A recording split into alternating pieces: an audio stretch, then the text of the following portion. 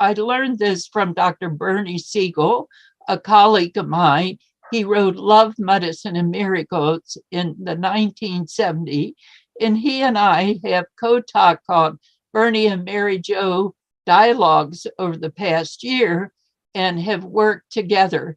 He's in his 90s now and is a well-renowned surgeon in his documented the work. And he said the best medicine around is love.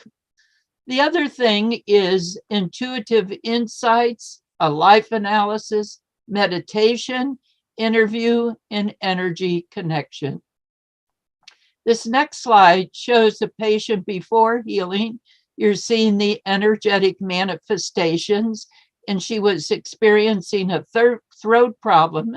In this next slide, as you see the healer beginning to approach, and the hands also are energetically affected.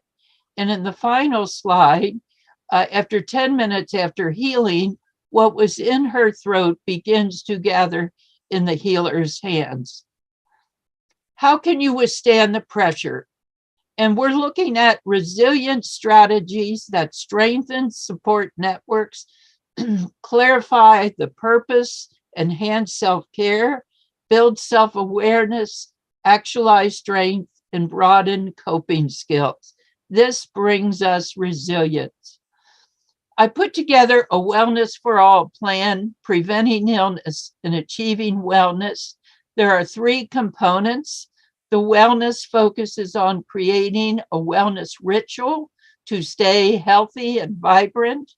Plan and follow a daily routine to uplift your well-being spiritually, emotionally, mentally, and physically.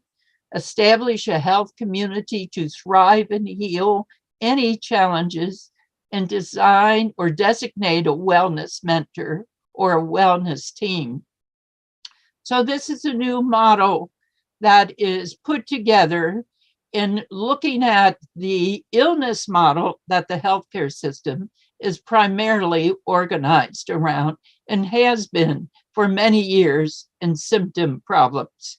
Health planning includes tracking your own health, wellness, and healing needs.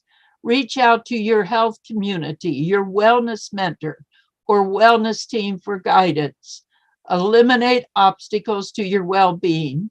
Start today, stay focused, centered, and active. The illness reduction plan is focusing on reducing current illness, empowerment to take care of your plan of care, guided by your spiritual team, focusing on past, present, and future, include food, movement, music, animals, nature to build resistance. Enjoy life, maintain balance, body, emotion, mind, and spirit with your heart connection, speaking, envisioning. Play, rest, communicate, care, and serve. Speak and live your truth. Laugh often and follow your inspiration to guide your path. Spend time with those you love and those who love you back. The Science of Global Coherence by my friend and colleague Lynn McTaggart has worked closely with HeartMath to document the frequencies of intention. Visit her website, see the tremendous resource she has. And her statement from her website that you see here, what if you had the power to heal every area of your life and the lives of everyone around you? Her statement is, you already do, but it has been hidden from you. That's what we're focusing on, how to bring forward your wellness plan for all within you.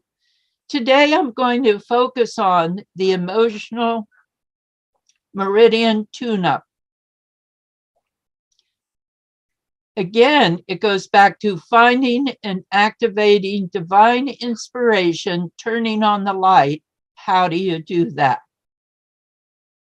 The preparation, and I'm going to be going through this quickly, so at a later time you can re-look at this and begin to help set the stage. The goal is, I live in the present. Affirmation, my brain is alert and clear. You're setting the intention. Hold the left side of the head, feelings, and the right side of the head. Focus on thoughts. The goal is using both thoughts and feelings. Affirmation. My thoughts and feelings are clear and balanced. I am rational and intuitive. In this next slide, you're connecting the lower lip, the goal, which is the central meridian. The goal is, I am successful. I am letting go of my feelings of overwhelm. I'm letting go of my thoughts of overwhelm. I'm also letting go of my feelings of lack of success and my thoughts of lack of success. In this one, the focus on the lower lip, the goal is, I am successful. I'm bringing feelings of success in my life. I'm bringing thoughts of success in my life. I am successful. When you switch your thoughts from the glass half empty into the thoughts and feelings of happiness and joy and success, you will begin to change your paradigm of being in the world. The upper lips, the goal is, I am supported, and I'm letting go of my feelings of lack of support. I'm letting go of my thoughts of lack of support. I am supported.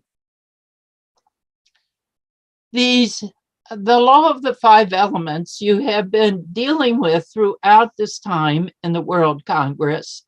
And each one of them, and my colleague and dearest friend, as I mentioned, Effie Chow, always focus on laughing. And look at the 4 meridians that were balanced. The small intestine, the heart, the triple warmer, and the circulating sex meridian. It brings out the fire element, the laughing. Singing is the other thing she always did, dealing with spleen and stomach, worry and stress, and singing, changing. And in the energy tune-up, that I'm not going through all the rest of them now, we focus on dealing with each one of those 5 elements and how to balance them. In this next picture, there's some other data I want to cover. The Wellness for All deals with dynamic practice in education and complementary integrative health. And it's available to take either as a certificate program. Some people are doing their bachelor's, others have worked on their master's. In addition, we have quite a few in their doctoral program. You see underneath the logo down here, Transform Your Life Through Energy Medicine, Soul to Soul Communication, Restore Hope, Promote Healing, Nurses Take 2, which is a new model of care that has been sanctioned, and it is approved for continuing education by the American Holistic Nurses Association. I'm also in the practice committee of that professional group. And then Spiritual Me, or mystical experiences. I've been hearing voices since a teenager. One of my colleagues, who is Robin, who is a nurse practitioner, she joined me on some of my trips to multiple countries where I've been teaching this. I hadn't heard from her for a while. She got in touch with me, and she had a near-death experience from brain surgery and had extreme out-of-body effects. She contacted me, and I said, I'm going to be in Charlottesville, North Carolina, speaking at a conference. Why don't you come there? And I'll use you as a demonstration of how you help integrate and deal with the effects of the kinds of pain and suffering and problems she was having. She came, it was recorded, and it's available to look at. Also, at times, I became aware there's some others, and the one I'm going to speak about is Judy Offenty. She's one of the foremost leaders at the Mayo Clinic. In May of 5th, 2020, when I was doing some work with her, both she and I saw spirits in the workshop. I was the one that brought it up, and she commented she had seen it as well. And she has been actively introducing in a very subtle way, dealing with multidimensional awareness at the very famous clinic. The kinds of spirit guides can come. You can deal with mentors, people who are alive, present time, colleagues, and or those who are on the other side. We have what are called soul records and how to access them, how to deal with our teachers in the current here and now, dealing with karma issues, protection, dealing with joy, spirit animals and plants. All of these things are resources and tools to connect with soul-to-soul guidance. You have to be aware, though, that our mission is to empower individuals, families, groups, and organizations in achieving health and promote spiritual growth. Do it from an ethical point of view. This is one of the key things that are done in all the work that is addressed in our training programs. We must respect integrity, ethics, and honesty. And we have a full program just on this related aspect. When I assumed the role as president of the university, one of the things that happened in a Congress that I presented with them in May of this year, I talked about our hybrid teaching model, heart-centered, integrative, multidimensional empowerment approach to learning offered at, this is our ASIC, which is based in Ukraine, and United Kingdom is our international accrediting body for Akamai University. As you can see, I'm not going to go into this aspect, but one of the things that our teachers said, that it's not what you feel for people, but how you make them feel that makes a huge difference. So we're looking at how do you build community, connect, how do you listen, how do you share, explore together. Virginia Satir, my colleague, renowned family therapist, she also frequently said planting seeds. And as I said before, Bernie Siegel said, love is the answer. My philosophy that I developed as a young nurse was, as you give, you receive. As you receive, you give. The other philosophy message is nursing is what nursing does. What nursing does is what you are. The third message, teachers are what teaching achieves. What teachers achieve is what you are and demonstrate and live. The model is generated from years of research into extraordinary practice education and research. It has been captured throughout university, Akamai University, and working with some of our doctoral students in particular. We're looking for out-of-the-box innovative strategies. This model builds on work throughout US and Canada. Australia is the first country besides Canada that I took it to, then New Zealand. I've been very active in Peru, South Africa, Chile, England, and Italy. And it includes engagement with 6 traditional healers. I worked at the Nelson Mandela School of Medicine. One of our professors who is from Nepal, and he recently presented December 3 and 4 at the annual Himalayan Policy Research Conference associated with the University of New Mexico. It's Dr. Man BK. He's one of our current faculty. He gave the evolution, this is up to date, of what and how we've been impacted by the coronavirus and the different stages.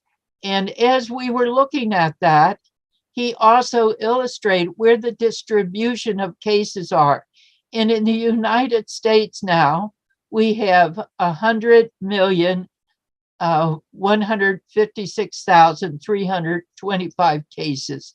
This data is from November the 19th, 2022. And again, how you would approach this in each country is very different, but you need to have a universal language and respect the culture and the community from where they are operating from. And this, when we practice and teach, is a key part of what we do. I'm going through this quickly, but there are some other things in looking at sustainable goals.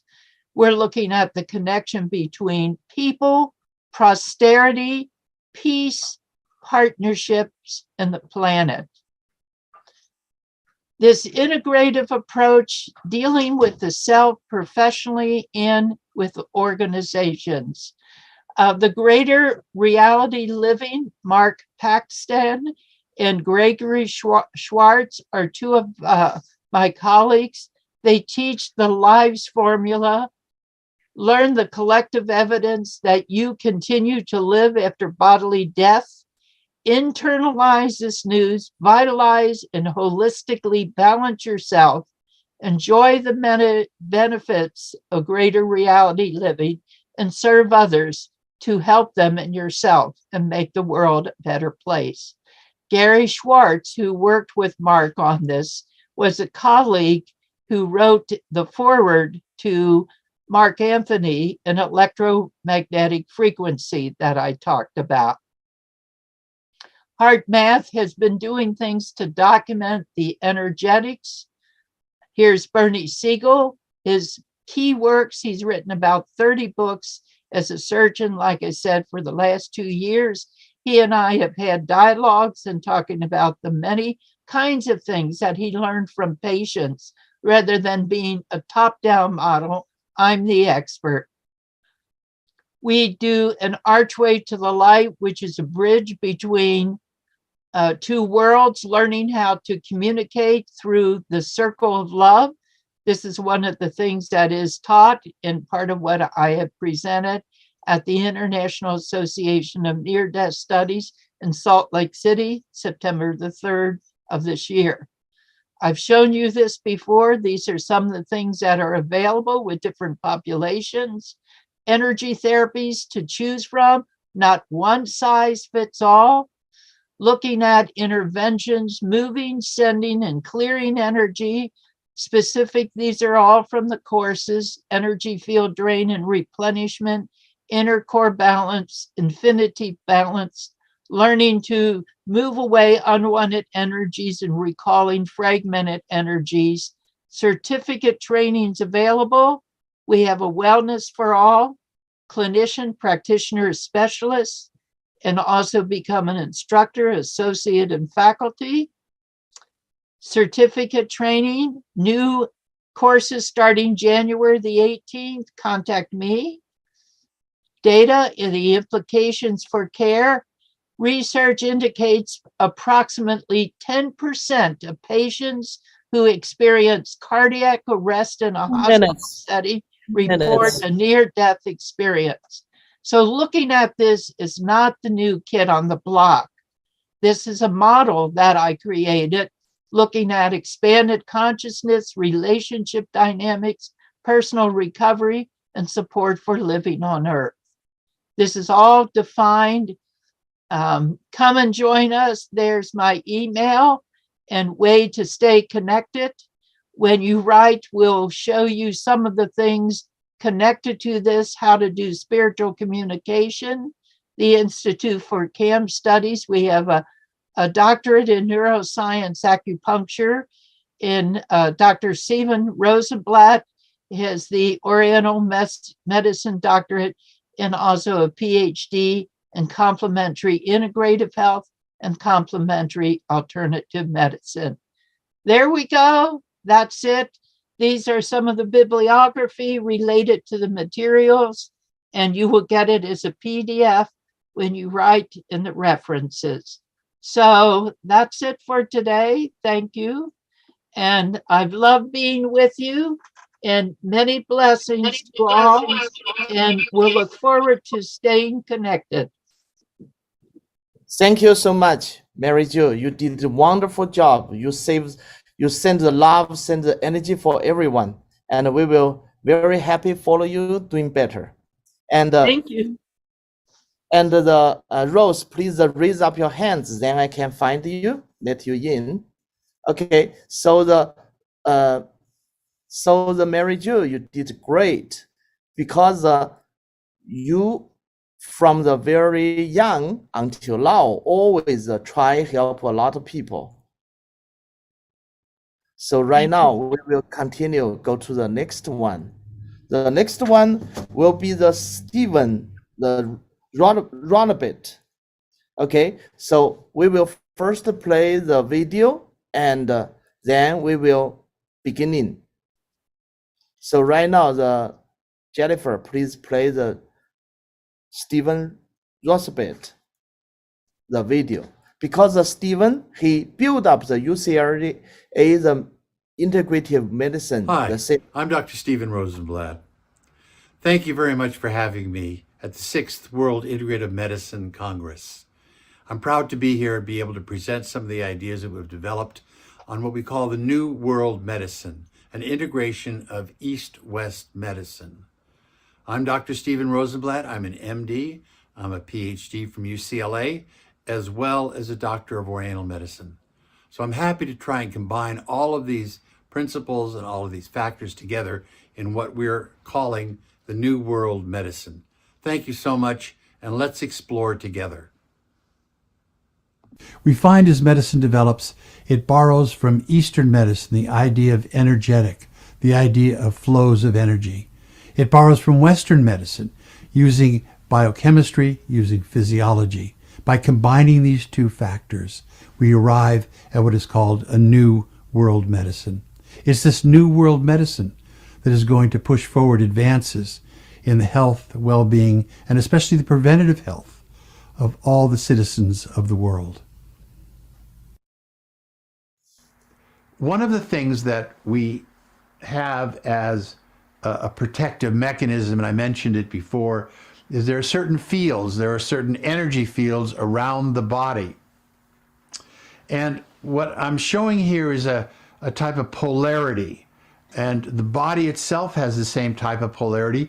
The Earth has a polarity. We live on the Earth, and we're a part of the Earth's polarity, the Earth's magnetic field. The body too has its magnetic field. Just as the Earth has lines of biomagnetic energy, so does the body have its lines of energy. And in the acupuncture system, of course, they're called meridians. Then these meridians are flows of energy within and without. They extend outside the physical body, of course.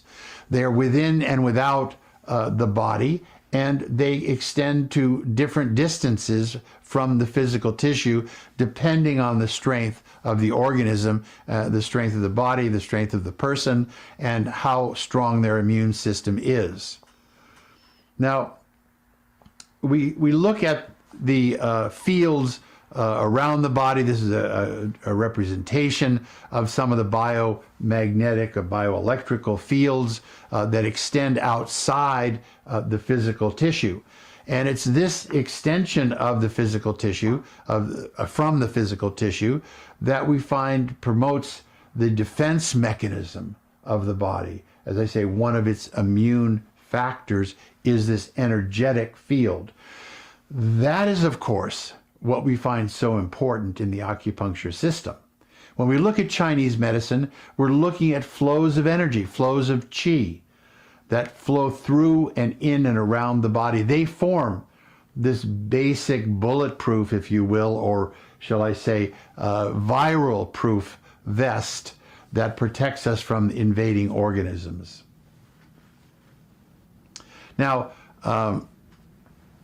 we find that some of these fields are affected by the brain.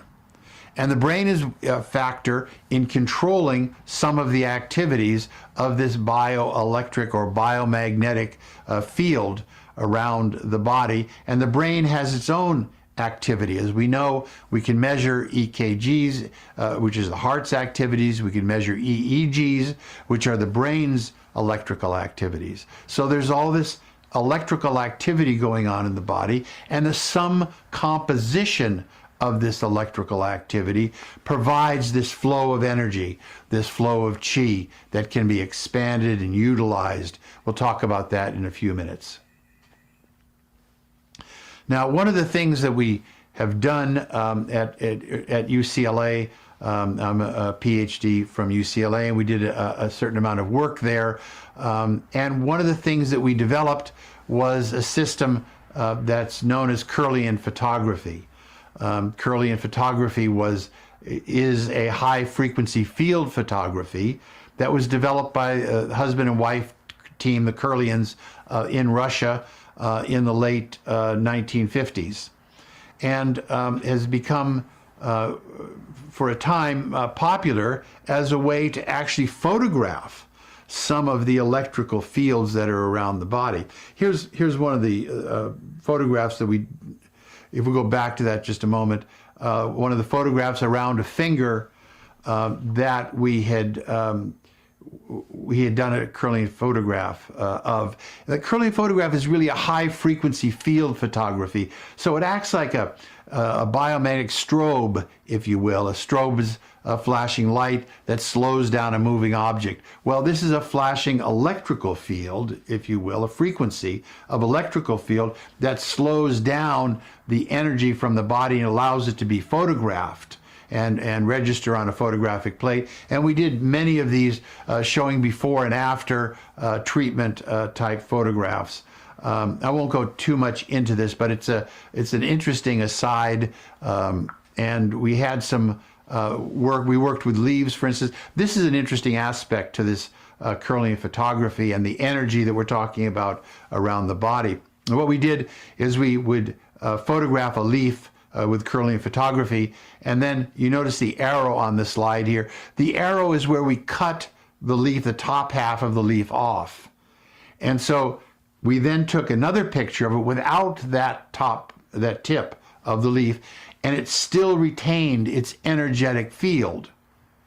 And what we were able to demonstrate was that the energetic field exists even after the physical tissue is removed.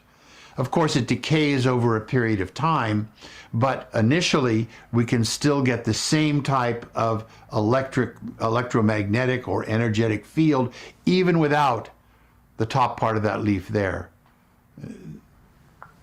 Now, we did the same thing over and over again, other leaves, and we'd be able to cut them and remove part of it, and still the field would remain. So there's a permanence of this field over a period of time. As I say, it will decay over time, but it does exist past the existence of the physical substrate.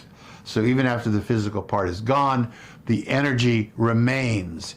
And those of you who work in medicine are familiar with, of course, the phenomena of phantom limb pain, where people that have had limbs amputated will often have the sensation that the limb is still extant, the limb is still there and functioning. And they'll even be able to describe positions of the amputated or missing limb. Again, we look at energetic fields as persisting even after the physical substrate has been removed. These were some of the things in Kirlian photography. So again, we're looking at a way of protecting the body. We're looking at a way of utilizing these fields in order to ward off organisms that might invade from the outside. Now, there are many different ways of building this electric field. Tai Chi is one of them. Qigong is another one. Acupuncture, of course, is a brilliant way of manipulating the qi in order to strengthen this protective mechanism, this specific immunity of the body. Now, the immunity of the body and the electrical fields also affect different parts of the brain. And the brain, of course, has many types of chemical receptors. And here's a diagram of certain receptors in the brain: dopamine, endorphins, opiate receptors, serotonin. These are all different types of brain chemistry and brain receptors. So we find that it's an important way of stimulating this system and also at the same time affecting the different hormones in the brain. Now, one of the things that we're trying to do in our researches is to bring together a synthesis of both East and West medicine. And it's going to be a new form of medicine. And that's what's happening. I was the first one licensed in acupuncture in the United States, the first Westerner licensed in acupuncture. And we set up many of the early programs at UCLA. We set up programs in different states, in Nevada, in Oregon. And we were able to develop a field of acupuncture, profession of acupuncture. And we started from it being completely unknown in the United States to now being licensed in almost every state. 48 of the 50 states now license acupuncturists. But we're forming a new synthesis. It's a synthesis of East and West, what we call the New World medicine.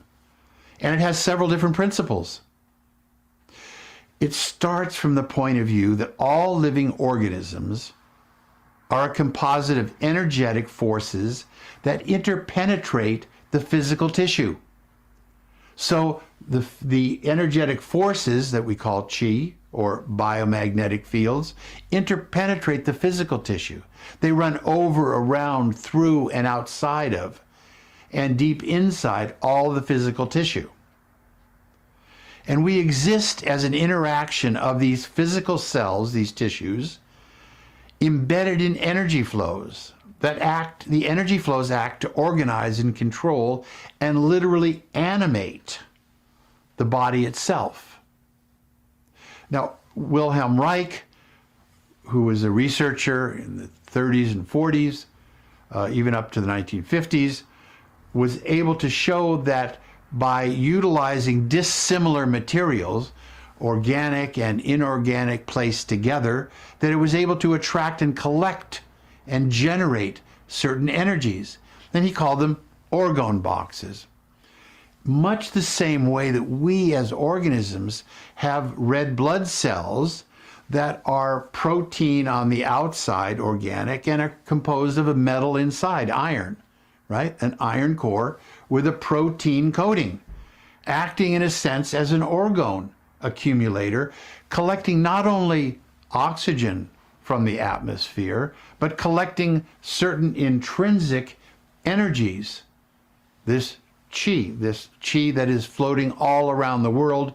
We saw on a previous slide, the world being surrounded by energetic forces. Part of those forces are collected utilizing red blood cells and transmitted in and through the body in a physiological sense. Now, one without the other, one, either the physical without the energetic or the energetic without the physical, can't exist as a living organism as we know it. Energy is needed to organize tissue to provide structure and stable strength. Energy flows to create growth and repair. It literally fleshes out the organism. The actual cells and the physiological elements flow along these energy lines and are coordinated by them, so that as we repair tissue, we get it organized by the energy flow. If you cut yourself, generally the tissue will heal, but you don't grow liver cells on the skin. You grow skin cells. It organizes the appropriate type of cells in the appropriate area, organized again by these flows of energy. Energy flows first, and the tissue is organized from the elemental particles behind it. Energy interpenetrates the physical tissues and in turn causes the generation of more dense energies, chi converted to ATP in the cell. So the mitochondria of the cell absorbs certain energies and creates a biochemical, a physiological type of energy, which is then utilized by the body in the form of ATP. Now, energy moves from finer, from energetic to more dense. Prevention is most important, as we're talking about. The cause of any disease begins first on an energetic level, and then it progresses to a physical dimension. It moves from finer to denser. These are one of the principles, some of the principles of this new world, East-West energetic medicine. Both the energetic aspects as well as the physical tissue must be considered in the treatment of any disease. Western medicine was a physical type of medicine.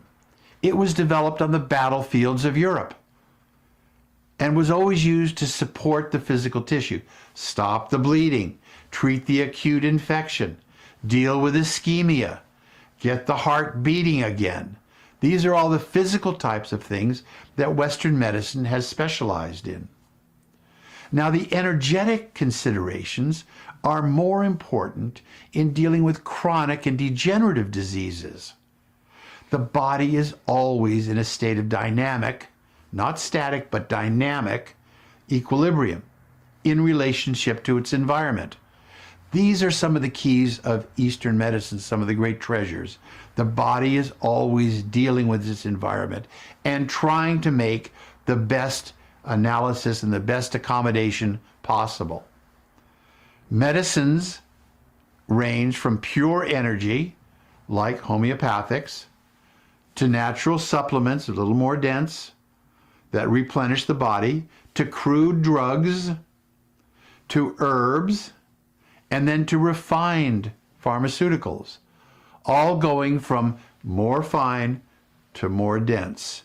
All of them have a place in the treatment, and all of them can be used appropriately as tools in order to prevent disease and treat diseases once they become entrenched. Now, medicines work on these different levels from finer to denser, and they must be considered as to the effect on each level that they have. Treatments from the finer, acupuncture, stimulate body's own energy, to adding electrical stimulation, to manipulation, and to surgery as the most dense, each aimed at affecting different levels of the body. Each of the energy flows has specific vibrations, which have an affinity or a resonance for each type of cellular tissue.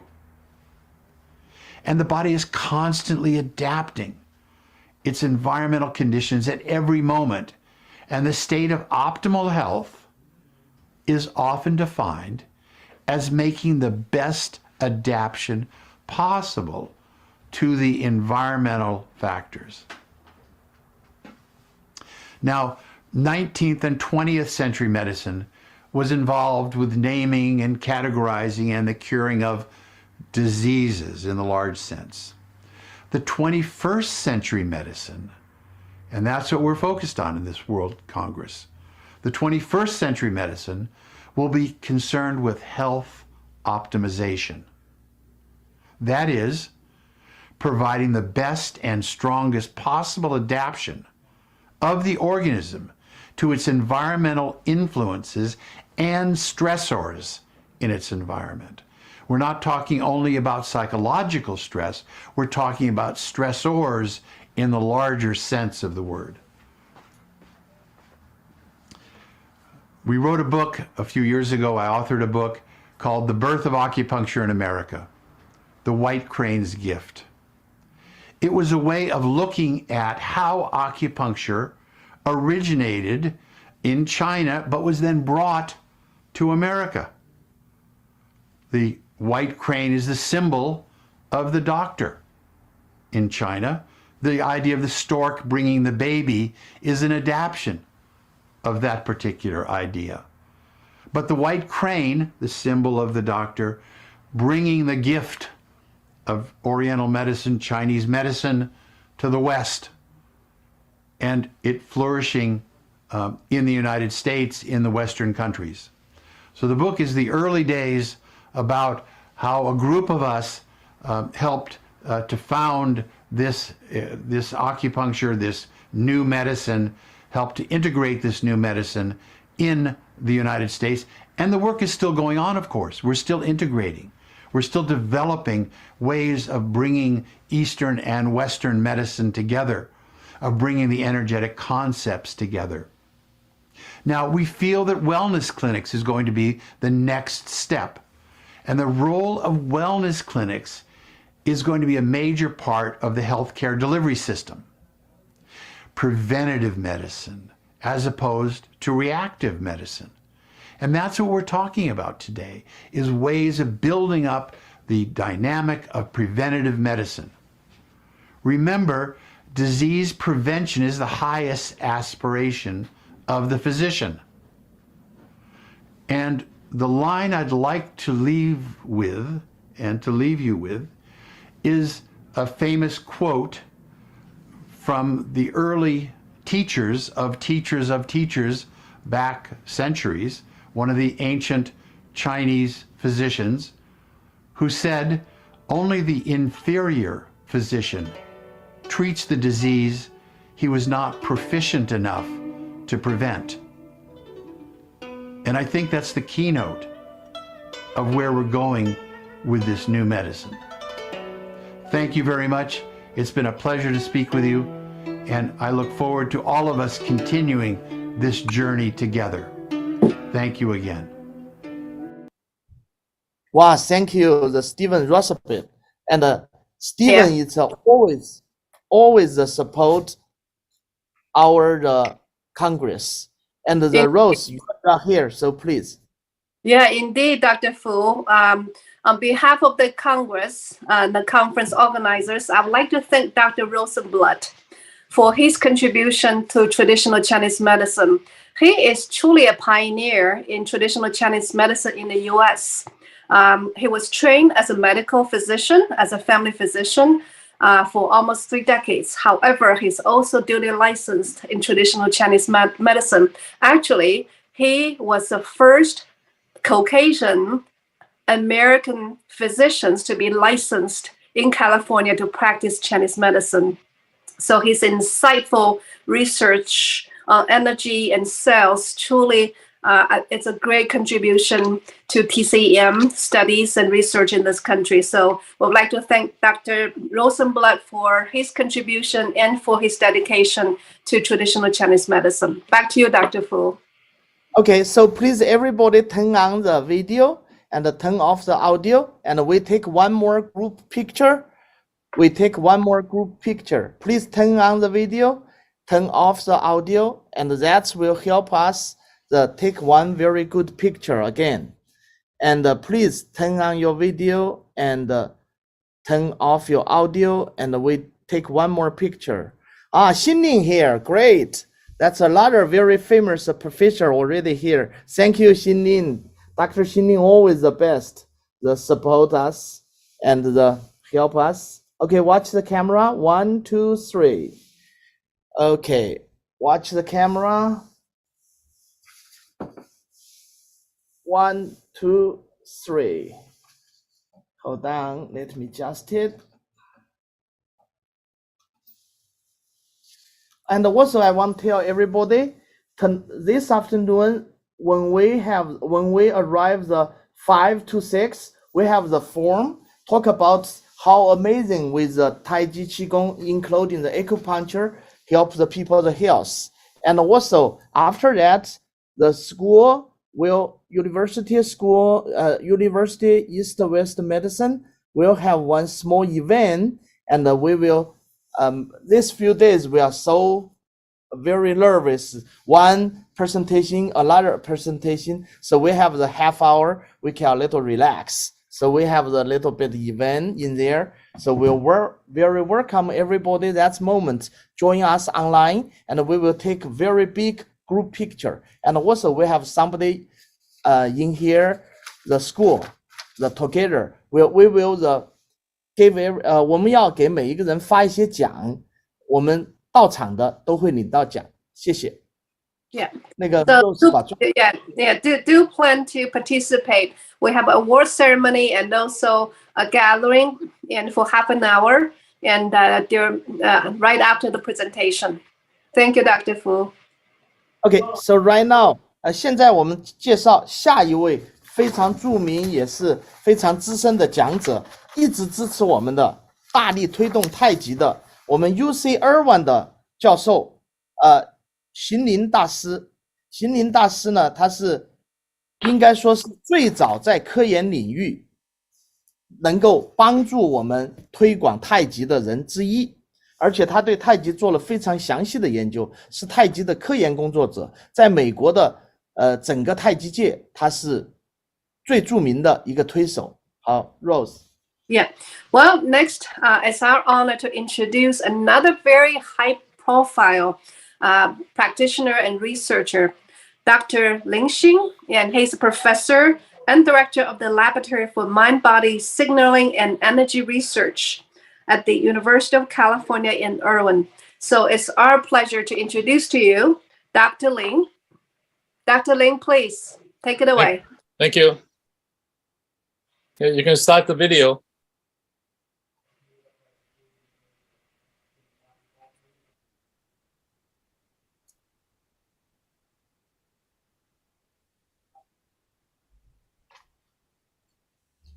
Jennifer 可以开始放。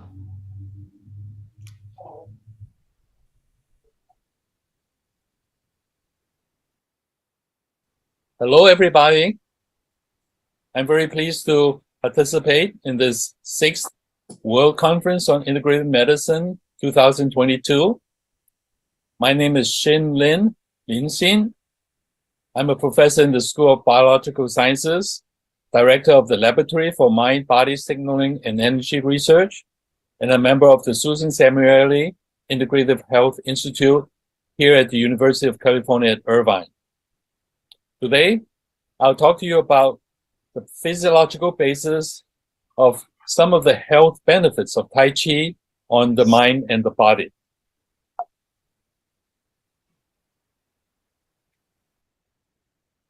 On the Harvard Medical School website, it says, Tai Chi is often described as meditation in motion, but it might as well be called medication in motion because of growing evidence that it has value in treating or preventing many health problems.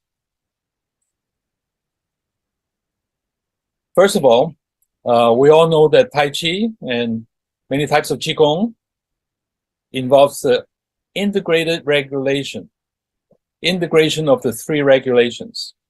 Regulate the body, the mind, and the breath. So I will talk to you about how regulation of the body and then the mind and the breath could affect mind and body structure and function. First, let's talk about regulation of the body with respect to muscles. Sarcopenia is a disorder describing the decline in skeletal muscle, particularly in old people, because they don't exercise enough, and this will contribute to loss of mobility and independence. Serious problem. In particular, elderly people are subject to falling, and falling is the #1 cause of accidental death of the elderly, directly or indirectly. There are many studies such as this one that shows that Tai Chi can reduce the falling incidence in the subjects being tested. Here in black the bars in black shows the group that did Tai Chi has a decreasing rate of falling within the 6 months trial period compared to the group that did stretching. Small decrease, but not nearly as much. So you can see that Tai Chi can prevent falls in the elderly. In our laboratory, we use the technique of electromyography. We put electrodes on different parts of the legs to measure the activity of muscle groups, like on the top, on the sides, and at the back of the leg muscles on the upper leg and the lower leg. When a muscle contracts, we can see a signal recorded here that goes like that. And we can measure the intensity of these signals to see which muscle group is used a lot or a little bit or not at all. What we found was that during normal walking, these 6 muscle groups are used to this extent. But doing Tai Chi forward twist steps, the standard twist steps of Tai Chi, 拗步,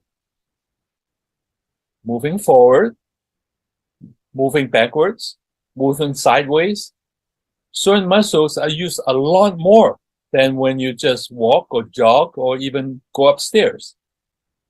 Which are these muscles? First, the hip flexors. These are the muscles on the side, okay, of the leg, upper leg. They're used a lot, and also the muscle on top. These are called the quadriceps, on top of the leg. These 2 muscle groups are used a lot more doing Tai Chi exercises, going forward, backwards, and sideways, than walking or jogging. This is very important in this context of fall prevention, because the side muscles are your stabilizers. It keeps your body stable. And the top ones are your brakes. So when you fall, it'll prevent you from falling all the way to the ground. So doing Tai Chi could strengthen the muscles that have to do with stabilizing and stopping you from falling, compared to running, jogging, or just walking. Doing those exercises, these muscles are actually not used much. Of course, doing Tai Chi is not just to prevent falling. Here we show that Tai Chi is excellent for exercising all major muscles of the body. So we measure using, again, electromyography, the use of muscles at the shoulder, the deltoids, the chest, pectorals, okay, the side of the body, oblique, deltoids again at the back, traps, the shoulder muscles, latissimi dorsi, these are the muscles running down the back, okay. So these are major muscle groups. And we looked at what happens when a subject does one of 20 some different Tai Chi movements. If a muscle group is used a lot, excellent exercise, we label it red. If it's very good, orange. Fair, which means still pretty good, yellow. And you can see across the board, red, orange, yellow. So all these Tai Chi exercises could benefit, all the major muscle groups in the body, not just on the legs to prevent falling. Next, let's look at connective tissues. Now, we all know that low back pain is a major problem for many people. 80% of Americans have some form of back pain during their lifetime. The American College of Physicians recommend Tai Chi for treatment of back pain. How come? This is a pathway that's been worked out at Harvard Medical School, and they found that when a body is stretched, the underlying connective tissues are also stretched. And within the connective tissues are all sorts of cells bound to the connective tissues, and the cells are indirectly stretched. stretching of some of these cells, like a fibroblast, when they get deformed because of the stretching, they start to secrete a signaling molecule called ATP, the same molecule that's used for energy, but in this case, it's for signaling. So a stretched cell would send out ATP outside the cell, and the ATP could be converted to adenosine, and the adenosine could then bind to the so-called A1 pirinergic receptors locally to relieve pain and inflammation. So we now know at the molecular and cellular level how stretching could then eventually lead to relief of pain and inflammation. In our laboratory, we analyze stretching movements by using a computer method called the Kinect system by Microsoft, and we can convert the image of a subject into a digital skeletal diagram. Then we could objectively measure the angle, of the back and the legs and the arms, and the distance, from one part of the body to another part of the body to the ground. So we could objectively evaluate to what extent a person is doing these exercises correctly.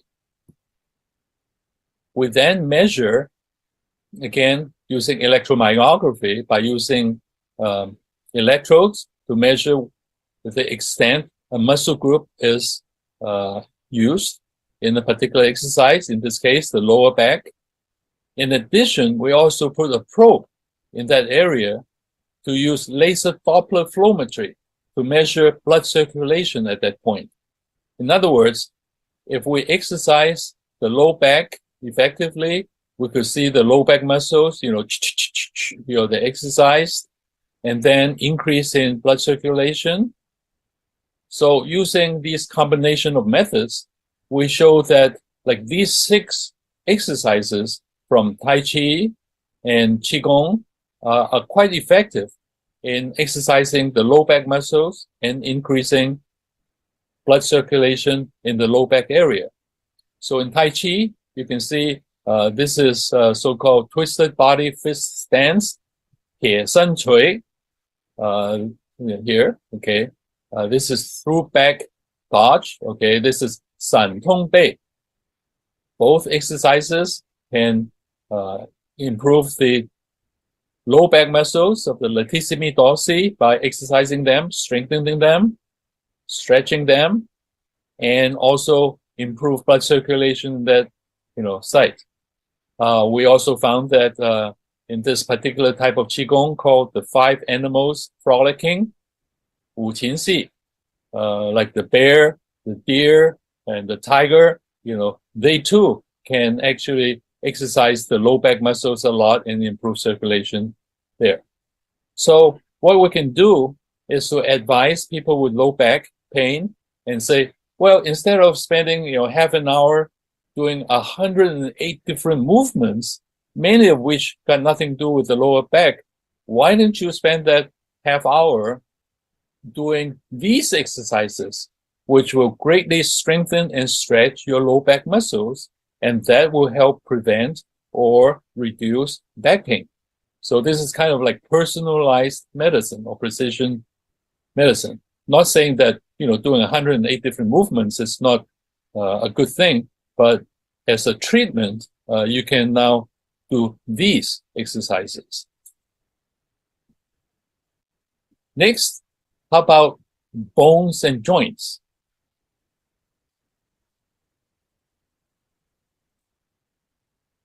Reduction of bone density is a big problem, particularly as we age, and particularly for women.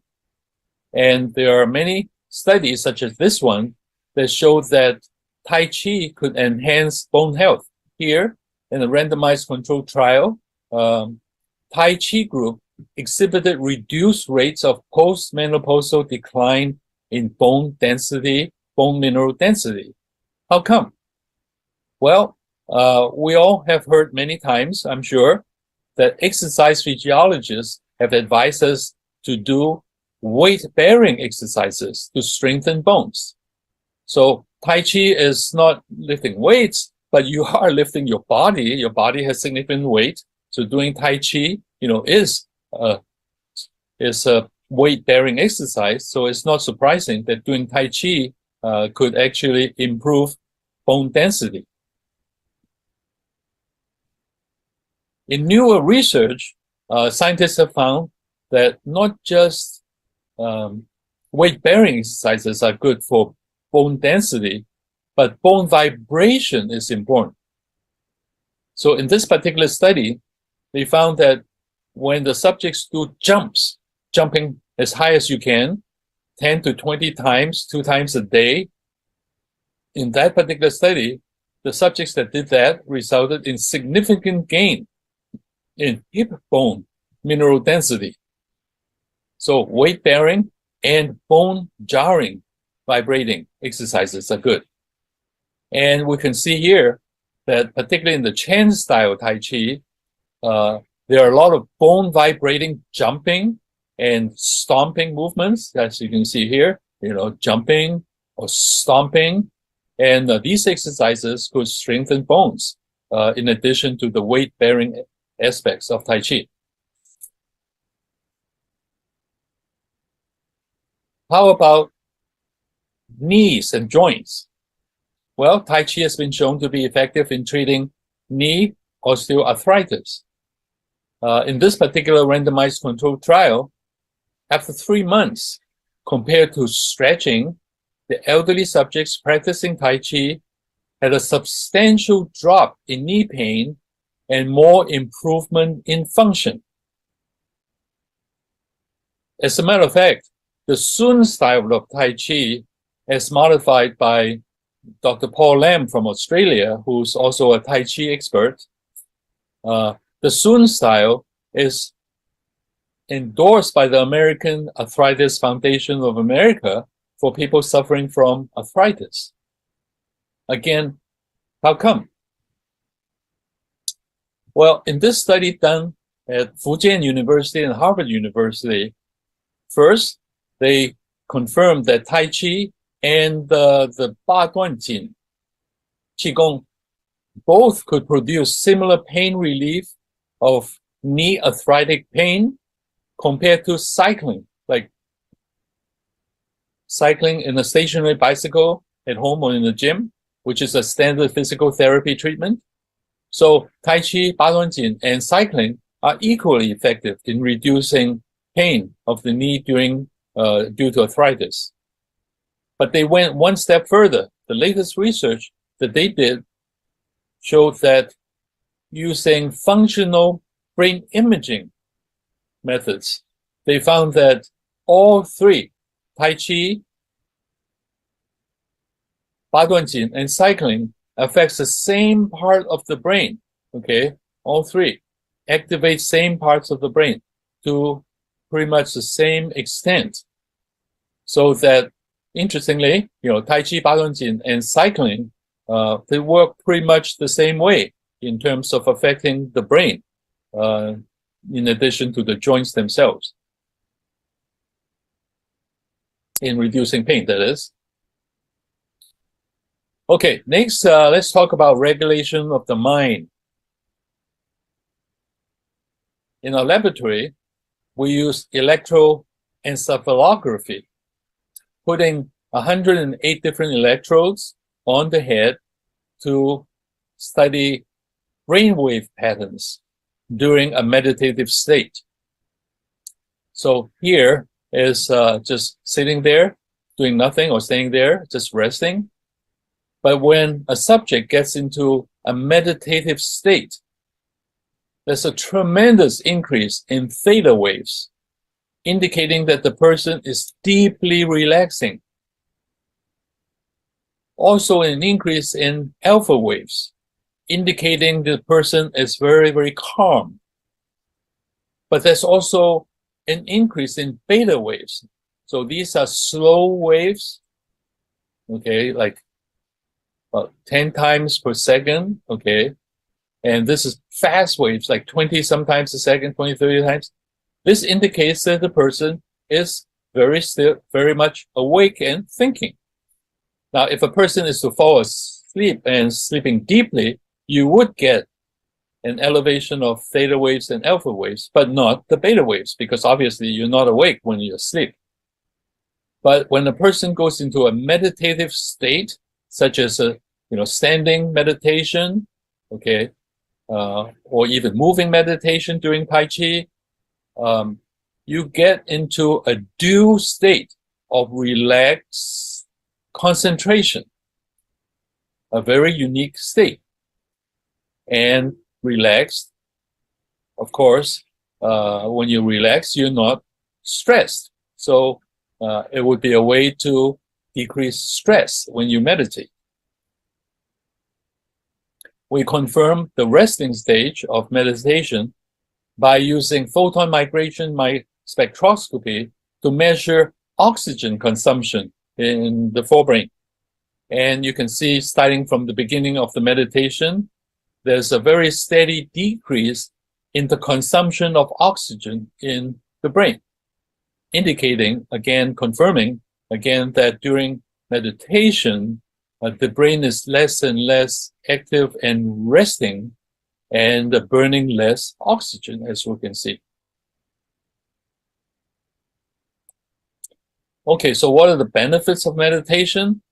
Our colleagues at UCLA found that in a clinical trial, the subjects who did meditation compared to not doing meditation, the meditation group had a steady decrease in sleep problems. Like they could sleep a lot better, not waking up or getting to sleep very quickly, okay, doing, in this case, like a 2-month trial. Also, okay, a decrease in fatigue syndrome. Okay, if you can sleep better, of course, you feel less tired. And also a decrease in depression. So people feel happier, okay, when they meditate. So these are measurable benefits of meditation. Just as important, the same group at UCLA found that if a person is less stressed, stress is an inhibitor of your immune system. So they found that the Tai Chi group, the group that started doing Tai Chi, had an increase in immune marker. In this immune marker that they measured the level of antibodies to shingle virus. And you can see a steady increase in this immune marker. Particularly important in the elderly because they suffer shingles, right? And the control group, no change within the first 16 weeks. And at this mark, they got vaccinated to the shingle virus and the antibody level went up to here. And you can see that the Tai Chi group, before they got vaccinated, they're already at this level or even higher. So you can say that, oh, wow, doing Tai Chi is as good or, even better than getting vaccinated. But of course, they got vaccinated. They went all the way up to here. Now, you wonder, what is this dotted line? The dotted line is the level of antibodies in 30-year-olds. These are 60-year-olds. So you say, wow, okay, if you do Tai Chi and get vaccinated, you're back to like a strong immune response like 30-year-olds instead of a 60-year-old.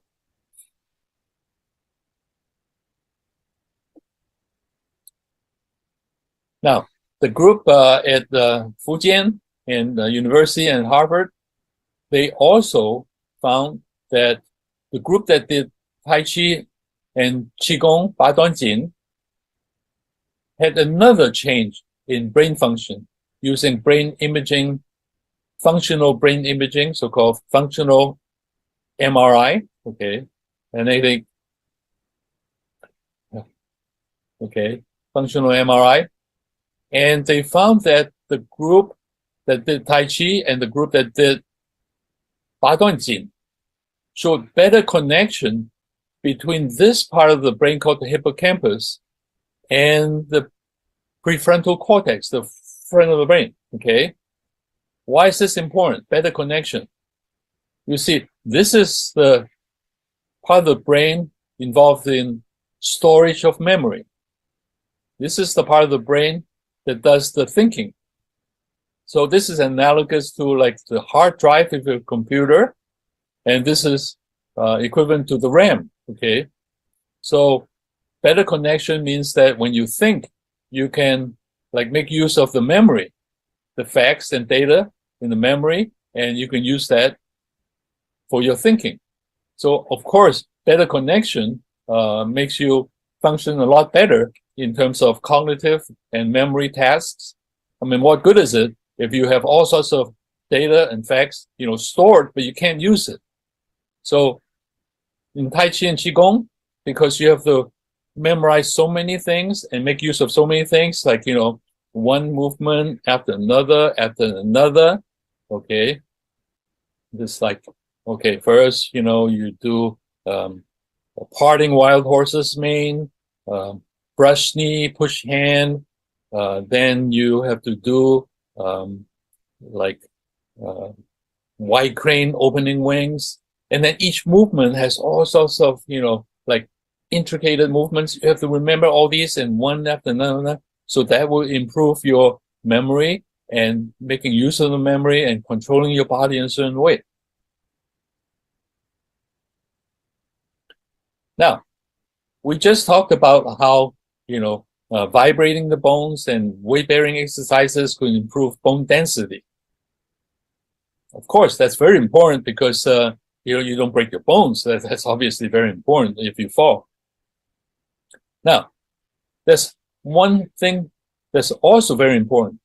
Stronger bones will secrete more of a hormone called osteocalcin. The osteocalcin can get into the brain, into the hippocampus, I just talked about, like the memory center, and induce the brain cells there to divide to create more brain cells in the hippocampus. In other words, when you exercise, you vibrate the bones, okay? You put load on the bones, the bone structure, is maintained or becomes better, and the bones secrete more osteocalcin. They could get to the hippocampus and induce cell division to make more brain cells. And these brain cells are involved in, as I just said, memory, but also improve tolerance to stress. When you exercise, you also contract the muscles, and you also have another pathway to lead to this type of results. So doing exercise in general, not just Tai Chi, but certainly Tai Chi, and particularly Chan style Tai Chi, could benefit in terms of not just stronger bones, but better memory and better ability to tolerate stress. So here, they show that the new brain cells are not just more, they're super brain cells. They're larger in size compared to the ones that are already there. They put out more and longer nerves, dendrites that connect to areas of the brain that are involved in memory. So this has been shown that you create not just more cells, but better cells when you exercise. And you can show that in a clinical trial, those people who exercise do better in executive function, in a test of executive function, control function, spatial memory, speed of calculation and thinking and memory recall across the board. You really benefit from exercise. Finally, let's talk about regulation of the breath. In Tai Chi, Qigong, we breathe slow and deep, okay? Slow down to 6 times, 4 times a minute, okay? Deep, instead of regularly using only 25% of the capacity of your lungs, go to 80% capacity of your lungs. Why is that a good thing? In addition to just, improving the amount of oxygen coming into the body. Well, the latest research showed that in our breathing pacemaker, okay, here in this diagram, here's the whole brain. here's the brainstem, and within the brainstem is the breathing pacemaker. So diagrammatically, you can see the brainstem, and then the breathing pacemaker. The latest research showed that there are at least 3 different types of brain cells in the pacemaker. So one type of brain cells have to do with nervous sniffing. When you're stressed, you go like that, okay? Another type of brain cells are associated with sighing, okay? Like when you're nervous, you say, oh, oh yeah, oh, wanna, oh, OMG, oh, okay? And then a third type of brain cell has to do with slow, deep breathing, like what you do during Tai Chi and Qigong. These cells are very special. They're connected directly by nerves to another part of the brain called the lucus coeruleus. This is the part of the brain that has to do with stress response. When you're under stress, this part of the brain will send out adrenaline, okay, to make you respond, to run faster, but your heart will pump faster, blood pressure will go up, and so forth. But if you breathe slowly and deeply, this response could be turned down, okay? In our laboratory, we could show that we make people get stressed by playing a video game called the Slenderman. This is a very stressful video game. And when the subjects start doing this, their heart rate would go up. But when we tell them to continue to play the game, but now with slow and deep, the heart rate would come down. Blood pressure would go up when during the game, but continue the game, but deep blood pressure will come down. So we can show that indeed slow, deep breathing just by itself could really relieve some of the symptoms of stress in almost instantaneously. So in conclusion, modern research can dissect out the physiological basis of many of the healthful effects of Tai Chi in terms of the 3 regulations, regulating the body, the mind, and the breath, and how these regulations affect body structures and functions, leading to all these beneficial effects. So thank you very much for your attention. If you want further information or any questions, you can email me. My name is Shin Lin at uci.edu. And we also have a website that you can look at. Thank you very much, and bye-bye.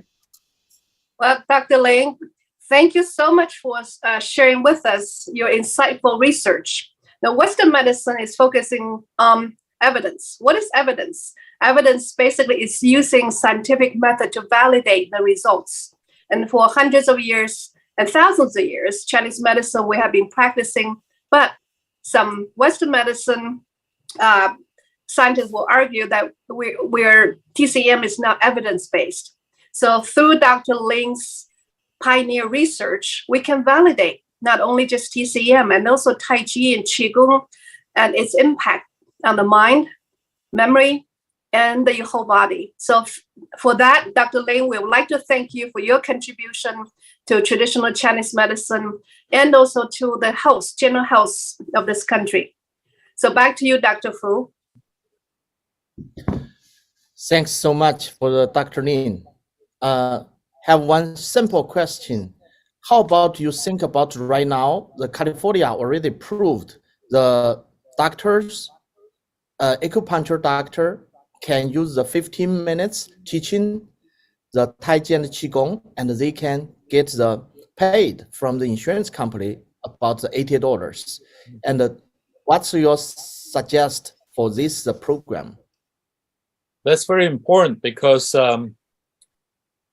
as a number of speakers have said before, we should not just look at Tai Chi or acupuncture or herbal medicine separately. They're all part of the same system.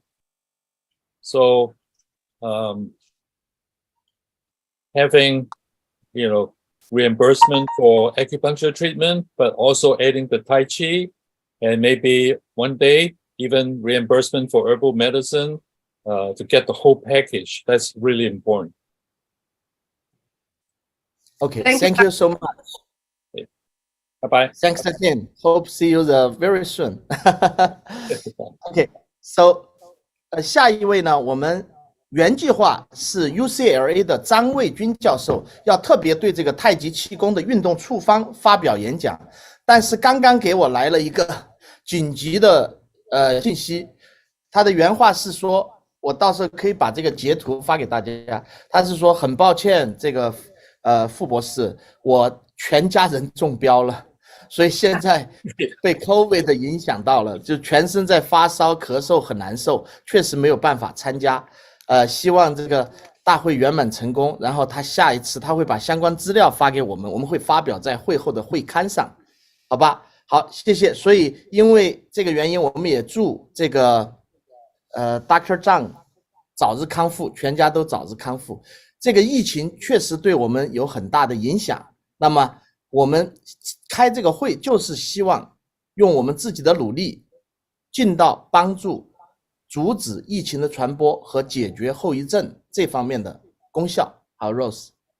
Okay, well, based on our original schedule, our next presenter is Dr. Zhang, and he's going to talk about the latest approved, authorized therapy of medical Qigong in California. Unfortunately, he just sent his regret to the organizer to us that he and also his entire family have been affected by COVID.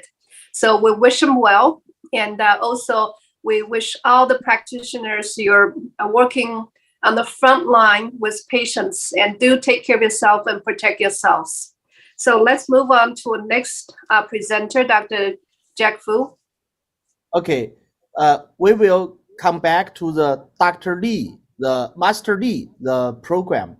Master Lee is De Yin Li, the daughter, and she is very famous all the world, and she has a school in the UK. So this is she sent to us because UK right now it's middle of the night.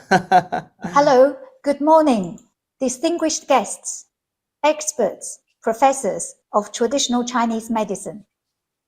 First of all, I would like to say thank you and congratulations to the Pan-European Federation of Consultants in Traditional Chinese Medicine. Thank you for organizing and hosting such a wonderful online forum. My name is Fei Li Yip, Chinese name Li Hui. It is my honor and delight to share my presentation with everyone. The topic of my presentation is Tai Chi for health and well-being. 太极是优化生命的最佳良药。As we all know, on December the 18th, 2020, Tai Chi, a century-old Chinese martial art and an internationally popular form of exercise, has been added to the UNESCO's Cultural Heritage List. Why?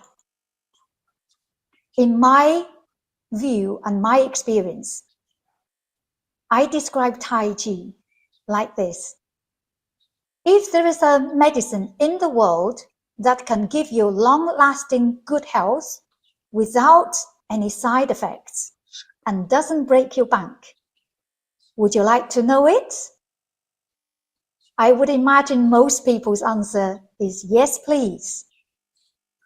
Well, Tai Chi and Qigong can be described just like that, a form of energy medicine. Here is why. The exercise of Tai Chi and Qigong can remove stagnations of Qi, 疏通经络. It also restores the balance between yin and yang energy. 调节阴阳. It revitalizes the vital energy in our body. 活血化瘀. It also replenishes the vibrant and vital energy in our body. 固本培元. A little later, I will take everyone through a few simple movements.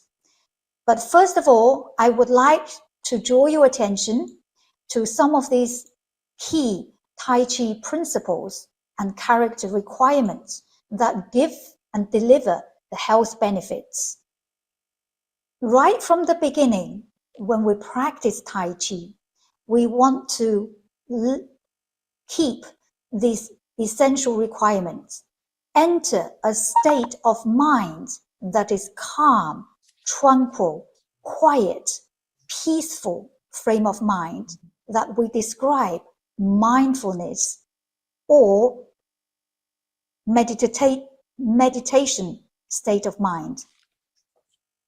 With the physical requirement, we need to remember our crown will lift upwards and chin slightly tucked in, allowing the Bai Hui to be suspended from the ceiling. Tongue touch the roof of the mouth. And breathe smoothly. Knee soft and slight bent. Drop the tailbone down as if we are sitting on an imaginary stool. All of these is try to open the energy channels. And shoulder should be down, elbow should be dropped down. This will try to release any tensions and stiffness on the shoulders and neck. And the pattern when we do movement should be coordinated with inhale and exhale. Breathing should be nice and smooth with the rhythm of the movements. For example, rising is inhale, sinking movement is exhale. The second movement I will take you through is called repulse the monkey. Only on the arms, we just keep the feet still to experience the characteristics of Tai Chi. The requirement for all arms movement needs to be nice, relaxed, and soft, not to have any rigid, hard movements. This including the relaxation from the waist, from the lumbar, the torso, as well as the joints of the shoulders, elbows, wrists, fingers, and not to move in a rigid, locking any joints.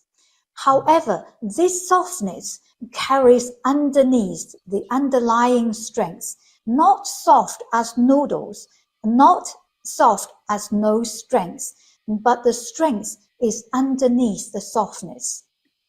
The balance between yin and yang. We will shortly experience that.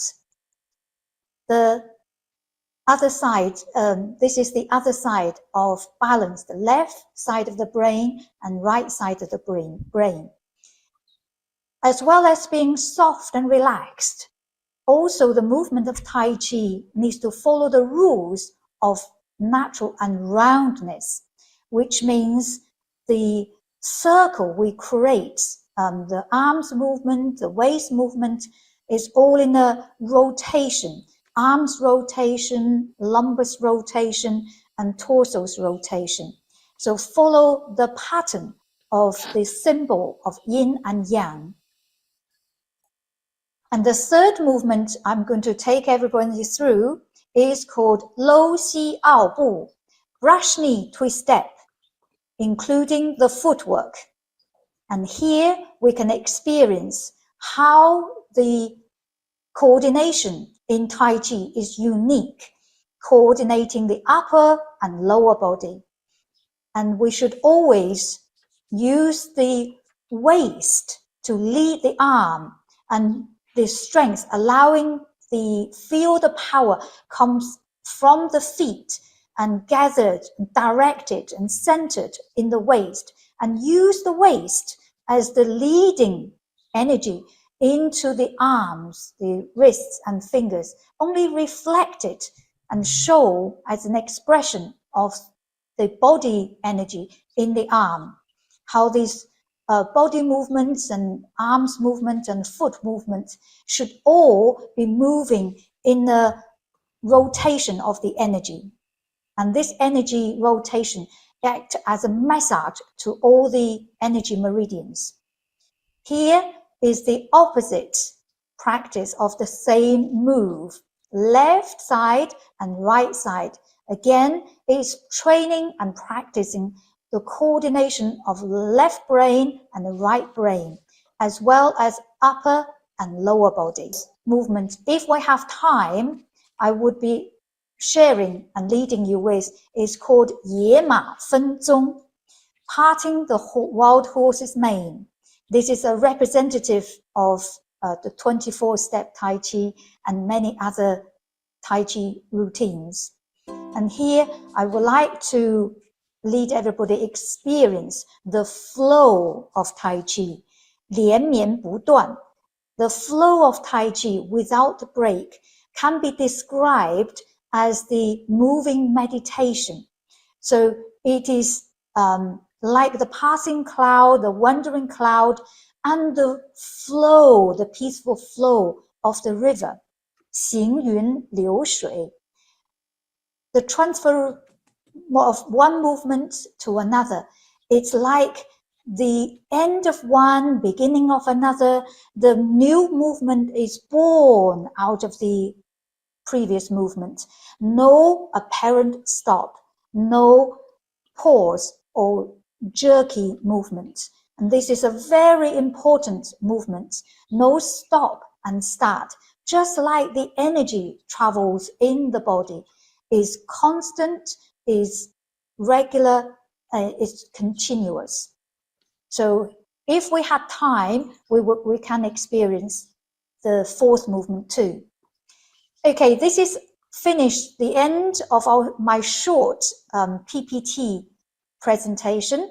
Now I would like to take everyone through a few movements just to digest and feel these few principles. As always, we spend one moment to allow yourself to arrive on your spot, in your space, in your mind's eye. We are connecting ourselves with the Mother Earth and feeling the toes, the ball of the feet and the heel of the feet are firmly connected and rooted on the ground. And the crown is floating up, gently extending tall, not with a rigid muscle force. It's a gentle feel that the crown by Hui Xue is suspended from the ceiling. So your body is nice, loosely hanging from this suspended feeling. Good. In your own time, let's begin. Soften the ankles and knees, taking half a step to your left. I'm doing the mirrored image. Centralize your body weight. Smooth your breathing. Tongue touch the roof of your mouth. Ready, opening stance. Raise your hands. Feel the raising of the hands is following the energy, the qi. Qi rise, and we follow, hands follow the qi. And the qi sinks. Pervasive of stroke. We follow the qi down.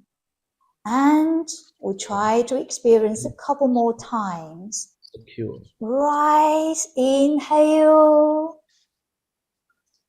and sink. Qi, come down. Our hands follow. Again, inhale, rise. Feel the energy grows on our body and energy sinks. Exhale, feel the qi travel through the body all the way down to your feet. One more time. Inhale. Remind yourself, shoulders down, elbows down, wrists relaxed. Good. Ready to change. Turn to your left, keeping your knees forward. Only turn from the torso, from the waist. And arms rotate, open, palms up. Then curl back your left arm to the ears, above your shoulder. And gently turn the body back to front. Feel the power, the energy travels from the waist to the shoulder, elbow, and to the wrists. Try the other side. Open, remember lateral rotation from the waist, and curl arm back and push. Repose monkey without the footwork, just on the stilled. Again, open. This is to stimulate the meridian on the torso by lateral rotation. 2. Push forward again. Feel that extension. We're stimulating the meridians in the arms by rotating, opening the 3 yin and 3 yang meridians associated with our hands and arms. Again, last time. Still sit. Keep your knees soft, sitting down. Feel that energy to our feet is still strong and connected. Last time. Inhale. Exhale. Good. Feel the energy is going forward strong.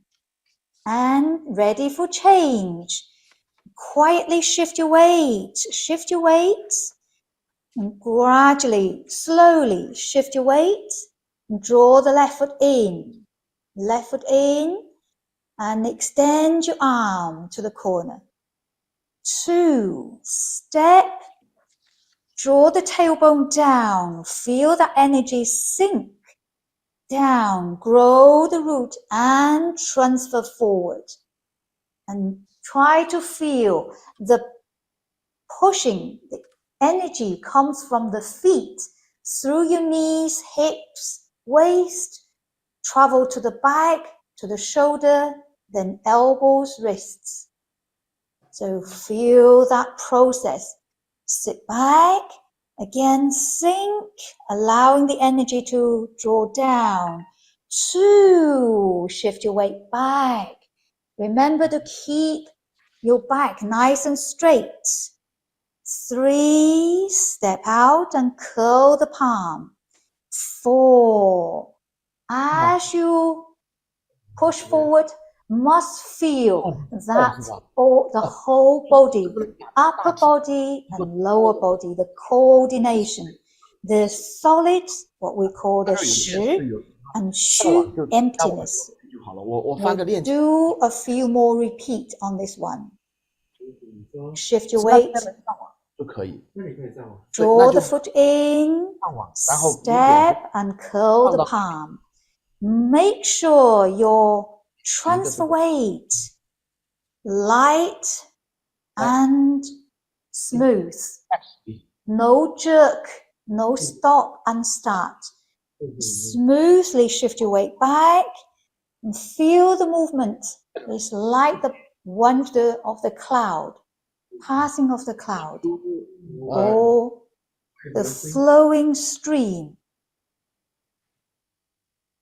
We 这样 describe stepping in Tai Chi as if you're stepping like a cat, the step 另外的 cat's walk.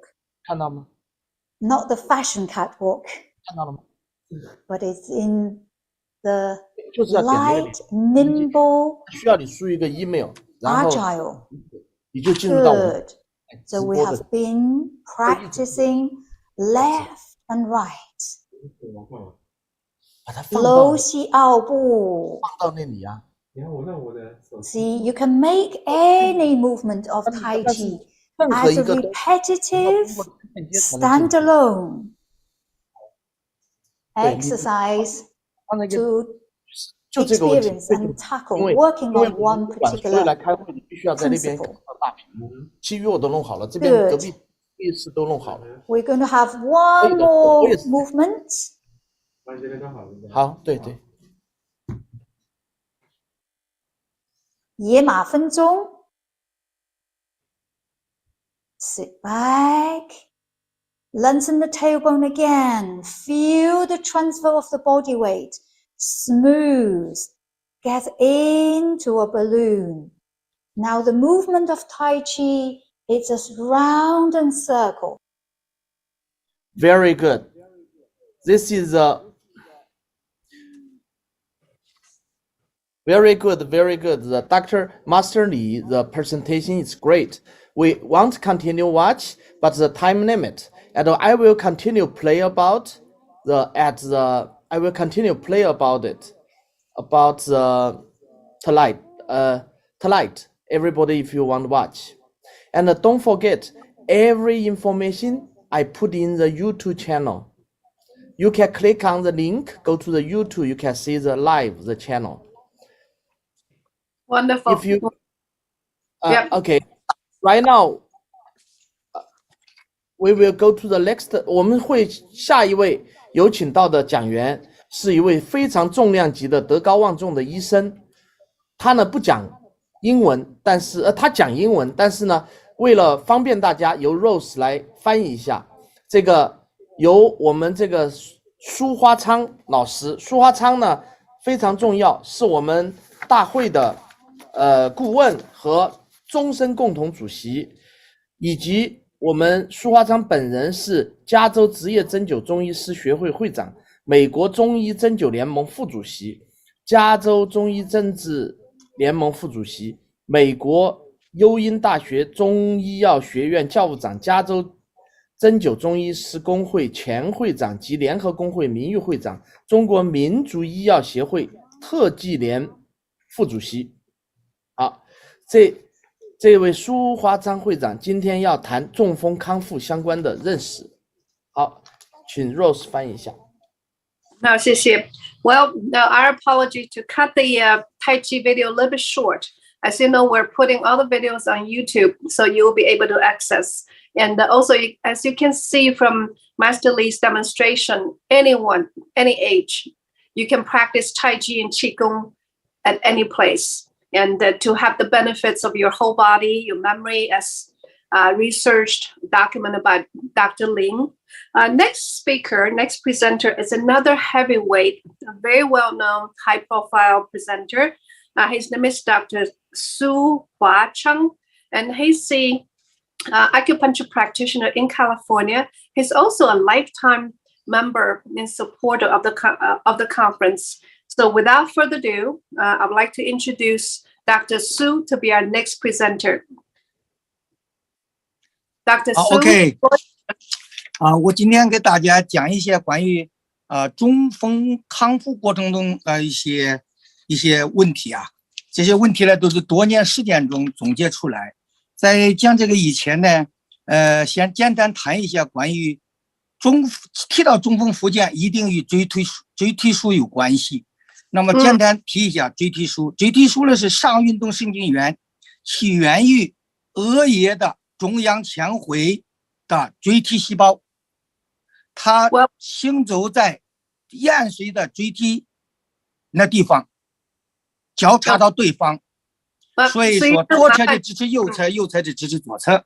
好，所以那也因此而得名，它是锥体细胞发出的，有在锥体交叉的这个交叉，所以叫锥体束。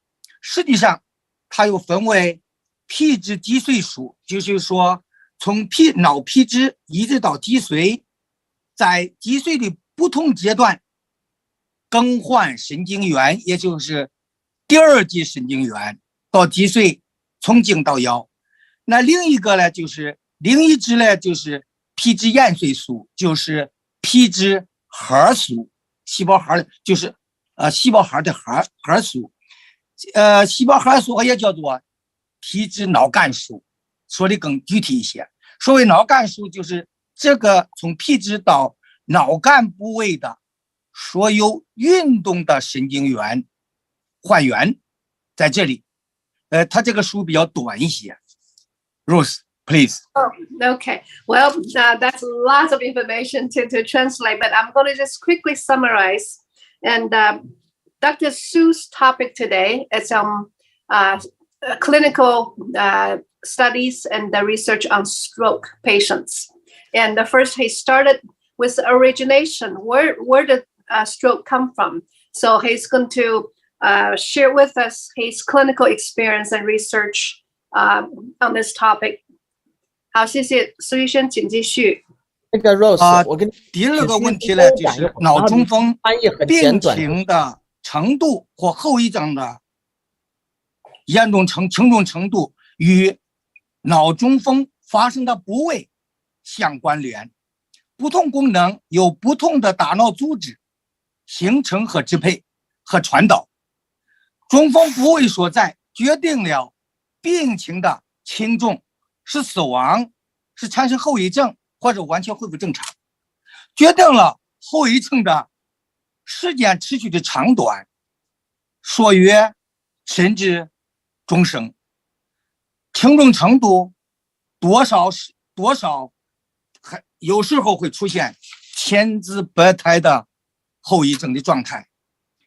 Each patient, each stroke patient has different experiences based on where's the location where the central nervous system was affected. So it can be severe, can be light. So it's crucial to determine where the stroke impact the neurological system. 一般来讲，脑神经元受损以后，这个中风部位在脑神经元那个部位，病情或后遗症都会较轻一些。比较来讲，因为神经元分布的范围较广、较分散，神经元细胞受伤以后，大部分有些死伤以后难以复生，难以再生。但是在邻近的细胞受伤的细胞，有可能还会再恢复过来。传导束受损以后，病情较重，而且后遗症难以恢复，因为传导束比较集中，这是一个。再一个，传导束都是细胞神经元的主突，它一旦中断了以后，就失去了功能。传导束深入到髓质，下达到脑干和脊髓。第二个，脑叶前半部受损以后比较少见，但是症状较轻，而且肢体运动的后遗症很轻，或者说不存在。我有一个病人是个牧师，他中风以后昏迷了3个月，他完全恢复，各种行动一如正常。第三个，肢体障碍后遗症都与锥体束相关联，刚才讲锥体束。再一个，左侧中风通常比右侧严重，因为左脑是控制语言能力，这些主脑半球，理解能力、思维能力、书写描绘能力和右侧肢体的活动大家知道右侧都是最有力量的，它是由左脑来支配的，以及左眼的视力，左脑主控，右脑是主控左侧的。中风时候越年轻，恢复的状态就越好，也不见得啊。但是年轻的人有一个好的条件，抵抗力强，耐受力强，细胞再生能力也强。但是从临床实践中得来的结论是，康复率与年龄因素相关的，就是说年轻有利于恢复的只有1%的因素，微不足道。所以说把握好机会，越早越好，抓紧时机，积极康复，这是上策。好，谢谢。Well, Dr. Su really dig into the location where the stroke impact your central nerve system. And if your left side is being affected, and normally the stroke patient suffers much more severe consequences. And because the left side controls our thinking, our emotions, versus if the stroke affected the right side, instead, our right side controls motion. So patients typically demonstrate less severe conditions. And also for young people, typically they recover faster. And however, in the case of stroke patients, age is really a minor factor. And the key is which part of your brain and your neurological system the stroke impact the most. 好，苏医生，请继续。OK， 我在这里也提到一个就叫脑休克的概念。肌休克大家可能知道，听说的比较多一些。在手术当中，你那个器件碰到以后，就可能下来以后，病人就不会走路了，就肌休克。也有鞭策性损伤，往后仰了一下以后，整个肢体都不会运动的，也有出现，这叫肌休克，会有的。脑休克也叫做断联休克。中枢神经系统急性损伤引起功能上与各部位有联系的神经功能短暂的缺失。中枢性瘫是迟缓性的，因为脑休克的原因都是迟缓性瘫痪，痉挛性的很少见。我在这里这么多年只有一个，他清醒以后是全身痉挛的。休克期过后，受损的神经所分布区的不同，它会有些就可能很快的恢复，中间缺血或者出血致死的细胞不能恢复，周围发生脑休克的那些脑细胞慢慢逐渐的，它是受损的，它可以恢复的。临床上最常见的一个脑休克就是脑震荡。脑震荡就是脑子受伤以后有短暂时间的昏迷，然后苏醒过来以后有异性健忘，啥也不知道，你问他什么不知道，不懂的，这叫脑休克。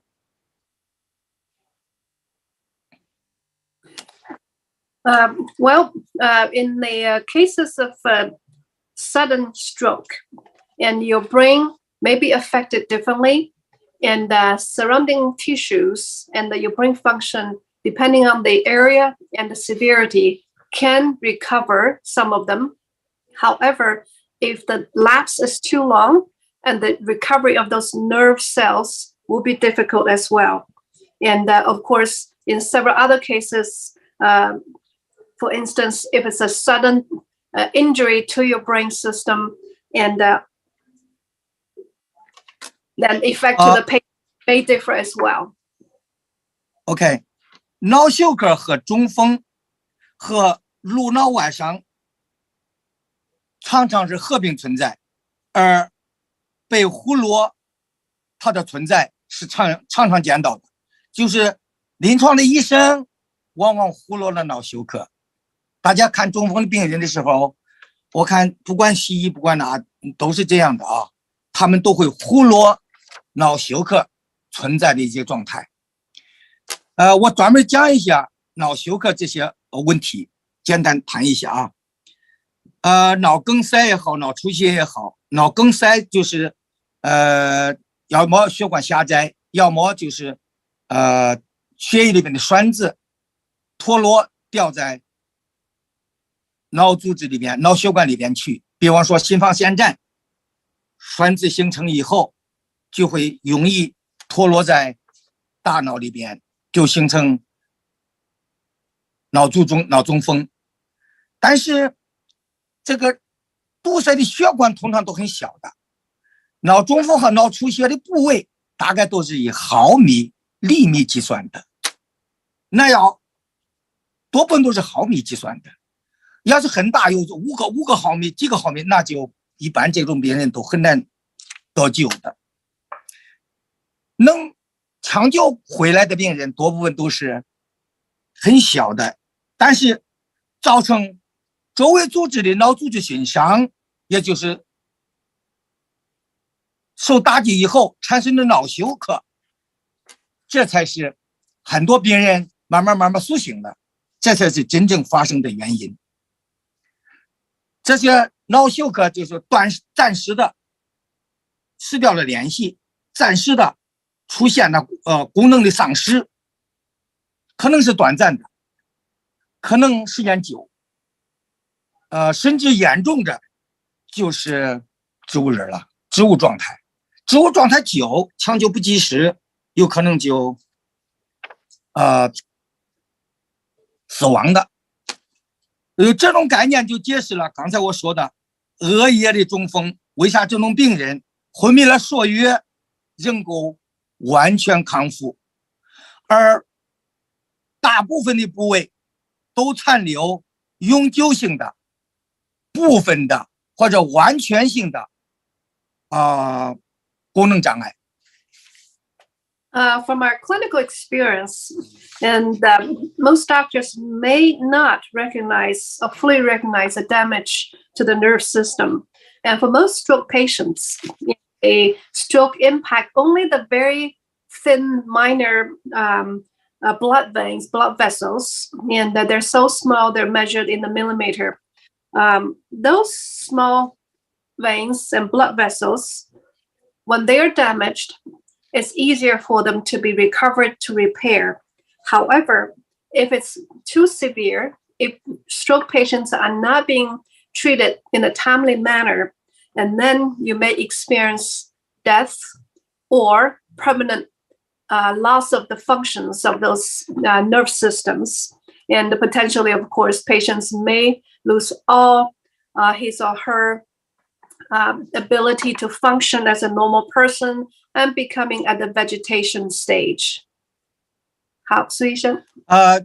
一般来讲，中风以后病人苏醒了，在这个状态下，你可以问病人，或者说他的临床医生判断病人。当然我们在中国我们都自己亲自看病人了，在美国呢，在海外呢，大部分都病人出院以后来找我们来看的，来康复的。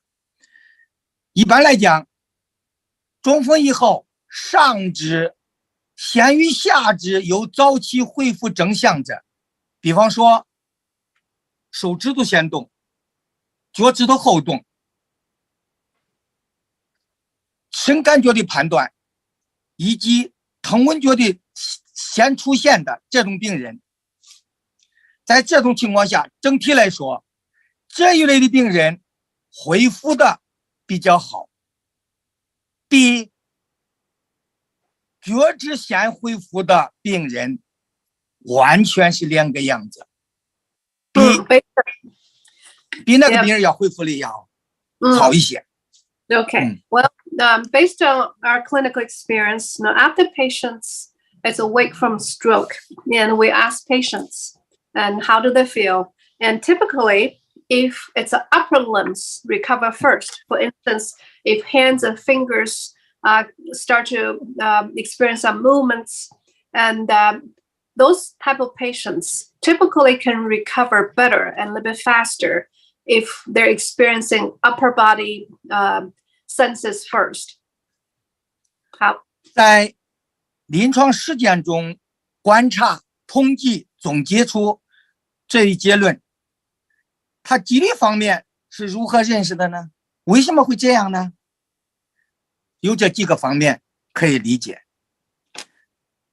肢体远端是恢复最晚的地方，最差的部位，手指、脚趾都不例外，都晚于肩和髋关节。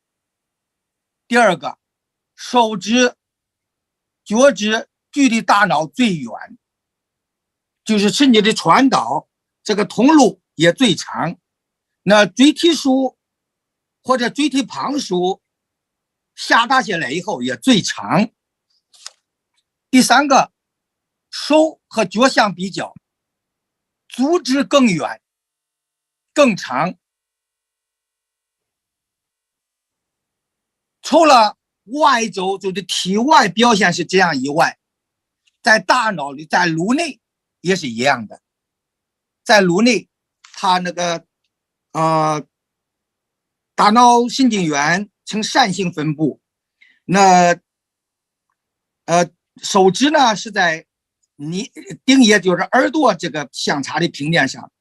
那脚趾呢是在顶部的头顶的这个部位。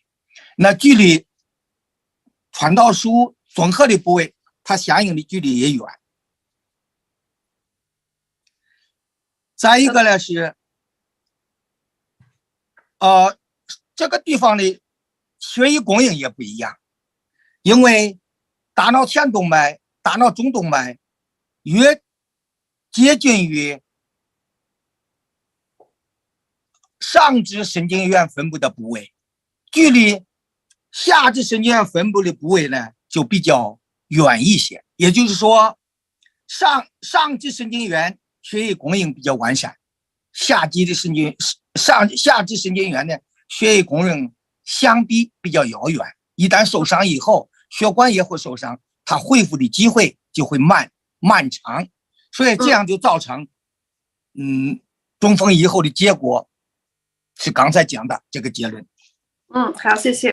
Well, those are the cases we experience at a clinical level, but from the scientific standpoint, how do we explain this phenomenon?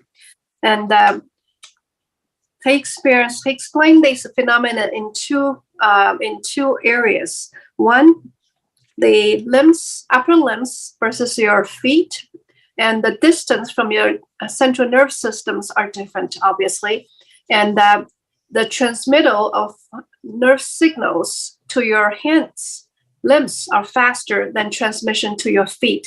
As a result, and your mobility recovers faster. And that's from the neurological signal transmission standpoint. And secondly, and it's from the blood circulation standpoint. And if we study your brain, the nerve system structure, they're in the fan shape. And we notice also the distance between your upper body versus your lower body, the distance, because of the distance, blood circulation is different as well. So those are the two reasons we believe can explain the clinical cases we just discussed. 好，谢谢苏医生。然后下一个问题就是定位诊断。那定位诊断呢，现在有脑 CT、脑 MRI， 大体上他们会决定一个部位，但是在临床上的定位诊断更有指导意义。你说是中风部位发生在皮质、内囊或者脑干，它出现千差万别的不同的症状，那对于预后的判断确实存在着非常重要的意义。我最近就有一个这样的病人，他来了以后，中风两个礼拜来的，医院都正常的，因为他是右侧中风。他来了以后，我一问一看，我觉得他是下肢先恢复的，我就告诉他讲，我说你这种情况恢复的可能较慢一些。结果治疗2个礼拜以后，下肢可以走路，现在都拿着拐杖就来了，但是上肢呢，连丝毫的恢复体征都没有，连指头连动都不能动的，就是处于这样一种状态。那就会我给他定位定到哪里了呢？就是善性的传导束支配上肢的那个传导极还没有汇合以前，那个部位发生中风了，发生了梗塞，脑梗塞了，就是缺血性脑中风了，所以他就上肢特别严重，下肢来恢复的，将来恢复的可能完全好，能够完全恢复，而上肢的一定会留下后遗症。所以定位诊断就是这样的。所以你给我个病人的解释了，我就给病人说清楚你中风的部位在哪，是这个意思。Very good. Well, it's vital for clinicians to locate the location where the stroke impact your nerve system. And for instance, I have a patient, and was 2 weeks after he had a stroke. So he came to see me, and he recovered some mobility on his lower limb. He was able to walk. However, and his upper arms and fingers are not experiencing much recovery. So based on the fan nerve system structure, I was able to determine the location of his stroke, and also made a determination that due to the location and its impact, and he will experience a longer recovery time, and also will be difficult for him to fully gain his recovery for his upper limbs. So it's vital to analyze and locate the location of the stroke, even with the help of CT scanners and MRI, and clinical observation is still vital. 好，谢谢。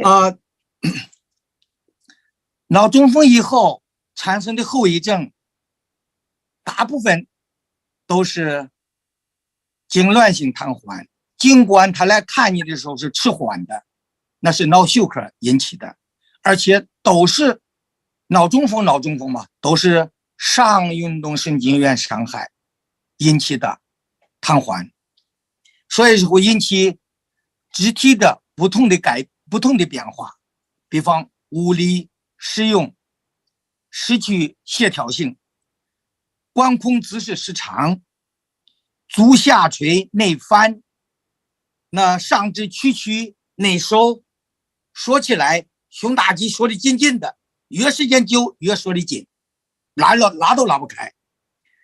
那踝关节呢不稳甚至僵硬，如果僵硬是处于伸直状态的，这种病人往往路都不会走的。膝关节过伸加上踝关节背虚，这都是很不良的走路的这个形成的姿势。也有的呢是中风以后，就是教别人走路的时候没有掌握好开出的走路的姿势，比方说别人要会站会坐，站立起来然后会走，然后他练习走路，练习的肌力的锻炼。因为不然的话，病人在走路的时候往往会引起膝关节过伸，就是往后背一下打软，时间久了会引起膝关节松弛。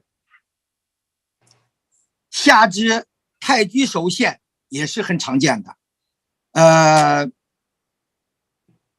举止下垂，行走困难，下肢整个都没有力量，就是股四头肌乱缩的时候会产生这样的一个情况。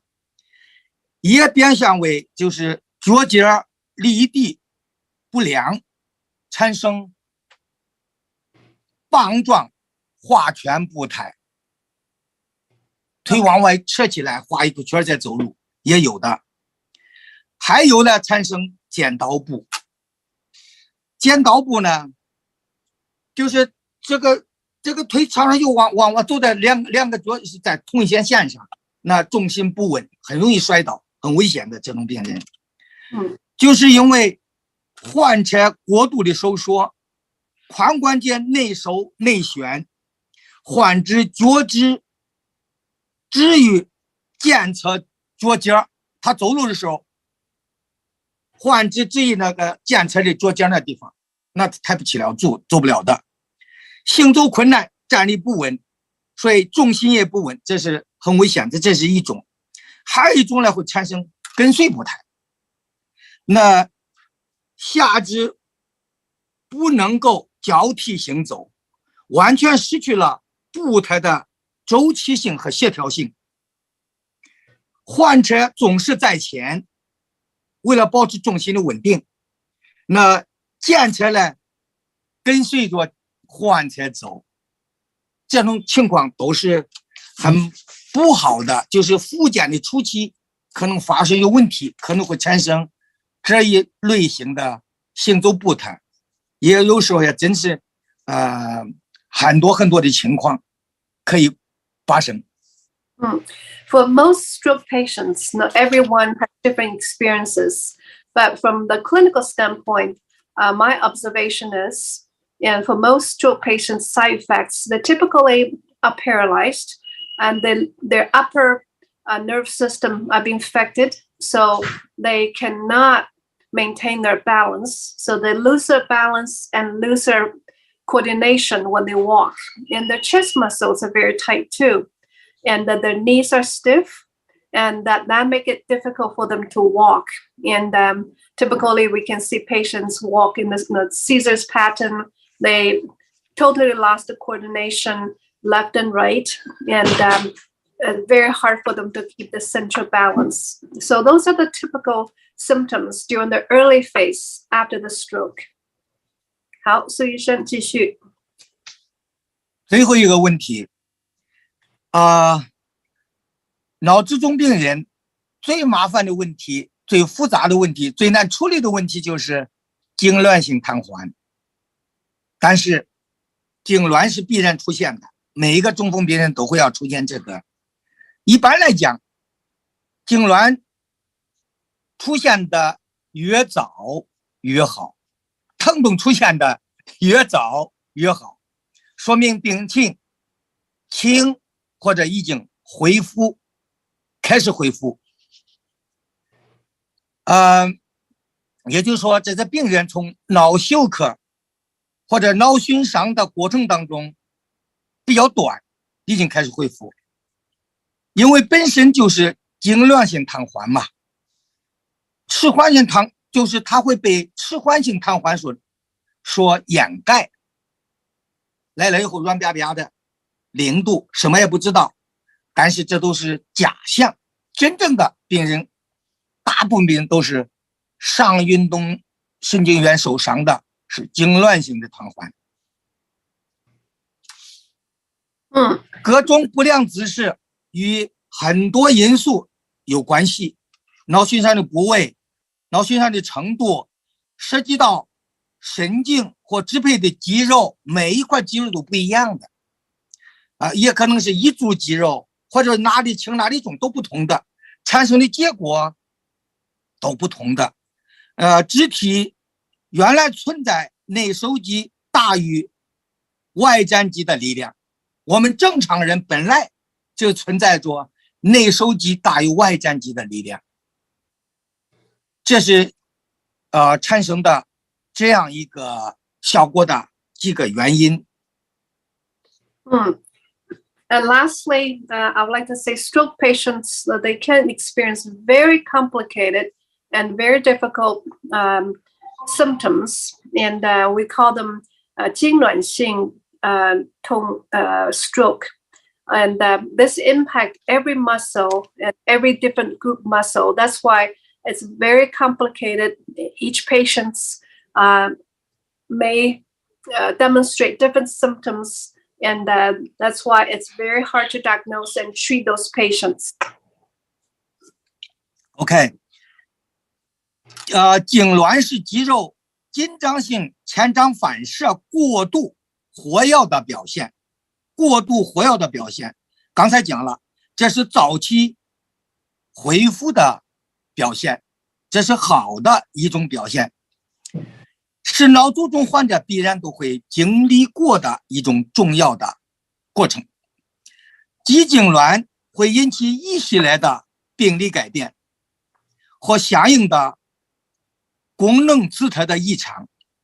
肌痉挛会导致肌肉炎症反应，就是过度使用嘛，炎症增生，肌肉变形，肌肉纤维化，以及伴随着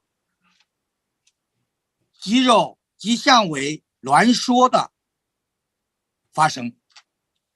疼痛也会由轻转重，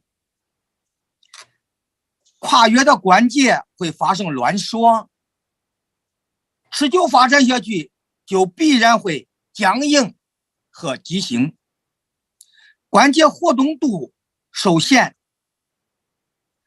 周围引起严重的炎症病变，疼痛加重，肢体痉挛失控，肌肉挛缩变形，成为千姿百态的异常的姿势。对抗肌痉挛是康复治疗中的重中之重，难中之难，有很多相应的措施，可是有效而不能痊愈。达到100%的痊愈的可能性占的病人比例并不高，大部分都会残留一些轻微的一些并发症，就轻微的一些后遗症，有些可能过2年还在继续有改善的。Well, from the clinical standpoint, those are the patients are very, very hard to treat and also to recover. And the symptoms they're experiencing very much like the overuse muscle. So they start to change different forms and shapes, and forming muscle. And clinical standpoint, percentage of recovery are very small, and after 2 years, they may see some improvement, but it's very unlikely will fully recover their former condition. So this is definitely a challenge for the clinician.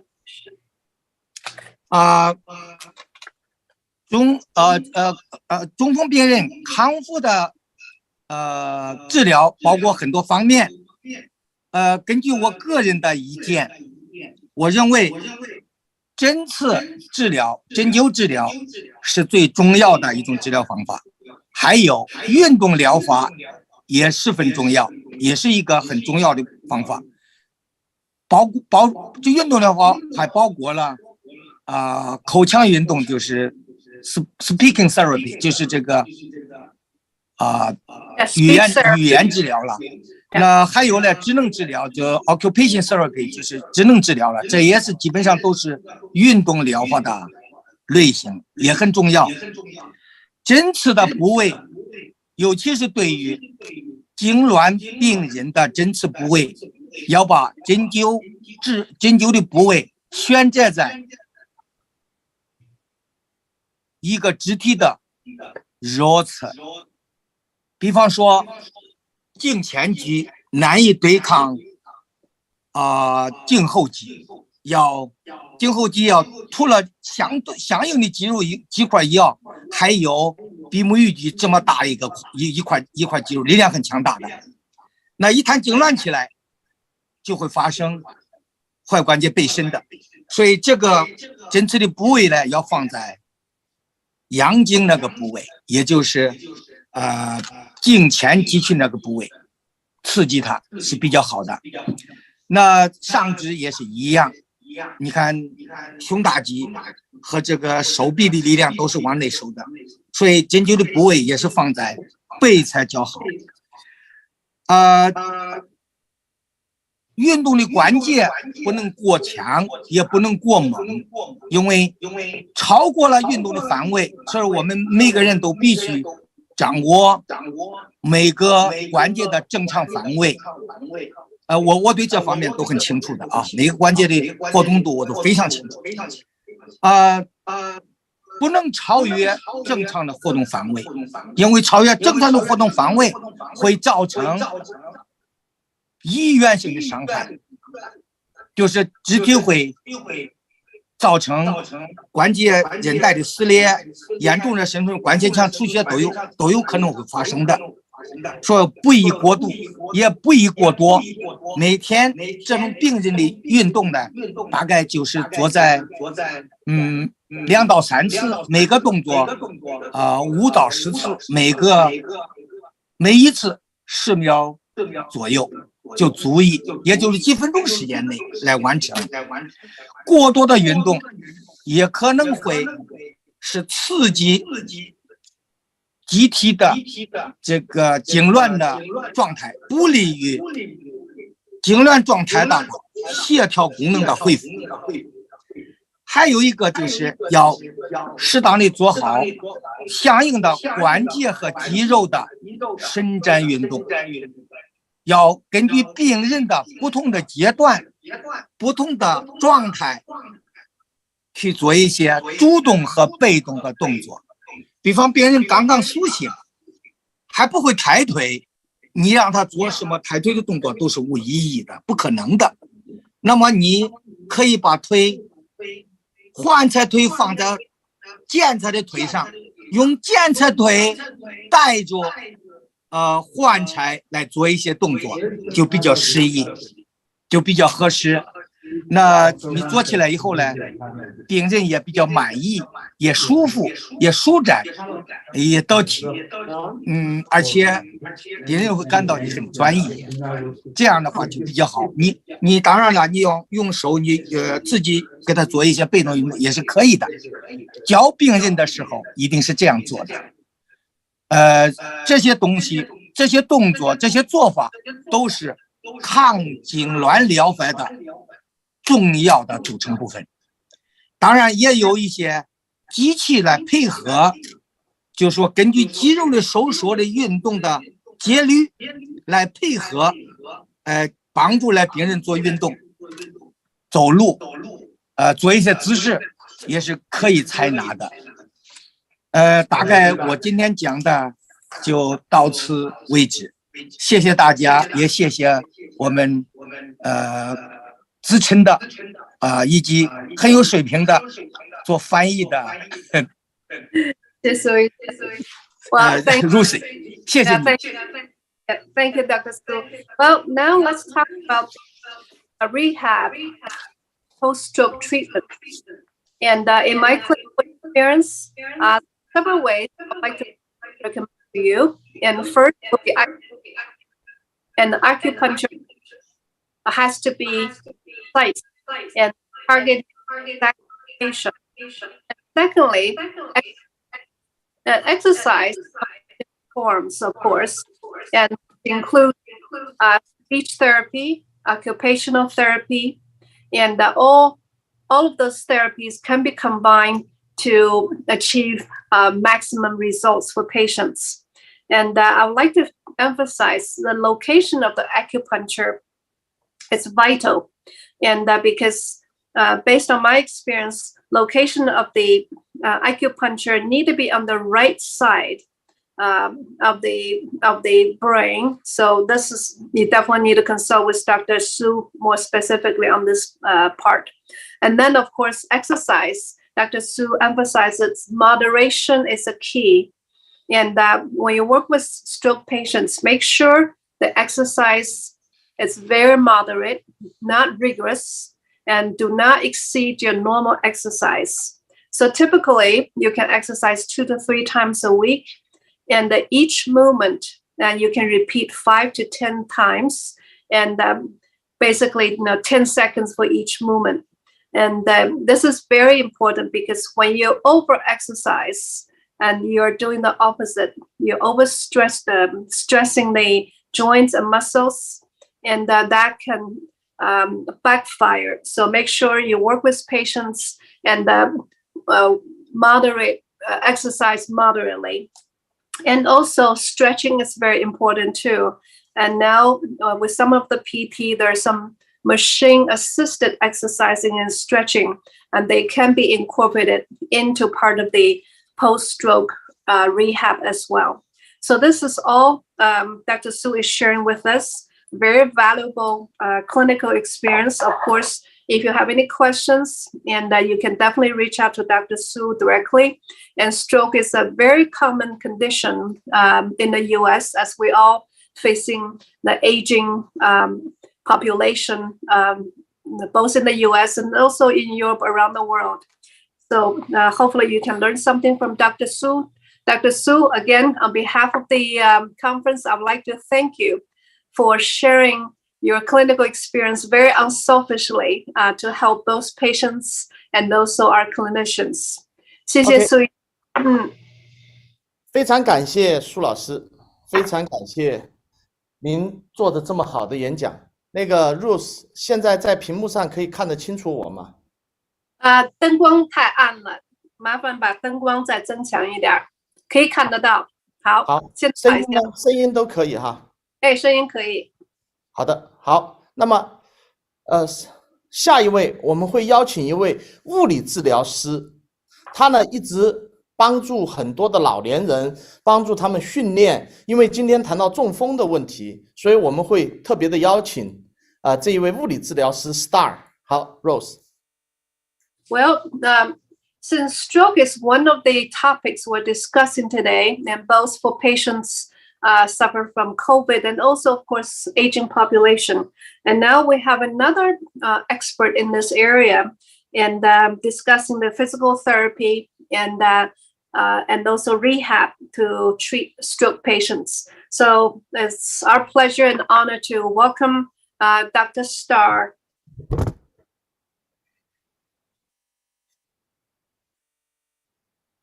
请开话筒 ，Star 要开话筒，你的左下角开话筒。Yes. Okay. 现在光线好吗？那个Rose， 我的光线好了是吗？好点了，现在可以，谢谢。Okay, the Star, please. Okay. My name is Star. I am a licensed physical therapist assistant. I'm also co-founder of a private senior fitness specialist company called Regain Your Independence. And I started working with stroke patients in home health care. And one of the biggest things that I see and the technique that I use, the first thing I'll start off is with just patient education, trying to get the patient to understand what we're doing, why we're doing it, the muscles that we're using, so that the better that they understand what we're doing, the more they'll be able to connect from the mind to the body, and just gaining awareness of their own body and how it moves. You don't really understand how everything moves because it's so automatic for us, but when someone with a stroke, they lose that ability, it's almost like it's learning a completely different language that's not from this earth. It's not something that we learn. But one of the big things that I like to do is a lot of single limb exercises, and I focus a lot on single limb. And everything is gearing towards being able to get the patient to ambulate better, because a lot of the time when you're ambulating after the initial contact, you are on a single limb for a specific amount of time until your other limb or leg touches the ground again. The other thing that I really focus on is core stabilizing, trunk stabilization. That's with laying down exercises, trying to get the core to strengthen so that the patient can just understand their body a lot better. A lot of it is also just the mental connection with the body, being able to find that movement with their mind and to make that muscle engage even more with them. So I really focus on helping and guiding the patient to understand what I want them to feel while we're doing that specific movement or exercise. And then with the standing balance, a lot of eyes open, eyes closed, just kind of challenging the patient as much as we can, even for population, but specifically for stroke too, because the tendency is to ignore the weaker side of the body. So it's very important to try to weight shift to the opposite side and work from the side that's not really functioning properly, so that we can improve proprioception in the joints. And another tool that I use is just the neuromuscular connection, and just, again, really emphasizing on teaching the patient exactly what they need to feel and trying to get them to describe to me how that muscle feels throughout the treatment. And so one of the things with stroke too and the body is, depending on, it's very complicated, but depending on the specific part of the brain that was affected, the specific movements are not being able to function, or the energy doesn't spark to the muscle from the brain. And so what I'm trying to help guide the patient is to try to find inside them how they can recreate that energy, or how they can recreate and channel that energy into creating that movement that I'm trying to get them to do. And Dr. Fu had presented the idea to me about working with the Eastern and Western medicine together, which that was something I had not really done. But with combining them together at the same time, we really saw a lot of improvement with mobility, functionality. I can really say that using acupuncture as another tool, but with physical therapy specifically, it really shows a lot of improvement. It's something very different, and I feel like a lot more stroke survivors can benefit from that if they have that available to them, that option. Another thing that I really like to do is have the patient use a pen or some kind of a writing tool, whether it's a marker, and to try to, even if you can't get a letter out, just try to write something or to draw something. The connection from the brain to specifically the intrinsic muscles of the fingers, that's very challenging, and it could be very exhausting. But by consistently practicing and repeating that I've seen a lot of improvement each time. So it's all about consistency, really. But a lot of this is, it almost felt like it was set up from what I'm used to, and then working in conjunction with the acupuncture that Dr. Fu is doing. I feel like things were speeding up a little bit quicker, and the process was improving a lot better than if it was just me alone, even though there are other modalities too. But I feel like acupuncture really just kind of works in a very different way, and about the energy and all of that connection. Another thing I will have the patient do is to tie up the moving arm. So let's say they are presenting with weakness or spasticity on the left side. I would have them tie up or tie the leg and tie the arm away, and just focus on trying to do as much movement as they can with the affected side, whether that's trying to paint or, again, write something. So, but overall, I believe that acupuncture and physical therapy in conjunction really help to make the results show up a lot quicker. So it's pretty exciting to be able to combine these two tools from other sides of the world. Great. That's all? Yeah, unless there are any questions or Great. I want to show you the Star did the very great job. I will share you a little share you a little bit the movement she did. So let us see. This is she did.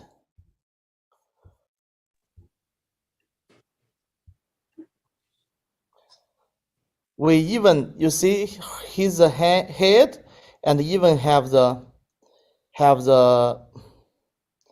needle in the head. Then we continue doing things. The video does not show up on my side. Yeah, no video. Oh, okay. I will show you. I'm sorry.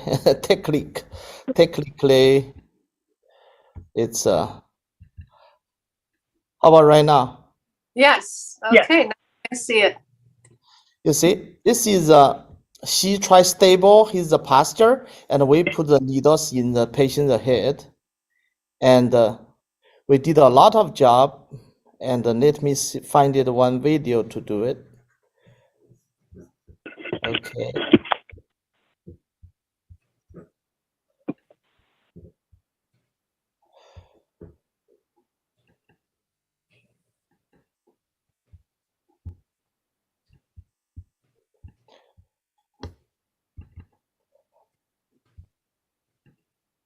You see, this is exercise with needles. The patients have much more confidence. They can raise up the hands. Before he even cannot move at all. So that's why he's very happy. Wonderful. Well, Yeah. And also opening is more harder. And he beginning the opening with the fingers. So his whole family is very excited. You see, the beginning opening. That's regular. We need to try our best by themselves, the opening. But right now, it's opening, it's better. Yeah, the spasticity had decreased a lot more from other patients that I've worked with, but also even just ambulating. This specific patient, we were able to get him to start ambulating without a cane in a pretty short amount of time. So even without the cane, but I would standby assist. I didn't recommend it for the family, but to really gain his confidence and to improve his balance a lot better. And all of this was done with the needles in the head. So that's why I really feel like I've seen a more rapid improvement compared to other patients that I've had who presented similar spasticity or weaknesses. Well, Dr. Starr, thank you so much for sharing your clinical case here, and especially working with people. I think this is a great case study. And if you're acupuncturist, reach out your PTs and the family physicians and try to work with them as a team, as you can see, by combining both Western medicine, traditional physical rehab, with traditional Chinese medicine, especially acupuncture in this case, and we can help patients recover much faster. So thank you for sharing that case, Dr. Starr. Okay, Dr. Fu, let's move on to the next presenter. Thank you, the Star. I'm so happy working with you. And right now, I will very happy introduce my presentation today. Actually, I always have one thinking thing. We need the promotion, some of the special technique for American. So this is my turn, right? So everybody already know me, so we don't need to introduce. Great. So I already stay here about 3 days. We still have 3 days to go. So right now, I would like to report to everybody. That's my honor to share my experience with the stroke. And in my experience, for the stroke, it's this presentation. It's I feel exercise with acupuncture. That's the most, and Chinese medical treatment, it's very work with a stroke person. Basically, the West doctor after the emergency room, they almost can do anything, almost. So they only made patients doing the physical therapy or OT or something. They just basically just try get back the functions. But our tradition in the China or in the Asian place, everybody know the stroke. If you have a stroke, you have to have the acupuncture because they already have the thousands, millions of case already. This time we invited the Dr. Shi Xuemin. He has a 2 million case about the stroke, many years, of course. And they did a lot of research. They find it. They can rebuild up the circulation with the brain, with the acupuncture. That's really help the people get back the function. And they did some special technique, standard. Then that will works better. That is basically like that. They did this type of job already. So that's why I always thinking, this is the same technique. This is our same global world. So we should push this, tell more people about Chinese medicine. Acupuncture really help with the stroke. So from my side, I will see the exercise with the treatment. That's the most effect. Okay, there's some different exercise that have a lot, but one exercise most important I feel everybody can do. It's a squeeze bottom. That's helps people, stroke person, anybody, you can sit down, lay down, or you even anywhere cannot move, only move your eyes, you can try doing this. This squeeze your bottom, that can increase your energy. Everybody knows the yin and yang balance, the body feeling the more comfortable. This is in front, it's a yin meridian, back the yang meridian in the middle. This called small circle. Then and do small circle. So with this squeeze bottom, when you tie your butt, squeeze bottom and raise your bottom, you can feel a little energy raise up your body, because every day we stand moving, everything drop down, but you squeeze back, that will increase the energy, especially you with the mind control, like the in, out, like this during the 20, 25 and 30. For anyone, it's very good. Even the stroke person, they still can do this. If cannot do this, he almost dying. Okay, so this is basically the exercise I want to introduce. Of course, anything, because stroke, most people have the high blood pressure or the liver out of balance or kidney out of balance. So we can do the exercise for the liver. Basically, like the 6 words for the different organs, it's work too. If he can talk, then even he cannot talk, he can make the qi throw like that talk. The xu is for the liver, like this. Get energy from the natural. You use your hands. You even can follow me. Then put in your right side, this your liver. Then read the words. Xu. Then grab bad sense, get out your body. Use the energy to balance your body. That's important. It's peaceful, the stroke person, because stroke person, they panic and they scared.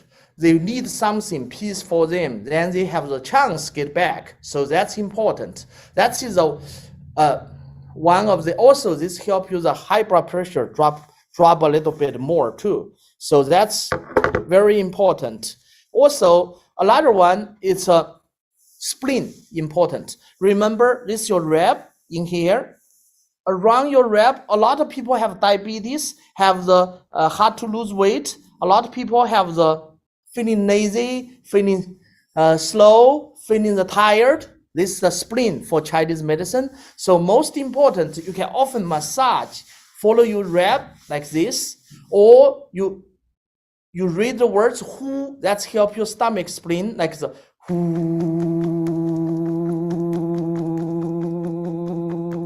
Especially for the diabetes person, use the 2 fingers from this bone to the belly button, the middle, you tap, like wake up your pancreas. Deep inside it's a pancreas, like the wake up, wake up, wake up, wake up, wake up. Mind, think about it. They can wake up your pancreas and doing massage and doing the stretch, 调理脾胃虚单举 inhale, exhale. Other side, breathe in, breathe out. That's all it's help you. But of course, stroke person depends on how bad he has. If this is a for health person, you can do it. Stroke person, you just try doing whatever you can. Especially have one sense, you can do it too. You can try, put your hands like this. Tiger palm, tiger mouse, tiger claw, made a fist. Then use a little power, hold the fist. Use more power, hold the fist. Use all the power, tie your whole body. Then release. You can feel blood flowing. If you're doing this, that's already increase your circulation, help your body. Of course, they may be one side doesn't work, but they can try it. If they slowly try it, that's always is good exercise. That's traditional Chinese and the most simple exercise for every patient if they can basically move. I think the most important is they can hold somewhere. They can hold somewhere, stand. That is a good exercise. This is just we did. This just yesterday I take picture in here, put in. I don't have time made my PPT because I'm working every day very hard. I'm sorry too quickly, but I try my best. Okay, this knowledge everybody knows. The stroke have two types. One type is blood vessel popped, or another type is be blocked. So actually two type, all the principle is the same. Coming from the blood vessel, it's not flexible, lose it. And the inside have too much sense, maybe block, maybe the pop. That's the same problem. So that's why you need to pay attention, release your stress, and basically, especially when you're made of light, you wake up, you better quickly going down like this. That's will make you maybe the very easy to get the stroke, because your high blood pressure person, the pressure made more pressure in the brain, the parts, the blood vessel may be popped. And also important, a lot of people get stroke from you go to restroom. Okay, you get stroke. So slowly, please hold a little bit, smooth to do it. If you have constipation, you have to eat more the fiber, eat more water, and eat more some the vegetable, important. That's why the food for the everybody health important. So you need to pay attention your food, okay? So because even stroke person, first priority, the job, they call the ready block you, don't get stroke again. That's the first the mission. That's most important. You better not get again. So how can do that? Watch your blood pressure. That's most important. Anything, even exercise, not over it. But you need a lot of time, go to the limit. How long you need the exercise? For our experience, 6 hours. Lot means all the time. 6 hours, repeat, something you used to it, they can bring back your memory. They can reconnect the brain. That's important. Okay, for my experience, it is the stroke. Most important is earlier to touch the patients. That's very difficult in American. That's why I want to let more doctor knows. Because if we can earlier make the patients, most important is the first 3 hours. First 3 hours. If you did right, you maybe don't get any symptoms left. How you know you have the stroke? You maybe have the stroke. The 3 principle, the simple test. First one, you hold your 2 hands like this, hold one piece of paper. If you try hold one piece of paper the even, you cannot. You think you even, but your hands like this, you face a mirror, or you cannot hold the paper. You may already have the stroke. That's the first one. Second, you face the mirror. You will see your face. If one side face different with the other side, you may already have stroke. The third, you will find it, this person talk, it's strange, like the he have stroke a lot of time, or very close to a stroke. Remember, before this stroke happen, always have a lot of singular. You just never pay attention. If you pay attention, watch your body, you find it some strange, first think about it. Why? Ask a doctor. Tell them. They can tell you. A lot of the small stroke, you even don't know it. They already happen. Example, when you're feeling very tired at the afternoon, you go to the sleep. When you just wake up, you find it, or you that day, you find it, you move a little strange, but you go to rest. Okay, they come back like normal. Okay, you forget it. Maybe you already have small stroke in the inside. When you do the MRI, they can show him before you already have small stroke. You think about it, oh, maybe that day I feeling like that. Yes, that is true. So better you carefully watch your brain or watch yourself. That's why you need the often test your blood pressure and try not too stressful. Like me, this few days stressful, or phone, this, that, or too much, and super tired because the whole day the job from the morning to, that's no good. I have to exercise right now. Then we can stretch a little bit, make blood flowing, it's better.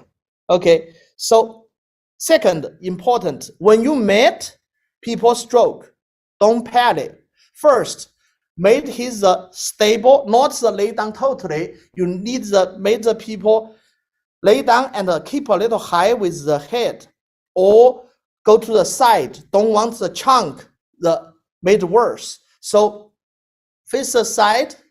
Then this moment, grab anything, maybe the knife, maybe the needle, anything. First, poke, 10 fingers, made a little bleeding, and poke even temple, even the top with the ear. Don't worry about the, of course, take off the responsibility, your family, no problem. Don't worry, that will not kill him, that save his life. Because the people, even you take out like this big cup, the blood, you're still alive, very healthy. Don't worry at all. But you poked two way. One, it's made you nerve change.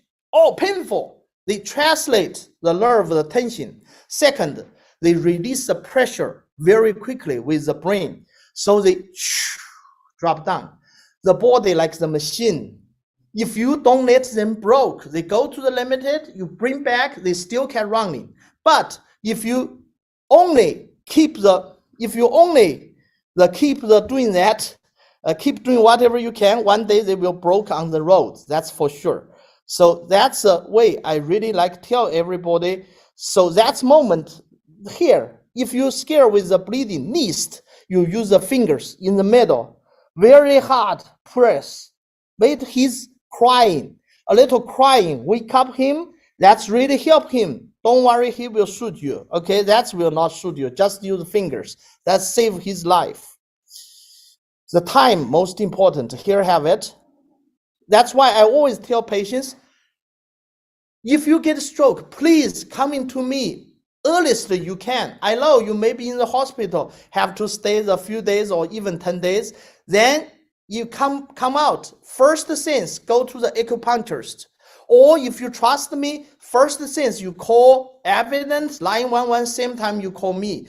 And I tell you how to do it, even I cannot arrive there. If I arrive there, I maybe save you back, don't have any symptoms. That's very important. Dr. Fu, the words, remember. That is really a lot of people showing like that.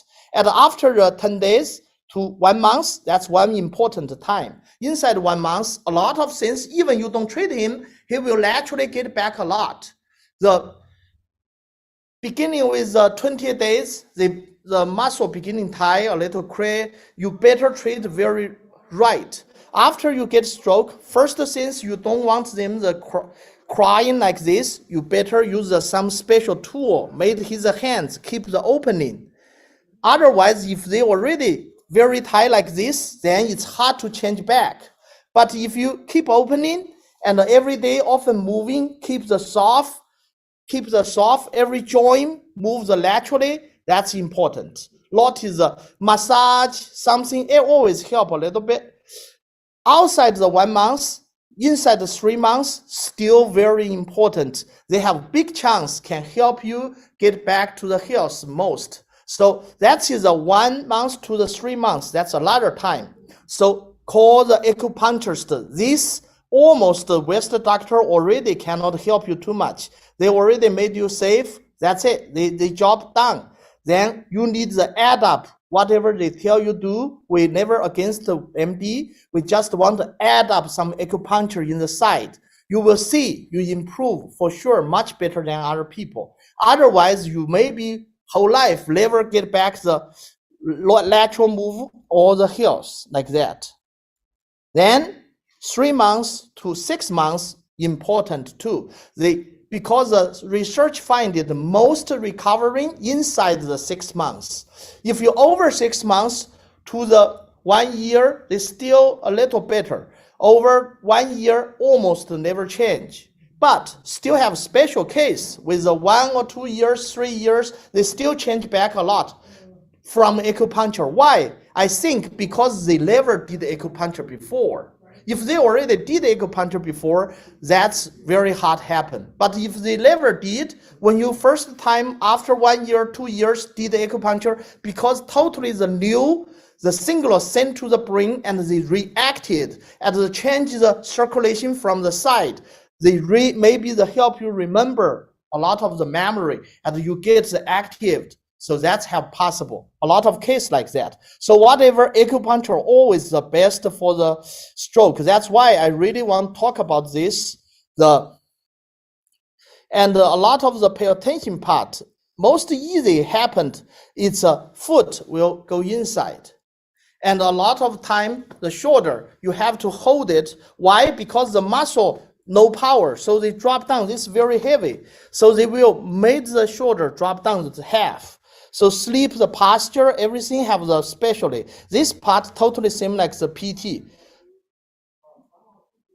And a lot of people cannot talk. That's more important. You have to see the doctor with the acupuncturist. And also you need the sign release form. Made the doctor very brave can treat you, because Americans still cannot do the bleeding treatment, but bleeding treatment for the stroke, very good.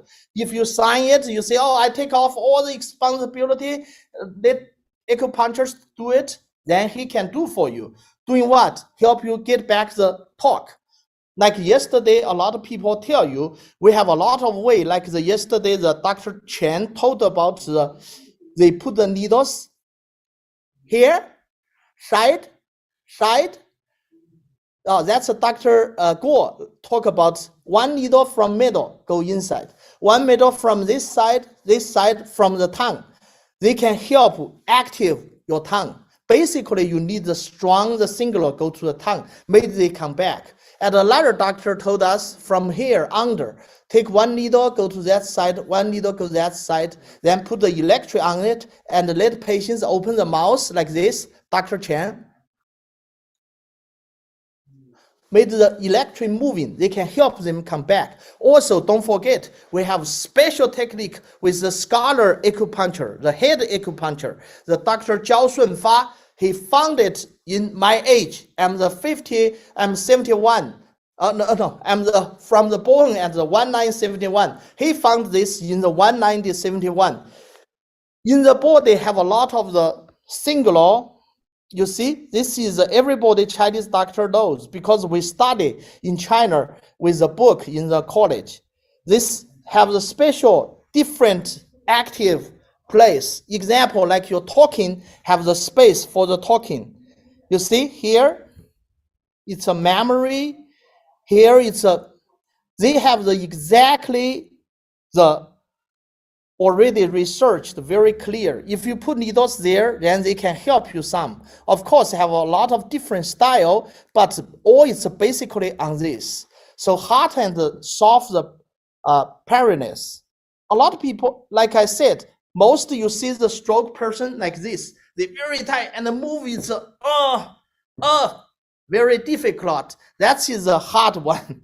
That is when you, because the tension with the muscles, with the skins, they very tight, very difficult. Even you did acupuncture or massage, release that, but the second day they get back again. That's very hard. So best way, like I said, from first day, you try, make the patients don't like that. Of course, something you still cannot control, but at least do your best. Keep his style right. keep his every day moving his every joint, and the patients cannot lazy. If you don't catch the first 6 months, you will whole life almost like that. So that is why this is a totally have to tell patients. Not is a doctor good or doctor bad, depends on the which time the doctor go in, take care of your case.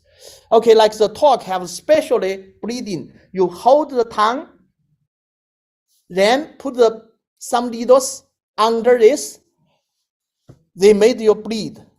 If the blood come out, they release it. A lot of time you talk immediately better, but need doing earlier and you can. And the doctor sees the acupuncture, it goes in meridian. Example, he doing the renzhong, like I said, and he doing the jiquan, he doing the lei guan here, and he doing the zhu sanli special. Zhu sanli you can do in different direction, and the san yin jiao, the 3 meridian cross there, you can do in different direction. So have a lot of special technique. That is one of them. It's very good. For my personal experience, I most like doing 手无理 in here, because I feel that if you can doing that, this point, 手无理, I want to show you a little bit with my the video, then you can see what's 手无理, how to do it that. Okay, so if you can see that, we will see here. This is a 手无理. Okay, I hope you can see it. I will share screen and share with the sound. Okay, everybody can see? 其中的一个主要是防止它的那个蜷缩的， You will see. 是不是？ When needles in, 对， muscle moving. 是吧？很强啊， Do you see it? 对吧？ When you can do it like this, the very strong signal can return back to the brain, so they can big chance can get back the brain with the muscle and the nerve reconnect. And the hands, you see, and also another one, it's like this. Like I said, a lot of is here. 手三阳落. 大拇指就动。 It's here. The middle. This is not good picture, but I want to tell you the 4 fingers up in the rest. In the middle, if you go to different direction, they can transfer to your fingers, big finger, little finger, whatever you control it. We have a lot of picture and record. I don't have time to share you. If you want, you can go to our website. I will put this in there. Our website, we already showing a lot of times. So we will continue with the share screen with my PPT. We will continue finish this. You have the 10 minutes, so I will try my best earlier. So everybody can see the PPT, right? So because 5 o'clock we have form here, very quickly we will change. You see, this is a acupuncture with PT work very well. And the leg, where is? I already talked to here, I don't have time. And the 造海 is very important too, because they can change them the mind, make them because the Guo Lao see the depression, even the 造海 can help that. And the most important is scar needles, the head needle. It's very important. I already talked one time, because this already 50 years of technique and also help everybody. Okay, and also have a lot of different style after the 交顺发. But everything depends based on his find. So it's good. They find it a different person, like Liu Wei have one person in this head like that. Like Zhu Minqing find 3 person in the head, but doesn't matter. I use everything. I use whatever work. Because you treat this type person almost every day. You need to change the signal sent to the body. That will help them slowly change. Because the people, the signal cannot take every time repeat, the acupuncture point will be the tired. So we have to change. That's why we have 10 minutes. We will begin in the form. And the Dong acupuncture very good too. So Dong acupuncture is here. Dong acupuncture, it's they have from the Zhen Tai Lin, and he have a lot of, and use Chinese medicine, Angong Liu Huang Wan, it's very good one. Chinese many years before they already found it. It's most important, the herb. That's the Angong Liu Huang Wan.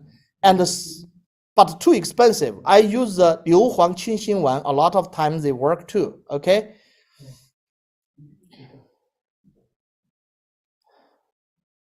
Save to say it for you and yeah. Then it's a marks. It's very important too, okay? And the suck the cup, it's important. Everything is help. You made the bleeding and use the cupping, that's always work too. So we have a lot of the Chinese way. Basically, I want to tell you, they have a lot of different way can help the stroke. But American people don't know it. That's why we need every doctor try your best, tell them, hey, MD, you have to send the stroke person to me because you cannot do too much anymore after you take care of the emergency, okay? So everybody very loud tell them, then maybe one day they will hear about it. And a smart person already beginning take our acupuncture. Honestly, I work for the high-level patients many years. I find the principle is the most high-level the people, they long time ago, they beginning like the lateral treatment. But the level not too high, the person, they still only understand the go to the emergency room, take care of the antibiotic, get the surgery only. That is a very not fair. We need to tell them.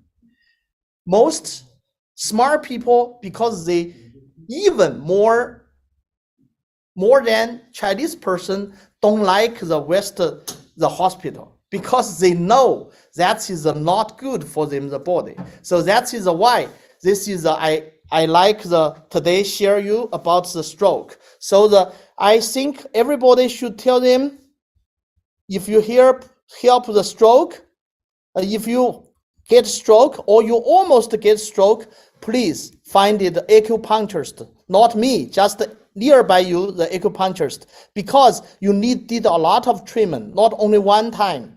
This, if you don't do that, of course, you will keep like that whole life. Okay. So I hope not scare you. I'm sorry, but that is true. If I am so happy and my honor to be invited here. Actually, I have the 7 minutes still, so we will opening the questions. If you guys have any question, I will like the answer too. But I think I already talked very clear. If you met the stroke, please find it the Chinese doctor. Least he understand this stroke will help you. They will help you 那个 Jennifer 看一看那个郑建华老师在线上没有把他拉进来。Sorry, because I organized so that I have something to do. We are almost ready for the firm. Right now, I want to tell you, we have a lot of different way to treat it. I like one, it's a bleeding treatment. One, it's a technique, keep the posture. One, it's important, it's work with the PT together, OT together, with the leaders. That's regular, it's a much help then you don't use needles, okay? So it's my experience. And earlier you can try find it, the doctor, acupuncturist, try take care of your stroke. That's really save your life because you want quality life. Don't waste it. That's most important. The first 6 months, you lay down the bed, you lay there by yourself. You have the whole life to sleep. Don't waste it this half year. That's your most important time. I really want to remind you like that. So right now, I want the opening the question for everybody. If you have any questions, then we will I will be very happy to take care of that. Well, Dr. Fu, while we're waiting for questions, I have to say I want to thank you for sharing unselfishly your clinical experience. I think public education to our patients and to primary care physicians are vital for the health and recovery of our stroke patients. And I mentioned a few timelines, first 3 days and first 3 months. And did you know throughout Chinese history, traditional Chinese doctors, they do not share their expertise and their formulas to anyone outside their family. And even within their family, they only pass their knowledge to sons, not to daughters. But here we have Dr. Fu and almost 100 doctors from around the world and sharing their expertise unselfishly to our general public and to other clinicians. So I want to thank you, all of you, for sharing your expertise with us. So let's open for the questions. Any questions for stroke patients and any specific techniques? 证件华上来吗？我等一下给他联络。 Okay. All right, Dr. Fu. I think we should move forward. I don't see any questions coming in. Okay, great. We move forward, so we save a little time for our frame. The frame, 我们讲一下，我讲中文，你讲英文啊。剩下的我们全英文的就不用翻译了，但是开头这个题目翻译一下。Okay. So right now we will doing the 我们将要进行一个校长讲这个论坛叫什么That is the public 讲中文这是一个普及教育和求医导向。 How about voice? Voice okay or not? Ruth, we try again. I think we can hear you, Dr. Wang. Okay. Everybody can hear clear, right? Yeah, not quite clear, but I think we can pick up some of the most of the Dr. Wang's speech. And now, actually, we're going live right in California, and we have a special forum, and chaired by Dr. Wang, the president of the World Integrated Medicine, and now the forum is focusing on the public education. 你那边看到吧？主播就是这个。Dr. Wang， 请您继续。主播出去，还有一台电脑在那儿，你可以到那边去控制。王主席，请您继续。Yeah, Ruth. Okay, okay. 你讲OK. Jennifer， 没灯了。没有灯就算。没问题那个灯可能没电。对。好，我们现在呢，来到了一个现场，这里是我们国际医药大学的会议室啊。首先呢，我给大家介绍一下我们国际医药大学的校长，也是我们世界整合医学学会联合会的主席王英秋主席 Rose， 请翻译一下。And now we're actually on location in California at the International College of Traditional Chinese Medicine. And in front of you, we have the president of the university, Dr. Wang Yingqiu. He's also the founder and also the chairman of the World Integrated Congress. 大家好。另外呢，我也想首先介绍一下网上的我们这一位陆彪老师，陆彪教授也已经在网上了。好，我们就不再讲中文了，我们就全部用英文，这样节约时间，每一个人很短的时间。Okay, so from the Dr. Wang, you beginning. What do you want to talk about it? Okay, good. Okay, everybody. Hello, how are you? And I'm Yingqiu Wang.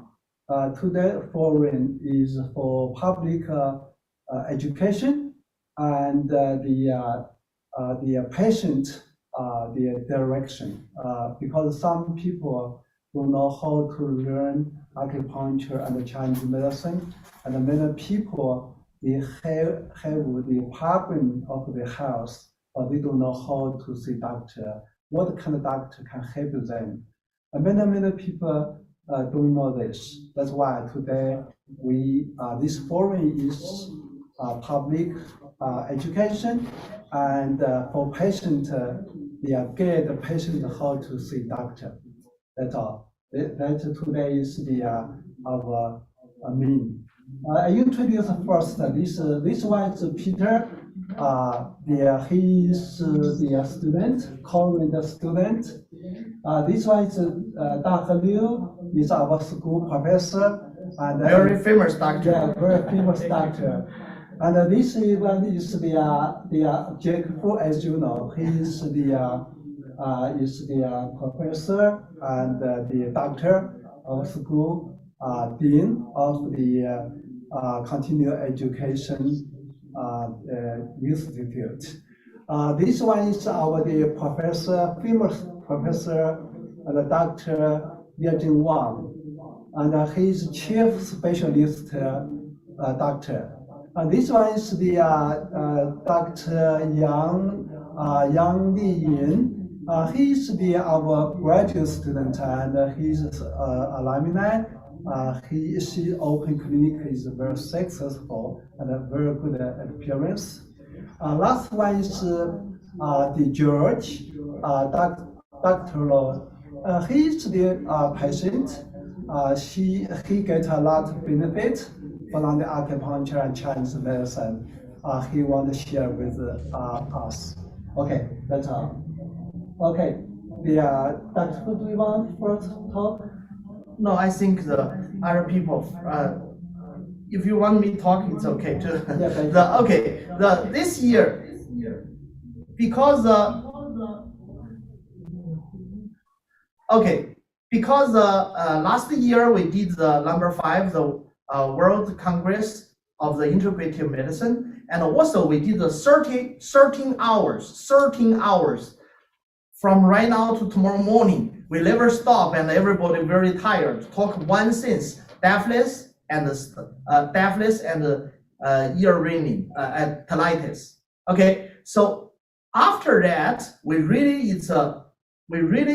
help a lot of people, because all the world doctor we talk about this deafness and the tinnitus, because everybody know tinnitus and the deafness is very hard to fix it, but we are really, it's very lucky. We find it the way to help everybody improve the health. So that's why I will very happy I am the very lucky one. Is after that I did the one patient just the one time, and he is totally get back. He's 10 years he cannot listening, but after my one-time treatment, she's so happy from my treatment. He get back the hearing. So she's even crying in front of everybody. I think everybody will do that. So that is I want to share my experience. I just want to see not is my techniques is good. If you really listening to the seminar, you really listening to the Congress, and you have chance, same, only one time help to the patients like that. So right now, I like to share the screen with you, that you see this case. I will very happy share the screen with you with this case, okay? So I think this is the most simple way to show you. Wait. Sorry, I have too much things here. Okay. I maybe forget to share the sound. That's a lot of job to do, but we will try our best. We are not professional, we are just the doctors. Okay. So that's it. Okay. Stuff for 7 years. And when I talked to the neurosurgeon about what you did and how much pain you got me out of, she was very impressed. Thank you so much. I tell you, use this problem because looks like in the lower the leg, but they control in the lower back. That's why we use special needle, special technique to release that. That's very few people do it in American. Yeah. In China, we're already doing 40 years. That's called flat needle. A little painful, but it is can accept, right? Yeah.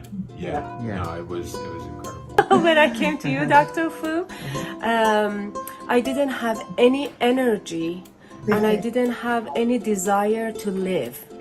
And my stomach issue was so bad that I couldn't eat anything. Not literally, not even drinking water was giving me problem. And then I was feeling these little hardness all over my stomach. I was feeling suffocated, especially at night. I couldn't sleep, and severe anxiety because of it. And then a lot of pressure to the bottom. Oh my God, I cannot explain it. It was so bad. I literally thought I was dying. And then you offered me to come home, and I really appreciate it because I was so fatigued. I couldn't even lift my finger. So, and I was trying. Coronavirus, this moment, I'm doing a lot of hospital Yes. because that's more safe for me And for the more patient. safe for you. Actually, even if it wasn't coronavirus, because I was so fatigued, then I'm like, oh my God, excuse my language, but holy moly, life is beautiful. So much energy. I get up at 7 o'clock in the morning and I'm running around. So now. That's called depression. Yes, I was, and I don't know how acupuncture can fix depression.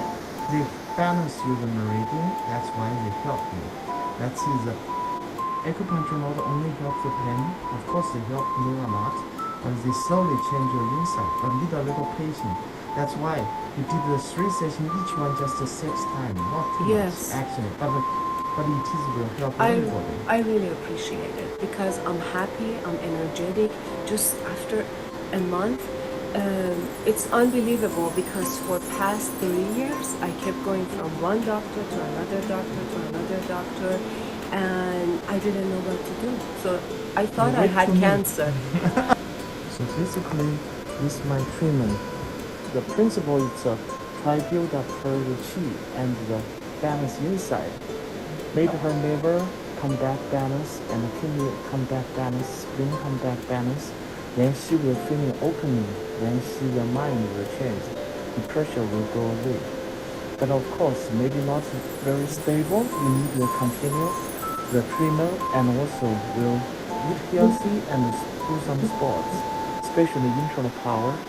Taijian and Qigong is the best choice. Kiana Farzad, and I injured my back and my neck when I was snowboarding, and also when I was in yoga doing a headstand. I fell the wrong way. So How long did you train? 3 weeks. Until today, just beginning of this. Yeah, it was more of like a spasm that you can't control. Now it's just sore of what we did. But it's not so much where I can't breathe. My breathing is better. I was born with my backbone fused, 5th and 6th things connected, so I couldn't turn my head very far. But after the 3 needles, I'm able somehow to have greater turning of my neck. It's amazing. Came in and I was having tremendous pain in my left neck, and Master Fu released it in a way that I've never experienced before. He actually physically moved the bone where I could feel it, and immediately within 5 seconds I felt release and I was free of pain.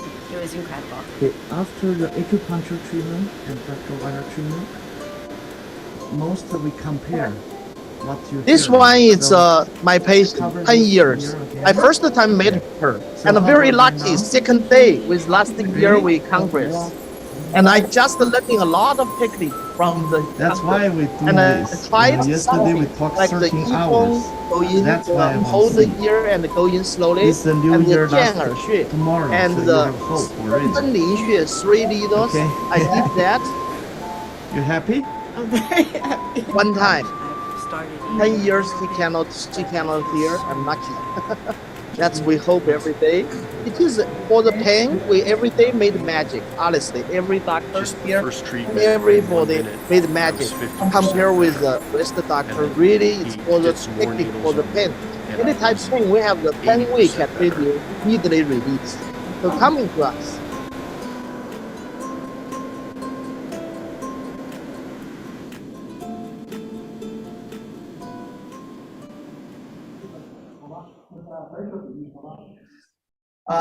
I think whatever language cannot showing really the people doing like that. So that's why I did this small video before something did for me. I want to see not is my technique good just because acupuncture. Every doctor, if you learning our Congress, if you really spend time on it, study, like Dr. Liu, every day, made amazing. So thank you, everybody. That's my presentation. So next one maybe the Dr. Wang. Wang Liezhen, yes, that is a very high level of doctor. Thank you so much. Yeah, Professor Wang, please. That's your turn to talk about it. Okay. Everybody can hear. That's very good. We'll try before. I'm a professor of University of Israel Medicine. I say like that. In this medical school to teach a lot of students to learn TCM. Especially in our clinic, I teach our students to use acupuncture, massage, and herbal medicine to treat a lot of different diseases. Yes. Yeah. Everybody knows here. Yeah. World famous. In our clinic, usually more than 50% have neck, back, lower back, hip, leg, head. Yeah. That's simple. Yeah.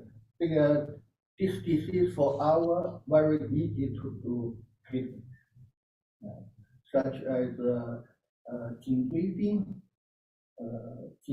胸腰椎小关节紊乱、肩关节脱位、髋关节脱位，这个 Any types of spine problem. For us, it's a very small case, especially for one. hernia disc, very easy. Our patient usually treat for 3, 4, 5 treatment, and that's getting better. Otherwise, we treat a lot of very difficult disease, such as 老慢支、肺纤维化、肺心 That's 病 difficult case. 心衰、肝功能衰竭、肾衰This year I treat a 肾功能衰竭。The result is very, very good.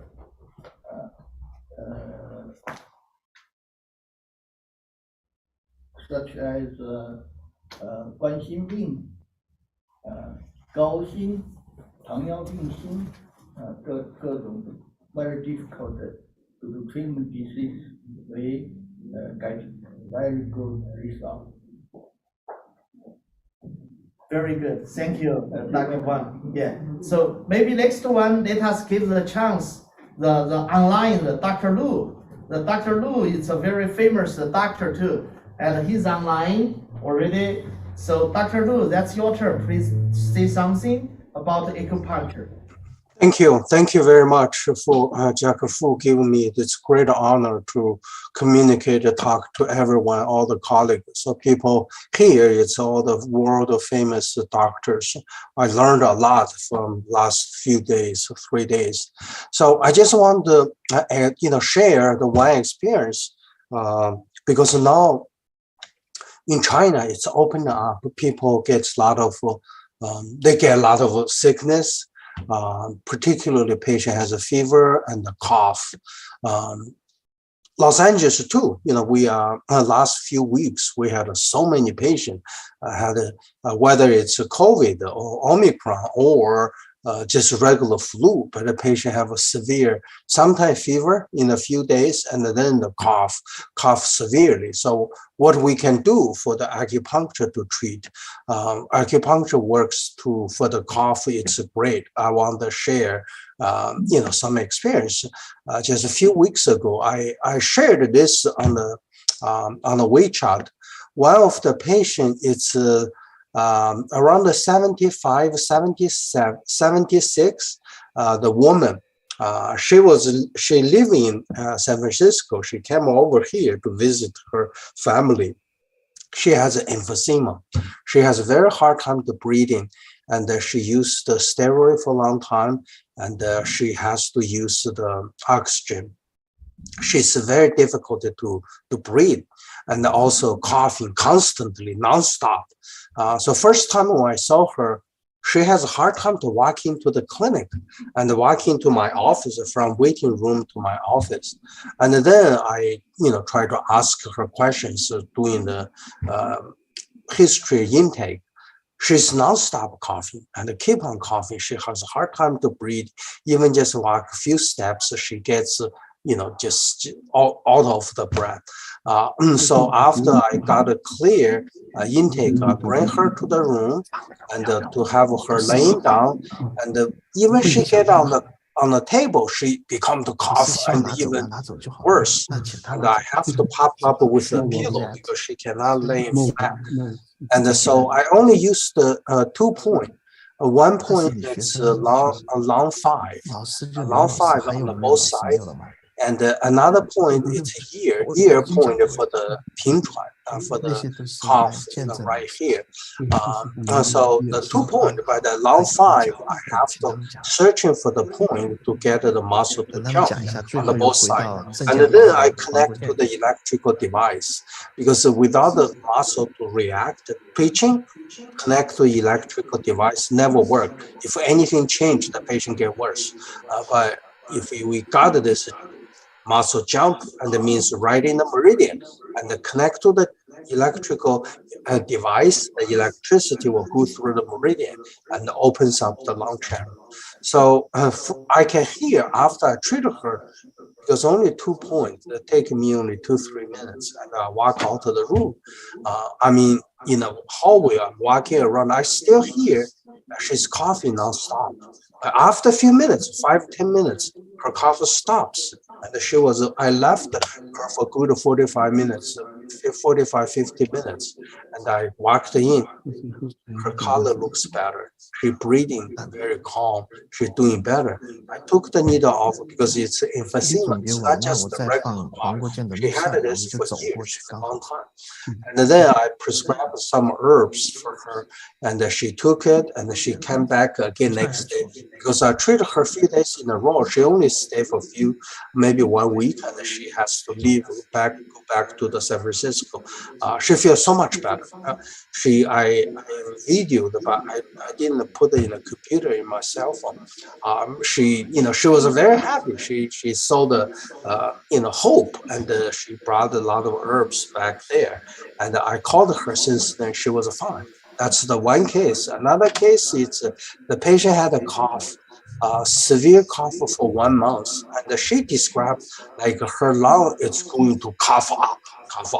She said her lung is going to burst. Or going to. She living in the urban. Take her, close to 2 hours. Non-traffic, it's 1 hour. Sometimes, LA always has traffic. Her husband drove her to the clinic. That was maybe 3 weeks, a month ago. And she had this for 1 month. She took everything, cough therapy, everything, because she's Chinese. She know a lot of herbs. She using some clear heat, clear flame decoction, everything. But non-stop coughing. And again, when I talk to her, she's keep on coughing. And then I treat her, bring her to the room, and I treat her for still the same point, long 5, and both sides, one side I got a very good jump. The other side I could not get the jump, so I decided use the long 10. Long 10 is a little bit painful. Hand is more sensitive, but if long 5 I can't get the jump, the good jump chi, I have to do the long 10, and then I connect to the electrical device. And she, for about I left her because she comes so far. I left her for 1 hour. She was so much better. Again, just a few minutes later, cough stops, and she was so happy. And she took herbs. She was fine. And next week she came back. I totally treated her twice, and the second time I treated her, she's fine. She's no more cough, everything. She's so happy. She wants to study Chinese medicine. I mean, she's young. She's 43 years old. 43 years old woman. She's IT, in IT industry. But she wants to study Chinese medicine. I said, "Oh, welcome. Of course, anyone want." And so she's so happy. She write the article on her, on her WeChat 朋友圈. I copied. I share with. Thank you. I shared already in the WeChat. She was so happy. She said, all the drugs, everything, it's nothing. But she wasn't COVID. She wasn't COVID. She's she had just regular flu. But they say that this year the flu, CDC said that this year the flu in the United States, it's the worst ever been more than 10 years. Regular flu, don't mention the COVID. So what I want to say, it's for the cough, acupuncture works terrific.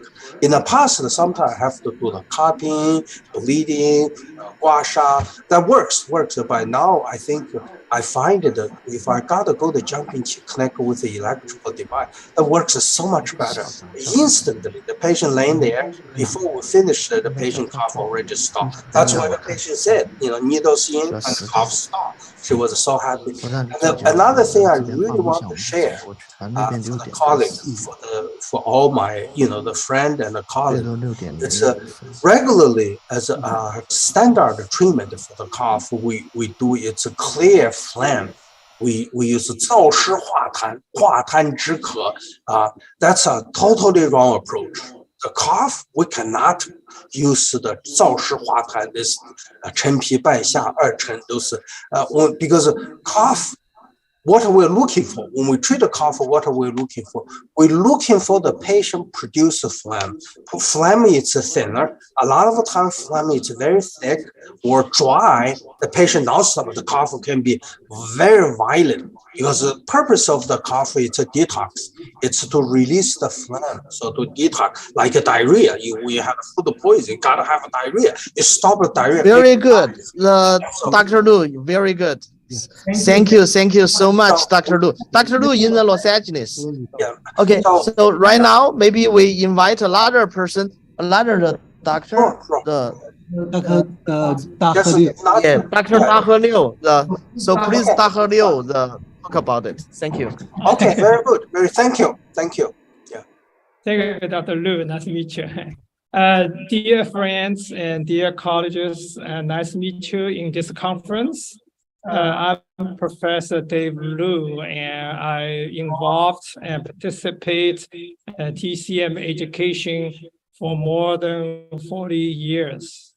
And I'm teaching in TCM subjects and objects in several colleges and universities in United States. And even I visited a professor in Shanghai University of the TCM. So it's my honor to have the invitation from the Professor Wang, Dr. Wang Yingqiu, to share some experience with you for the education, this subject. So today I want to share my past experience for the public education. So even I involve a lot of the professional education and the continued education, but I think the public education for our world is very important. I have, the thousand students. I always tell these students, you not only treat the patient, you also need education your patients. You also can open some public seminar. That's the good things for promote and TCM. So you not promote yourself. You not promote your team or your school. You should be promote the whole TCM. That's the more high level. It's good for everybody and for all of the TCM, the field. So when I practice in my clinic, I always spend a lot of time with communication with the patient. So not only treat it, I need to tell the patient why it works. That's a patient understanding, they can refer more patient to you. Even I have many patients the first time, they never have acupuncture before, or some the young adults or the child athlete. I have many, child athlete, they got the sports injury, so they never have a TCM treatment before, they little bit strange or the scare. But after a demonstration and also communication with you, and also with the education with them, usually they feel very comfortable.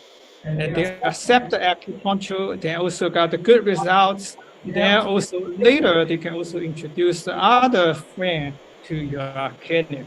So that's I think that the Dr. Wang emphasized today is more for the public education, how to important.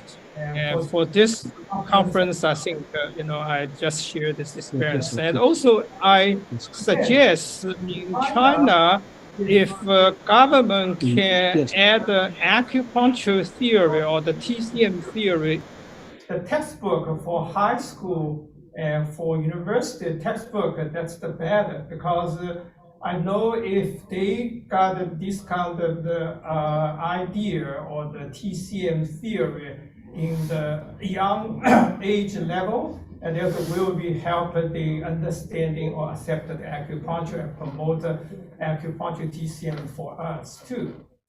Thank you very much, and thank you, Dr. Fu, and my best friend, and thank you, Professor Wang, your invitation. Thank you, everybody. Thank you, Dr. Liu. And thank you, Dr. Liu. I think the next time, we hope you can share more experience. You treat the patient, because I saw you made a lot of amazing case, especially Dr. Wang. A lot of people think he will die. Then coming to us, they changed. And especially Dr. Wang Yinqiu, he not only the president of the school, he's treat a lot of patients. Everybody is every day see the patients. And right now, my honor to invite it from the Australia #1, the president with the Chinese Medicine, the association. So please, Dr. Chen, introduce yourself and please speak something about Australia. Hi, everybody. How are you? So my name's Dr. Jack Zheng from Australia.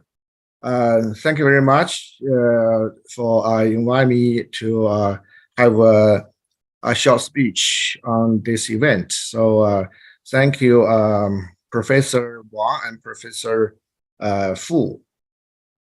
It's my honor to have this chance to introduce TCM in Australia. Myself graduate from TCM University, Guizhou, since 1983. And then I work in Shenzhen Hospital with TCM. Also, I study herbal medicine in Sydney University from 2003 to 2005. And later on, I graduated from Guangzhou University for integrative medicine for PhD degree. So actually, I practice TCM and acupuncture around 40 years. So people knows in Australia from 2000 in Victoria, privacy, the registered TCM and acupuncture with government. After 12 years, whole Australia country make a standard and registered as registered Chinese medicine practitioner and acupuncturist, and also herbal dispenser. So since that's the first Western country to register TCM and acupuncture. In Australia, so we strongly promote TCM to the major communities as we treat the patients. Lots of Western people, they haven't got any treatment with acupuncture and TCM. So for example, one patient, she's suffering from breast cancer, and she believes TCM will help. So she against the operation, against the chemotherapy and radiotherapy. She only used Chinese herbal medicine and acupuncture treatment. 叶老师最后一个。 And after 5 years, she have very good results only with herbal medicine. She's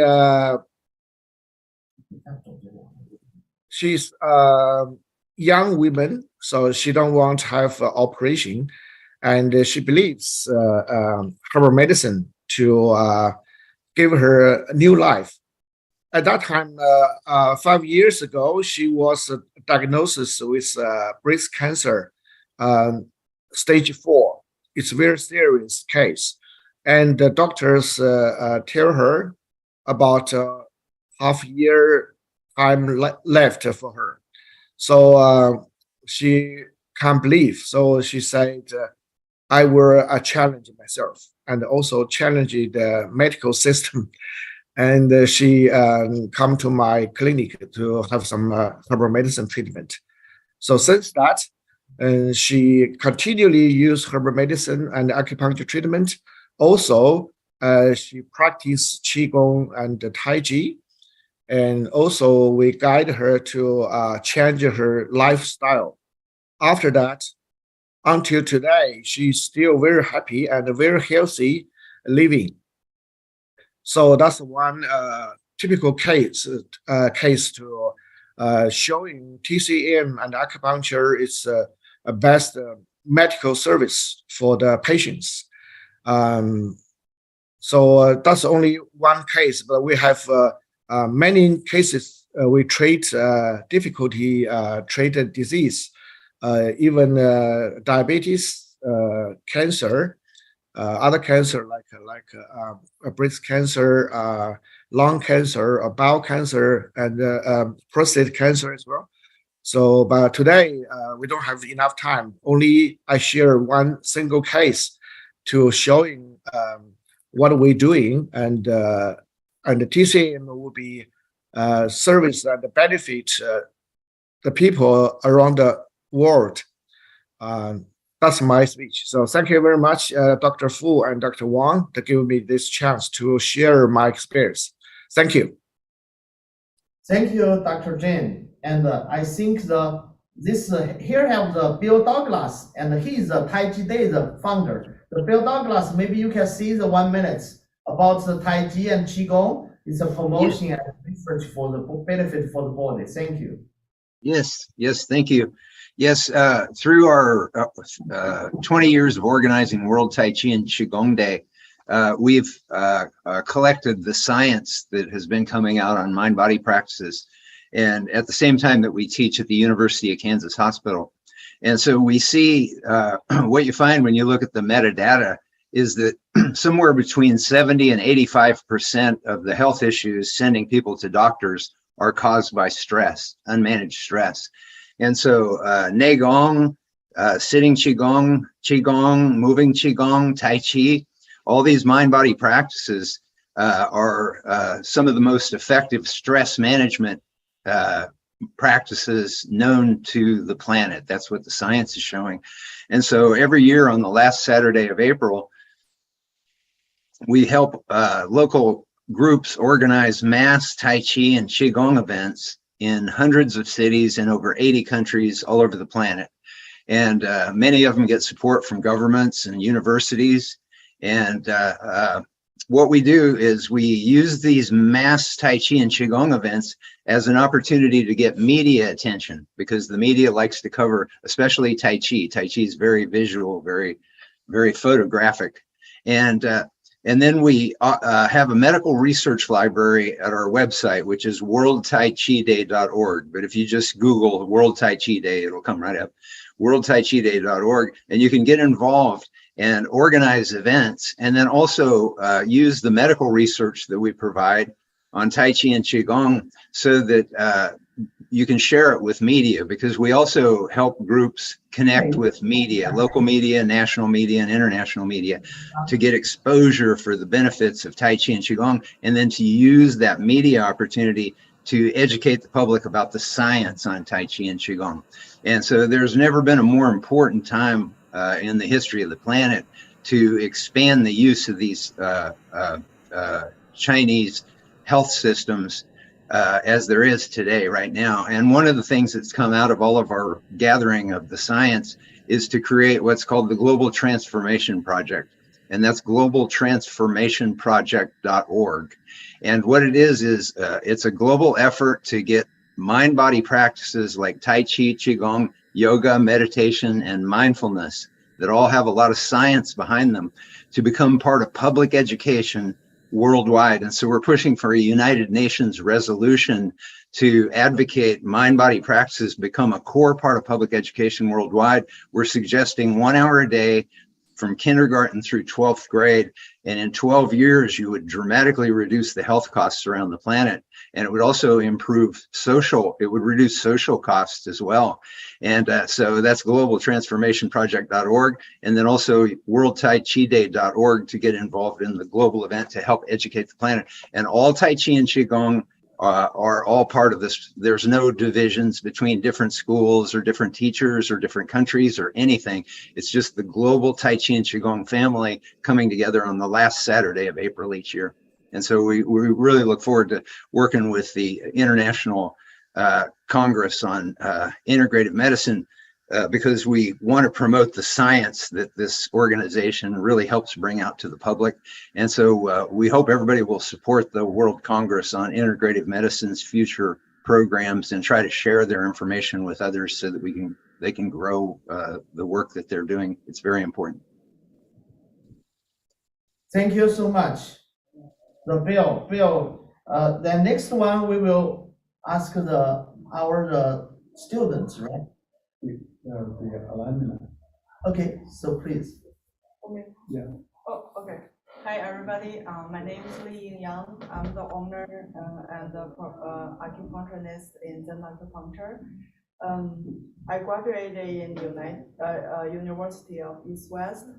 In here, I have to thank to Dr. Wang. So all the students in this school, we found our goal. I have to thanks to my ABC reader. It's my grandpa introduced me to study acupuncture. I have to really thanks to my mentor, Professor Wang Weizhen.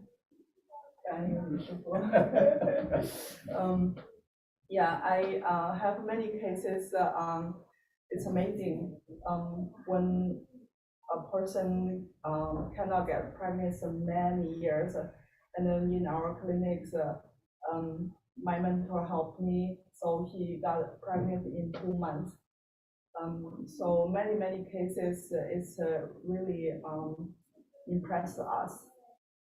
So thanks to our school, I found my goal hopefully you're gonna find your goal in our school. If you right now you want to study, just come to our school, come to University of East West. Thank you. Thank you so much. So next one, please introduce yourself and. Okay.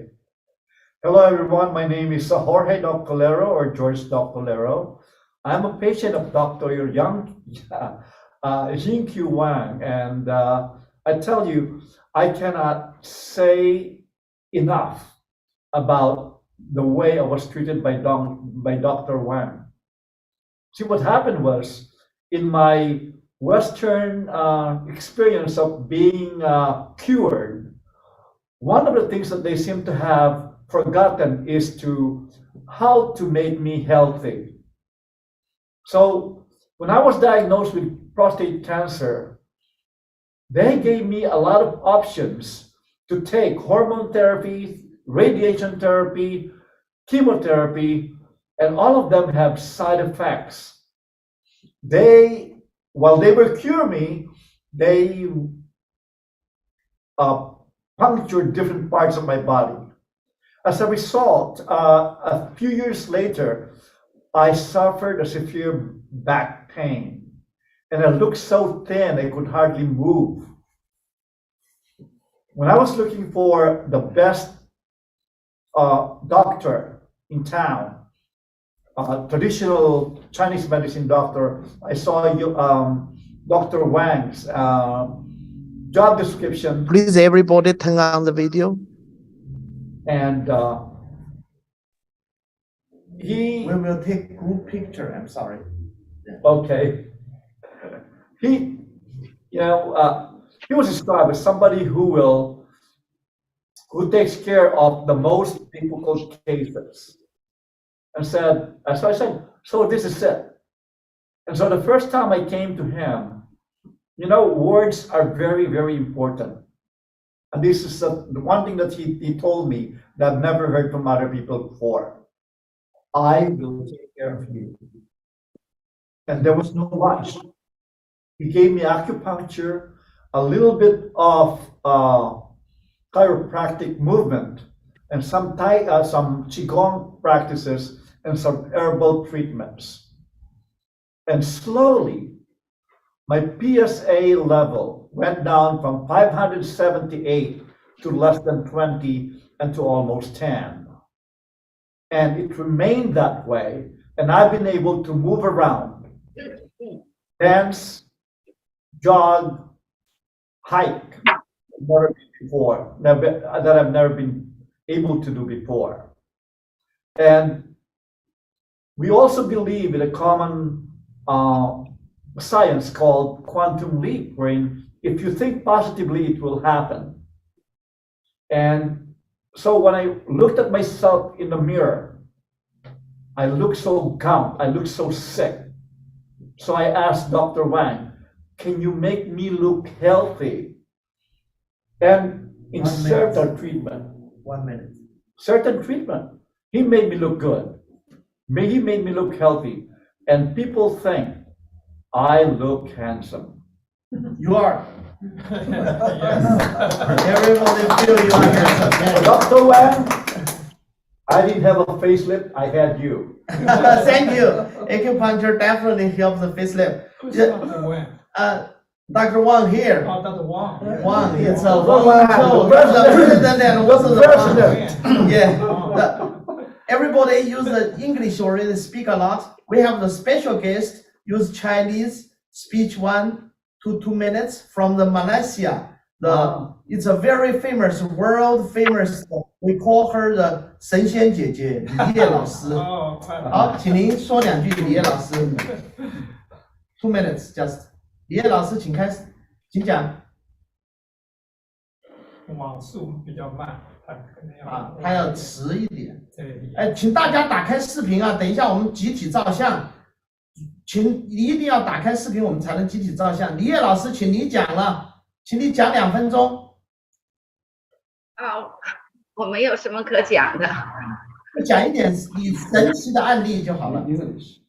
我们在马来西亚就是看这个像新冠的，还有呢就是新冠的，我们一般呢是西医不让介入。不过我们看中风的是蛮多的，可是如果我们看新冠的话，都是远程的，有很多国家真的是非常非常出名的医生过来求救的，尤其是前年、去年。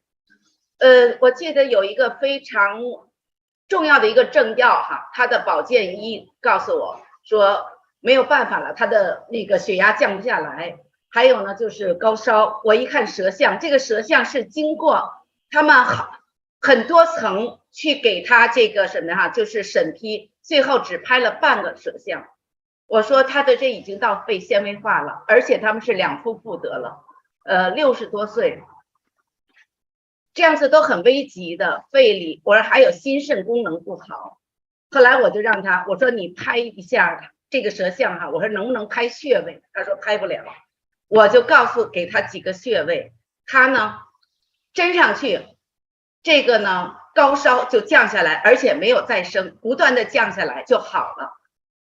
还有一个呢也是美国的挺出名的医生，也是这样告诉我以后，他就可以拍穴位，我让他拍出穴位来，拍出就是比如说这个手这个合谷内关的地方，我让他拍了。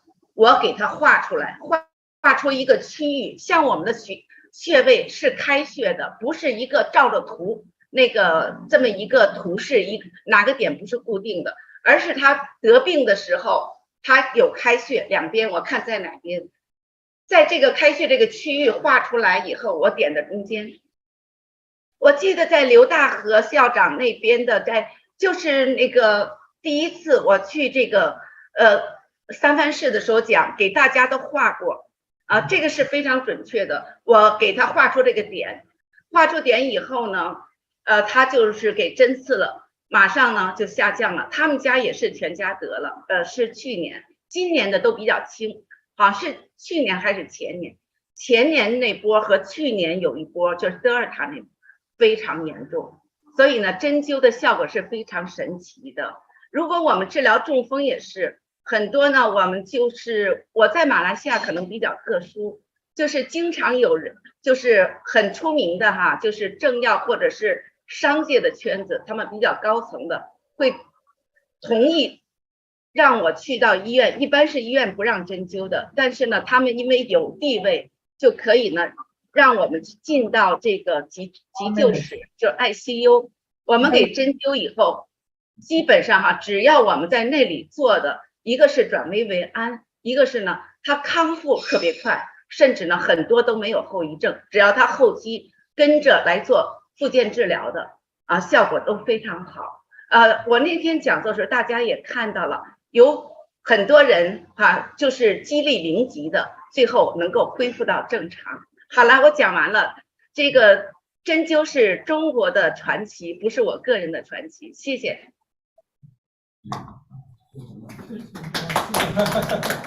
Rose, please translate a little bit for the Dr. Lee the case. Well, Dr. Lee actually is very humble, and Dr. Lee, you're in Singapore or Thailand? Yeah. Oh, Malaysia. You're from Malaysia, and you're acupuncture doctor in Malaysia, right? And you have successfully treated some of the COVID patients. And my apology, I didn't write down all the little details. If you can speak English, you can briefly summarize. 满意是你治胃的痛。那个谁，副院长给我翻译吧。我的英文也很差。Actually, just made the very difficult case change to very easy. That's why in that country they very respect her, let her go in the hospital because regular the Chinese doctor cannot go to the Western hospital to treat the patients, but she have the special power, special pass. So she's amazing doctor and also won the world. Let me transfer the Dr. Lee because I think 5 years ago, the Dr. Lee invitation us to visit the school, University of the school to have a seminar. Yeah, we have very successful fees. Just like she shared the high fever, and usually high fever for her just one needle, and the fever is gone. And then also she shared the one needle location on the Herku area. But important that she emphasized how to know the open this points. So she can watch it and how to open and teach you how to open. That's very important. Mary Jo, 1 minute. Mary Jo. Many successful cases we saw. Mary Jo, you speak 1 minute. So just translate for everybody. Okay, right now let us give the chance to the president of the Alabama University, the Mary Jo, speech 1 minute, please. Well, we are offering a range of degrees to support all the things that we've been hearing for these last 3 days. And that includes 2 degrees in acupuncture and also complementary integrative health. In addition, we have certificate programs that can help prepare people. And the things that I was describing as I've worked with indigenous healers in multiple countries alongside doing energy therapies and my traditional work as a clinical specialist in psychiatric mental health nursing, that it's offered that there are many things that can be done that complement our current healthcare system. And that's what I'm actively working on. And the university is fully dedicated to accomplish that goal. And we're starting through the Global Healing Alliance that I mentioned that Dr. Effie Chow, Rose Hong, and I helped start together. The goal was really to unite healers throughout the world with different orientations, different focus, different expertise, both including practice, research, and education. And that's what we're dedicated to and continuing to carry forward. Thank you, Mary Jo, so much. So right now we will invite the Canada, the president and the chair with the acupuncture with 1 minute presentation because with time's limit. 黄主席，请您发言。还有网速。Okay, thank you guys. Thanks for having me. To have a little bit, that talk about the Chinese medicine and acupuncture in Canada. I'm in Winnipeg, Manitoba, that's the center part of the Canada. I have been practicing that acupuncture and Chinese medicine almost 20 years here. Basically, right now I use acupuncture and Chinese medicine to treat all kinds of, disease. That whatever sufferings, I say that I can help them. Typically, the last almost 10 years, I'm studying using we call mini Zen acupuncture, which is tiny blade needle to working on the scar, adhesion tissues, and the trigger points to treat the pain. I think I achieved the very big success because most of pain patients come to my clinic. I can say maybe 99% chance, to getting better. And also that it is very effective, usually with 3 to 5 minutes treatment and the patients, we're getting better right away. So that, in the last, few years, I get all patients from referred from the family doctors, chiropractors, massage therapists, physiotherapists, because they know in my city, I'm the person I can fix those kind of complex, the pain disease.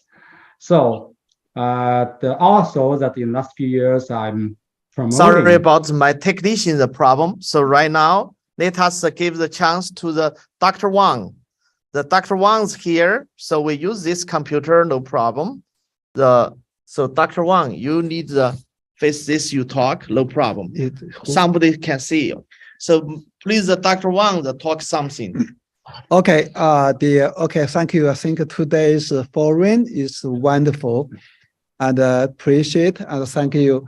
I just wanted to do the simple summary for the forum. I have 3 words share with you. one is the acupuncture and the Chinese medicine have good and wonderful results.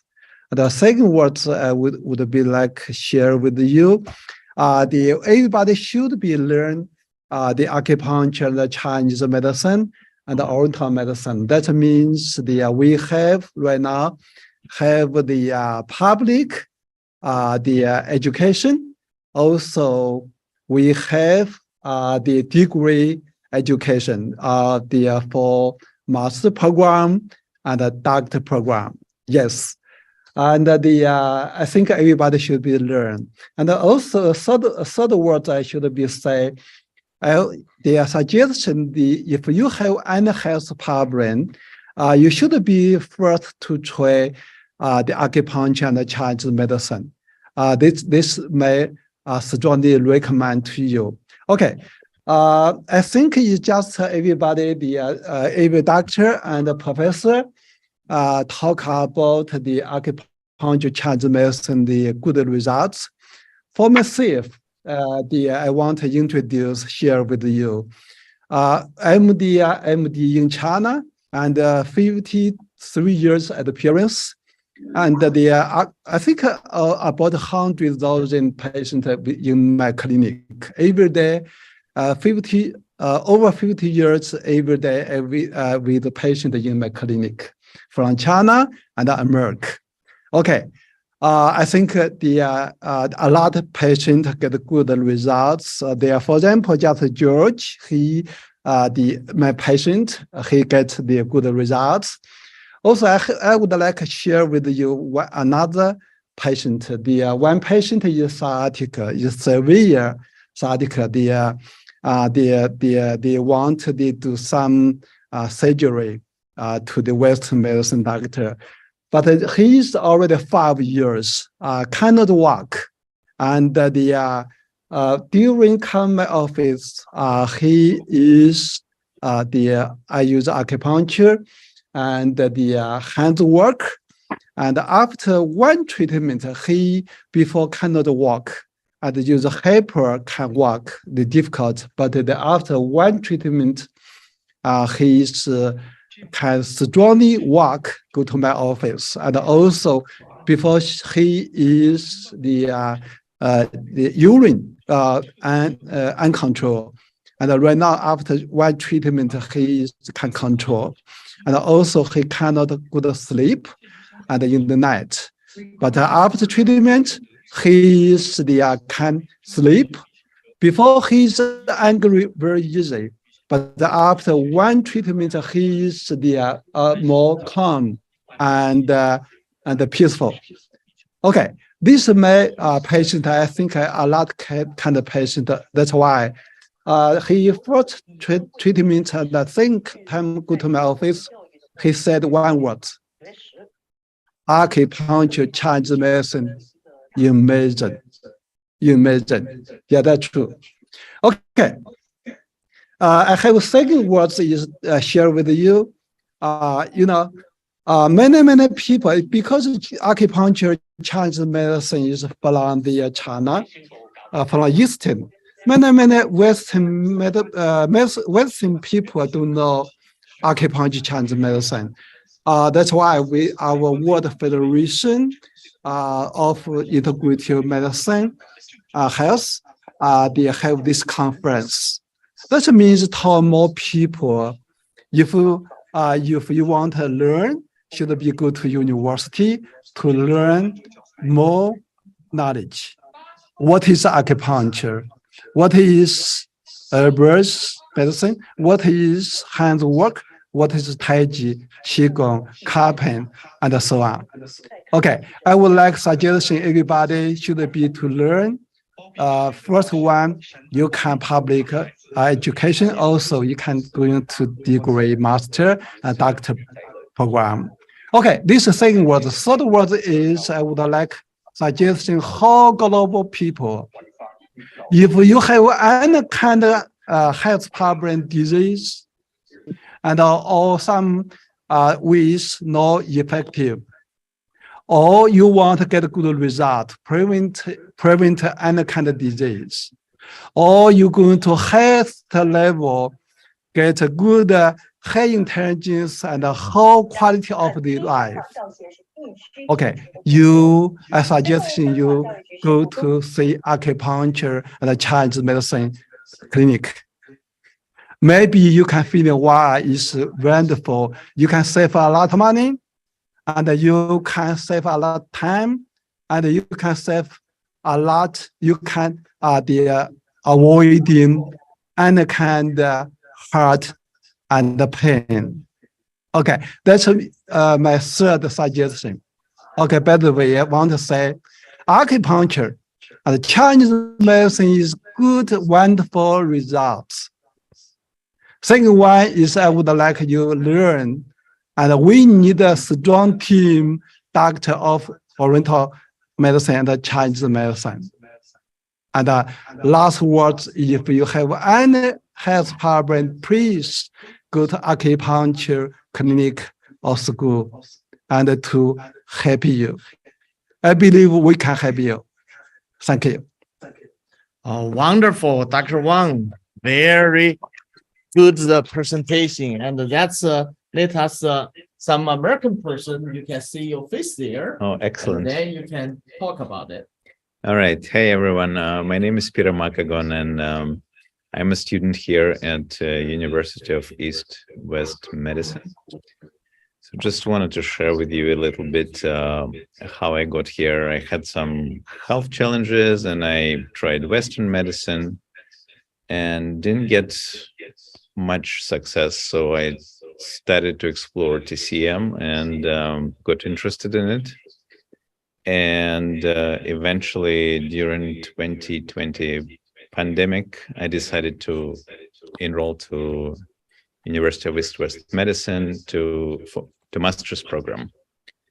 And it's been a really amazing experience for me. Yeah, I started to apply the knowledge I was getting there to my own health. And I started to feel stronger with more energy and a lot happier. And then I also started to apply this knowledge to my family and helping people I love. So just maybe a little bit about the school. So I really appreciate studying here, appreciate all the faculty and all the professors, all the teachers who are here.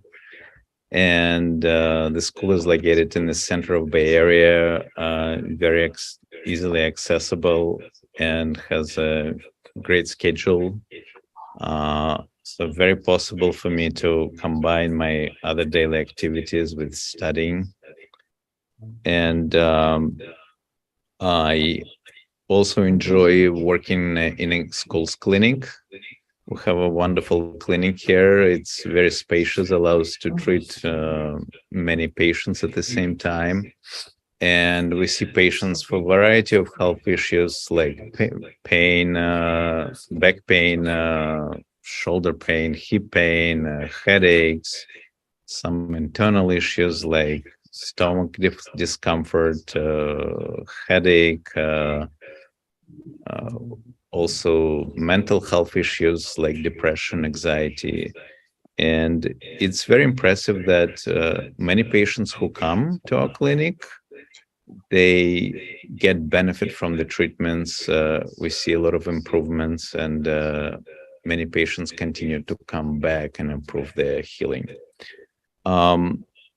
So all in all, it's really rewarding experience to study and to begin to practice Chinese medicine in a school clinic. And then just one other thought, I'm noticing that TCM is having a really global adoption. Like a few years ago, WHO approved new ICD codes and that have TCM, and it just acknowledgement of Chinese medicine by a global medical community, which is, I think, is amazing. And like I'm really looking forward to graduating and beginning to practice Chinese medicine. Thanks, everyone. Thank you very much. So everybody already speeched. So right now we will change to the another place. Have a lot of people have the very happy event and waiting for us. So let us beginning move to another room. Thank you. Thank you. Thank you. When this moment I share screen, you guys go to another room. Thank you. A lot of people waiting there.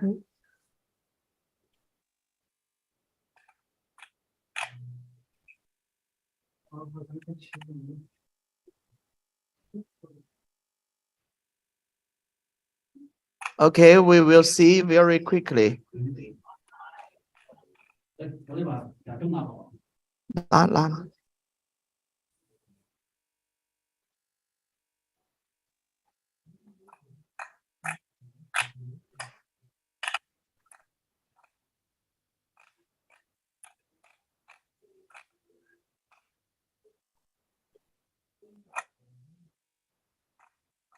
Let us share screen. Then we will.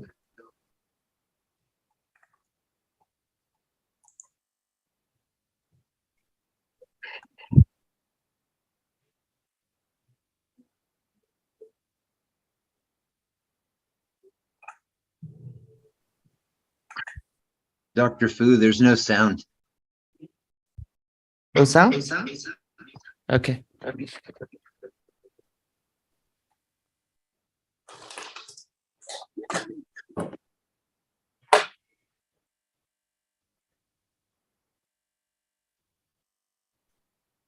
Still no sound?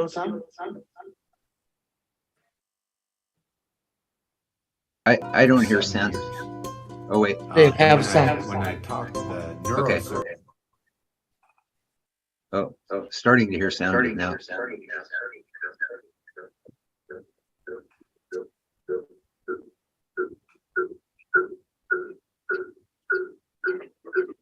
Yeah, it doesn't seem to be working.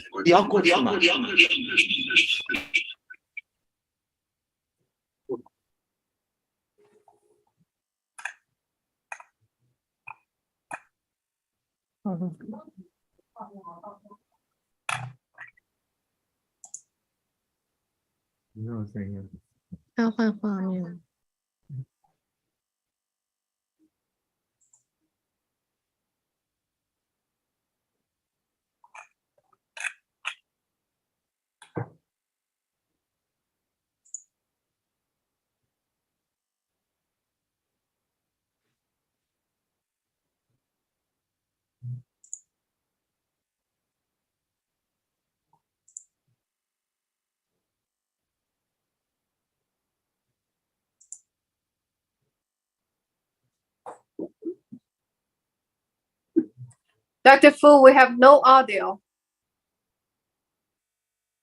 没有声音，傅博。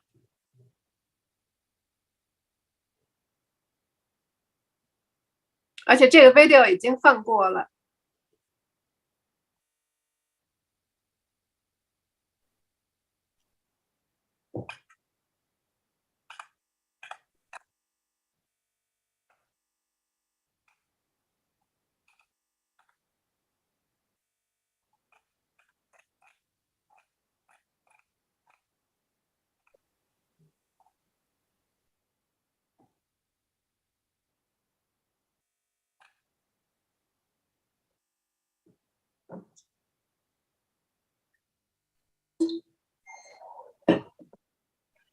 Well, while we're waiting, I just thought I'd mention there was the discussion of COVID-19.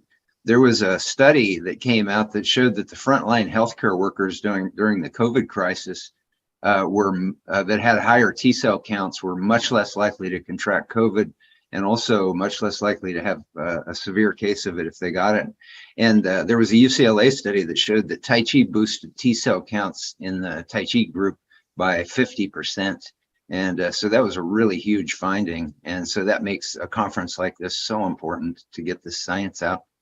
And so I thought I'd just mention that while we're waiting to work out the sound issue here.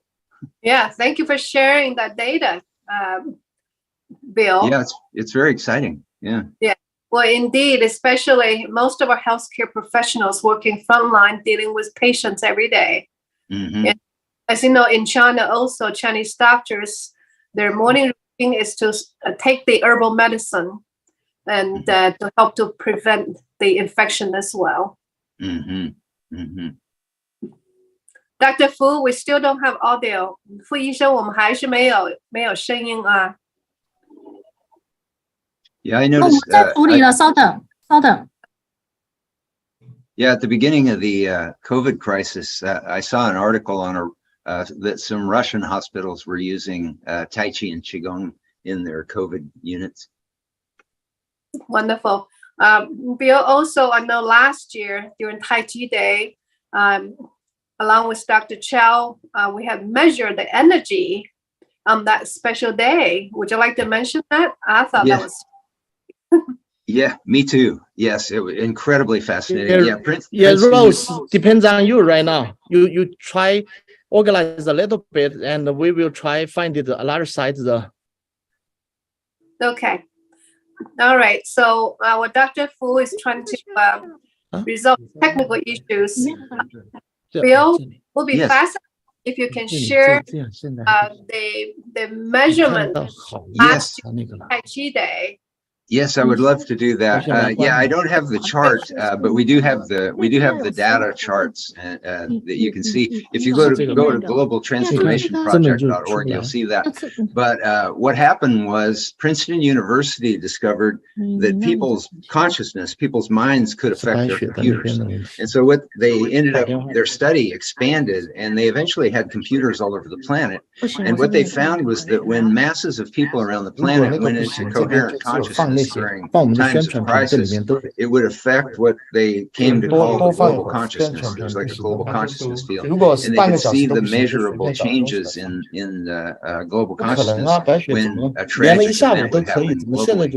And so then what they did eventually was they started studying organized events that were. Bill, hold on 1 second. 傅博，麻烦你把你的那个麦关掉。Yeah. So eventually they started studying organized events. And so they studied World Tai Chi Day, World Yoga Day, World Peace Day, different events like this where people came together in connection for health and healing. And what they found was that on World Tai Chi Day, for that 24-hour period, we created a greater coherence in global consciousness during that 24-hour period that was measurably statistically significant. And they found this repeated with these various mind-body events like World Tai Chi Day and World Yoga Day. And there's other studies on meditation that have found when you get a very small percentage of a city's population practicing high-level meditation, it actually reduces the violent crime rates for the whole city. And there's been huge studies, like a 48-city study, and they found that effect in all those cities, and it lasted for 5 years after the study. They still had lower crime rates than the other cities, the control cities that didn't have the meditation programs. And so the fact that World Tai Chi Day actually created greater coherence in global consciousness, this really bodes well for the world, because what the researchers at Princeton found was that events that were organized that were around healing and compassion affected the global consciousness field more powerfully than tragedy and horrific events did. And so that's a really hopeful thing for the planet. And it shows you that when we practice these mind-body practices like Tai Chi and Qigong and meditation, we're not only benefiting our own health, but we're actually having an effect on the global consciousness. And so that's a very exciting thing. And it validates the whole concept of Taoism, you know, the Taoist concepts of Tai Chi and Qigong. Of, you know, the universe being connected, which it is. Science is proving so many of these ancient concepts that were pioneered in India and China. And so it's a really extraordinary time to be doing these things, because the science is validating these ancient truths that, you know, when I first started doing Tai Chi and Qigong, really, I have to confess, I thought some of these things were like fantasy, like pretend. These concepts of, you know, universal energy and connection to everything. But the science is proving that these Taoist concepts and these Taoist principles are scientifically accurate. And again, it's very hopeful for the planet. Well, that's truly remarkable. As the Chinese medicine has been around for almost 4,000 years. Yes. And at a clinical setting, we know qi and energy. And of course, we have seen demonstrations. Your mind can, when you focus using qi, you can move objects without touching. That's clear demonstration of energy. However, until now, the modern science, especially Western scientists and researchers, start to using a modern technology to, as you said, validate this. Jennifer, 现在有两个角度了，两个角度看到了吧 ？Hi, Jack. Oh, okay. Sorry. Anyhow, so I think those research and truly validate and prove that those ancient practices and teachings are working, and we just didn't have the modern science to validate it, to document it. And so it's truly remarkable for the and for us, what's so exciting is that now that we have the science, and the science is overwhelming, it shows that we should be teaching these things to school children in from kindergarten all the way up through 12th grade in age appropriate ways. Because it would save the world trillions of dollars in future health costs, and the science shows this. But it also shows that it would create a better education system around the planet, because the research shows that mind-body practices increase student IQs, they improve test scores, they improve GRE reading scores, they improve math proficiency skills.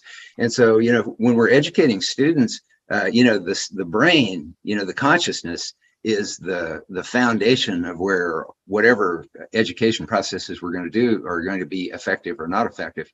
And so we have the science. We know that school children could benefit greatly from this, and it would just untangle so many knots in society. It'd be like watering the root of humanity to give students around the world tools to create a more coherent state of consciousness that would unfold in their lives, but it would also change, in Taoism, it says, the individual consciousness makes up the communal consciousness, the communal consciousness makes up national consciousness. Yeah. Well, kudos to you for your effort and also your proposal to teach our youngsters at the school level. And in Asian countries, some of the teachings are being taught at the elementary grade schools, but however, in the Western schools in America, for instance, and traditional Chinese medicine principles are not being taught. But when we're facing the challenges, global health challenge, COVID, and the budget at every country, and it's very exhausting to deal with COVID-related preventions and treatments. And I think this is a good time to continue the push and promote and public education from the grade school from children. To be able to boost global immunity by training public school students all over the planet on mind body would take a tremendous strain off of future health crises that we have to deal with, because all those kids would have much stronger immune systems, and then they would process viruses for the greater good of society, because they would be less affected by them, and viruses become less virulent as they spread through society. And, the assessment from the medical professionals we're not safe until everyone around the world is safe. And will reach everyone around the world. And immunization is one way. However, teaching everyone to practice Tai Chi, Qigong at home is really the way to go, because it doesn't require much money, much space. You can practice literally in your own living room. So this is the best way to strengthen each person's immunity, so we can control COVID or any other future viruses. Yeah, absolutely. Yeah, well said. And so what the thing that people can do to support this United Nations resolution for mind-body practices to become a core part of public education around the world is they can go to the website globaltransformationproject.org, and then there's a petition that you can sign. And then when we approach the United Nations missions, we'll provide them with the petition signers so that they see that people all over the planet support this idea. Wonderful. Thank you, Bill, for sharing your work. Thank you. Your wisdom. Now, we'll bring you on site. This is in California. School of International Traditional Chinese Medicine. As you can see, 预告我们的晚会马上就将开始，请王立珍教授、所有的嘉宾、所有的领导、所有的国际医药大学的师生，请尽快入座，保持安静和会场的安静状态。谢谢大家的配合。Okay, as you can see, we gathered both faculty, students, and parents. 来宾，尊敬的所有的在场的朋友们，大家晚上好。由我们旧金山硅谷国际医药大学世界整合医学联合会在硅谷的当地，我们的现在的总会场所举办的大健康之夜、全民之夜、圣诞晚会、新年晚会，现在就将开始。我们知道，为了筹划这次的世界整合医学大会，为期6天的时间，来自5大洲10几个国家，所有的中医学会的会长已经紧张的筹备了3个月的时间。所以我想在座的所有的朋友和嘉宾，让我们为我们线上所有在殚精竭虑、在竭尽全力、在热烈讨论主题论坛的所有的线上几千位朋友，致以最热烈的掌声送给他们，好不好？谢谢大家。我们今天呢已经是会议的第2天了，今天是英文的论坛。我们呢今天在深圳的分会场也将有上千人的论坛，在深圳的保利酒店，所以我们是线上线下同时进行。所以呢，我们今天的晚会将分为6个重大的环节，我希望每一位朋友都不要错过每一个珍贵的、非常好的这个重头戏。那么首先第1项环节就是我们今天首先要进行一个颁奖仪式，我们将为所有的组织者、策划者和我们所有为世界抗击新冠疫情做出杰出贡献的人们颁发奖状。那么另外呢，我们也将进行第2个剪彩的环节。在剪彩的环节呢，我们将宣布我们国际医药大学和世界整合医学联合会所要颁发的、所要落地为幕的10项组织落成典礼，为我们明年的3月3、6月6、9月9我们的荷语徽灿日、我们的荷语大礼军做准备。好，那我们的第3项呢，就是文艺节目。今天虽然有很多的艺术家和歌唱家没有来到现场，但是他们都从远方给我们发来了最美丽的问候，也有来自 CCTV 线上的主持人的问候。我们稍后在第3个环节都将为大家从大屏幕播放，也有来自当地的艺术家党伟光，还有原《西游记》86版的庆仙的扮演者王林华为我们发来贺词贺电。那总之好戏都在后面。好了，我们第4项环节呢，就是我们有个抽奖的活动。我们有这个温艺玲女士为我们准备了9个水晶，我们现场会有个抽奖的环节，所以大家千万不要轻易的离开。那同时我们第5项呢，会有一个太极的表演，在文艺节目穿插的同时，会有我们所有这个老骥伏枥志在当秋的医者为上的上医人士为我们进行精彩的太极的表演。我们的第6项呢，就是我们最后的大合影和会餐。所以我刚才说了，不但有精神思想的盛宴，还有我们今天晚上的养生的盛宴。好了，那么下面我们就将开始我们今天大会的第1个环节，就是我们的颁奖。现在我念到名字的嘉宾和我们的领导请上台。首先让我们用隆重的掌声来邀请我们萨尔托嘎的副市长赵烨女士，大家掌声有请。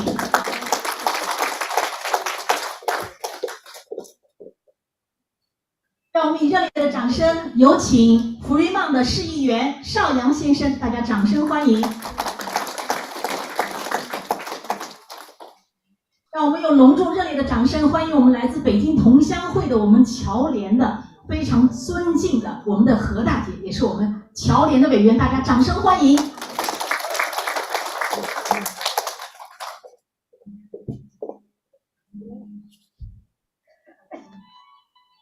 好，下面让我们以热烈的掌声来欢迎我们美国中医工会的副会长张丽丽博士，也是我们的社团名人，有请。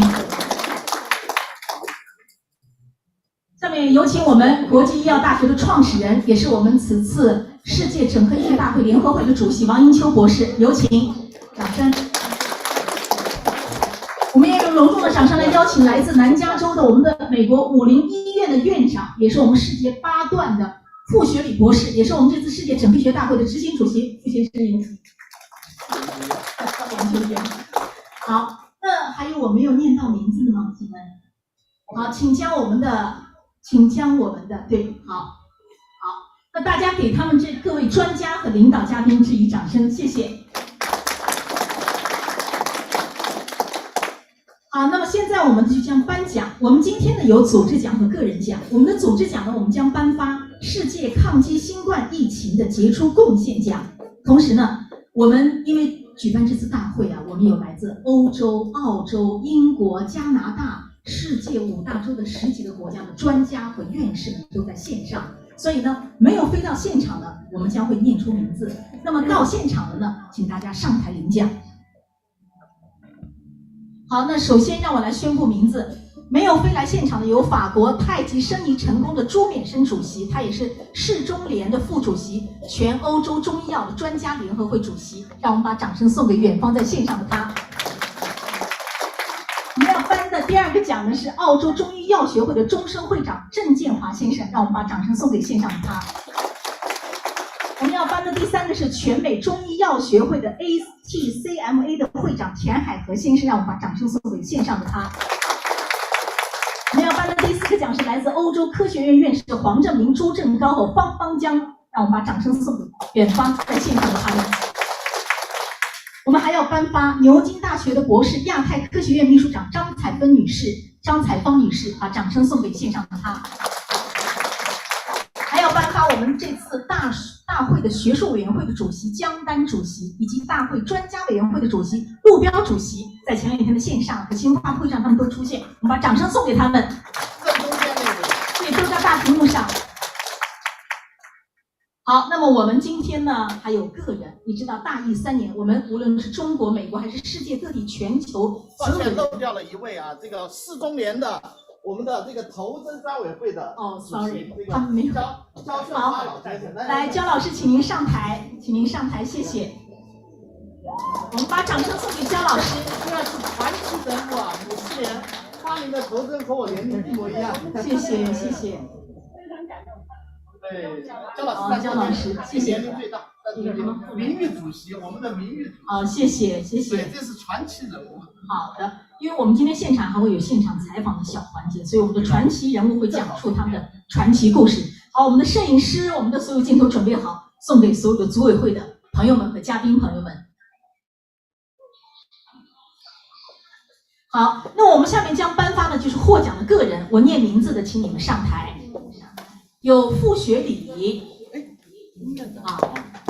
还有詹玉甫、胡白雪、翁启修院长，也是我们这边国际医药大学的这个太极院的院长，还有詹玉甫林，也是我们国际医药大学的太极院的继续教育学院的院长，这都是我们的元老。还有池浩和，还有刘备副校长。朱耀刚，还有邓立峰、党伟光不能来现场，还有杨丽颖、尹明杰、万国志、王烈珍教授，请您先上台，谢谢。还有 Peter Margot，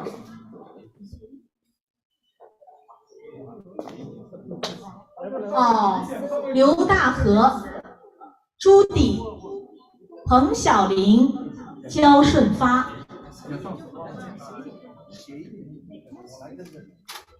好，请我们的摄影师、我们的摄像机所有的镜头对准我们的主要嘉宾和获奖单位及获奖个人。请大家站好，对。往前一点点，差不多是花的。对，这样。中间往前还是边上往前？边上没问题，就中间没问题。中间往前。哇，现在好，现在听气神呢。好，大家听气神出来啊！我说是练武的，还有那个三架。中国针灸棒不棒？棒，我们大家举个右手好不好？1、2、3，中国针灸棒。中国针灸棒。我来，中国针灸棒不棒？棒。再来一次，中国针灸棒不棒？棒。都没劲儿了，来点气吧。中国针灸棒不棒？棒。好，谢谢。好，非常感谢大家啊！让我们把掌声送给他们各位专家，谢谢，非常感谢。那我们今天的获奖者不能飞到现场的，就刚才我说的有美洲、亚洲、欧洲、澳洲、非洲的各界代表。那我们将在12月21号闭幕式的时候给他们颁发奖状。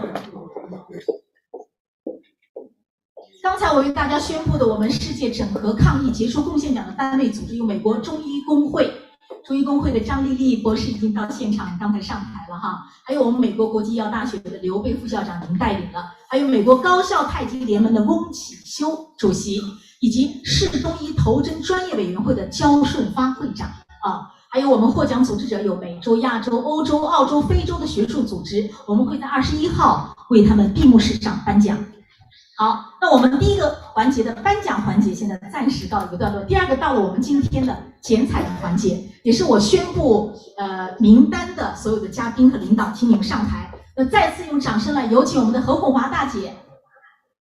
何红华大姐这些年真是在我们社团是非常有威望，是非常值得我们大家敬重，也是作为我们侨联在海外的海外委员，谢谢何大姐。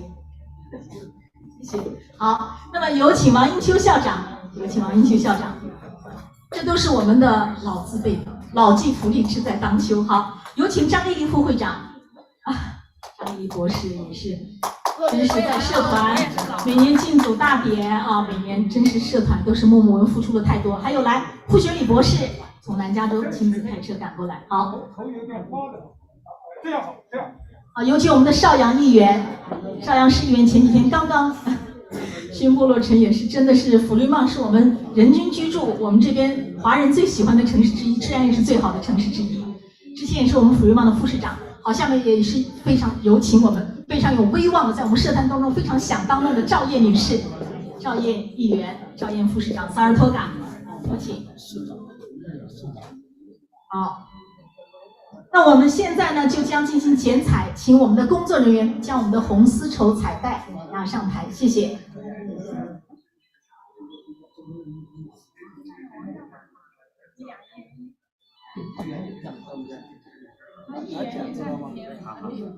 请问刘大河在吗 ？Peter、焦顺发也请你们一起上台参加这个剪彩仪式，谢谢。还有王烈珍教授，剪刀，请工作人员将我们的3个剪刀，因为我们有三朵花。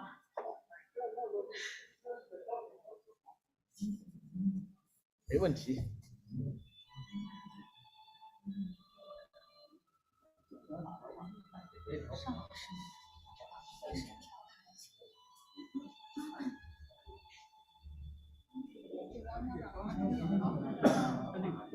只有3朵，在中间。剪刀。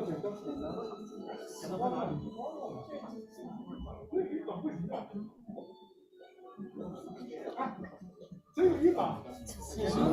他显然把校长就好。这是剪完是个意思，比一下就好。可以吗？好，所有的摄像机、摄影机，所有的焦点对准了 pose， 让我们大家来一起 1、2、3， 开始剪彩落成，大家掌声，非常感谢，谢谢，非常好。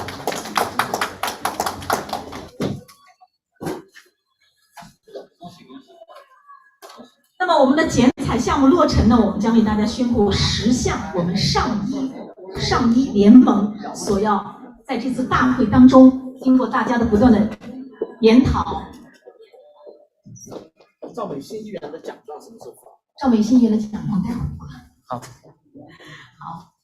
那我们剪彩项目呢落成，我们会有王英区校长来宣布，我们有10项的落成。我们知道，在疫情的3年当中，所有的人经历了非常多的重创，很多的家人在意外的灾难当中失去了亲人，他们是怎么走过这种悲痛的心情？我想在座所有的朋友都是可以体会的。现在终于刚刚的开放，所以在这个时刻，在这个时机举办这个世界整合医学大会，真的是应景，也真的是兼济天下，兼济苍生。所以呢，我们国际医药大学和这次的世界整合医学联合会特此要在明年落成这10项的重要基地。那下面有请王英区校长来为我们宣布，有请。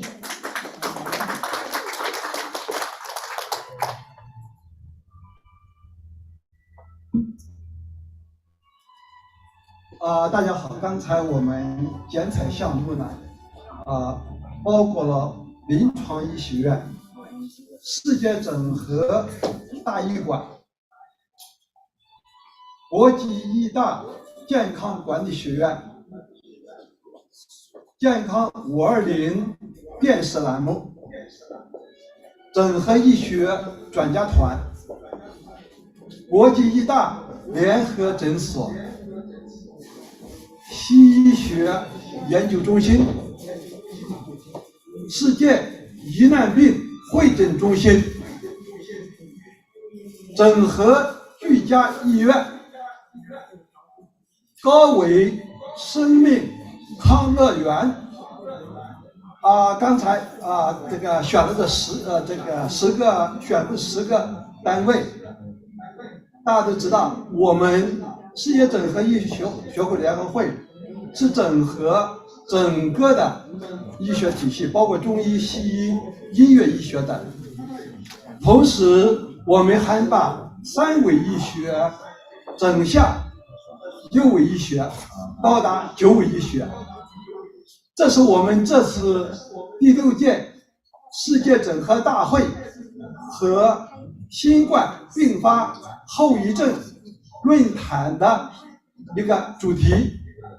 那么我们刚才宣布的10个单位，就象征着把我们的梦想和我们的目标落地。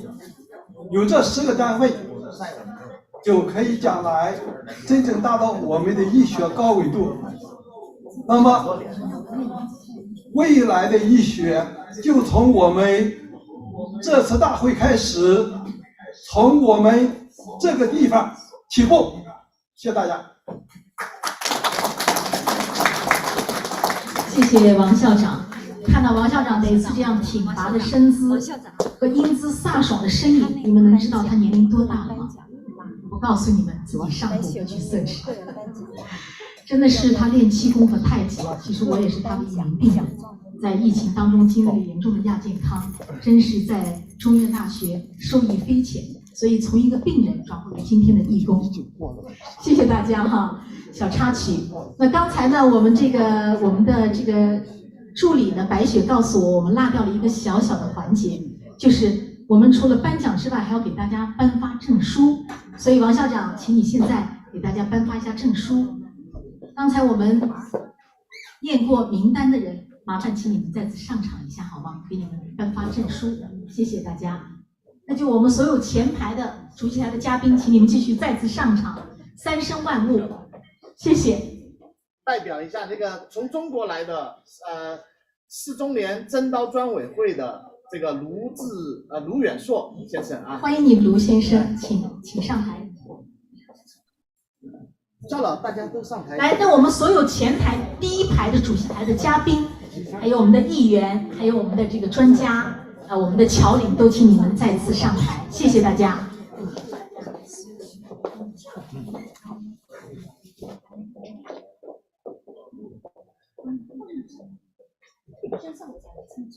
我是专家吗？对啊，你是啊。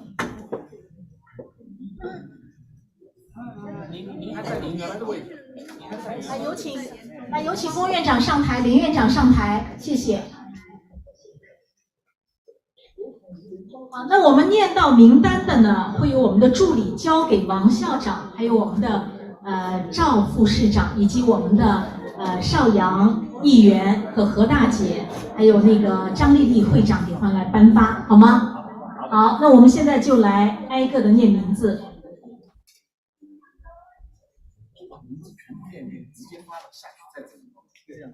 好，那我们念到名字的啊，傅学礼、詹妮弗胡、白雪、龚启修、张海生、介辅林、石浩和、刘备、朱月刚、邓丽峰、郎伟光、杨丽颖、尹明杰、万国志、王丽珍、Peter Migray、刘大河、朱迪、彭晓玲、焦顺发。我们念到名字的，能够在现场的，请你们站到台前。有我刚才说的我们的邵议员，还有我们的赵市长，以及王校长、何大姐和这个张丽丽博士给他们颁发。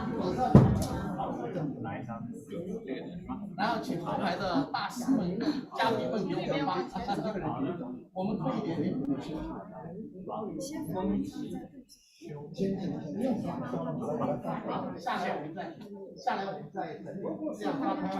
我们现在就是进行一个仪式啊，先都发到大家手上，如果名字有搞错的，下台以后再整理就可以。对，全部拿上，然后呢，请议员发奖的站中间，我们这样就大家都拍了。温老师的，没关系，随便先拿着。他们就是不对，没关系，都有了。来，议员们站中间，给我们发奖的站前面。我们还是侧一个肩膀。对，侧一个肩膀，哎。稍微侧一下，然后给我们的摄影师、我们的现场的摄像，我们因为今天还有现场的转播，给他们留以空间可以拍照和拍摄。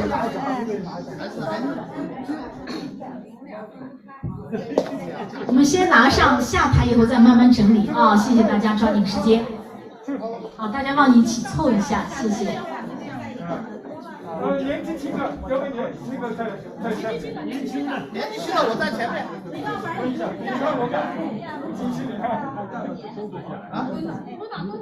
我说这个太快了。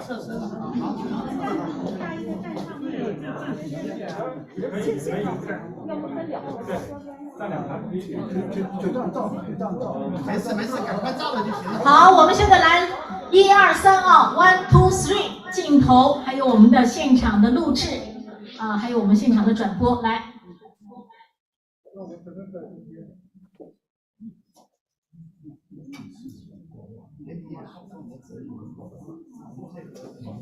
王校长上来，怎么来？请王校长上台。校长在台上。校长上来呀！校长怎么来啊？发奖的人，你站中间，站正中间。啊，您个子高。对，你就站正中间，对。这样有个这个活动要没有王校长那么大力推动。好，请我们所有的摄影师、我们的摄像师、我们所有的镜头对准我们所有的中场的 C 位的焦点。1、2、3 1、2、3，笑。好，谢谢。谢谢大家，请大家落座。那个白雪，你剩下一个一个的发，看对了的就可以。好，请大家到下台以后，那么再慢慢的一一核对，谢谢。不太一样，它那个颜色就设计的。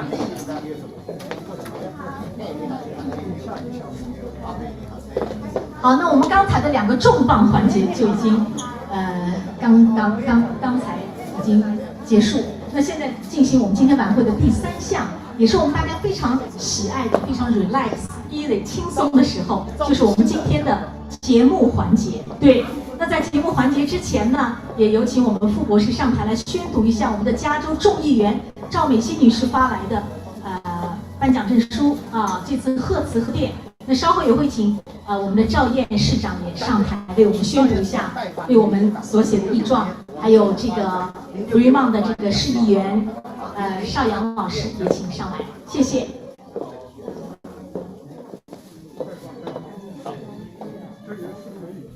我们把话筒交给赵市长。在这里呢，我代表赵美心来特别发这个贺状给我们王英秋校长、王英秋博士。那他在这里说 ，In recognition of your excellence and outstanding achievements, your unwavering commitment to education and innovation in medicine has made a positive impact on the health and the strength of our communities. Congratulations and the best wishes in your future endeavors. 王教授，谢谢。中文讲一遍，我们议员中文讲。我们所有的那个摄像师、摄影师对准我们 C 位的镜头，谢谢。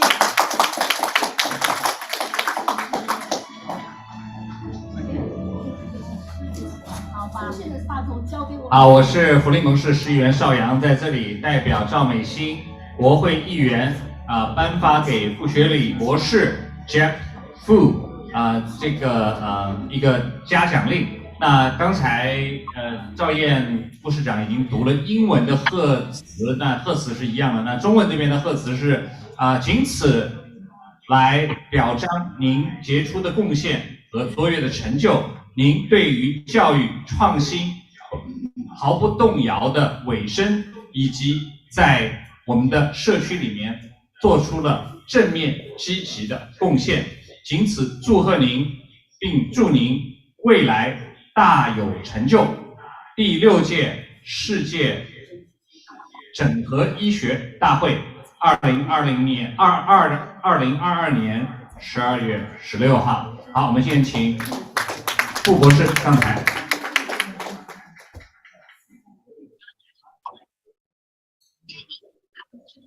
好，校长你也上来，请市长也一起。对，来，也请校长一起上台。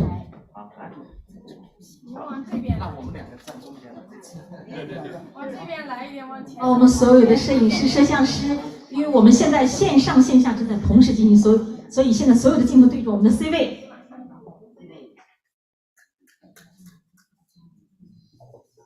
好，另外我还宣布一下，这个奖状除了我们在现场的，还有在网上的陆彪老师也是，陆彪这里还有黄国健博士，还有他们都在网上。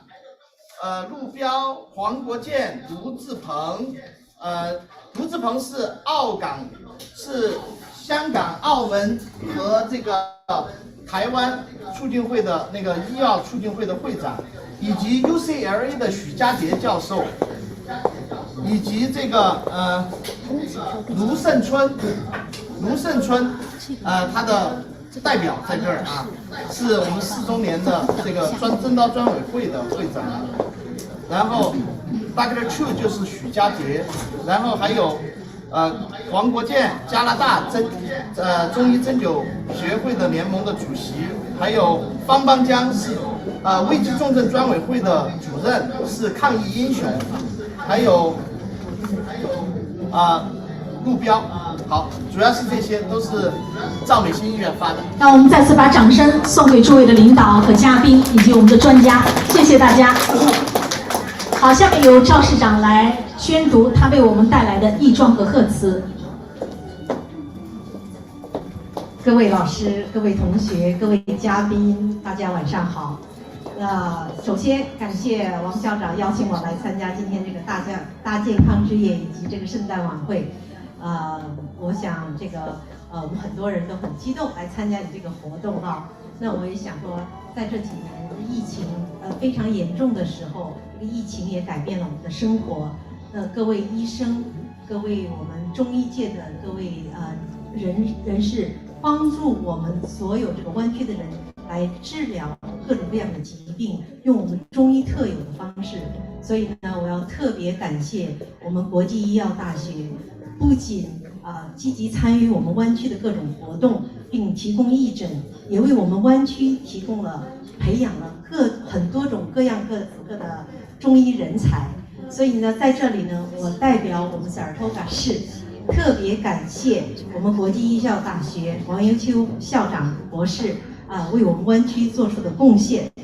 在此呢，发这个贺状给我们王校长，请王校长上台。我简单读一下Congratulations and thank you, Dr. In-Chu Wang and the University of East and Western Medicine for hosting the 6th World Conference on Integrative Medicine of December 18, 2022. I commend you for your wonderful community work and the devoted efforts for promoting Chinese medicine and awareness in physical and mental health. I wish you continued success in the future. 谢谢。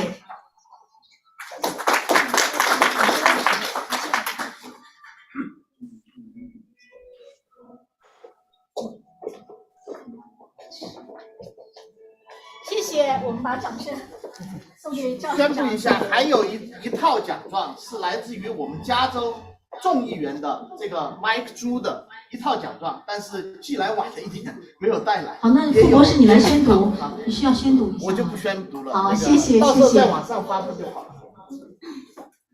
谢谢大家。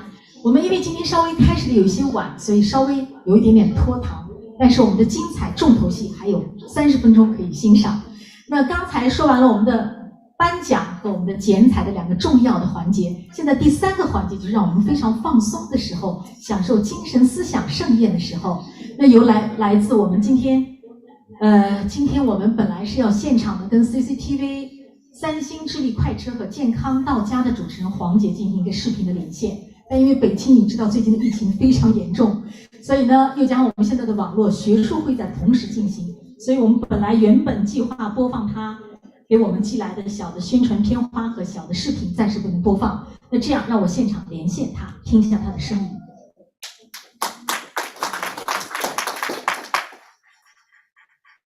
黄杰呢是我们中央电视台的百家主持人，大家可以上谷歌去search一下，也是主持了非常多的优秀的栏目，也是曾经跟春晚的主持人小倪李佳琦是最好的王牌搭档。好，让我们听一下他的声音，能不能从远方为我们发来。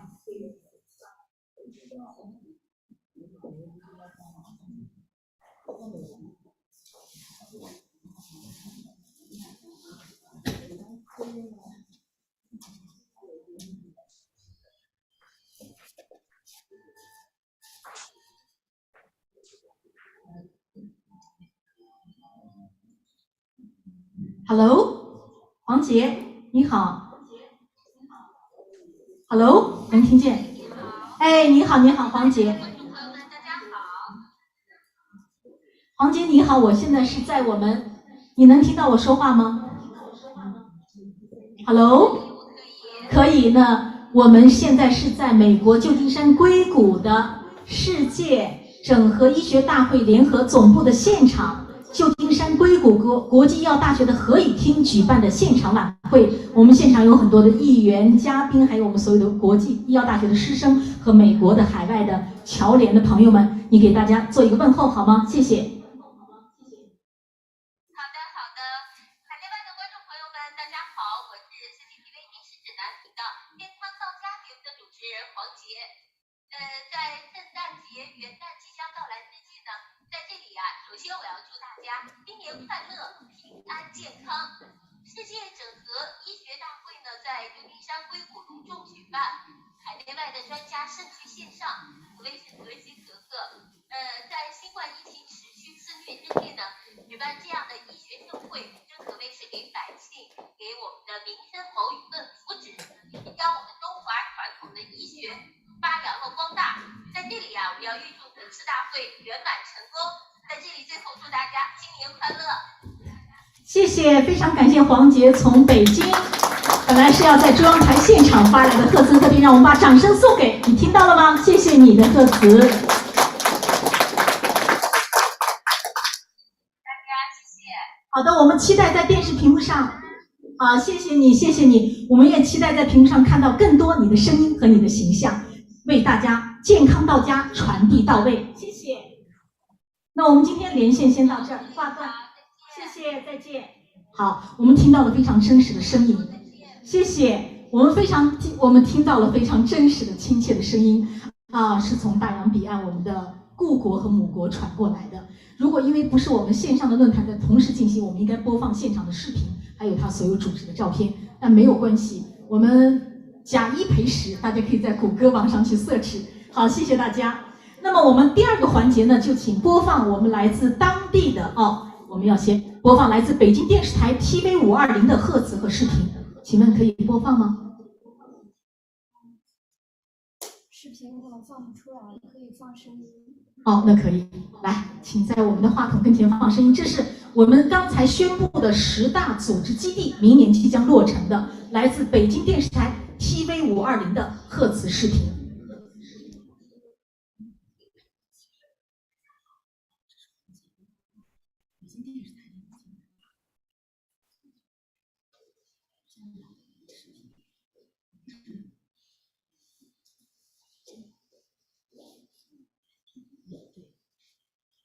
稍等片刻，本来520的主持人也是不亚于 CCTV 央视，虽然我也知道我们海外的侨胞对央视是有些小意见，但是大家都是一份工作，尽心尽力竭好。好，那现在我们要播放520。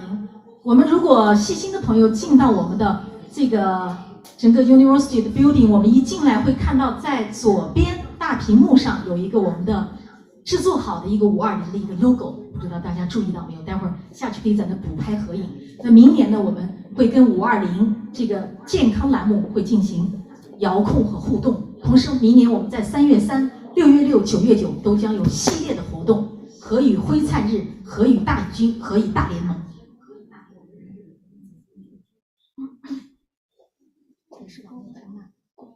非常非常遗憾，因为他发来的视频也是因为网络的缘故，现场不能播放。但是我们把这份情谊和心意收在心底。好了，那么第3个呢，就是来自我们清华，我们大姐就是从清华，老清华人，把掌声送给大姐，因为在硅谷我们清华校友会真的是龙头喝彩。好，现在我们可以听到声音是来自清华水木年华组合卢根须带领他的小伙伴在杭州的现场。前天为我们录制的完美世界，没有图像是吗？那就把声音播完吧，大家听听声音。大家知道李健是从清华水木组合单飞出去的呀。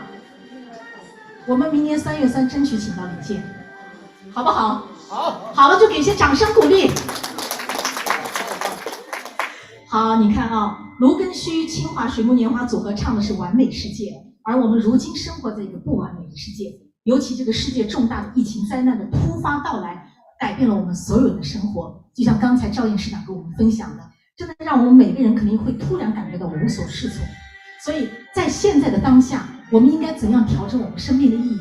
我们应该珍惜把握什么？我想这是在座每一位我们都需要思考的问题。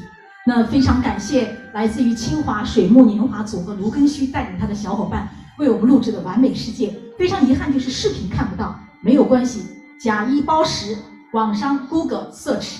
谢谢大家。好，第4个呢，就是我们要播放我们本地的艺术家，因为最近感冒跟我们冠状病毒交织感染在一起，交错复杂，所以呢，我们今天本来有些艺术家就很遗憾不能来到现场。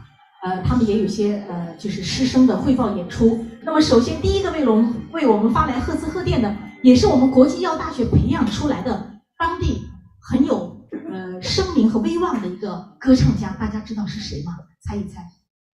男的，男高音 ，yes， 非常正确，对，党伟光，能播放一下党伟光老师的视频吗？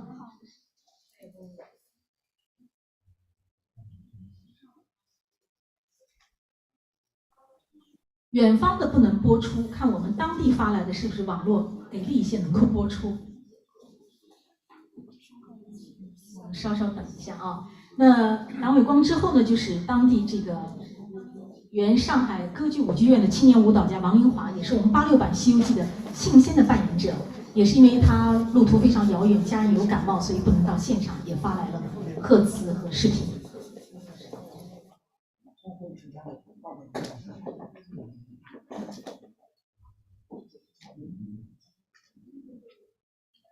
哦，谢谢赵燕市长，再次感谢这个福瑞梦的市议员邵阳先生，遗憾不能参加我们的合影，他们还有事儿。我知道他们今天早晨就在其他的大会现场，2个人在一起呀，谢谢他们。声音太小，也是看不到屏幕，只能听声音。那我们就听一下他的声音哈。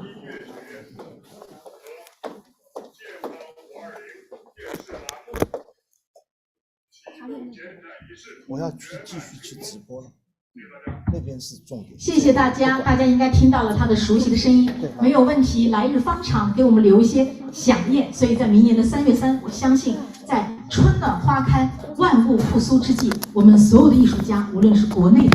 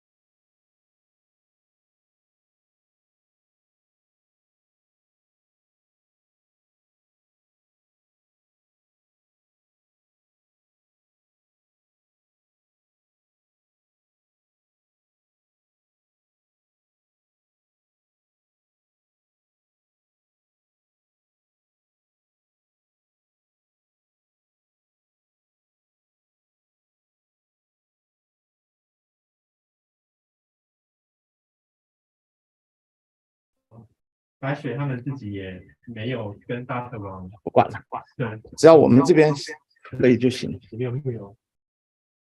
好，各位老师，我们现在回来了，我们继续我们的学术讲座。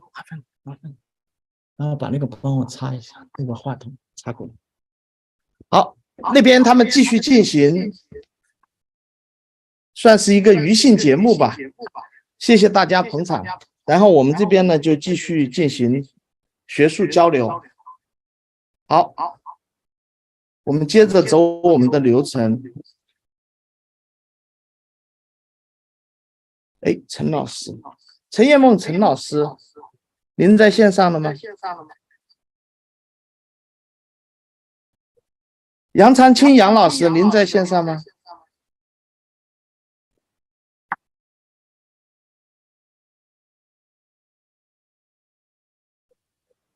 陈老师，您要，我要拉您进来，可能是。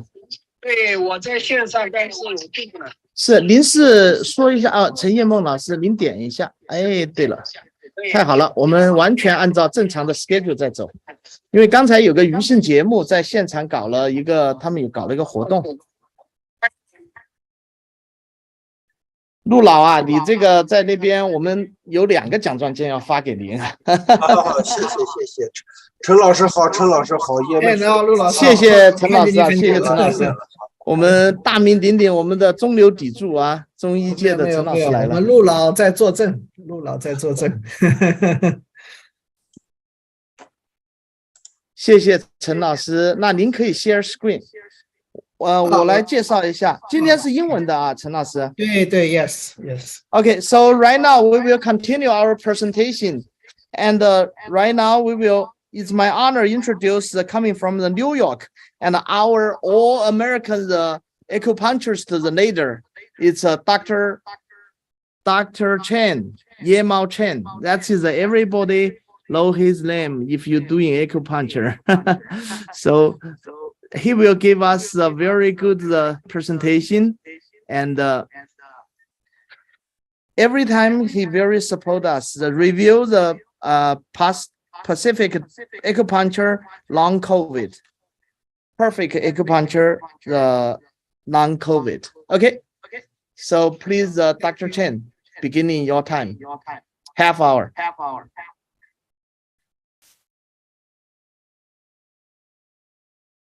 Yes.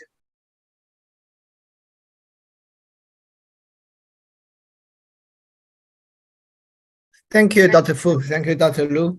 And it's my honor to join this 6th International Integrative Medicine Symposium, Congress, sorry, Congress. It's very successful.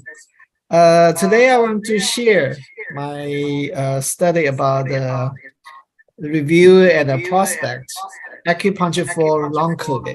Yeah, that is a hot topic, and I will provide some kind of evidence. So the COVID already enters to its third year. The pandemic is still not over yet. And there's a worldwide, the statistics, and you can see since January 23, 2020, total cases in the world see the 645 million. But this number, I don't believe this number is true, is accurate. And the other number is far more than this. In the US, and you can see on the data, since March 2nd, 2020, and a total infected 98.7 million. Also, this number is not true. And a lot of people now just test positive by themselves. They didn't enter in the data in the system. So it's far more than this numbers. So since 2021, at the beginning of 2021, February 25, the World Health Organization already raised the issue about the long COVID. So this is the policy in the week of pandemic, preparing for long COVID. And this official document released by World Health Organization on February 25th, 2021. So in this document, it listed COVID-19 can cause persistent ill health around a quarter of people who have had the virus that continue for at least a month, but the 1 in 10 are still unwell after 12 weeks. This has been described by patient groups as long COVID. And they have a lot of other names, persistent symptom, long haulers, or lots of different things, but the WHO used the term long COVID. It is associated with a range of overlapping symptoms, including generalized chest and muscle pain, fatigue, shortness of breath, and cognitive dysfunction. And the mechanism involved affect the multiple systems and include persisting inflammation, thrombosis, and autoimmunity. It can affect anyone, but the women and the healthcare workers seem to be at the greater risk. And it mentioned the long COVID has a serious impact on people's ability to go back to work or have a social life. It affects their mental health, and it may also have significant economic consequences for them, their family, and for society. In September this year, World Health Organization also released its fact sheets. They have several editions. This one I quoted is the newest version released on September 8th, 2022. So during the wave of global COVID-19 pandemic in 2020, and the reports began to emerge that some patients had persistent symptoms weeks or months following the infection. So I highlight this is a definition. Post-COVID-19 condition, also known as long COVID, occurs in individuals with a history of probable confirmed COVID infection, usually 3 months from the onset of COVID-19. Symptoms last for at least 2 months. So after 3 months, the onset of COVID-19, 还有1个多小时了，你最好早点上来。and the symptoms last for at least 2 months. Cannot be explained by any alternative diagnosis. So common symptoms include fatigue, shortness of breath, and cognitive dysfunction, as well as others that generally have an impact on everyday functioning, Symptoms may appear following initial recovery from an acute COVID-19 episode or persistent from initial SARS-CoV-2 infection. So also say it's very common. So approximately 10 to 20% of COVID-19 patients experience lingering symptoms following the infection. So that's it's a serious issue. And this is the summary about a selected study on the prevalence of COVID-19, long COVID in non-hospitalized patients. So the data shown in US by Tenford, the hospital patients, out of which 7% were hospitalized. Okay, so the number include 292. And the result can show 35% had symptoms after a median of 16 days after testing positive for COVID-19 infection. That's for non-hospitalized patient, 35% seems. And this table showed hospitalized patient.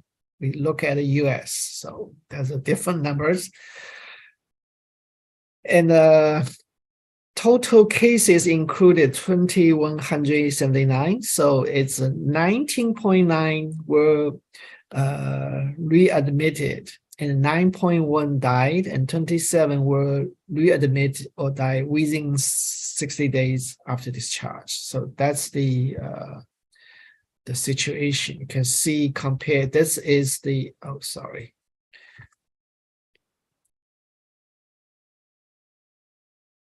35%. Yeah, so that's the non-hospitalized and hospitalized, and they will readmit it about 20%. Yeah, so that's the high numbers. Yeah.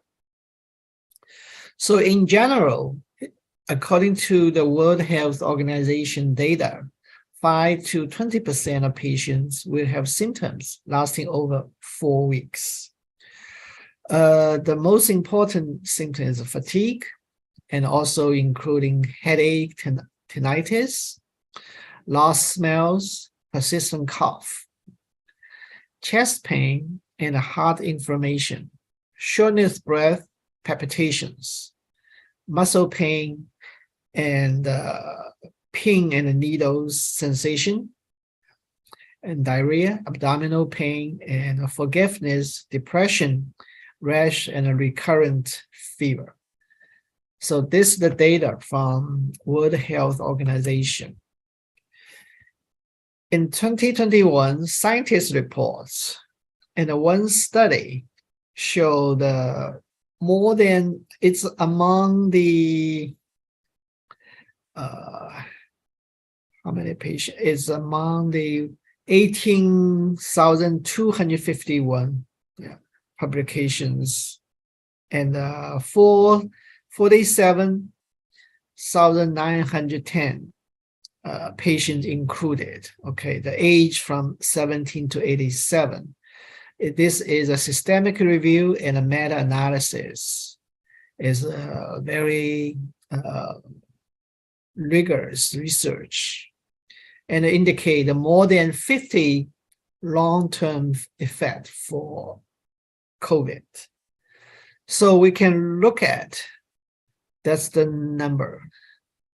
You can see 58% fatigue, 44% headache, and a 27% attention disorder, and a 25% hair loss, 23% ageusia, and smelling decrease. Yeah.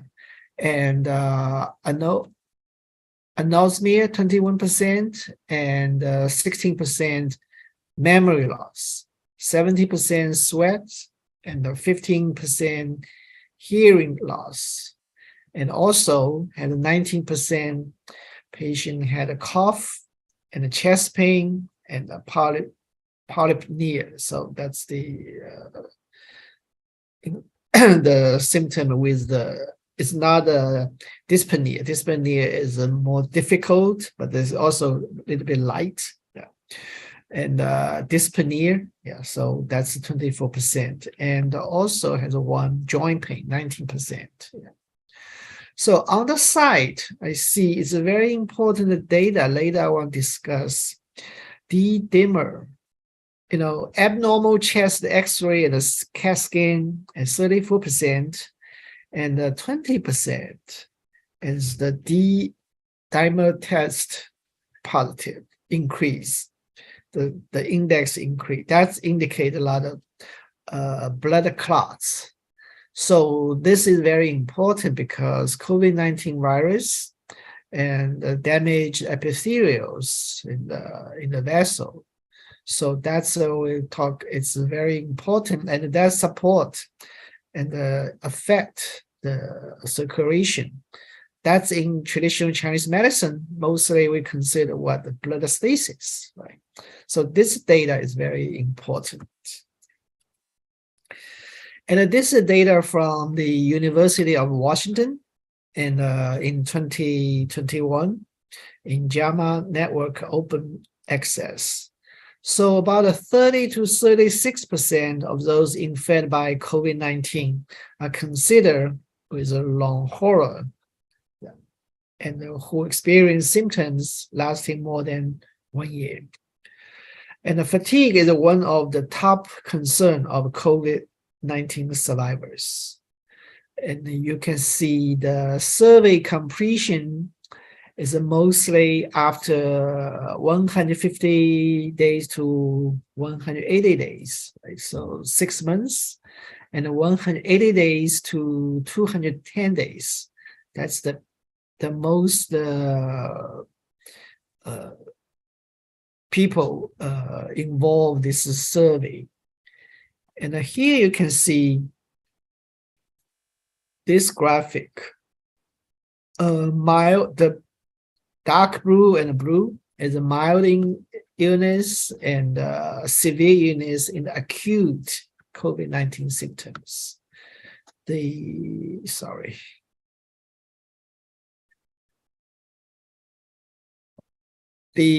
yellow or orange yellow and pink is related to post-COVID-19 symptom, mild and severe.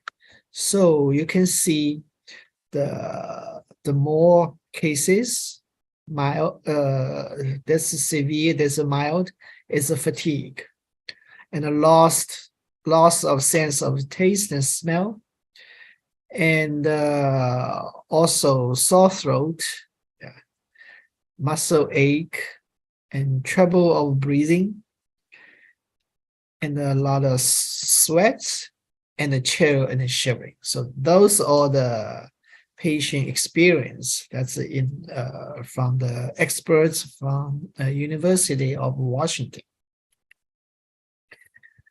And the World Health Organization also has the table, and also you can grade yourself. The symptom after the COVID. So that's also related to the 0 to 3. The scale 0 not present, 1 is slight or mild problems, 2 is a moderate problem, and 3 is life disturbing. So all those kind of information, and you can grade your severity. There were 2 versions. That's the first version released in September 2021, and then the second edition is December 2021. So, as you know, since 2020, the COVID-19 infection, and then has the Delta variants. Especially since the January this year or December 2021 up to now, is mostly Omicron variants. The Omicron variants has especially like Beijing, China right now, and New York is like end of December or January this year. and it's a spikes. The number is spike. The number spikes. Yeah, but they had less symptoms. It's high contagious, but the less symptoms. So is there how the patients infected with the Omicron variant still has the risk for the long COVID? And this is the data can show in June 2020, they have a comparison. So seems like Omicron cases has the 50% less, almost half experience long COVID compared to the Delta cases. So Delta cases are 10.8%, and Omicron has 4.5%, almost half, but it still has the long COVID existed. It doesn't mean that's the data from the United Kingdom. Okay, this also it seems that the 4% case being the long COVID. Yeah, so that's the big numbers. So in all groups, I think most important for the age over 60, the age over 60s, and they have a high risk.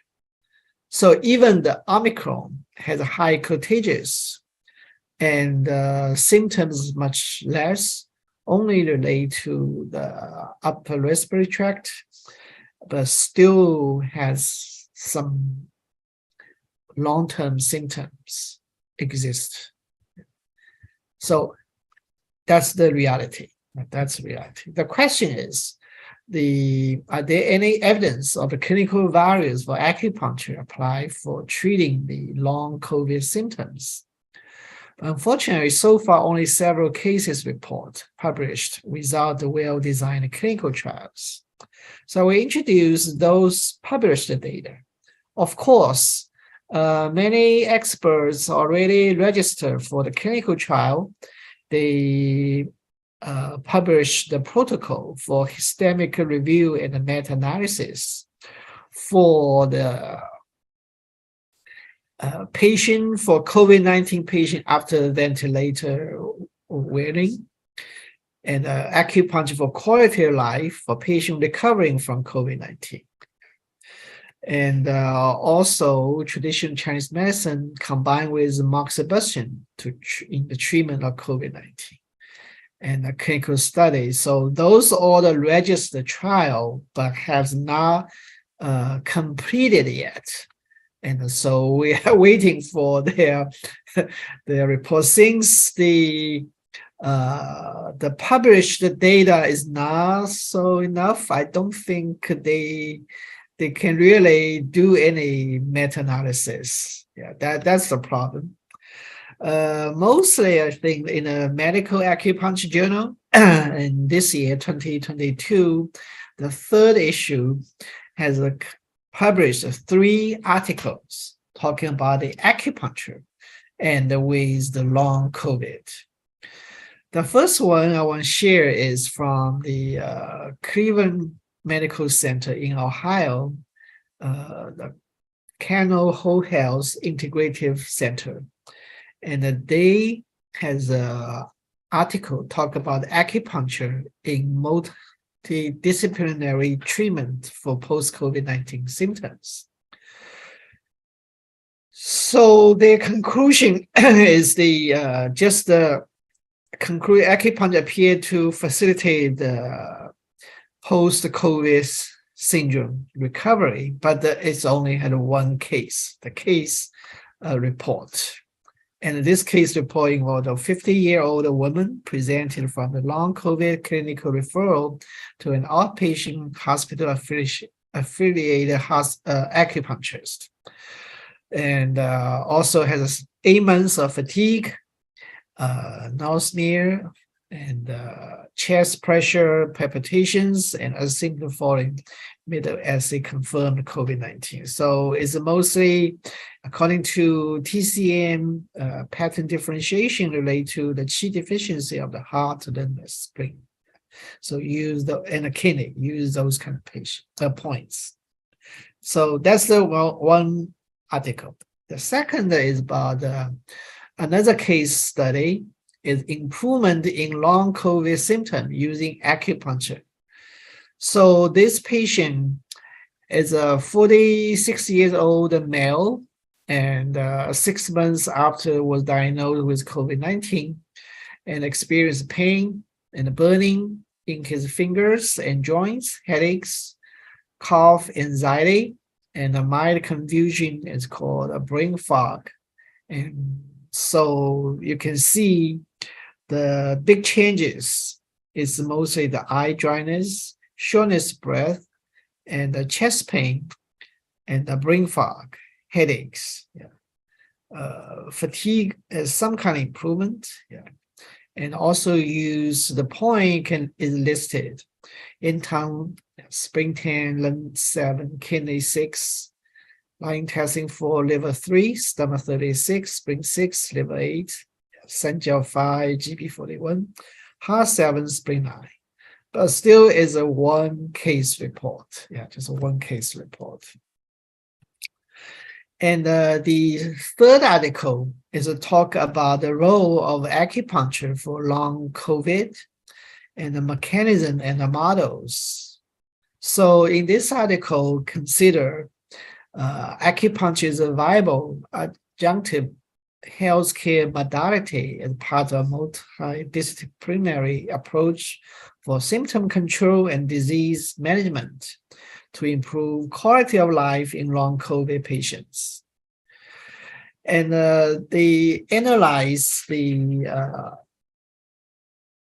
mechanism of the acupuncture and the possibility in treating the possible mechanism of the acupuncture in treating for long COVID. And I mentioned it probably regulates the vagal tones. And so it's autonomic tones, and especially like a PC6, stomach 36, and also manages the chronic inflammation. Especially the evidence suggests elevated IL-6 is an independent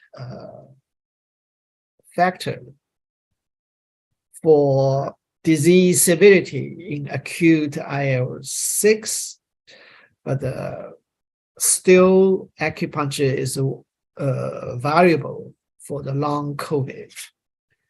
And also manage the vessel constriction.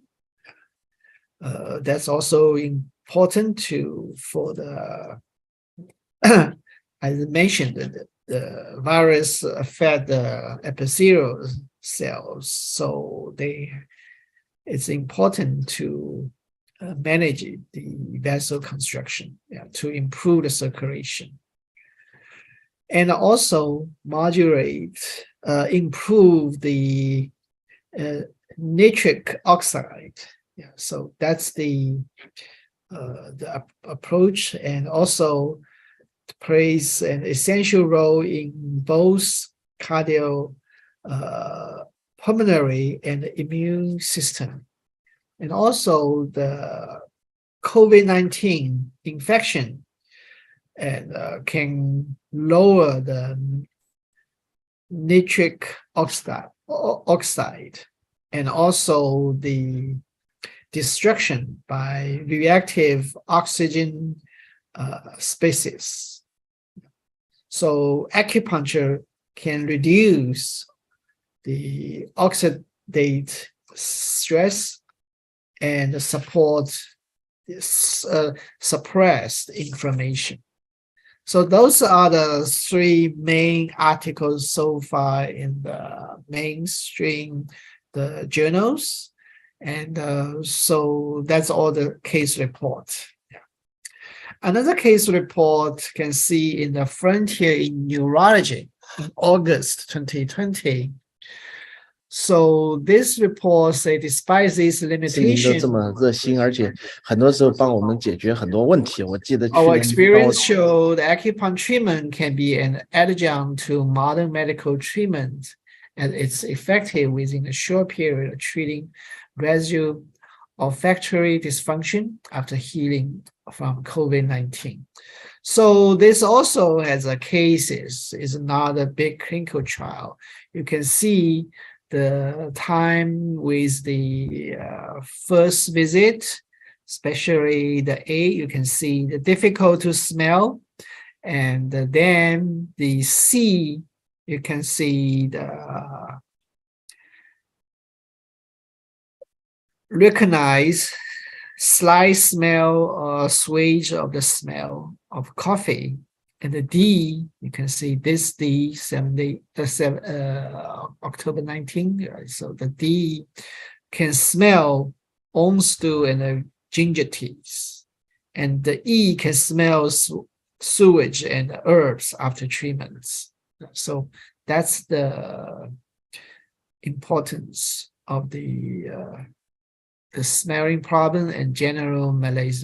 Yeah, so that get improved.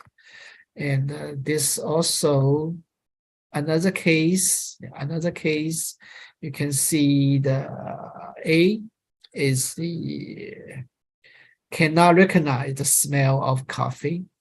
And then gradually you can see after treatment and get improvement. Yeah, so still the case report. And the last one, I'll say, is from the Journal of Gynecology and Reproductive Medicine, but I don't know why published in this journal. As a Canadian acupuncturist have case report, effective acupuncture treatment the post-COVID-19 condition. It's a retrospective study, so it's more cases, but just as the data is not designed clinical trials. So, but anyway, they have some kind of data. You can see those patients, the outcome of 85 patients, and the shortness breath and general fatigue is total improvement, or they say cured 81%, body ache 84%, brain fog 82%, irregular menstrual cycle at 71%. So that's the so far, and you can see those publications. And also the Acupuncture Today in August and part 1, and September part 2 have case studies for COVID, acupuncture for COVID long haulers. Yeah. So the other article published and talking about the component target network of acupuncture for COVID-19. And there are 2 active components have interaction with 180 proteins targets. And so they, according to their study, so acupuncture has the, bioinformatics network topology strategy utilized to explore the target to molecular mechanism acupuncture for COVID-19. So it's mostly believe it will, like a stress-induced symptoms, acupuncture will may be effective against the COVID-19 related symptoms. And also general with the experience and the report, you can see they listed those kind of symptoms, acupuncture will be helpful as chronic fatigue, headache, shortness breath, heart palpitation, coughing, difficult sleeping, last minute, and all those kind of things possible indications for acupuncture in the long COVID-19 patients. But I believe the possible benefits is as I mentioned in the other data, 49,000 patients, and they have a 20% D-dimer test increase. So this is a blood test can be used to help rule out the presence of the series of blood clots. So 20% of 47 patients, and that's also implies blood stasis in Chinese medicine series. So I believe this could be the potential, and acupuncture play a very important role to improve the blood circulation to dealing with different long COVID symptoms. So still more study needed, and also to demonstrate efficacy of acupuncture.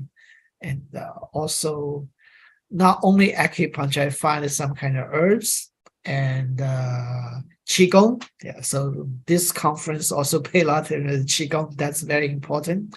And also clinical, the ancient model of exercise like a 八段锦, yeah, those kinds also can see the reports. Yeah, but today I just talk about the acupuncture. So far, just limited case reports, and further research is really needed. Yeah. Thank you so much. I just want to share what I studied. Yeah. For wonderful. Thank you so much. 你看陆老大力鼓掌，我们看到， Thank you. 谢谢 Thank you. 陈老师。我们这边呢有一个奖状准备给您呢，是您是获得我们这个整个3年以来叫做世界整合抗疫贡献奖。这个我们有一个大的奖状给您，到时候电子版发给您啊，现在都是网络。谢谢我们陈院长和陈大咖，哎，我们真的中医界中流砥柱。 谢谢。这个下一位呢，我们就介绍另外一位重要的嘉宾，是我们杨长青老师。这个杨长青老师呢是历来非常做我们的大会。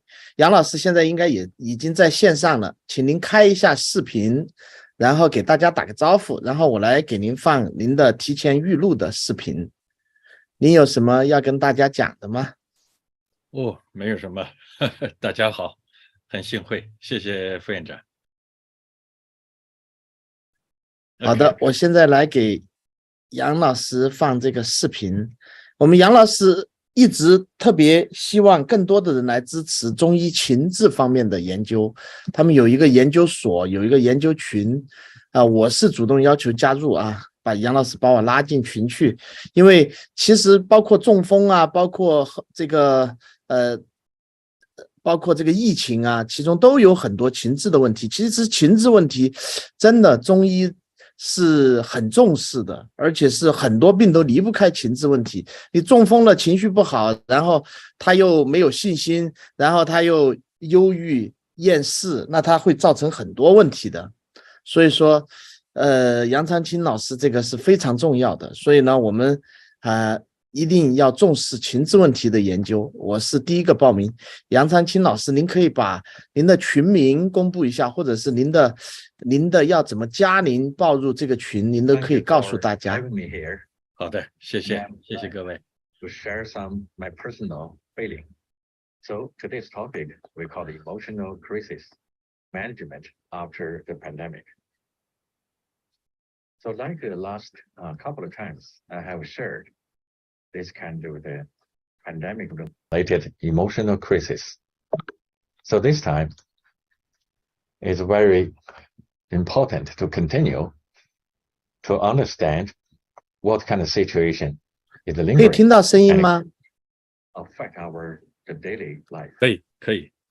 可以，好，杨老师，好，谢谢杨老师。谢。Even that's not happens all the world, but basically we're still so sensitive, and even we don't want to make assemblies or meet too many people. Even you go to the certain place that the people crowded, we still have nervousness.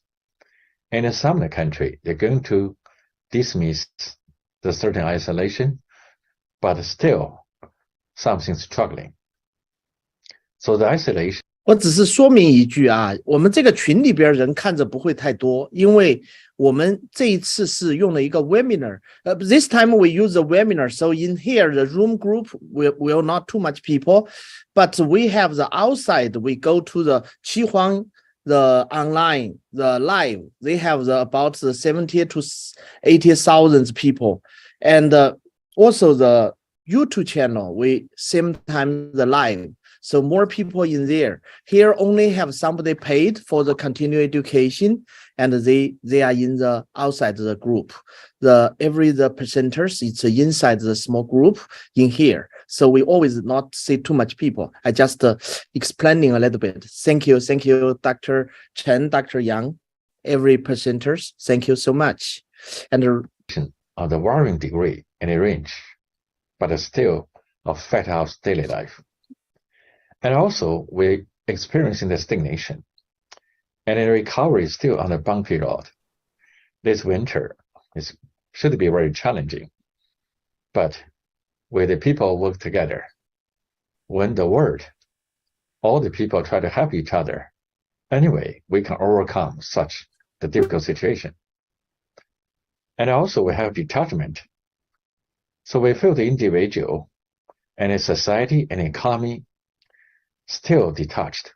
We're not easily to reach each other.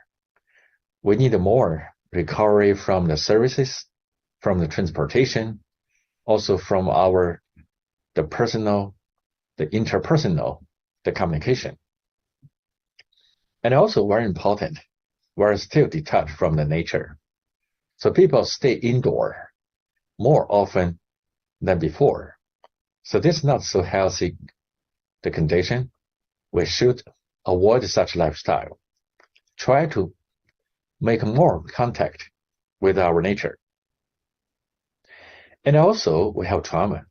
The trauma we have mentioned before, directly from the pandemic situation, also it's come from the secondary worry about the pandemic. And also, after even we had some of the virus positive reactions, the people still have great concern, and it causing the psychological reactions. And something induced from the pandemic, and something can be aggravated after the people had such pandemic condition. And we have difficulty to understand what's going on, but we have certain uncertainty. The uncertainty is certain for sure. So people have a lot of worry regarding our society, also regarding we call the economic conditions. The damage from the pandemic is huge.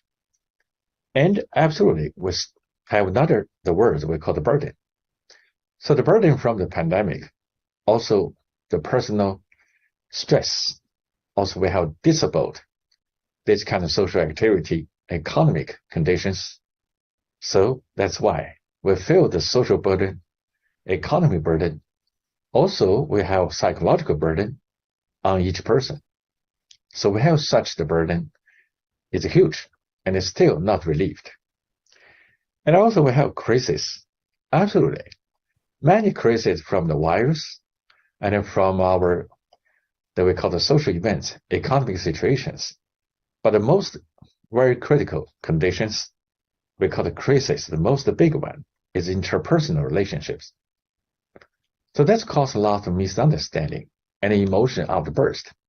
Even we have some kind of trouble in the same working place, even inside the family. So we have to pay attention and be careful. So the lingering, this kind of pandemic situation, they can damage, they're causing a lot of the troubles among the interpersonal relations. So when the stress happens, we have psychological reactions. In the TCM terms, we call the Shen reaction. Inside our organs, we have 5 Shen.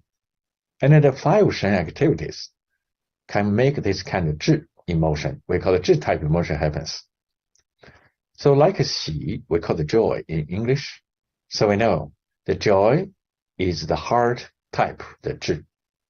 Remember, the Zhi is a very special word. There are no some perfect translation in English. So we just call it 智 or 智 type emotion. The joy in our human being, we call that the dominant 智 type emotion. Why is it dominant? Because 智 is our nature. So the 智 nature reaction based on different organs that have different meanings. We know the heart is the king. Heart is the monarchy of our entire body. So if heart is the king, so the 喜, the joy, this kind of 智 is the king level of emotion.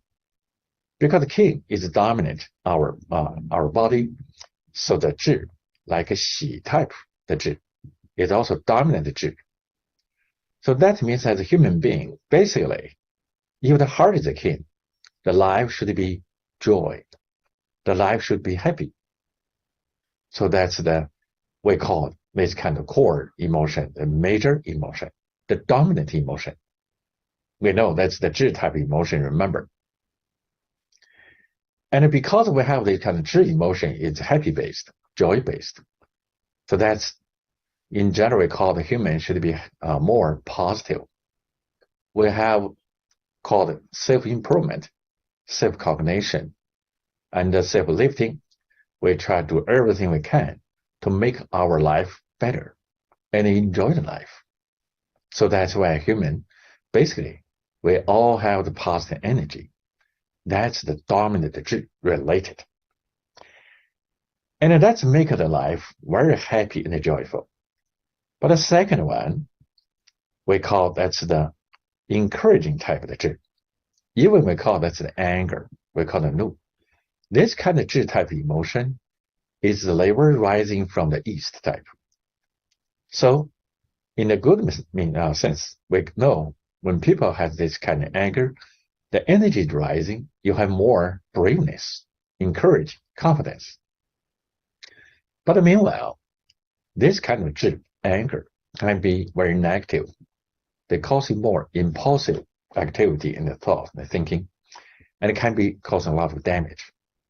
So that's the 怒, anger. And the sadness is related to more depressive type of 智. This type of 智 of emotion, and it can cause the qi to descend and weakening. So that's why you see more consuming energy type of emotion is the sadness category. So the fourth, we call the pensiveness, they call the 思. The 思 is during the concentration, you have the thinking. When you keep the thinking, you have to keep the 神气 gathered, concentrated. So that kind of concentrated mood, we call the 思 type 智. So Asian people, as a TCM doctor, they treated the 思 as a type of emotion. This is a great discovery. So when people have 思, it's like a pensiveness. It's very focalized 智 type emotion. So everything try to gather together, concentrated, and make some energy in a certain pattern. So you can focusing on. And very, we call it, collected all the energy towards one target. And it goes deeper and it thinks something more. Make it great the solutions from our 思, this kind of quality type 智. And the 思 easily causing the qi, energy stagnation. That's another trouble. Especially people when have the worry, anxiety, and then the mindset couldn't get out from the certain pattern or certain trap. So that's why you have this kind of 思 trouble. And number 5, we call the fear, that's a 恐. That's belong to the kidney. So the fear basically is a very conservative based. Because human being has a fear, when they do something, they have to be more conservative, try to watch, try to be careful, or even try to withdraw, hide, and hold them things away. So that's the human being with a fear emotion based.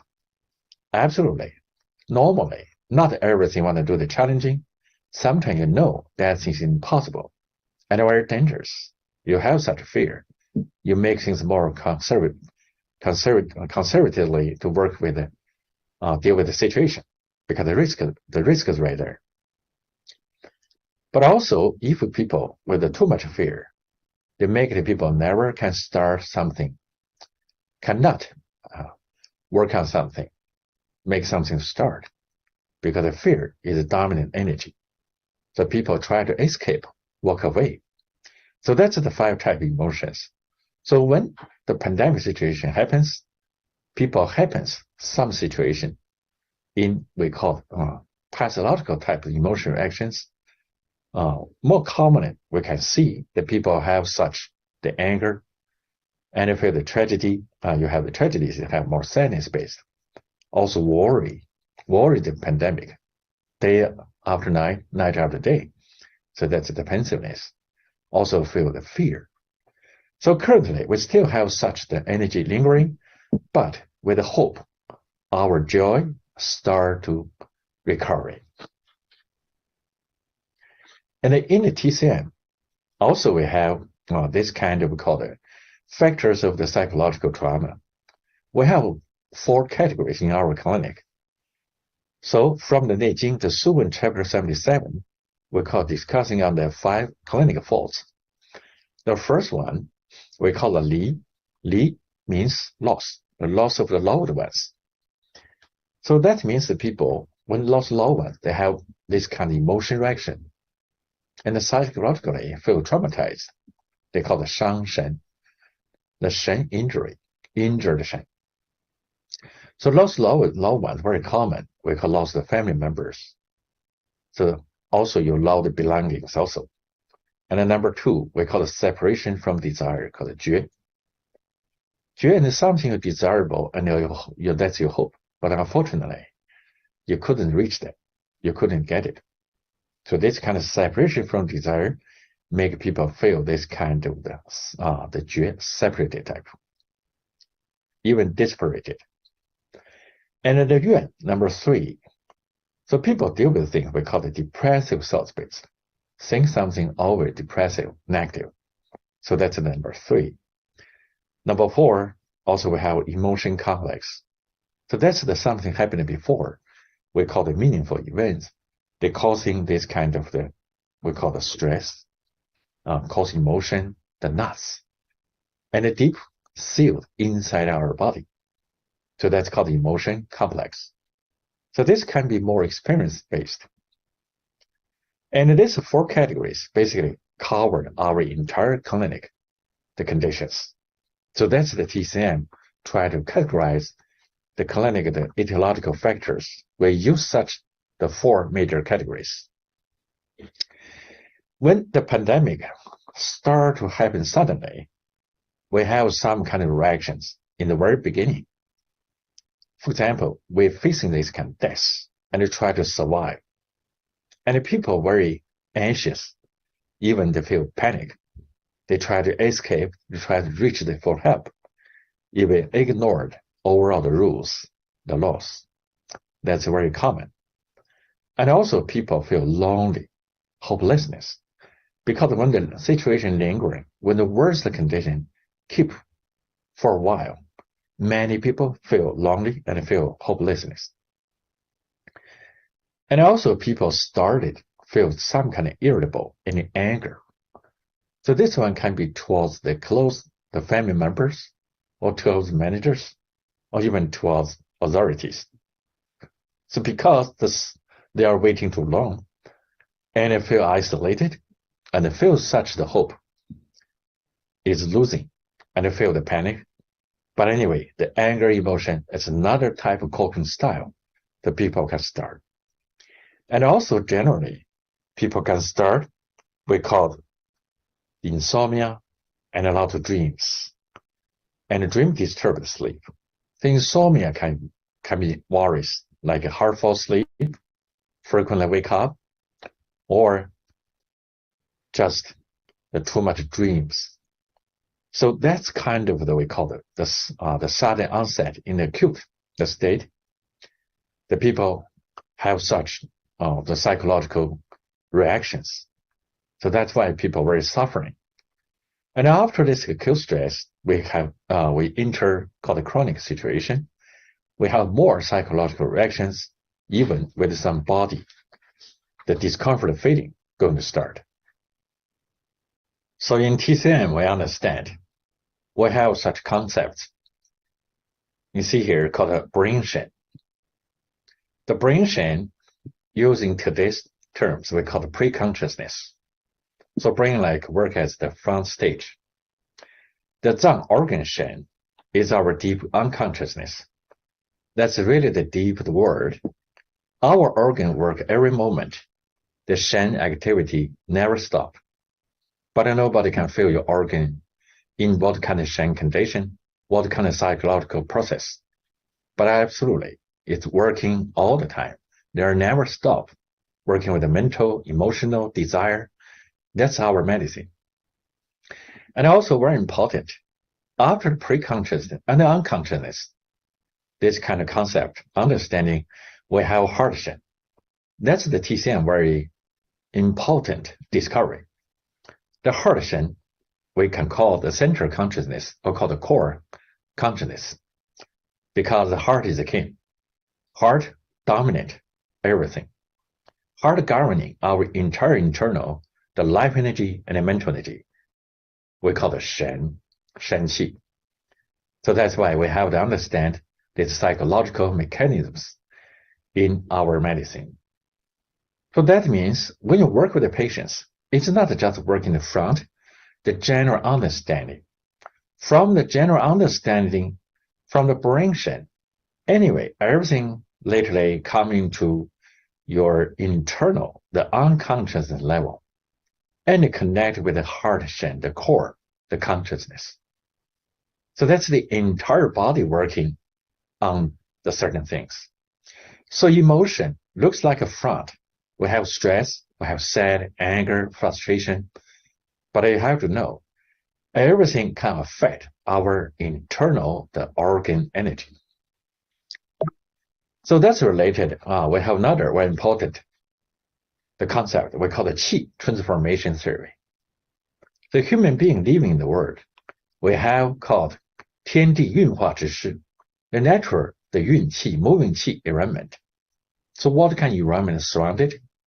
So this winter, it's much cooler, dry, or very damp.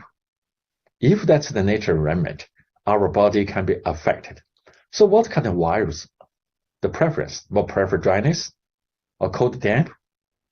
And you prefer the channel organs? Yes. You have to find such energy pattern. That's our medicine try to understand the so-called virus, the evil qi. Also, we have the human qi transformations. So all the evil qi attack the human body, but not everyone, the reaction is the same. That's why someone gets sick, someone nothing. Someone gets sick in severe condition, someone just minor condition, and over, recover very fast. So that's the human qi transformation. And also, when the disorder started, they developed the pathological patterns. So the pattern can be transformed in different conditions. So in the clinic, we can show as more cold damp, cold phlegm, damage to the lung, related to the spleen, related to the kidney, or causing very severe breathing trouble, or causing a foggy head. So everything is possible. It depends how the qi transformed in different conditions, different way, based on the yun qi, also based on the human body qi, the mechanisms. So the human body has a constitution and can be given this kind of transformation the different way, and it develop different disorders. And we have to know this. We call it shen and the organ, this kind of the differentiation, the combination. So basically in the clinic, we have to do the organs and the channel together and to try to understand the macro, the environment, also know the micro condition in each individual channel, each organ, also the segment of the channel, even the single points, single location, and the energy condition of each organ. And the clinic, they're very common. When we discover the disorders, we know the mental illness affects physical, and the body illness can affect mental. So in our medicine, we just talked about the qi transformation. That's exactly through the qi. That's transformed in a different way, one of another. So if we say, we call that transform to be the mental, that means when the disorder happens, the more affect our mental energy, causing more clinically, so many mental, emotional, some of the disorders. And then sometimes they can transform to be the physical. They cause more physical damage, the physical reactions, like difficult breathing, chest pressure, coughing, wheezing, and even lost consciousness. So that's all transformed to be the physical. But anyway, all kind of things, the root is the qi. So in the clinic, even after pandemic, we understand many people, the stress is transformed to be the mental, even affected by the virus. And also many is transformed to be the physical, because the virus directly affect our respiratory system. So with such understanding, clinically, we have so much the disorders. So we have used the medicine in the TCM. We call the 4 basic psychological techniques to deal with such situation. So that's today I want to focus on here to share with you some. So we have the 4 words, we call it Go, warning, Yu, talking, Dao, guiding, Kai, opening.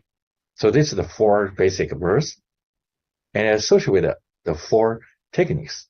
Absolutely, each word covered each category accordingly.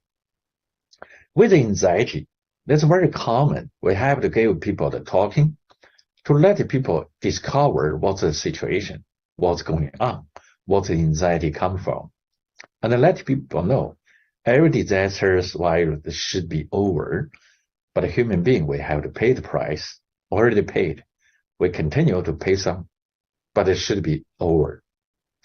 And when the people made something wrong during this kind of coping process, we need a warning to let them know.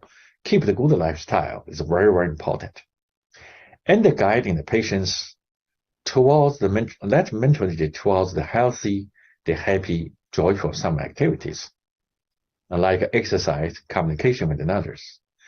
When people in anxiety associated with the past experience, we'll have to let the people to open their suffering, to share with you, to make things more released. With the depression, basically, it's encouraging based. Also needed, we talk more. And the less warning. Also guiding the depressive energy going to more positive. Try let the patient do everything, even just minimal. When the people with a depressive mood do something even just minimal, like a certain activity or some interesting things, these things can be different. And the depression also holds emotion inside. You have to let the patient complain, talk something more. Even depression, the people not really try to share, but they try to engage people more positively and then let people to share with you to make the opening treatment more effective. So frustration is very common, let the patient do opening quickly. So when they do the opening to release that kind of frustration, the situation can be better. Frustration normal time, they just try to frustrate it and they try to walk away or maybe develop the next step. We have to warn the patients. Let the patient do the positive actions. And in case you give the warning. So after frustration, we have resentment. Resentment started, that's too much to go. The people maybe start yelling, fighting. So for such patients, we need more patience to deal with. Start with a good communication patiently and guiding the energy. Let the patient do more physical activities and do more nice communication. And also as a doctor, you have to tell the patient how to watch their own emotions. And also the opening treatment, very important too. Let the patient to complain, even yelling, anger, that's fine. In the front of patients, we have to maintain our attitude very calm. So don't trigger by patient's mental energy, emotion. And let the patient release this kind of anger. That can make things much better. because of the sentiment, they have target. Sometimes the 12 family member, the close friends, neighbor, or maybe that's the manager, authority, who knows? So be careful. So with the sentiment-based patients, very important, good communication, nicely. Also do the guiding, let the energy towards the cooking, exercise, communication, and let the patients to open their suffering, anger, to release the emotion. When people with insomnia, from the psychological point of view, we have to let the patients keep the regular lifestyle, the eating habits, also do the jobs not midnight. Also maintain everything quiet at night. Try to let the patients during the day add more some activities, reduce the nighttime activities. So overall, try to finding, discover, and share, and try to guiding the patient energy, do more things at the daytime. And also, if the patients have certain things they want to share, so we use the time to let the patient share something to release the emotion. And when patient has fatigue-based, then normally from the long-term anxiety, depression, exhaustion, so we use how to do with the anxiety, depression techniques. Meanwhile, we have to regulate the patient lifestyle. The fatigue with the psychological support, meanwhile, let the patient take a good rest, enough nutrition, exercise. Even the patient with fatigue, let the patients do as much as they can, but also minimize the kind of the overused energy type. That means the patient, when they can sit up in the bed, do something just in the sitting position, even just do a few minutes every morning, the lifting energy up. So that's called as much as patients can, even just a few minutes. But when patients start this kind of exercise, encourage patients do something more. It's during the day. And then later let the patient keep this kind of regularity to continue practice it.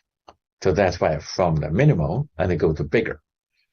So for the pain-based, from a psychological treatment, we have to understand is it associated with that psychological factors, stress, or something else. If that's a physical situation, we have to treat the physical condition.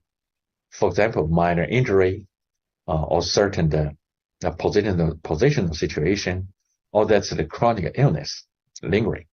But anyway, when people have the chronic stress, anxiety, depression, the pain tolerance, the threat very low. So we have to let the patient understand good lifestyle, positive energy, positive attitude, good exercise can make the pain better. And they keep share with the patients the personal experience, another patient's experience, and they show patients how to do the proper exercise based on this patient's energy pattern, so that all can make things better. So all about we can treat such common the mental health issues in our clinic. Here I use the issues. I do not call some kind of disorders because many patients, they're not, we call the medically diagnosed in the psychiatry department. But many patients show such this mental energy reactions. So if you find it's in our clinic, we have such a situation, we call the issues, you have to deal with this using our traditional, the Chinese medicine, the psychological therapy, the techniques. Yep, so that's today for my talking. Thank you very much, and I'll see you next time. For having me here, and I'm glad to share some my personal feeling. So today's topic we call the emotional crisis management after the pandemic. So like the last couple of times, I have shared this kind of the pandemic. Okay, thank you. The Dr. Yang is here. So if you have any question, welcome to in the chat. Then if Dr. Yang can answer you, that's a very good. If not, then we will welcome Dr. Yang next year, come back again. So right now we have another Chinese presenter. Right now we're beginning a little bit Chinese from right now. We still have 2 persons percent about the stroke, the technique, how to treat the stroke. So right now, if the English person, if you want to leave, no problem. And thank you for your pay attention. And I will very happy you beginning watch us, and I will very happy you guys personally text me. I'm sorry, I have a lot of the information we don't have time to answer. I will happy you first get my email number. I give you the 6 WIMCONGRESS 6 WIM Congress at gmail.com. This is the Congress email, and I will very happy you can use this. What's happening? Okay. Okay, this is an email. Please contact me from email. And also, if you want, you have emergency, you can text me. My phone number. This few days, I'm stay here. If you have any patients, have strange problem, I will very happy help you in the university in San Jose. You can check the University of East-West Medicine. I'm 7-11, 24 hours here for these few days. But after this, I will go back to Los Angeles. And so we're very welcome you contact us. And thanks to Dr. Yang and a lot of the presenters. They are amazing. They are always very, very good in our Chinese medicine area. Okay, always an expert with the Chinese medicine, or with the acupuncture, or with some special technique. That's almost really it's a top with the world. So if you guys want to contact me, you text me. Text me, I will see it, because my WeChat already too much. The email, I have time, I will give you back. Okay, thank you, thank you. Thank you, the English person. So right now we get back to the Chinese talking. Okay, 好，下面呢我们就会用中文了。今天 so today you see from morning 8 o'clock until right now, it's 8 o'clock, 12 hours. Except entertainment with about 1 hour in the break. Anything else, all it's straight. That's a lot of the knowledge, a lot of the information. I believe everybody very happy to hear straight face-to-face from the international, the global, the class, the masters, doctors tell you the truth. Okay, so right now, it's we will go back to the Chinese. And 下面呢，我们就是要开始进行中文的了。我们中文呢，将首先讨论中风的课题。这中风的课题呢，我们第一位是任月林老师。任月林老师，我是希望他在线上，等一下希望他打个招呼。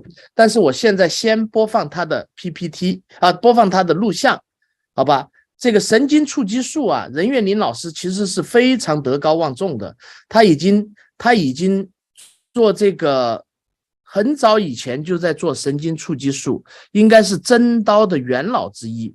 所以呢，我们请这个任月林老师现在来进行他的演讲。他的演讲呢是预先录好的，我们现在来看一下。任月林老师在哪里？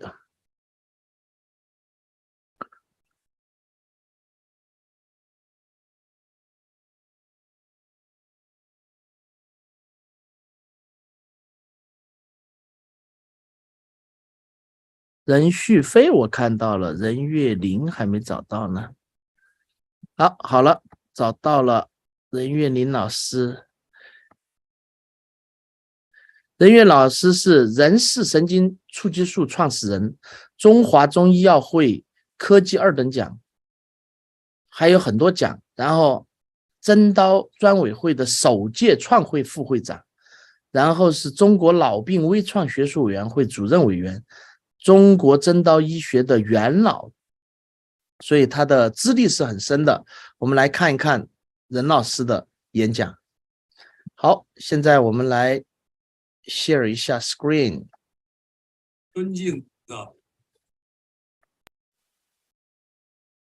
好，这位就是任岳霖老师。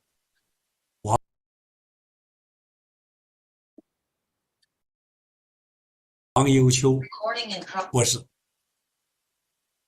尊敬的大会执行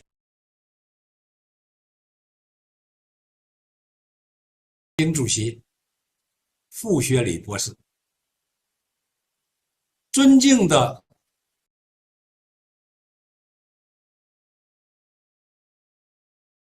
全球医学同仁，大家好。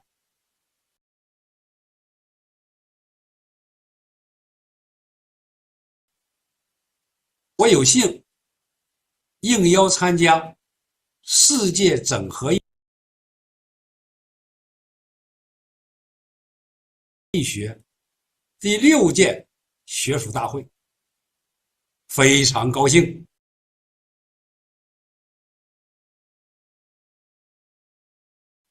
与各位同仁携手共勉，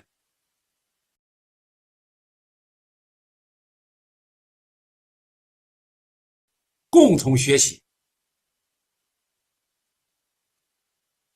我报告的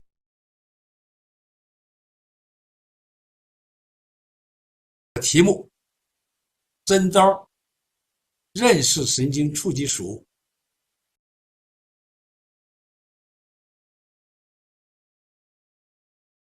触疗触中后遗症。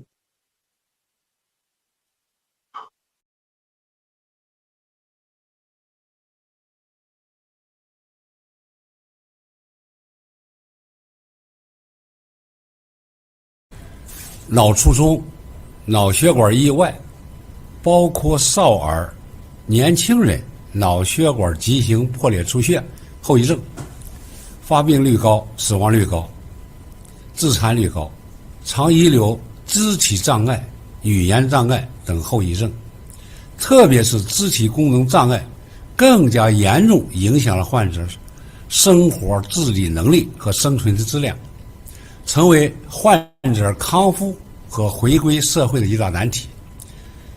真招人视神经触及术触疗脑卒中偏瘫恢复期获得了最为显著的治疗效果，产出了理论依据，制定了治疗方案。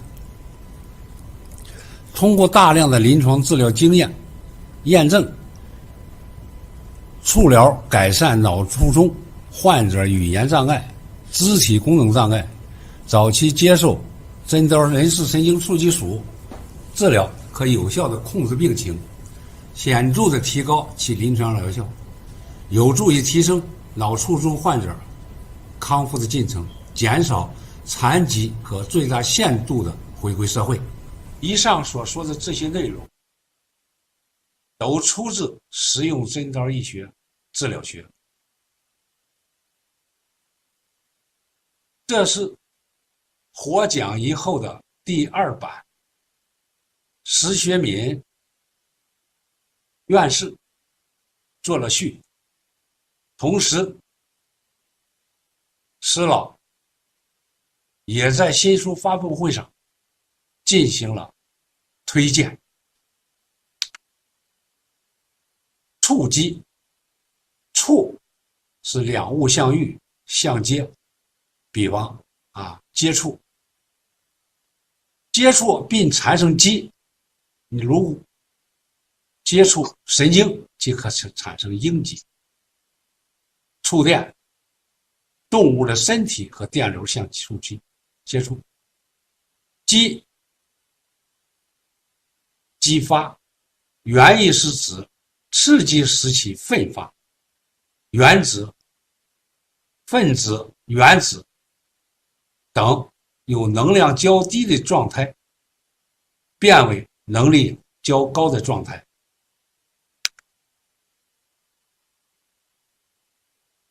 神经触及术前怀症卵、椎体束损伤，或者是中枢神经系统兴奋性亢进，通过促进外周神经改变中枢神经发出的指令，使中枢神经发出的病理反射反应怀症卵减轻或者消失，通过这里达到了治疗疾病的作用。这是脑血管畸形破裂出血的3个视频，小儿的、中年的，他们在康复期都遇到了痉挛期延长。那么我们在治疗中，首先这个片子看的就是一个术前的，它的怀诊卵是比较明显的，术后瞬间怀诊卵就消失了。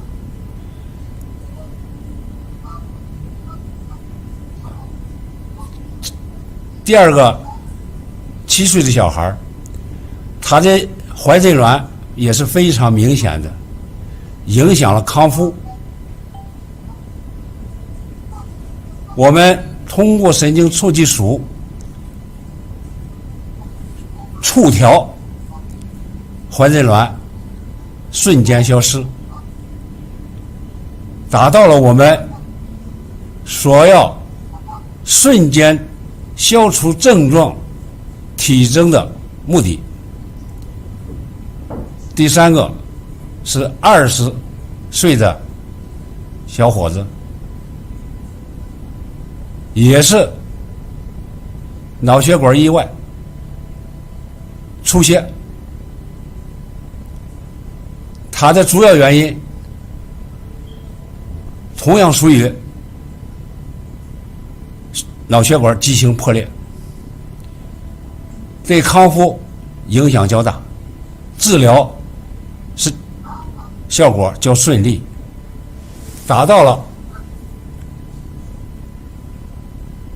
消除病理反应、怀诊卵消失的目的。我们看了以后，感觉这个效果是明显的，达到了我们题目所说的触疗那么针刀神经促激素的概念是什么呢？是指针刀碰到或者接触到神经的瞬间，像刚才我们颈神经刚才大家看到的那几个病例瞬间所产生的应激反应它产生的应激反应达到了一个抑制的作用，抑制它我们是接近触及到神经尚未遇到伤害前的一个应激反应。那么针刀神经刺激的概念，针刀刺激神经束是精准定位，针刀直接对神经的刺激，神经遇到伤害后的逃逸反应，如果局麻更容易刺伤到神经。那我们说针刀刺激神经束不同于针刀神经促激素，这是目前这种概念混淆造成了一些个不应该发生的事情所以在这两个概念上要搞清楚。那么我们首先要知道针刀侵入机体能做些什么呢？你把针刀侵入到机体以后，你要干什么？我们的目的是明确的，我们不去摘除安装什么，而是改变什么，通过自身的能力调整平衡失调，产生不同形式、不同方式、不同程度的应激反应，达到治愈的治疗目的。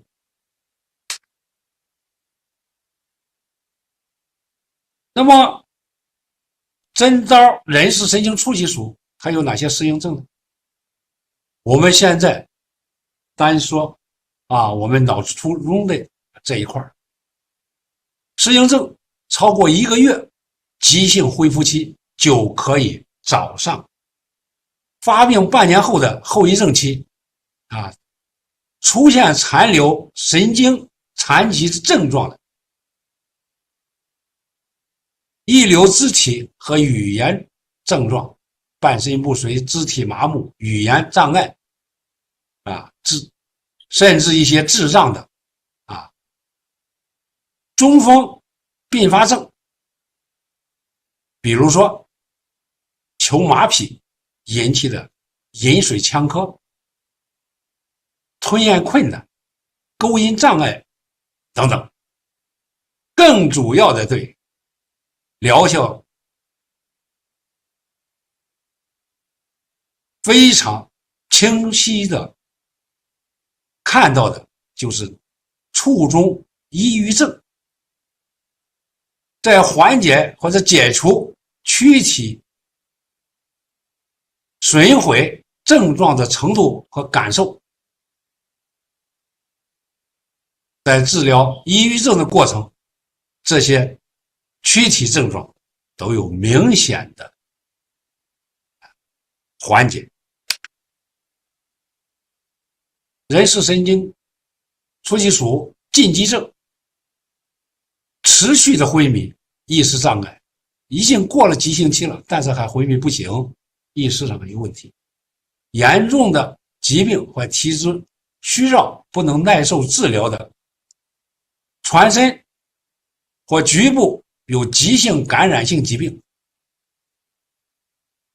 或者说基础病未加控制，凝血机制不良或者其他出现重象的，血压高且情绪特别紧张的，相对适应禁忌症就是后遗症期超过了2年及以上者。真刀人事神经初期属手法量学，对阴虚、对阳虚、阴盛的副交感神经的兴奋，迟缓性瘫痪或临床以麻木症状为主实属。手法对交感神经采用兴奋的手法，这是至关重要的。只要出现放电或者肌肉跳动，即可退出真刀。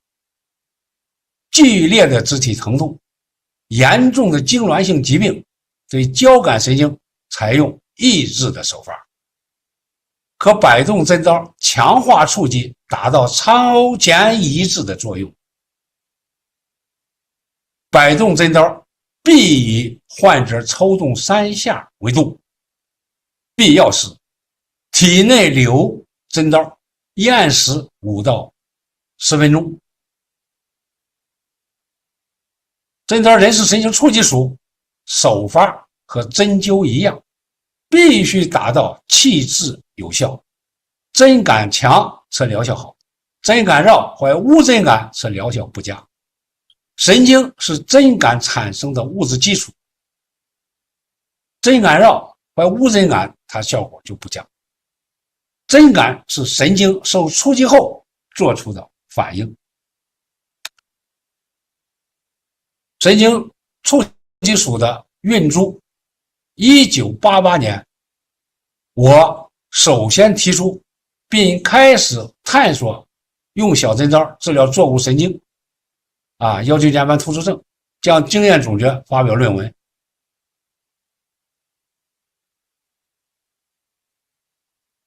针刀神经初期属的胎形，论文发表公开发布最早见于国家期刊。中国科技核心期刊《中国工商》1991年第6期第4传，作者任远林啊，这个属于原始创新技术。这是最早的见到的我们国内的规范性杂志上的报道。神经促进署临盆2022年4月7日，针刀神经促进署通过了科技成果鉴定，对神经的触及开创了一个新的针刀医学思维模式，深化了针刀医学的基础理论研究。神经触及术已由早期的神经干丛触及发展至椎管内触及、脑神经的触及、自主神经的触及。详见2005年人民卫生出版社《实用针刀医学治疗学》。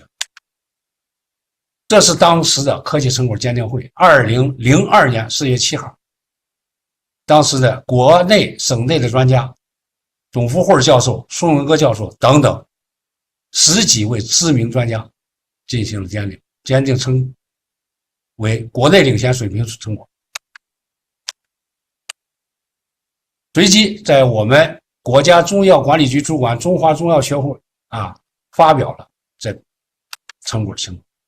2006年，中国科学技术协会召开了医学界最高级别的会议，第272次香山科学会议，脑瘫针刀微创治疗研究会议一致认为，脑病针刀微创治疗属于原始创新成果，为脑病的治疗开辟了新的途径。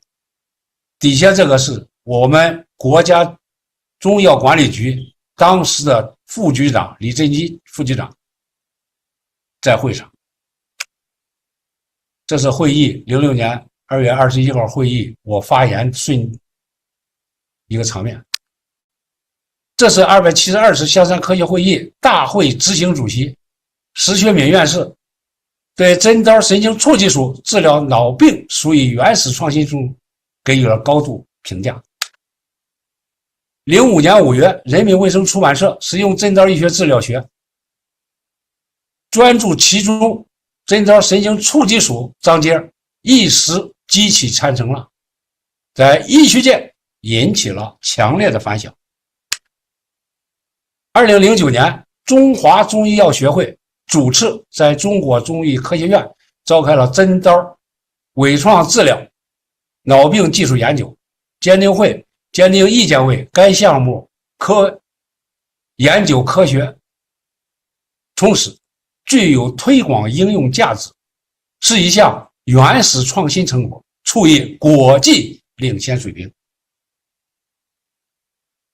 秘书长李俊德秘书长还有其他局里的领导，还有我们专家们。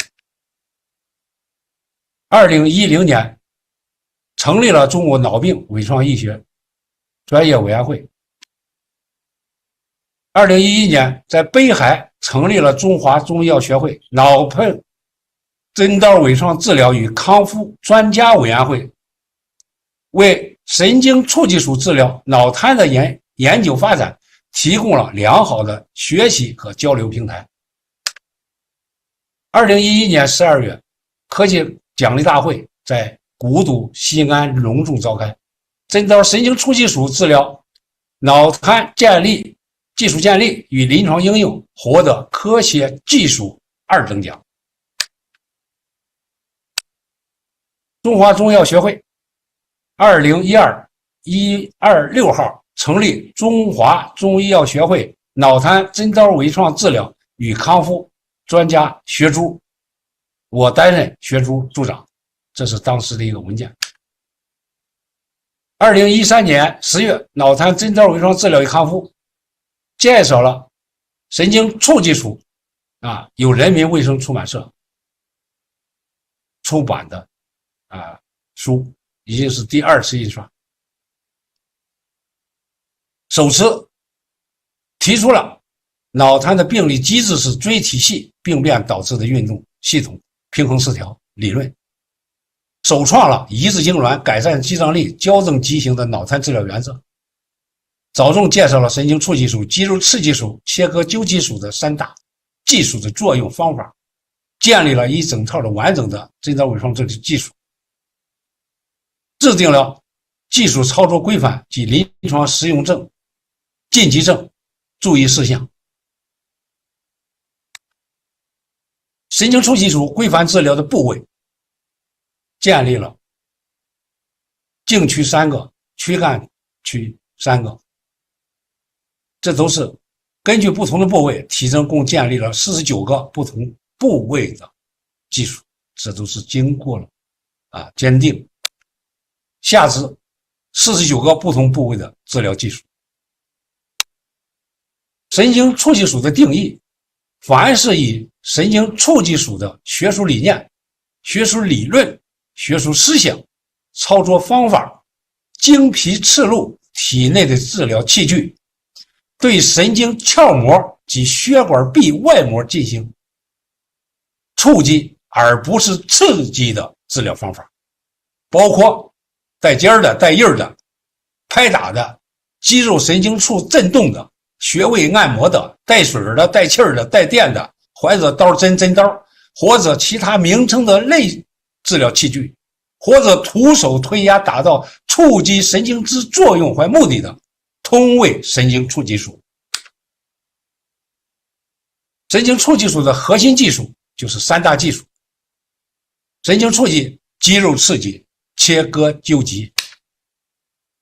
神经触技术冠名体现了传承与创新，传承了朱汉章老师的针刀医学。任岳霖原始创新了针刀神经触技术学说。神经触技术的源由任岳霖1988年首次提出，到神经触技学说获国家行业学会科技2等奖整整30年，得到了广泛应用、认可和好评。缘故正门冠名针刀人氏神经触技术。神经触技术现存在的一些悖误或者误传。神经刺技术是毫针的刺，是针刺，是名词。神经触击术、神经触击术用击和击均不能充分体现其的内涵。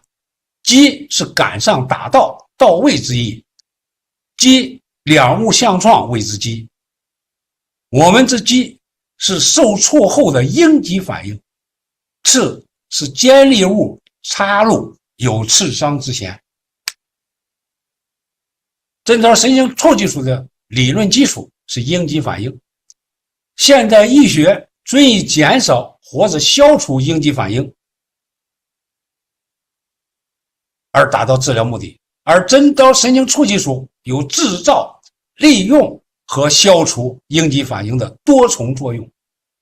针刀神经触技术是通过针刀对机体的侵入，先是制造应激，而是利用反应，最后达到治疗目的。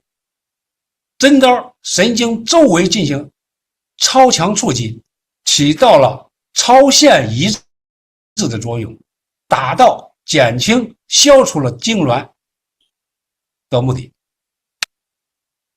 应激源，这种气体刺入是机械性的应激源，这种神经触技术就是利用了机械性的应激源。同时呢，伴随应激反应产生的内源性解痉物质的多巴胺、镇疼物质的内啡肽等物质分泌增加，受触及的周围组织损坏加强，有利于解除神经根水肿及无菌炎症的消退，达到治疗目的。这个图是2022年鉴定会上展示的图，后来这些图片都放到了实用针刀医学治疗学，这也是我们国家最早的针刀可视化的先凡。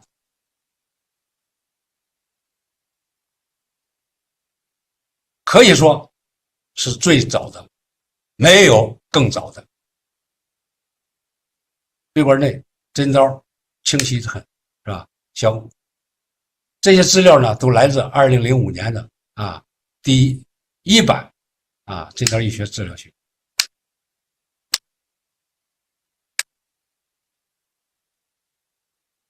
颈交感神经促吸术，这是我们常用的。我们就是在这个方法基础上，这是颈交感神经术是分为3种属式，这是第一种属式，是吧？在颈2到颈3基础正中旁开，要2.5处定点。实属的方法我们就说的非常清楚，骨质感深度大，现在一直是定下来以后就没有改过，一直大家呢，国内大家一直在按照这种弄，对脑病或者智力障碍禁忌症呢有占位性的病变不行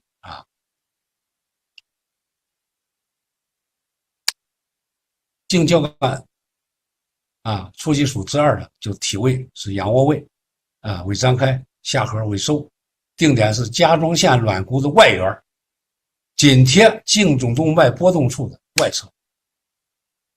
这个呢，体表定位就比较好看，垂直口角与平行下颌重叠点，解剖定位平甲状腺软骨的外缘，针刀到达位置是颈式横突的骨质是非常安全的非常安全的。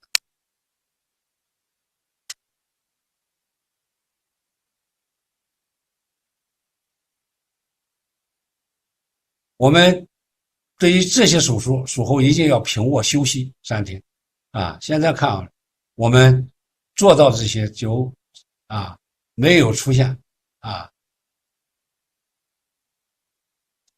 这个问题下颌颌骨肌促吸术结论：岳林人须分研究成功的神经促吸术，通过调动人体防御能力、调整能力和修复能力，显著地提高了对痉挛性疾病及脑病的疗效成熟程度。此疗法30余年来的临床应用具有安全性，易于患者接受，无副作用，治疗费用低，推广的可行性评价。我们在这一次的报告当中的结论：科学性，该项研究科学实用，具有推广价值，是一项新的科研成果。先进性，在研究过程中依据具体院系病变效应器力的平衡失调，通过触及自主神经反馈调节运动神经，逆转异常信号传递，调节肌力，改善肌张力，达到纠正平衡失调的目的，是一项大胆的创新，具有创新性、先进性。典型病例：患者男性，脑卒中后遗症，经抢救保住了生命。发病1年来，半侧肢体完全不能活动，伴有同侧的面瘫和视野缺损，表现为消极悲观、抑郁欢、精神萎靡、语言颤轻，伴有运动失语。肌肉萎缩，大小关节屈膝、屈肘弯乎，被动运动，关节强硬，疼痛。上肢、拇指、掌心没有抓握活动能力，没有自主饮食、穿脱衣服、个人卫生、排泄大小便的自主能力。通过针刀神经触击术触调、快速调节、迅速突现功能，给患者一个强大的心理支持和希望。患者上肢即可出现平举、抬高、上举、抓握等运动。平卧床上可以主动屈伸手臂，伸屈手腕和并拢撑开手指。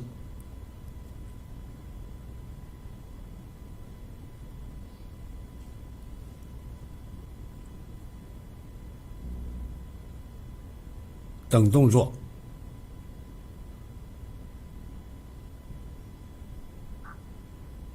术中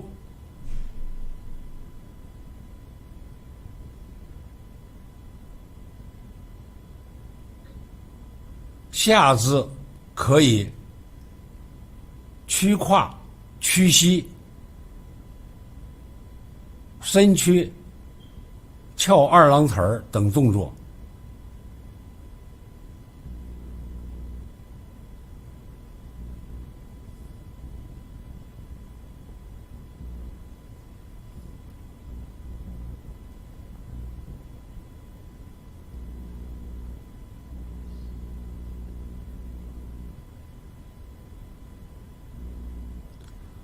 这个病人术后就可以手持拐杖向前步行，同时在搀扶下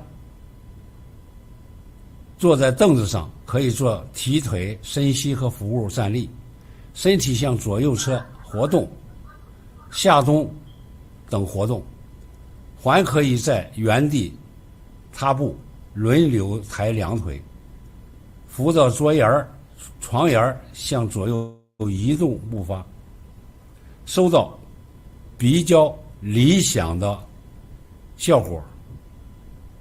图片中大家看到患者的语音有明显的改变。时间的关系，我们今天的演讲报告到此结束。再次谢谢大家的聆听，再见，再见。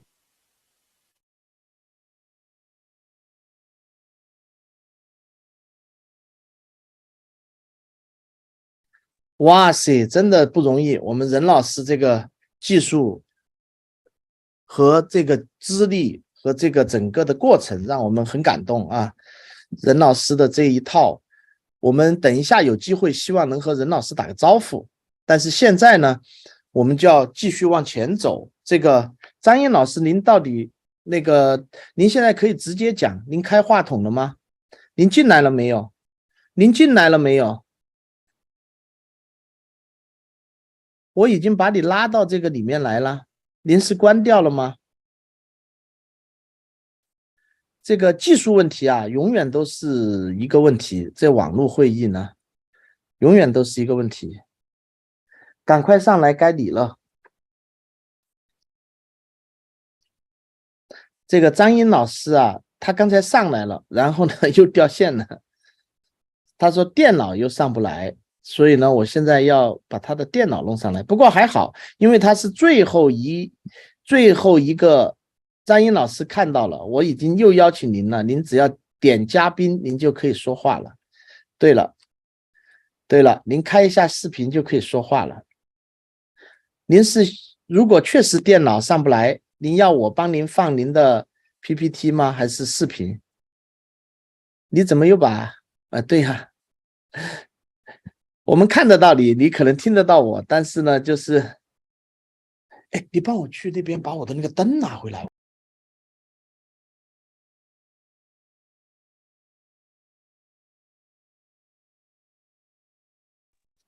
对，我们现在请这个张英老师，你听到我们说话吗？啊，你的声音还没连上，这技术问题。那个任老师也是连了好久，一直连，还没有连上。任岳林老师，就刚刚这位，这个任岳林老师真的是我们的元老。张英老师声音听到了，你不要动了。我听到声音了，但是我是通过手机进来的。没事，你把视频打开，我给你放你的 PPT， 实在不行就。我把视频打开，我的视频打开是吗？对呀，不然看不到你人啊。我不好意思，因为我刚生病，这2天正好是。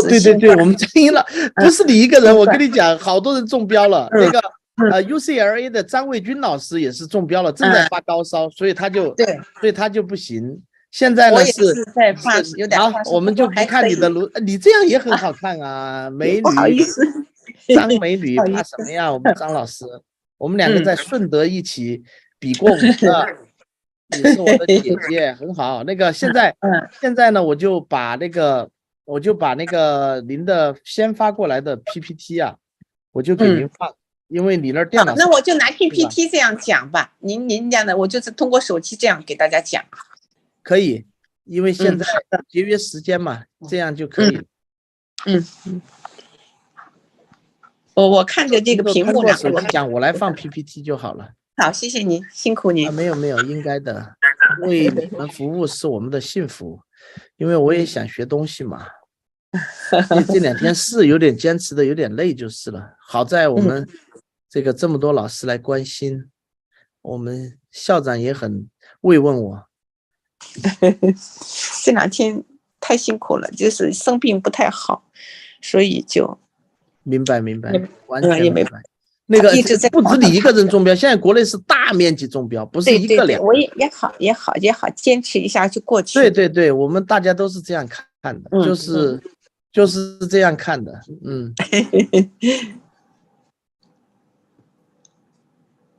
好嘞，来给您 share。好的，谢谢您。可以了吗？看得到了吗？可以看到。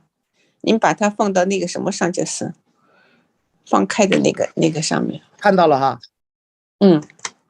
然后放这个 play 是吗？对，把它放大。等一下，我要找一下从哪儿啊？最底下有一个全屏，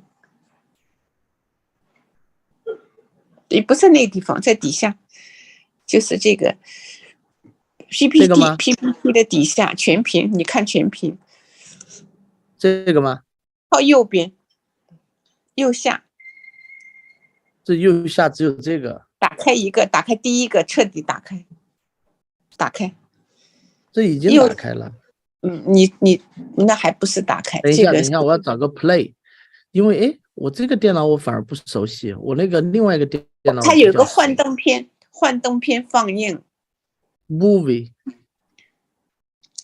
底下有1、2、3、4个小框，最后一个小框拿出来的是吧？正好赶快来看一下，我这个怎么放这个 PPT？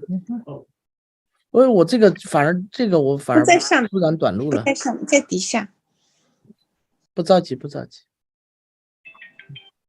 你说底下 slideshow 嘛，这个 OK，got it。好 ，OK。好，可以了哈。可以了哈，张英老师。对，就开始讲吧。好的。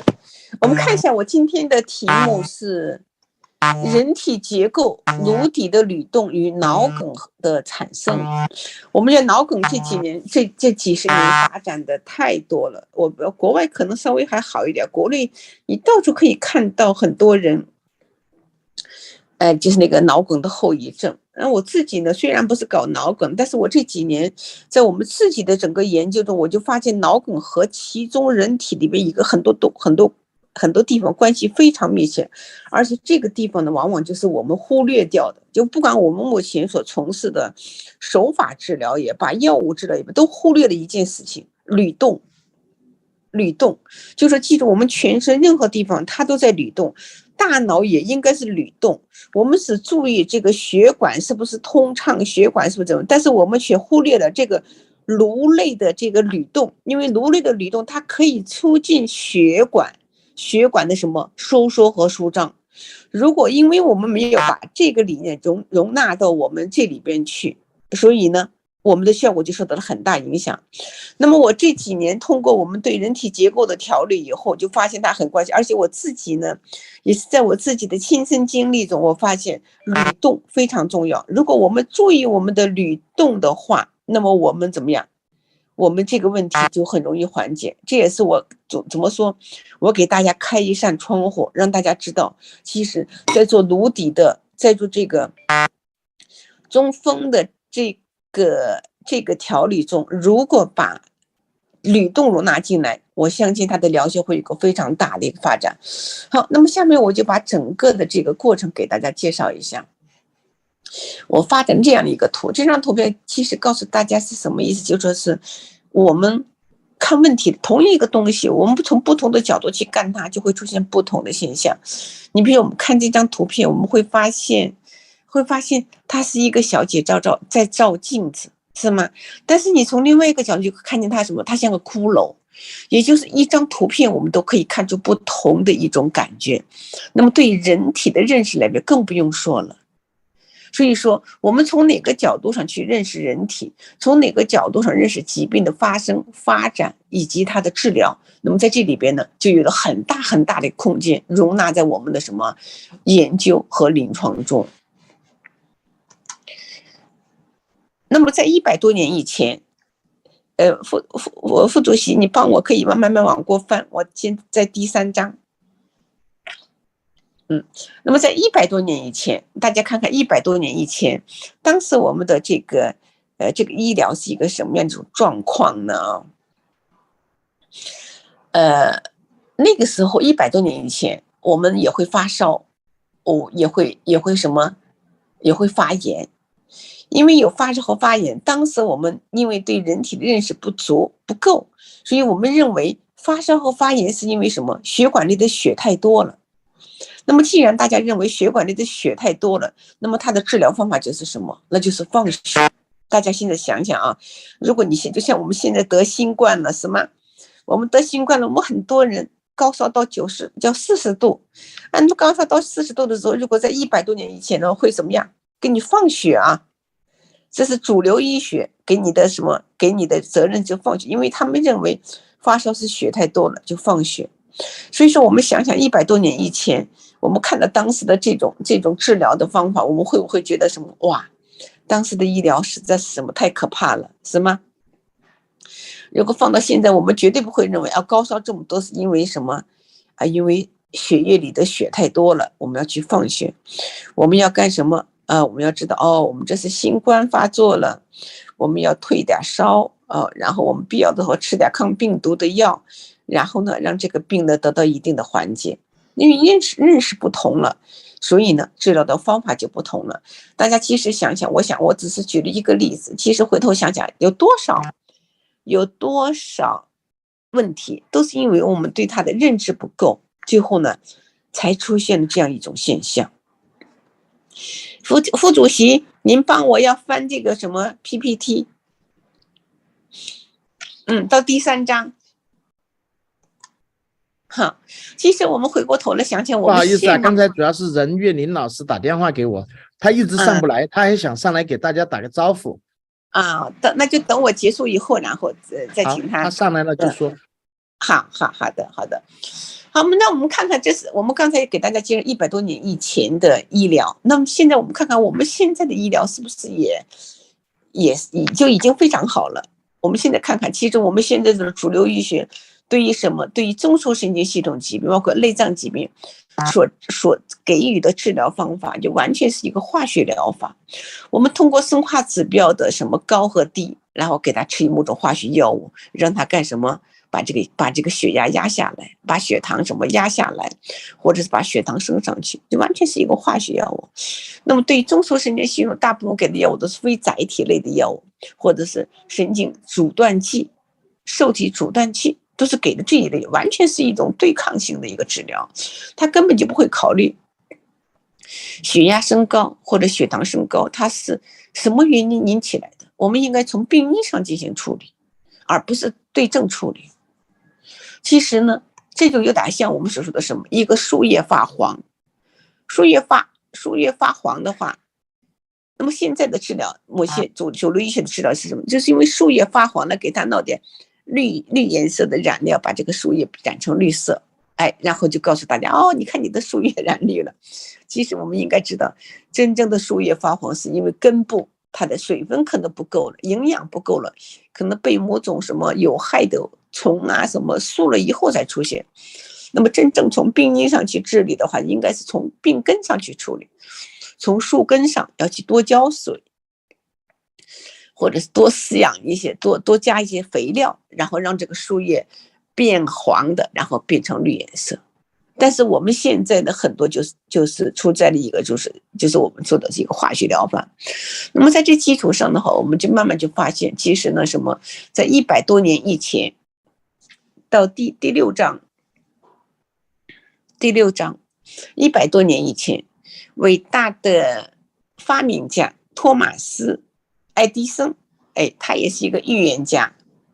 他就曾经说过一句话，未来的医生将不再是给病人药物，而是转向于照顾人体的结构、饮食及病因来防治疾病。那么从这句话上来说，就说明了什么？其实呢，可能很多问题，在某种含义上来说，它的什么人体结构的改变，可能是很多问题更早的一个病因。就比如说我们说的血压高和血糖高，可能是不是因为结构的影响，就会引起了代谢的功能紊乱。这个时候我们是不是通过结构的改变以后，把这个代谢紊乱让它恢复到正常以后，这个血糖升高和血压升高就能得到一个非常好的一个缓解呢？这种可能性是非常的那什么的。那我们就这个东西，然后进一步就继续往前研究。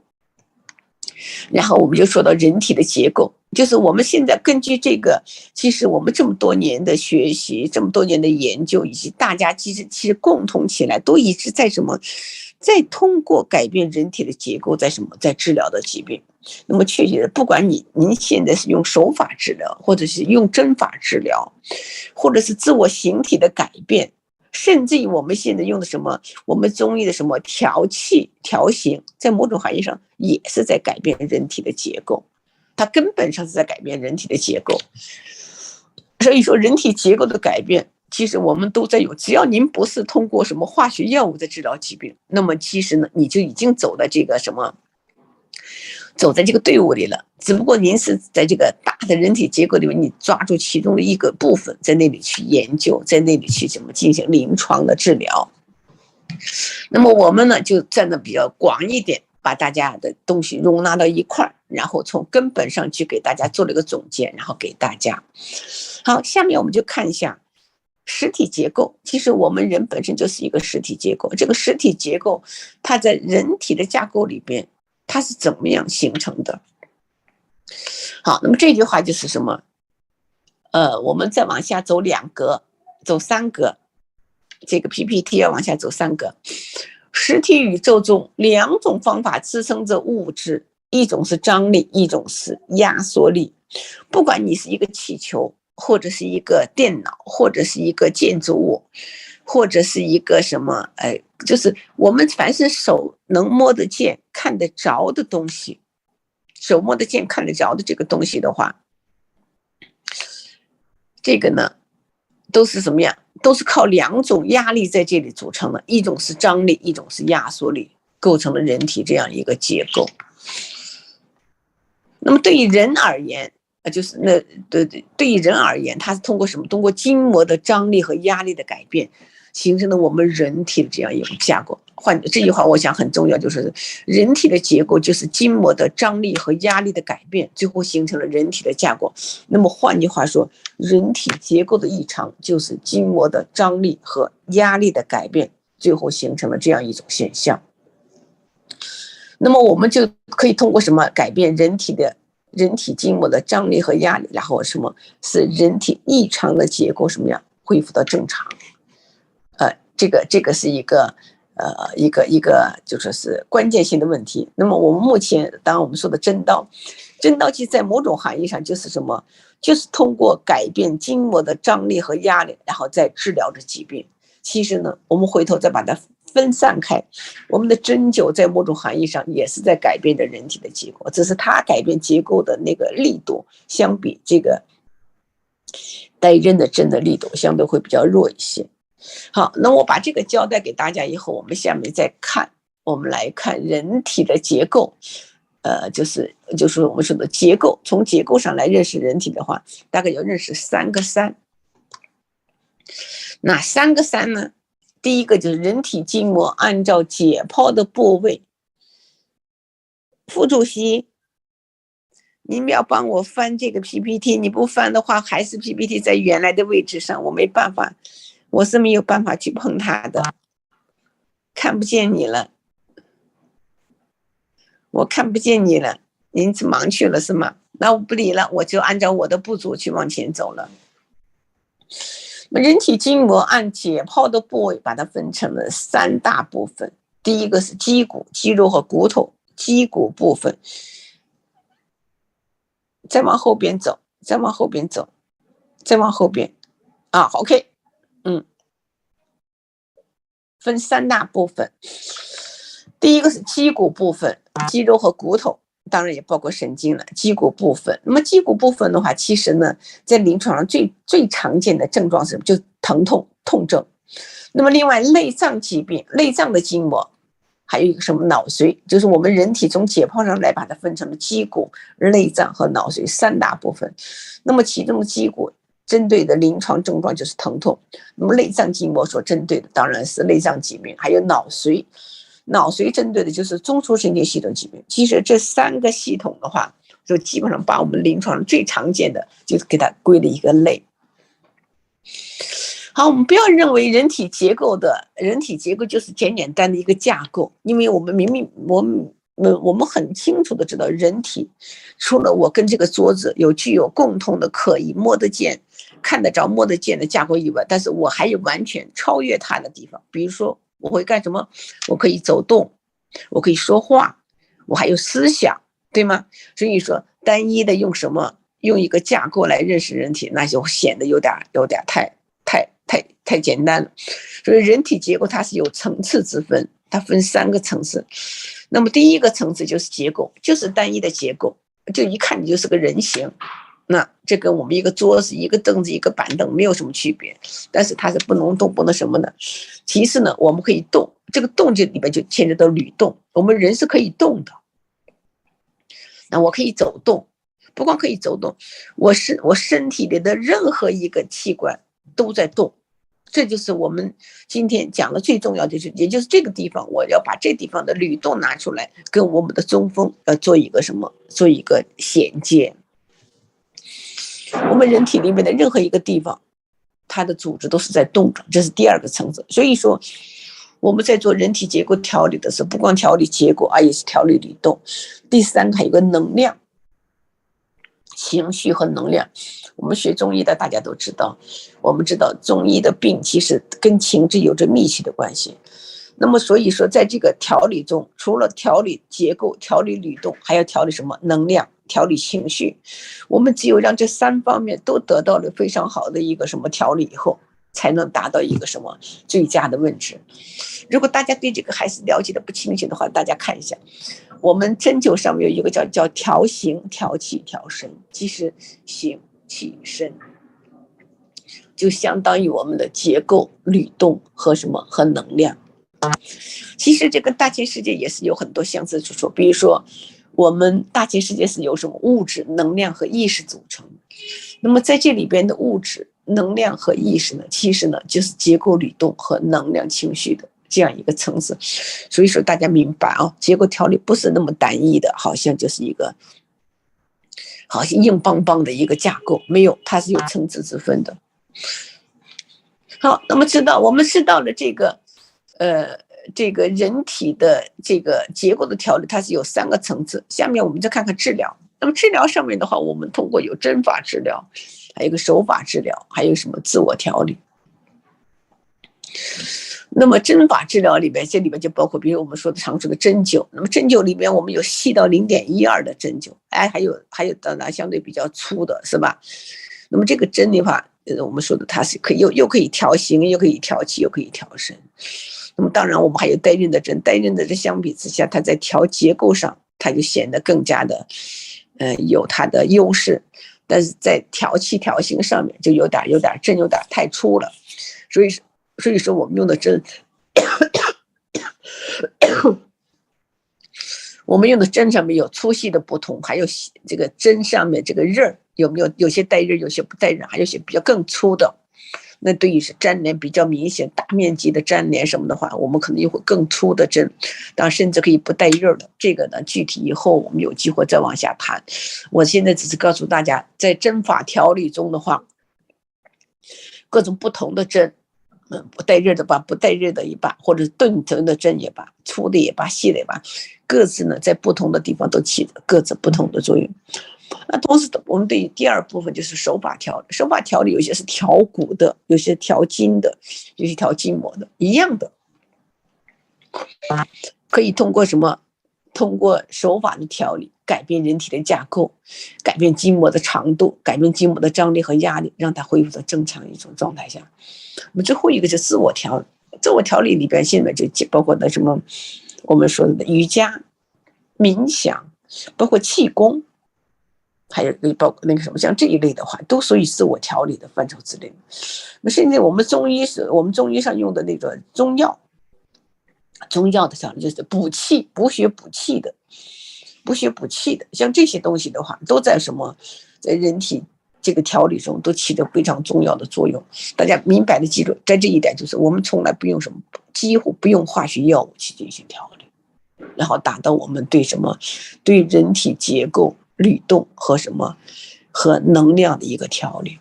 好，这样我们大家知道人体结构的调理，它从解剖上分了三个部分，从层次上分了3个不同的层次，有形的从有形到无形，从可见到不可见。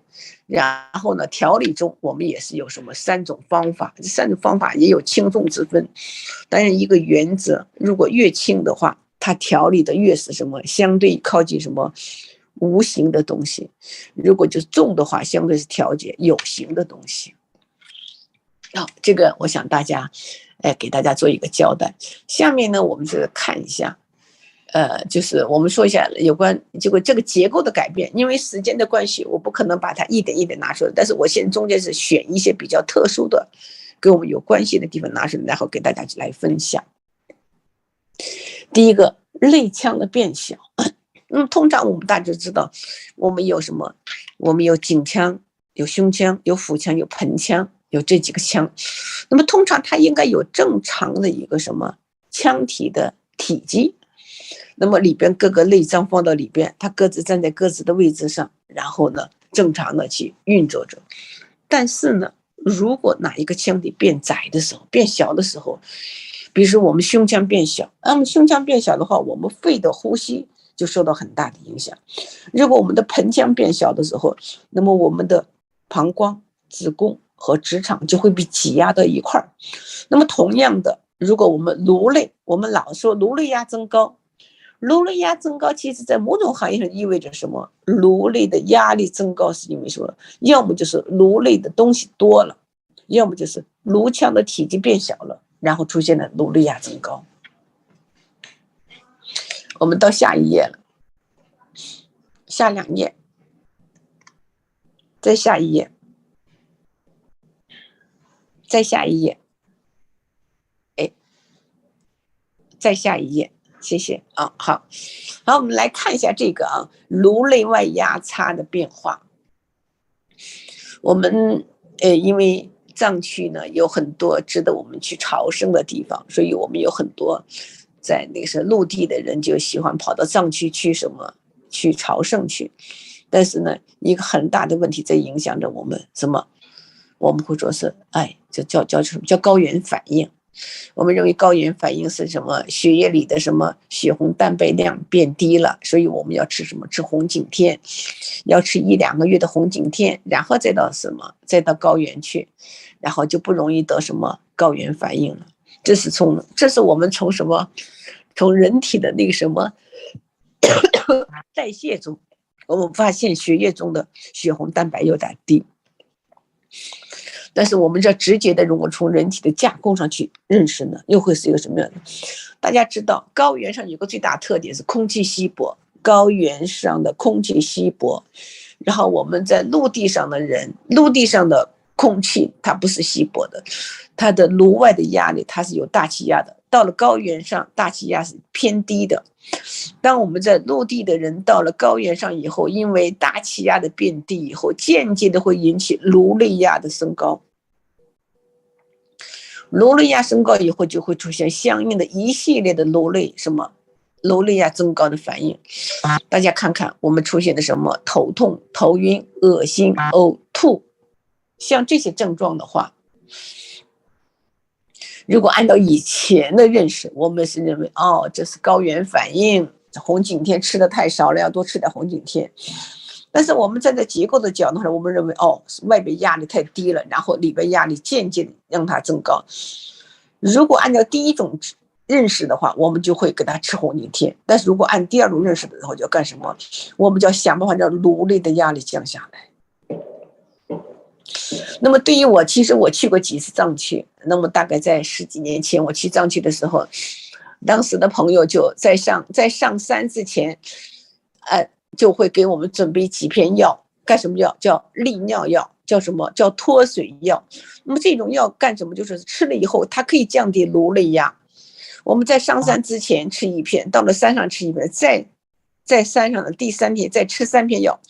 那么这3片药就是在我们到高原上去，当外部压力降低的时候，我们就吃这种药，我们叫人为的让颅内的压力降低，这样呢，保持颅内和颅外压力在一个平衡的状态下。那么第3天以后，我们就不会有这种情况，我们不会有高原反应产生。那么大家从这个例子上就应该明白什么？其实很多问题可能就是一个压力差的改变。这里外压力的一个改变，最后形成了什么一个病？我们看很多，其实刚才那些反应，他们认为那些反应是高原反应，其实我们细细的一看，这些反应完全都是由于什么颅内压增高所引起来的。所以治疗的话，要么就吃利尿，要么就是想办法做什么，在枕骨、在颅底，就是在枕下做一些什么肌肉的放松，甚至放一点血，让颅内压力降低。这个症状就不容易产生了。那么这个理念完全就是一个结构的变化所出现的一种现象。好，说到这里的话，我们再回头看一下这个什么，我们不要认为就说是颅内压增高，就是所有的颅内压增高都是要叫什么降低颅内压。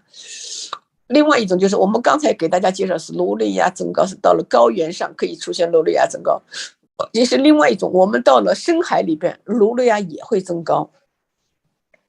我们到了深海里边，颅内压也会增高。那么这个颅内压增高和高原的颅内压增高，它虽然表现是一模一样的，但是它的原因产生是不一样的。所以在治疗上就完全不同，都是颅内压增高啊，表现是颅内压增高，但是治疗完上面是外边压力低，然后引起颅内压增高，到了深海里面是颅外的压力高，挤压颅内的压力让颅内压增高。所以到了深海里边，如果出现了颅内压增高，这个时候可不是降低颅内压的。那么从这2个临床表现中，大家就应该明显的感觉到干什么？明显的意识到什么？颅内和颅外虽然都是同一个表现，它不同的内外压差的变化所带来的反应是完全什么？它的病理是完全不同的，但是呢，都是一个压力差的改变在这里所出现的。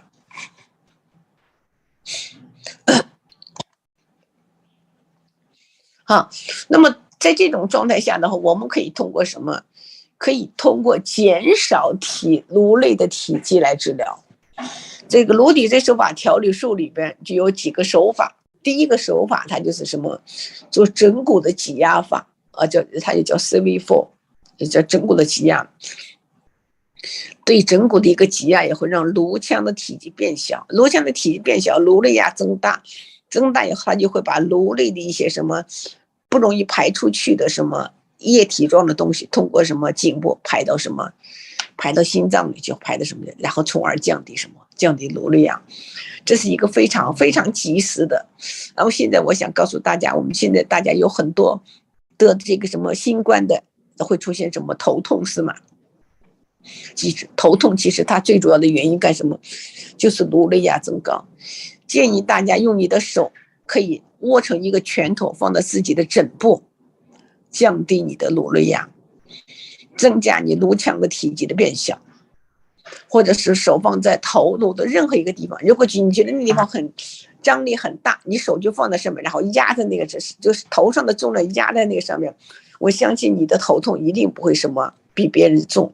那么因为我知道这样一个道理，所以这2天的话，我这2天也是在新冠发作期，我确切的说我没有头痛。我认为我没有头痛的最主要原因就是因为什么？我随时调整着我颅内的压力，我让我颅内的压力不要太高，然后呢，这个头痛的症状呢就处在一个最低的状态下，我几乎没有头痛发生的。好，这是通过什么减少颅内体积的治疗。那么另外一个就是通过什么增大颅内体积的治疗。这个增大颅内体积哈，我们可以让我们的什么，让我们的额骨，就是通过筋膜的调理以后让额骨起来，对额骨、顶骨、颞骨的治疗的话，我们这几个方法的治疗的话，基本上都是干什么？扩大颅腔，也就是我们可以通过扩大颅腔或者扩大颅腔的体积，或者降低颅腔的体积，然后达到什么？使颅内的压力进行一个调整、调节，然后达到我们治疗的一个目的，达到一个治疗的目的。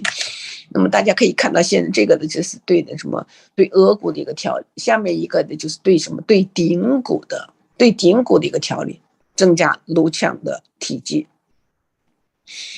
这样的治疗方法呢，其实它主要是针对的什么？增加颅腔的什么？增大颅腔和什么？这个体积，改变结构，然后达到我们治疗的目的。但是大家有没有意识到，就说是这是一个结构的一个改变。回过头来，我们还有一个什么律动？我们正常情况下，我们什么？我们人体的头颅啊，颅内的颅脑的这个筋膜，它每分钟有6到12次的什么律动，它有个扩张，有个收缩，有个扩张，有个收缩，有这样一个律动的这样的一个什么一个形式，是我们讲了第二大特点。第二大特点就是这个律动。那么我们在这里边，就是我们说的中风啊，我们说的中风就是我们现在目前的话，第一个其实对结构调理几乎大家不认为的。我们现在对于中风的治疗的话，都是扩血管呀，或者是什么，就主要是以扩血管，然后达到治疗的目的。但是呢，如果血管这个内外压差变化不够大，或者内外压差变化太大，是很难达到治疗目的。更何况，假如没有把律动，就是如果它的结构是很好，但是它没有律动，就是颅骨、颅内这个律动、扩张和收缩没有律动的存在的话，那么它的什么，这个颅内的循环呢是很难正常去完成了。所以说，要调整颅内的，如果调整颅内的什么这个律动的话，把它保持在每分钟6到12次这个范畴之内的话，那么我想，如果大家平时注意这些生理的，是人体的律动，它是一个生理的行为，生理功能的。如果没有这个律动的话，那么它脑梗产生的几率一定会大出其大很多。那么我想我自己也是，我也有很多朋友看到一些朋友的家人看到。对于脑梗的患者，你可以明显的感觉到他头脑内的这个律动几乎是什么？是锁死的，没有律动的。所以我想，对于中风患者，如果我们只是单一的通过药物的治疗，不通过结构的改变，不通过律动的改变，然后想达到治疗，想达到什么这样一个目的的话，是很难去完成的。那我自己也很庆幸，大概在2-3年以前，我呢，也就是这个什么开始的时候，这个新冠开始的时候，我母亲今年已经90岁了，我母亲在87岁的时候，我正好是过年的期间，我在家里待着，突然有一天，她又表现出了脑梗的一些情况，我开始还是认识不足。最后发现是脑梗以后，我就赶紧赶紧去问朋友，脑梗怎么治疗，用什么针治疗，然后去买针灸针，然后呢，大概第3天第4天以后，我就开始给母亲做治疗。我大概采取1天针灸1天手法，1天针灸1天手法，大概采取这种方法治疗。母亲条件不是很好的，87岁了，她高血压已经有50多年了，50多年高血压，而且也伴有什么冠状动脉、冠心病，就是一大堆基础病。但是很奇怪的是，我大概经过了20多天的治疗的话，他的这个脑梗的相关的一些症状完全消失。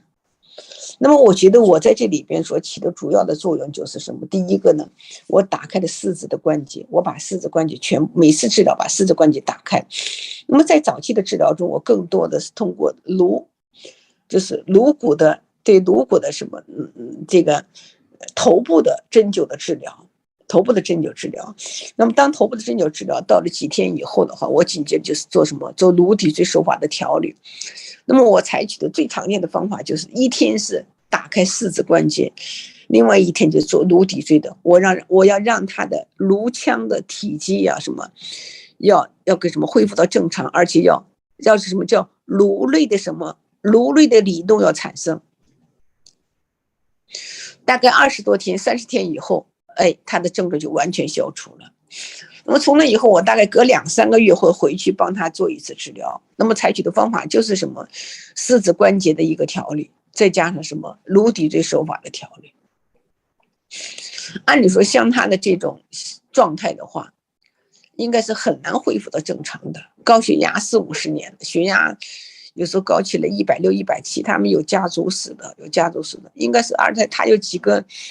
他家里的就是弟弟呀、妹妹呀、表弟表妹呀，都有好几个都是因为这个，最后出现问题的。但是呢，因为我大概1、2个星期，1、2个月去帮他做一次，到现在90岁了，他没有留下任何一点点什么脑梗留下来的后遗症。其实从这里面，我想就得出了一个非常很。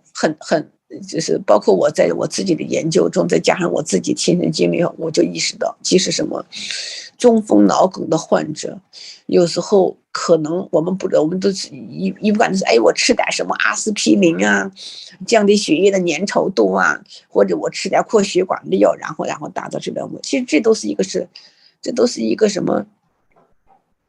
不是一个从更深一层去治疗疾病、去认识疾病的认识。所以就更好的是要干什么？包括我们在听的各位，你能保证你敢保证你不会说得中风吗？都很难说的，都很难说。所以说，我想我给大家讲这个的，我当时跟我们副主席沟通的时候，我就是想把这个理念告诉大家。我希望大家更多的是把注意力往这上面去看。要知道颅腔的大小跟颅内血液的循环的正常的运作有密切的关系。如果一个颅腔内的血液因为它的律动，就是颅底椎的律动不存在，血液的循环一定会受到非常大的影响。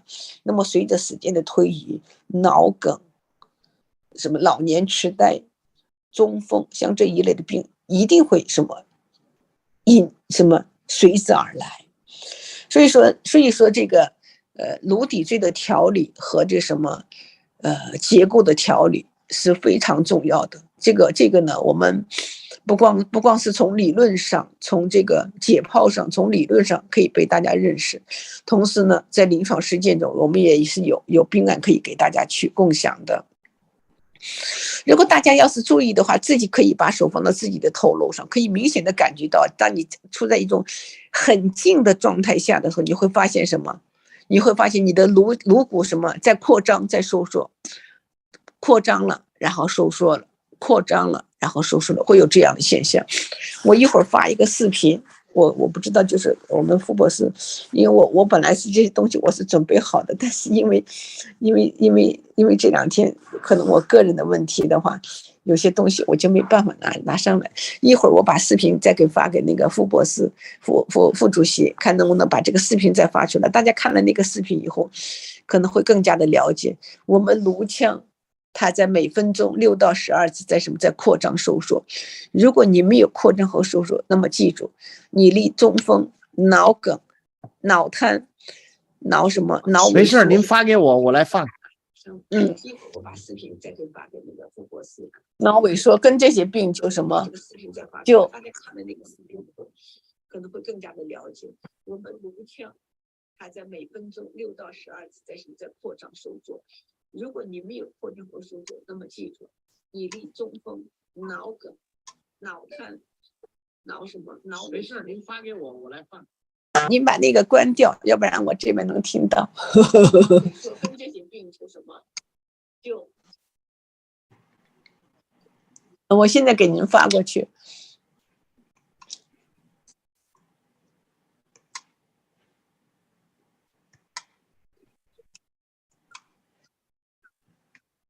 好，我发过去一个了。你把那个关掉，要不然我这个不听到。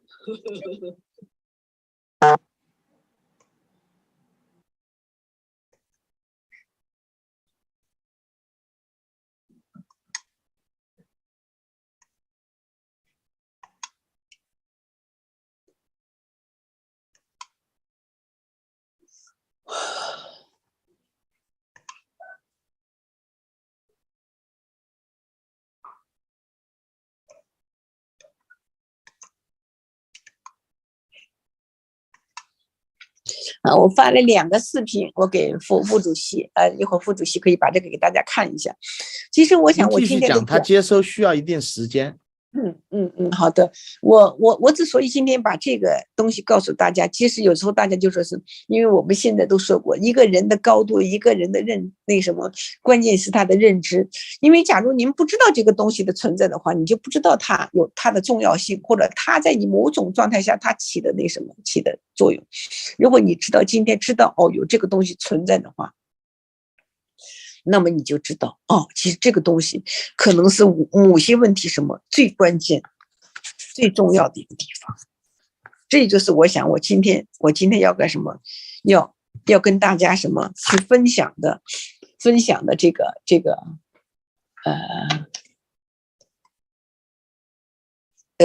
一个主要的思想。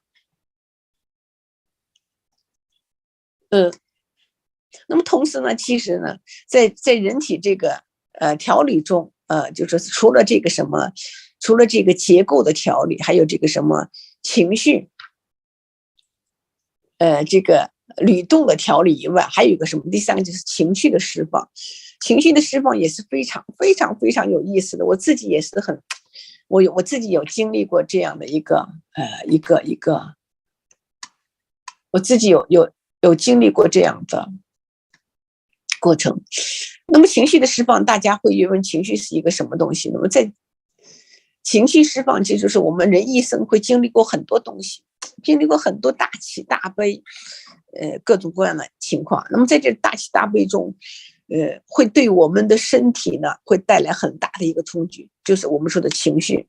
那么有很多东西它会储存在我们身体体内，那么大概它储存在什么？就储存在我们的筋膜上。所以说我们把对情绪释放把它称之为什么？叫能量包袱。这是一个负能量的一个包袱，在我们身体上可以看到很多。如果大家要是能看到这个人体的律动，它是一个正常一个律动的形式。如果你看到某个地方这个律动不存在，或者律动反转了，或者怎么样的时候，这地方就有一个能量包袱啊。这个能量包袱肯定是身体里边的身外之物。那么我们就可以通过放松，或者是怎么样一个方法以后，让你这个负的能量包袱怎么释放出来，让你恢复到正常。大家从这个角度上看的，就是人体结构的调理中，它不光是一个架构的调理，还有一个律动的调理，还有一个一个负能量的一个释放。这个呢，就是它既有有形的东西释放，还有无形的东西释放。其实我想活到今天的话，我想大部分人也就知道，真正在我们大千世界里边，如果你是一个唯物主义者的话，那么你记住，你只知道大千世界的4%的存在。真正在我们这个大千世界里，90%多的90%多的东西，它都是一个都是一个无形的东西。其实而且这种无形的东西真正的在控制着有形的东西的存在。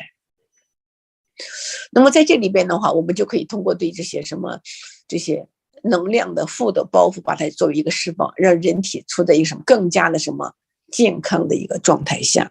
那么相比之下，当然越年轻越小的话，它的负能量就越少，而随着年龄的增长，它的负能量就越来越多。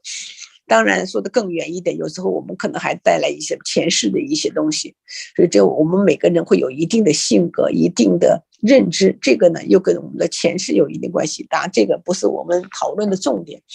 总之有一点就记住，我们在我们这个人体里边，你单一的只是调整人的病，其实呢就有一点什么，有一点太普通了，一定是要从什么，从整体的一个架构上调理，再一个从律动，让每个脏器的律动调理。我今天只是给大家介绍了一个什么颅骨的调理，颅骨的律动调理。其实我们身体的每一个脏器它都有律动，当然我们知道心脏的律动，肠道有什么蠕动，我们的肺有什么，有呼吸有律动，我们知道这些，我们都很明白，我们知道。其实呢还有什么，我们身体的每一个脏器，我们的肝脏，我们的肾脏，我们的直肠，我们的膀胱，每一个脏器都有它律动的形式。当这个律动不动了，或者逆转了，或者它律动方式发生变化，都会对这个功能产生很大的影响。那么早期呢，这个脏器还有一定的什么修复能力，还有的代偿能力，但是随着时间推移的话，到一定程度上，然后这个律动呢就代偿不了，最后这个脏器就什么，就固化，就不动了。不动了以后，或者动得少了，或者是逆转了，在这种状态下的话怎么样，那么这个脏器的功能就受到影响。那么脏器的功能受到影响，在一定范围之内它还可以代偿，再往前发展的话就失代偿，失代偿以后就会出现什么，我们所说的什么生化指标的异常，才会出现这个肝脏怎么样了什么的，遗憾生化指标这个高了那个低了。那么从这一点上大家就知道，我们从结构的调理上是在疾病更早期的寻找它的病因，进行一个什么治疗。当一旦它要到了什么我们后期的什么生化指标的异常的时候，其实前面已经有很多东西都经历过了。我们如果更早的把病因上面进行一个处理的话，就不会出现后期的这种各种各样的是这种衰竭呀，或者什么出现这样一种状态下。说这个呢，不光是在颅骨里边啊，对大脑眼，对全身任何地方的脏器都有同样的一个作用，包括我们所说的关节也是这样子的。正常每个关节都有它正常的运动范围，当这个关节运动范围增大或者缩小的时候，它就一定会产生症状。但大多数出现的活动度的增加，一定有活动度的减少这样一种结构的异常所出现的。所以在临床上对于脊柱相关疾病的治疗，那我们大多数把思想都放在什么，这里有错位了，那里有滑脱了，我们把精力都放在这上面。其实呢，这个它是一种表象，它的原因是要寻找它的上端和下端，一定有某一个什么一个关节它的活动度减少，最后出现的一个现象。所以在整个人体架构调理中，律动的变小，这是疾病产生的一个最早的一个变化。假如出现律动的增加，一定记住，是因为是有律动变小才会出现律动的增加。所以我们只需要调理律动的减小，那么律动的增加自然而然就会恢复到正常一种状态。这是一个我想告诉大家的我们的一个经验。还有一个就是最可怕的就是瘢痕，手术以后形成瘢痕，瘢痕是引起律动减少最大的一个罪魁祸首。凡是你做过任何手术，这个瘢痕你很好的处理到了之后，它就像一堵墙一样，隔断了你这个什么上下的一个流通，那么出现的问题会更加的让我们觉得什么可怕。所以大家不要对这个什么手术啊什么这些东西你说我手术做完就好了，不是的，像那些瘢痕，像那些东西一定要想办法去把它处理掉，让它恢复到一种通畅的一种状态下，然后达到我们的治理。不管怎么说，我们说人体结构的调理的话，除了从架构上分了什么内脏、肌骨和我们所说的这个脑髓以外，然后在律动上调理呗，就是在这个层次上调理，你要记住它是不是单一的单纯的一个架构简单的架构，它既有什么结构的调理，又有律动的调理，又有什么这个情绪释放的调理，3个不同的层次啊。那么我们说的中风呢，就说是我们可能漏掉了这个最主要是漏掉了律动。当然呢，我们对结构呢也给予重视的不够，我们只是通过什么药物的增加它的循环，扩张它的血管，其实呢我们没有抓住这件问题的根本。这也就是目前来说为什么中风的患者、脑梗这些患者的话，只是发生了以后我们对他的处理，如果我想我们重视这个地方的话，这一类的患者会大大的减少它的发生和发展。那么在这里边呢，我们也做了一些工作，当时我自己也有一些就说是比较简单的一些就是操作方法，以后有机会的话，我们可以跟大家一块来分享一下这个方法。最后一个我们就说到个情绪释放，这个是更高一个层次的认识。首先大家不要去抵触它，有一个原则，我们做不了的不见得就不是好的东西，我们做不了的不见得别人就做不了。有一点记住，它是存在的，这个是一定是那什么无可非议的一件事情。我希望我们随着时间的推移，慢慢的去认识它，去了解它。好的，我今天的讲座差不多就到这边，因为我嗓子好像还是有不是很那什么。下面有两段这个视频，有两段小视频，大家主要是看一下它的律动，看这个颅骨的律动。就记住，我们每个人都有律动，你摸不着，是你还不够安静的去摸它，你一定有律动。你如果没有律动的话，那么差不多就像你没有呼吸一样，就不存在了。大家可以看一下这个，会更加的有一个感性认识。好的，我的讲座呢就到这边，谢谢傅博士，还有谢谢王校长，谢谢。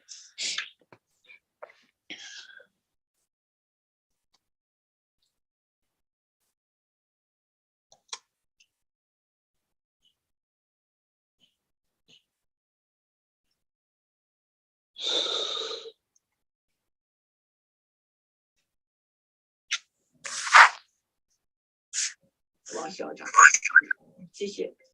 哇，非常感谢我们张英老师把压箱底的这个好东西讲出来。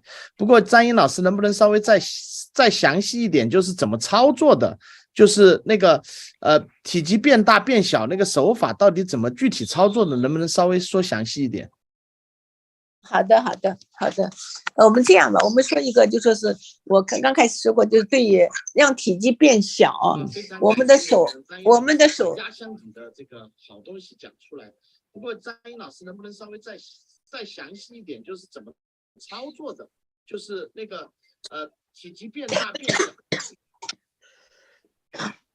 张英老师在吗？好的。那个 Jennifer 能不能放他一下录像？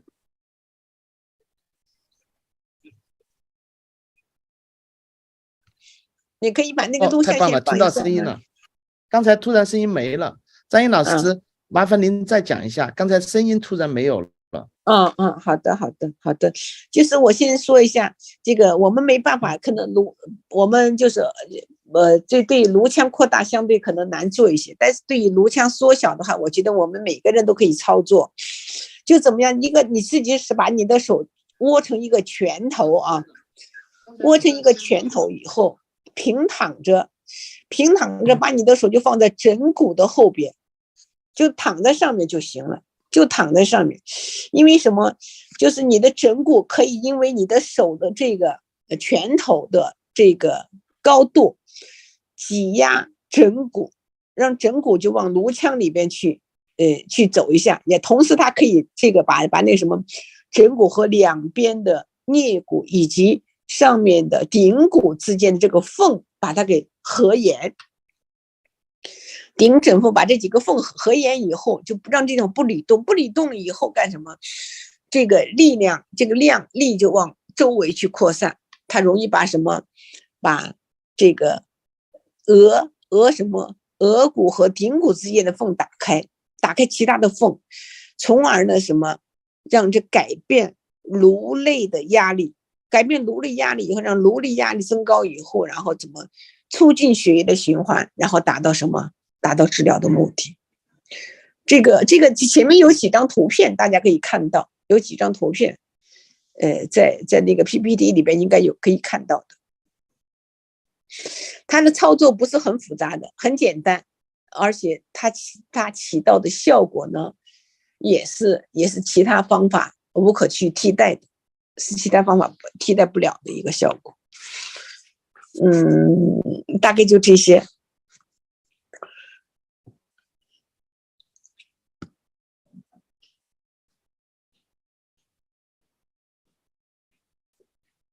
副主席。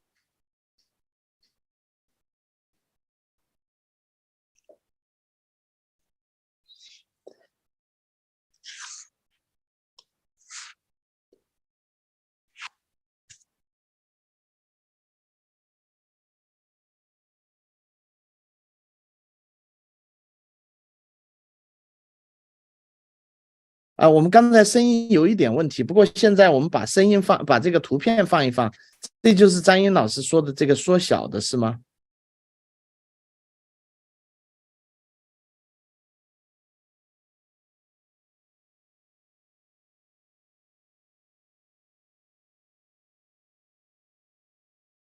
去动一下，再到那边。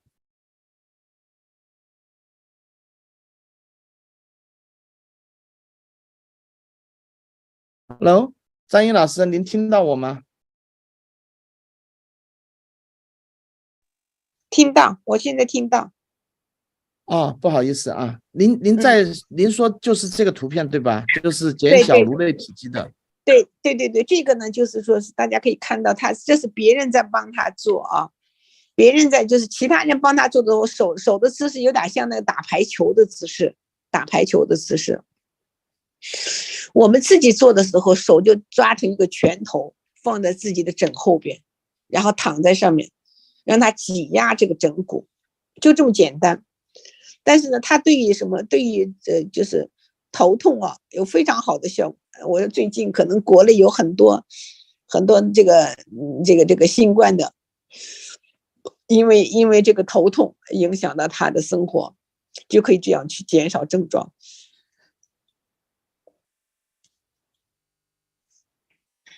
这就是这个手法的一个，其实很简单，只是大家意识到这样的一个治疗，它可能起到什么样的作用，那么带给我们就有非常好的帮助。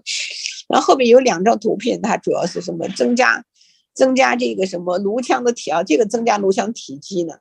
这个呢，相对的话一定要轻柔的要感觉到把你的额骨要提起来了。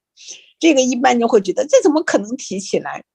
这个就是要有个训练吧，是真的能提起来。这个还真是能提起来，特别对于年轻的会更容易能达到目的。把额骨提起来，把顶骨拉上去，甚至也可以通过拉耳法。我记得上次我们讲过拉耳法，对于耳鸣的拉耳法，其实在某种含义它也是一个扩张颅腔的一个手法，也是非常好的。它不光是对这耳朵的问题有非常好的帮助，包括对颅腔的这个体积的增大也有很好的一个帮助，可以使颅内的压力发生一个改变，然后达到我们的治疗的目的。缩小的那一个还有点不太懂，缩小的把手放在那个就是枕骨下面的话，它就是头稍微高了一点点，为什么它就缩小了呢？你手压在了枕骨上，你把枕骨往里压了呀，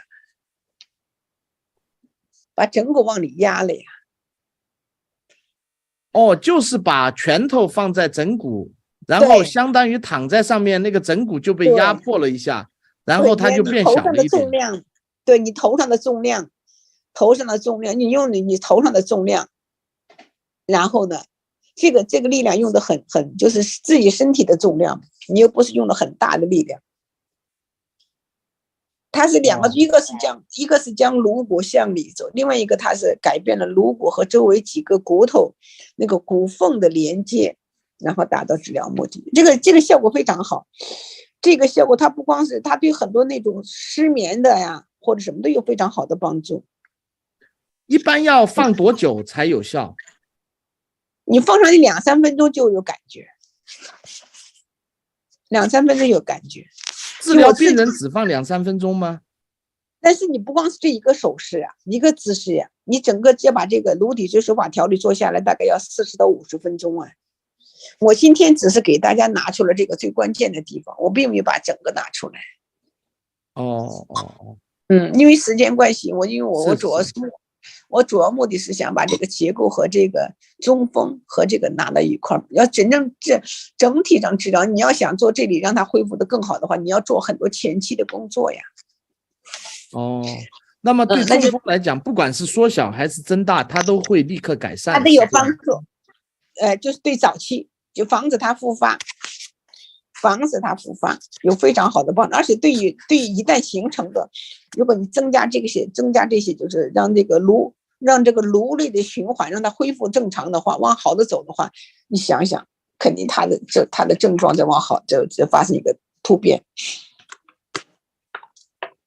这个是第一个，是对预防有非常大的帮助，而且这不光这个预防，不光是对中风，对于什么脑梗，对于那个什么老年痴呆，它就主要就是让颅内压力恢复在一个正常的状态下，让那个颅内的循环处在一个什么一个正常的状态下。因为如果颅内的律动没有的话，血进去出不来的，血出不来的，血出不来就聚集到那里以后，最后就出现了相应的一切症状。因为我们大家知道颅腔它是一个骨腔嘛，就一个整骨大孔，一个洞在那里，这里边的东西肯定要动啊，不动的话它出不来的，就是少了我们对这个律动进行了一个少的一个对它认识不够，所以就出现了很多问题。太棒了，太棒了！那个大致张英老师把这个概念告诉大家了，意思就是要通过增大或者减少颅内的体积来改变你内部的很多东西。改变体积，然后再通过律动它还是另外一种，就是让它调动。一会儿我不知道，我给您发过去2个视频，我不知道您可能还没收到。因为您发的视频是 FLY 那个 file 的 ，Jennifer， 你有打开吗？我这边打不开。一般我们如果你直接发的微信的视频的话 ，MP4 就可以打开。我是发的微信视频。你是发的 MP4， 然后点 FLV 那个 file， 这个我就有点不熟悉。我们等一会儿再打开吧。好的，简单讲，张英老师，您的基本观点就是说要把颅内的体积减少或者是增大，用这个办法来改善脑部的血供。其中有两个办法，一个是增加它的体积或者缩小它的体积，让颅内的这个循环会往正常的恢复。再一个就是让颅内的律动，我刚才说过6到12，颅内的律动它有一个扩张收缩，有这样的一个动态下的一个东西，也要让这个律动恢复，让这2个东西恢复正常，那么我们所出现的这些临床现象就不会出现，就减少，应该说减少，不敢说完全不会出现。就是律动恢复了，它的情况就改善了。所以也就是说，他要想恢复律动，也可以通过练功啊、冥想啊、放松啊，这些也有作用。对，是的。这个很有意思，谢谢张英老师，欢迎张英老师。我们有一个讨论啊，我如果没有记错的话，我到时候再统一讲一下，应该是有一个中风的讨论，应该是在明晚吧，应该是在明天晚上。好的。到时候我们各位老师都来一起参与讨论，大家来交流这个问题，这也很有意思。就各自，你看治疗中风还有这么多的新的这个想法，好像不是明晚，是后天吧？我仔细查一下，不要急，这个不能错啊。今天是22号啊，不是。明天19号主要是，对，明天不是20号，明天主要是那个一些大课，就是一些继续教育课，然后呢，有很多老师把继续教育课的时间都改了，其中有一个很有意思的刘金博士的导引运动法及导引推拿术治疗痛症，这个也是一个比较新的现在，然后还有很多老师都很好了。然后李树明啊、任旭飞都在明天，然后呢还有各种太极大师，明天最主要是好20号就是后天呢我们就会有后天有太极啊有等等，然后到了下午的时候我们就开始讨论中风了，晚上就有一个专门的中风讨论的时间啊，对，这样基本上中风到那天晚上就讲完了，因为这3天都有老师在讲中风。昨天李烨老师讲的中风，今天张英老师讲的中风。当然还有很多石学敏院士啊，那个焦胜发老师啊等等都已经讲了，哎，很有意思。然后明天可能还会有朱明清老师的这个头针，也是很有意思。好，谢谢大家一起来关注这件事儿。那个张英老师的 file 我们一定要想办法打开，会给大家放的。这个待会儿就停止放。现在呢，我们有一个专家也是一直进不来，一个是任岳霖老师，现在都还没进来。我有跟他联络了，刚才就是丹哥，就是主要一直在跟他打电话。现在还有一位我们的外国老师，就是张英老师可能都认识，就是那个孟加拉的。Hello， Are you in？ 没有，你没有接受，我在等。不是等，你没有，你只要点我那个链接，你自动就进来了。你只要进来到我的那个等候的那个群，我就可以看到你。你的名字，你是进到那里了没有吗？你能够看到我们？你能看到我们现在的 PPT 吗？还是不能？没有看到，我进不了。就是你看到微信我发给了你，我的电脑里边有。OK， 那你试一下下面那个链接呢？你不要点中间那个，你试一下下面的呢。两个办法，你试一下下面的，看有发生什么，好吧？这个，那你不容易。那个张英老师，你知道他那个名字怎么读吗？ How to call your name? I always forget. It's a 我不太认识。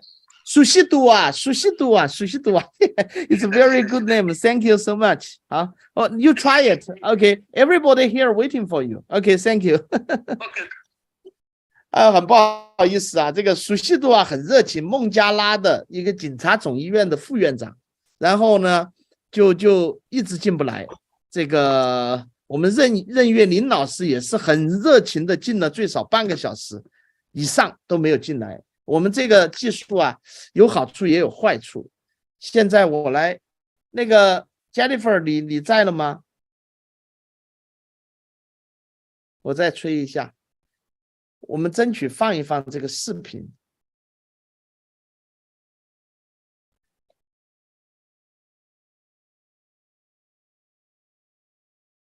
这已经是最后一个讲员了，但是呢，我们就有人进不来，所以说就又耽搁了。我来放一放这个泽西杜瓦的他的视频，他的视频是有了。好，我来先把张英老师的消掉。Jennifer， 辛苦你赶快查一下张英老师那个视频，请把它放一下，因为我放不起，我不知道怎么放。就是张英老师，我这儿微信新传2个视频过来，你争取打开。如果你能马上打开，我们就先放那个，不然我就先放那个熟悉度啊的那个视频了。微信传给你的。是没事，你先弄嘛，我先放那个外国人的视频。熟悉度啊，我们孟加拉的非常好人，很热情。对，我下载完了，但是我打不开，我这儿可能没有那个软件。你在微信发给我。对，微信转给你的。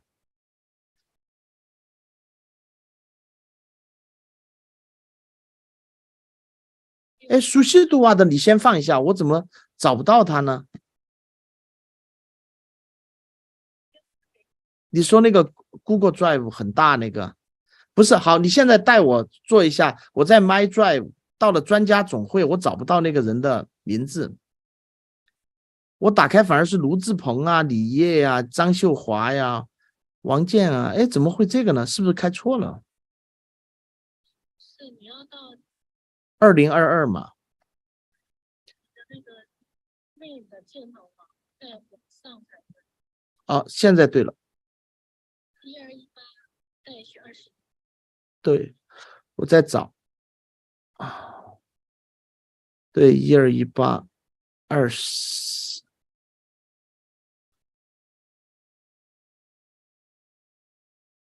抱歉啊，各位，我们都不是技术人员，所以有的时候真的是有点笨。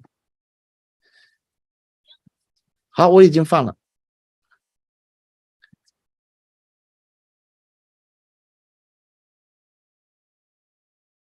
你们好，大家好。看这个中文讲的多好。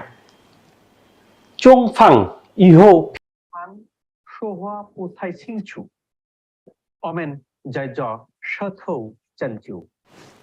舌头的针灸，舌头的针灸，他在做舌针。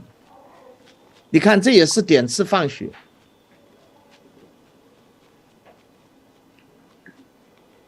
মুখ বন্ধ আবার একটু বের করেন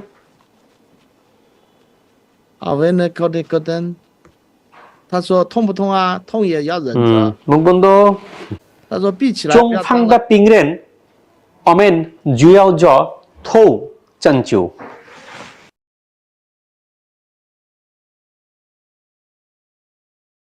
那就不错。It's very good.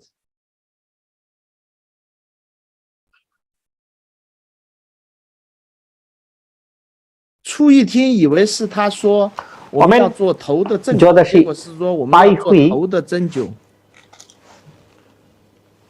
第3种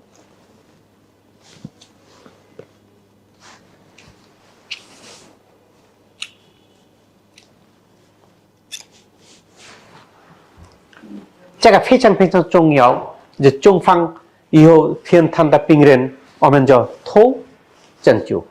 以后我们全身几个重要的针灸地方叫针灸。他说头针灸了，我们在几个地方，颌骨还有别的其他的地方，叫我们针灸。哇，连这个颌骨都知道。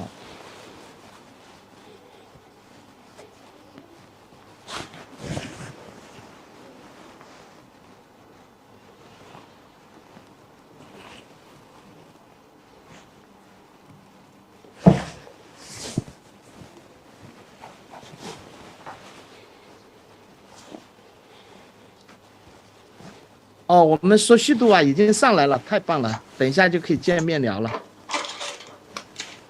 我马上把他拉进来。说虚度啊，你可以举一下手吗？在这个里面，你的名字写的是什么？在 waiting 里面。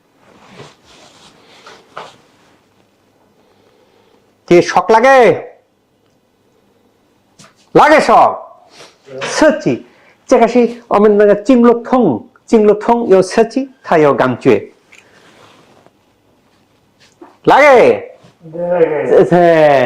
这个有神经，有些病人偏瘫，我们就那个这个地方设计。你要接受邀请，说虚度啊！当我点了你以后，你接受邀请，你就进到讲员这边来，就可以说话了。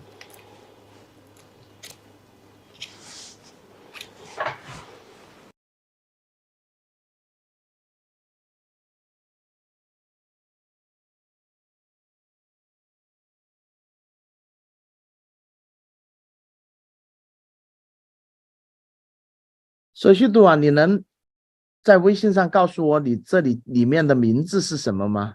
你上到我们的微信上的名字。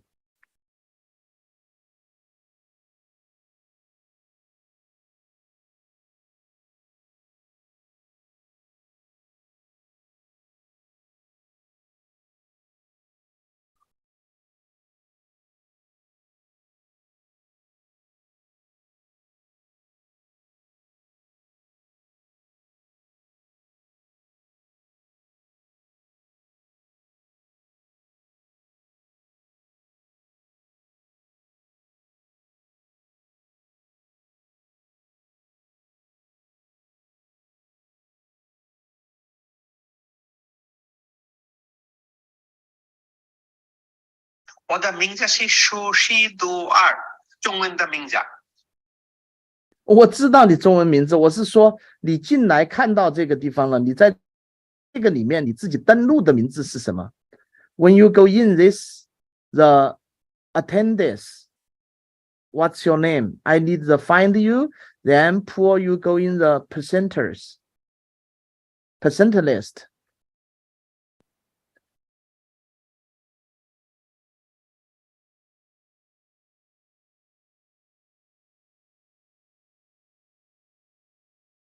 做的是电动设计，我们做了针灸以后，可以这个手做，也可以做电动。我们做了这个电动设计这个针灸的穴位。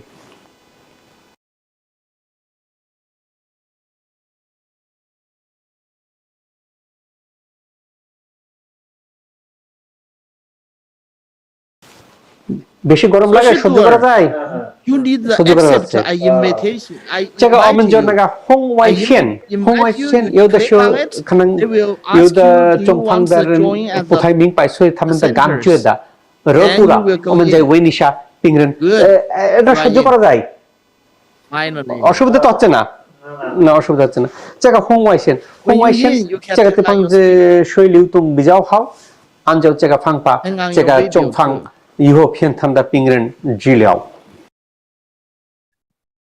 Good, I saw you.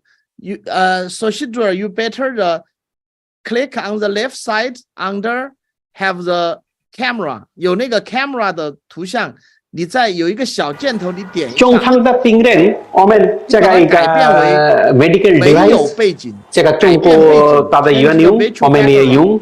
这个按照病情来，我们这个现在看不清楚你。মাথাটা একটু সামনের দিকে。就在那个 video 那里 ，left side corner。video there have a small。有一个小小。我们这个地方定时间，这多长时间他们就这个后面有设计，这个是电脑设计。这个对中方病人很大的帮助。除了这个东西以外，我们他这个地方有电脑他不感觉得怎么样？这个按照病情来决定这个的强度弱还是强？这个病人সহ্য করা যায় কোনো অসুবিধা হচ্ছে কিনা? কোনো অসুবিধা হচ্ছে না。这个按照病情这哈病人他感觉得怎么样？好不好？这个来决定。哇，你看他们设备还不错。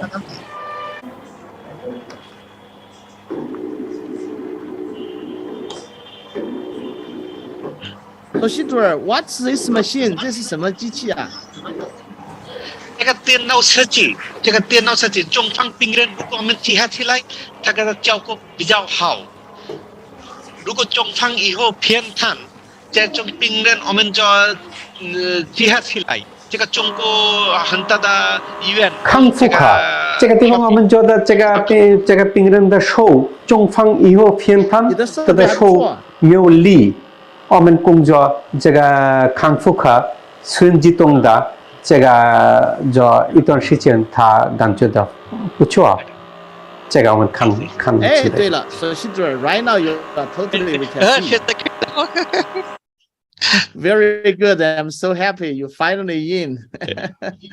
And we have a lot of teacher. He cannot in. 我们也不是专家的人物，所以有的时候是每一个我们都是这样情况。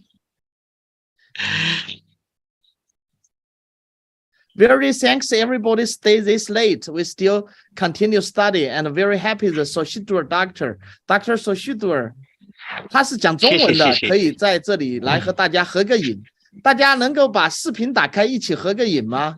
和我们这个最后一位终于上来了的具有先进设备的索西杜尔先生，他是来自于孟加拉的警察总医院的副院长。我们做的是康复卡这个中方以后，刚才我们看了这个手，现在看的这个地方不能动，我们就请每一这是位老师康复的老师在做这个东西。我们针灸以后康复卡接下来这中方的病人治疗。啊，谢谢这个格桑老师啊，川大的格桑 Jennifer， 哎呀，太棒了，终于又见面了。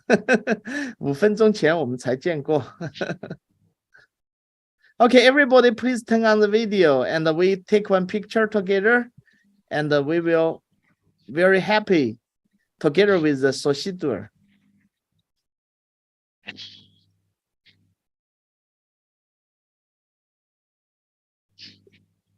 我们刚才任岳林老师搞了好久都搞不过来，这个运动是非常好的，对中风的病人，这个自行车的运动非常好。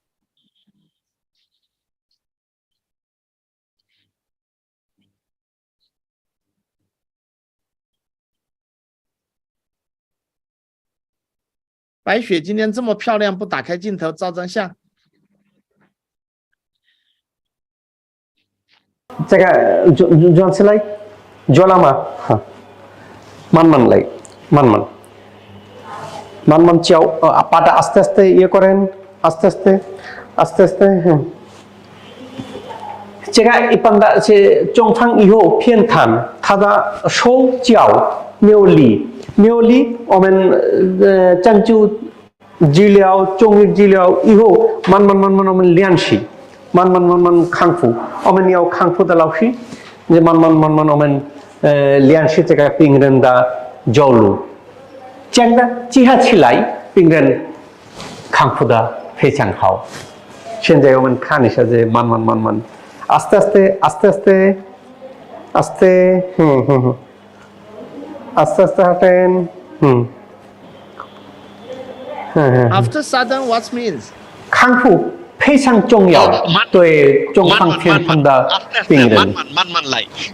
Upsasi 啊 ，very good。Upsasi， 我们慢慢来。I like it。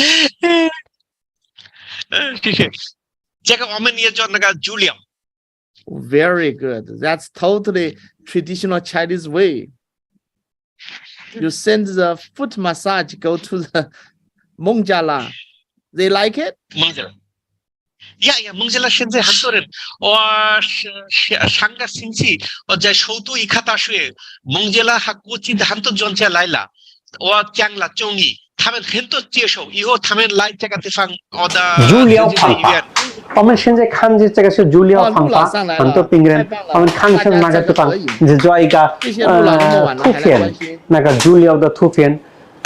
中国这个人们相信这中医，人们相信这个地方，我们脚里边有很多穴位，针灸的穴位，这个地方我们如果按摩很多的帮助，我们日本的内脏跟那个有关系。我们看到很多病人说，中风以后疼痛，他的病人，他的有的时候脚麻木，没有很多的感觉，我们就这样的。我们看一下这个做，还有做那个这个做按摩做这样的做的方法，它这个血液流动比较好，感觉的非常好，那个每个地方做丰富。这样的治疗方法对来说很大的帮助。那个部位做那个按摩做了。非常好，大部分人做我们做中风以后偏瘫的病人也做这个东西。We take one picture together, and today almost done. Very happy today, and very special. I'm very happy you finally going up. I can see you online. The Soshi tour. 我是再也不会忘记你了。硕西杜尔，这个足疗，还有先进的设备，还有针刀，还有针灸，什么都会。因为这个病人，你看，这个病人他中风以后，他不能走路，不能说话，不能也。我们做了这个一段时间，他可以说话，他可以走路，他可以抓。所以他特别感谢我们这样的病人来很多。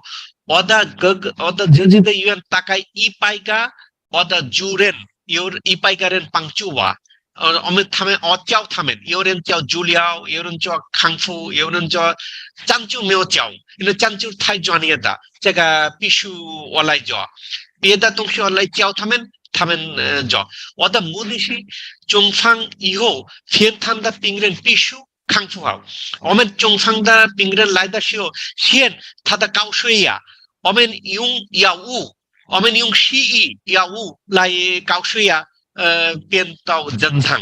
高血压变正常了以后，再教我们做这些中医的方法。这个孟加拉人很多人接受，所以现在有很多中医从中国带来孟加拉国，很多中国的设备带来孟加拉国，所以这些东西中风偏瘫的效果比较好。太棒了，太棒了！你真的是把中国的传统文化发扬到孟加拉，发扬的非常好啊！在当地应该你的经济收入、经济效益也在当地算好的吗？非常好，非常好。哇，太棒了！你的房子一定在那个地方，房子应该是像你这种医生一般都有自己的房子吧？是的，我的这个医院有100床的医院，100床的医院。我拿了那个是的，我们拿了那个文件，是那个卫生部我们拿了文件，在这个地方可以做针灸、中医、康复，都他们给了我文件。不容易，不容易，你这个真的是“一带一路”的一个最值得推广的一个地方。因为现在孟加拉国人很多人接受这个东西，那刚刚来的时候很多人不太了解，懂吗？现在很多人了解，很多人看到效果非常好，所以很多人来这个地方来做这个那个。太棒了，太棒了！现在我们国家的首都大学跟我一起做那个研究，因为我有那个 publication。我们现在跟那个病人的情况需要了解一下，就是他治疗这个地方，孟加拉国首都达卡首席中医院做了针灸和其他的康复一个治疗综合起来一个治疗方法。他治疗的怎么样？我们再问一下，আপনার patient আপনার কি হয়? আমার husband. আচ্ছা, কি সমস্যা ছিল? উনি stroke করছিল, স্ট্রোক করার পরে থেকে উনি কথা বলতে পারতো না, উনি হাঁটা চলাফেরা অনেক কষ্ট হইতো, হাঁটতে পারতো না, উনি অনেক 我听懂了，他说索西杜尔医生你非常好，এক বছর ধরে很高。হ্যাঁ, এক বছর ধরে উনি কথা বলতে পারে না, হাঁটতেও পারে না, হাঁটা চলাফেরা করতে 中国针灸非常好。এখন কি অবস্থা? এখন ট্রিটমেন্ট কতদিন করলেন? আমি মোবাইলে দেখার পরে আমি এখানে আপনার এখানে আসলাম, আসার পরে তো আল্লাহর রহমতে 1 মাসের আপনি দিলেন। এখন আল্লাহর রহমতে উনি শরীরও সুস্থ, কথাও বলতে পারে, উনি হাঁটতেও পারে আল্লাহর রহমতে। কথা বলতে পারে? আপনার নাম বলেন তো একটু, আপনার নাম বলেন। আপনার আব্বুর নাম বলেন। আপনার ছেলের নাম বলেন। আচ্ছা, সোহা হাবিব। আমার নাম বলেন। আগে একদম বলতেই পারতো না কথা, একদম বন্ধ ছিল কথা।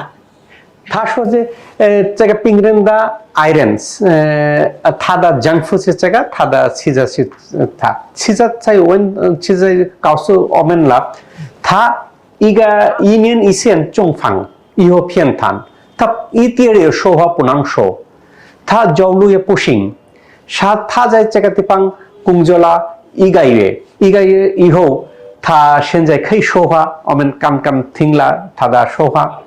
他说的现在走路也可以，虽然走路不是太顺利，但是慢慢走路也可以。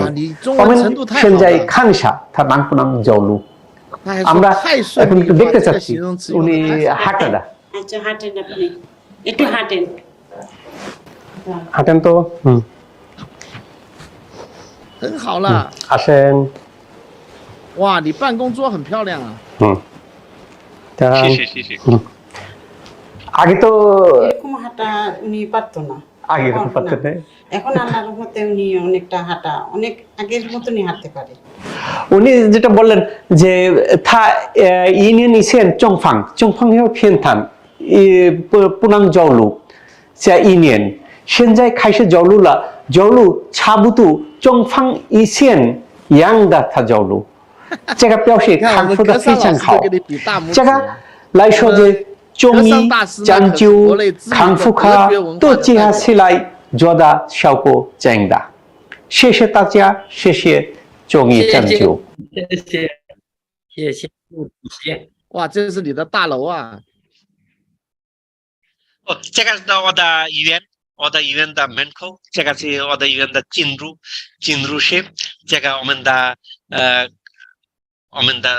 住院的病人的地方，这个是7楼。哦，哇，你这里病人好多啊！病人太多了，我一个月排队，如果他们需要看我，一个月排队。那病人很多病人，因为这个是那个病房，那个一般的病人做这个，高官的病人做一个病的房间。太好了，你这真的是世界级的，非常好。以后有你发了一个链接给我，已经在世界杂志发了16篇文章了，全英文的，非常好。因为现在这很多孟加拉的首都达卡医科大学，还有医科大学刚刚亮起了，因为我们做的这个你看这个是 PubMed， 这个美国的杂志，美国的杂志，这个是医疗杂志非常有名的，这个里边有我的东西，我的学习段，这个是进入了，这个有别的美国的杂志，这个也是那个美国的杂志，这个地方，所以16个已经出版了，16个。现在我们首都医科大学的高官的医生，11的医生跟我做那个这个研究，这的不容易，有些中方以后偏袒不能说话，不能交流，开始交流，这个对来说这非常他们跟我联系，我们在研究，因为我的这个地方有很多。美国的很多杂志，这个印度的杂志，其他的别的国家的杂志，孟加拉的杂志，医疗的杂志，那个出版了这中医的效果，因为各个地方有效果。这中医对来说就非常因为这个对来说的一般的，如果我们这康复科结合起来中医针灸，这个治疗非常很好。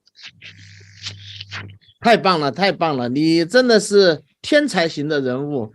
这个英文也说得好，中文也说得好，孟加拉语还说得好，然后你还教了这么多人，很了不起。你这个是一个 totally it's an integrative medicine the specialist， 你这个完全就是中西结合的一个整合医学的典范啊，又有各方面的东西综合在一起，而且就是以人为本嘛，就是只要把他们病治好了，而且还有享受型的，你看这私人包间啊。是的，抱歉，因为这个地方很多高官的人物来，孟加拉的非常高官的人物，所以他们一般的跟一般的病人隔开，他们的给一个好的环节。当然要 private， 因为你是服务最高的领导的人，很好，太棒了！以后我们到你那儿来看一看啊，到时候我们有的时候孟加拉的部长、主任。Many ministers and secretaries of the different ministry also visit my place, and also I give them acupuncture. 有的时候他们说新加坡做 acupuncture， 现在他们不去新加坡。有的时候他们说泰国、马来西亚，现在他们不去了，他们来这个地方干我做这个针灸。太好了，你这个以后我们多联络，可以把最先进的东西。再多结合，让他们你这儿的这个名声更好，技术更好。谢谢。Because we have if you see this few days presentation, we really have about 80 different country, and we have the 100 more specialists, and all it's a very high level the doctor, and 很高级别的，都是世界级的。现在看着你在笑的这几位都是世界级的，大家都很高兴啊！我也欢迎，如果你们有时间可以参观我的地方，可以了解一下。因为现在通过我，现在有些人像是中国，他们也学了针灸，他们也想我来帮助他们做针灸中医在孟加拉市场。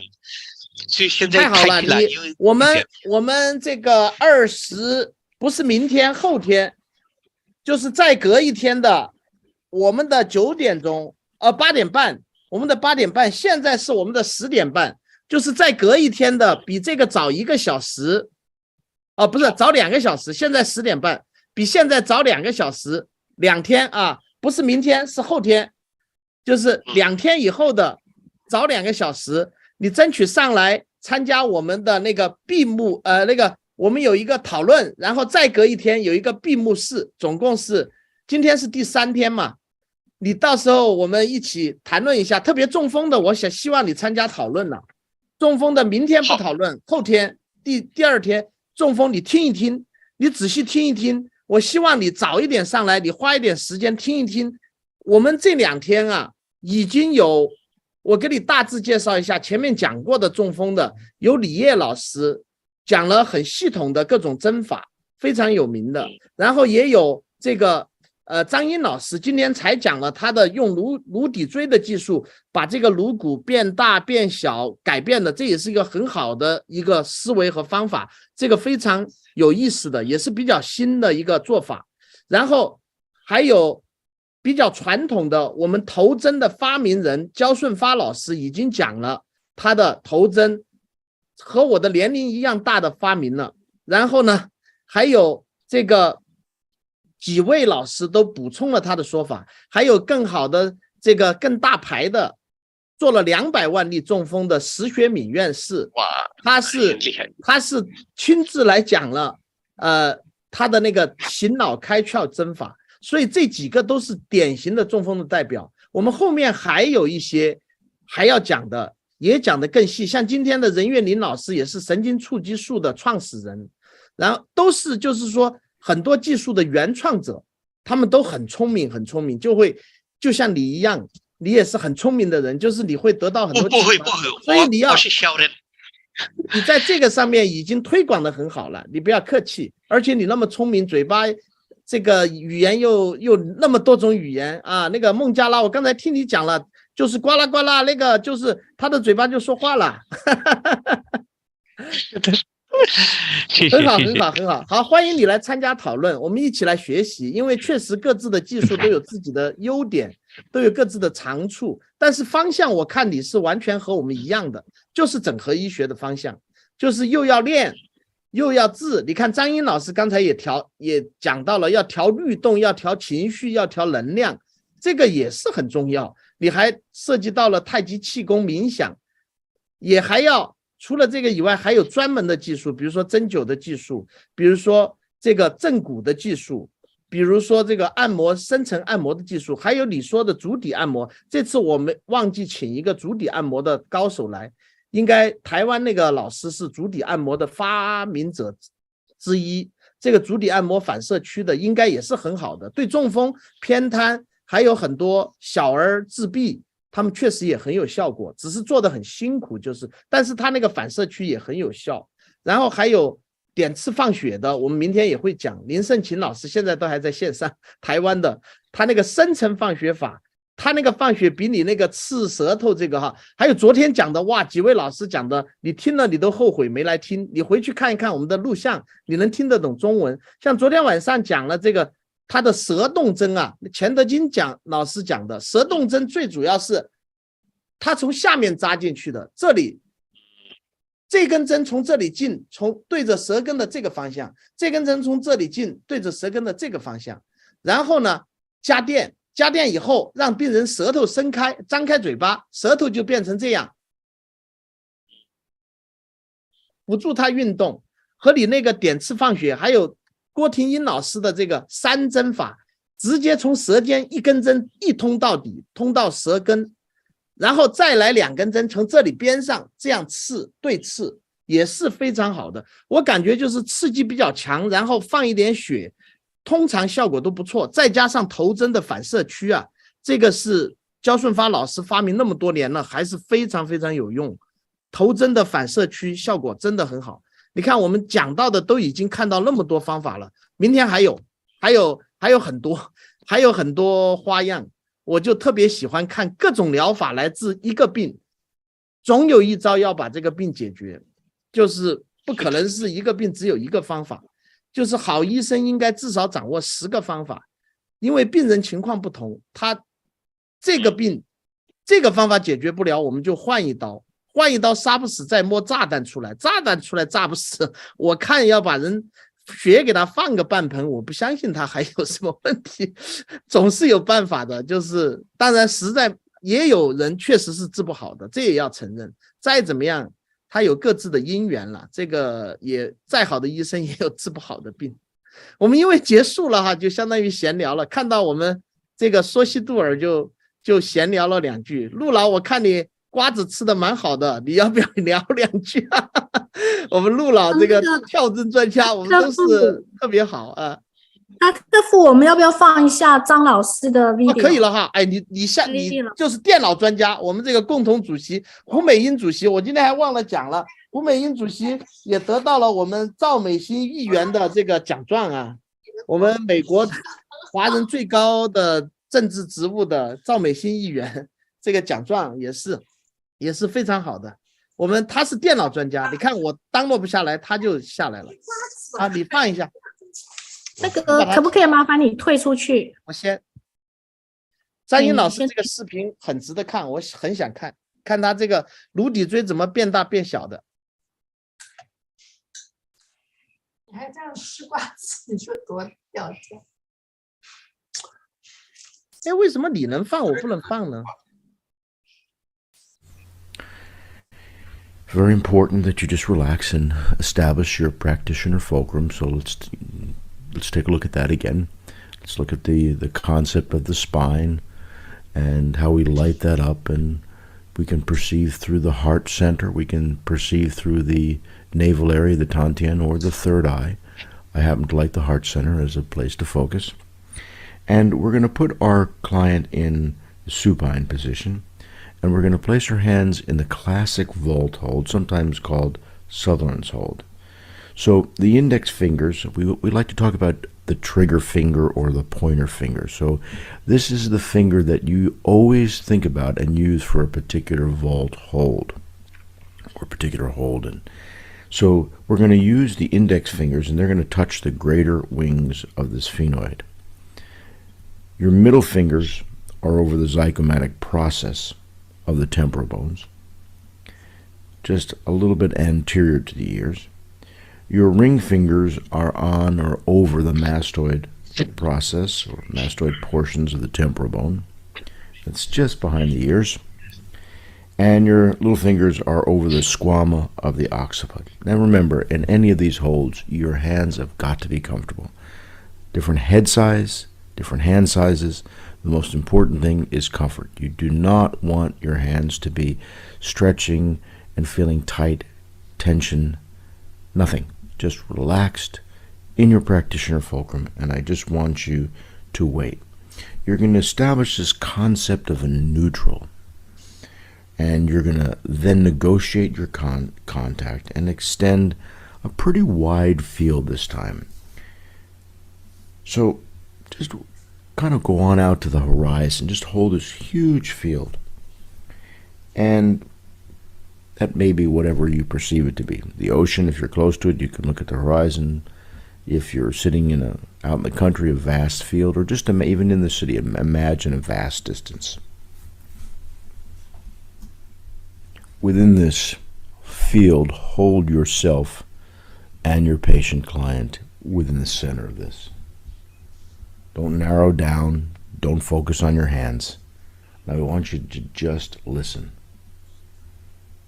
Wow. Just listen. And listen for what we call in this work flexion.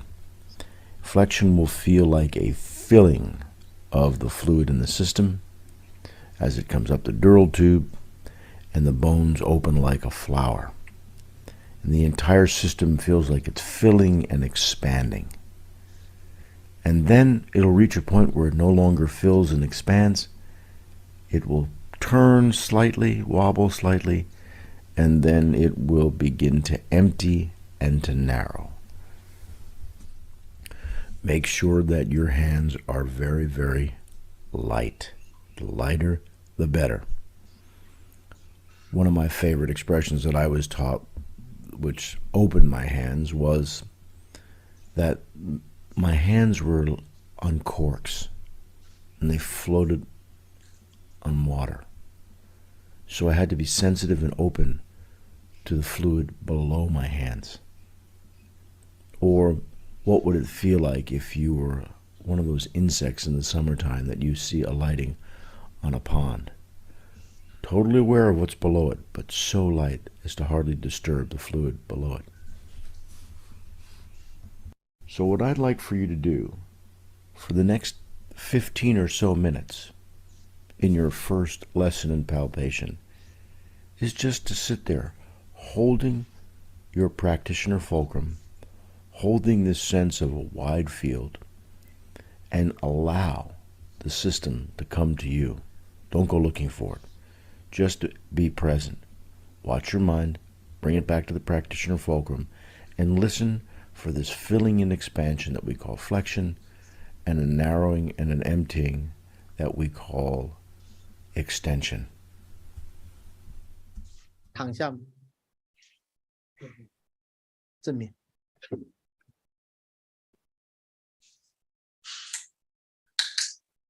哇，这个录像真的好，这个我感觉就像是气功大师一模一样，他到了一种天人合一的境界，然后 Very important. 然后用内劲把它打开的。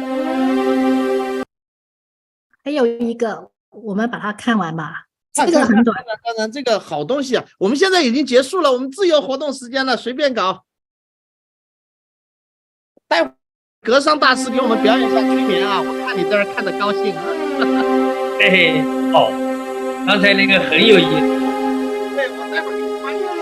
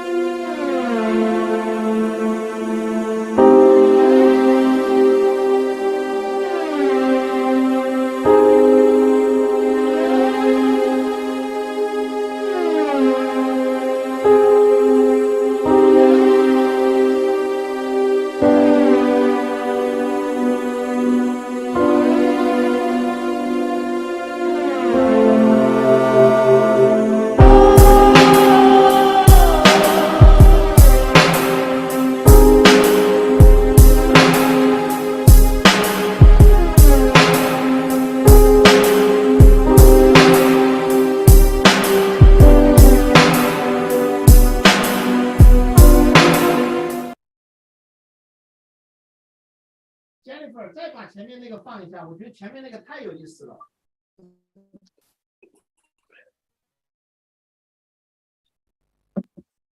最好是 Jennifer， 你帮着那个大家翻译一下嘛，他说的什么？因为有些人听不懂英文，还是。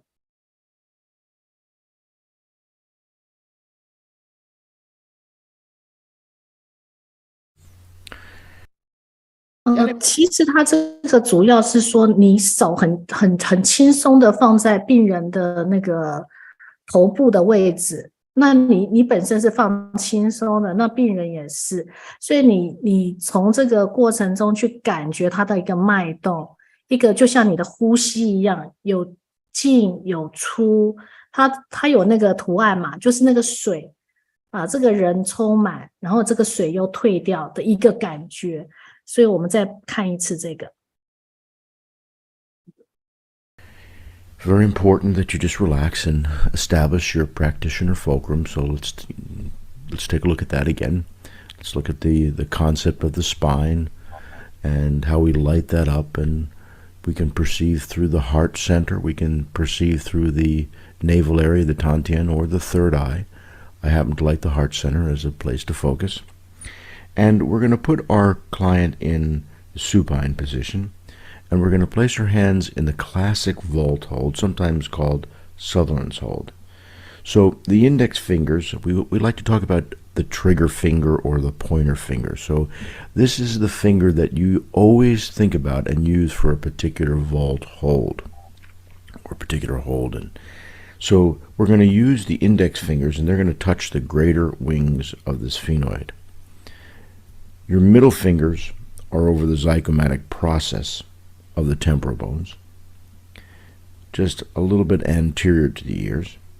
Your ring fingers are on or over the mastoid process or mastoid portions of the temporal bone. That's just behind the ears. And your little fingers are over the squama of the occiput. Now remember, in any of these holds, your hands have got to be comfortable. Different head size, different hand sizes.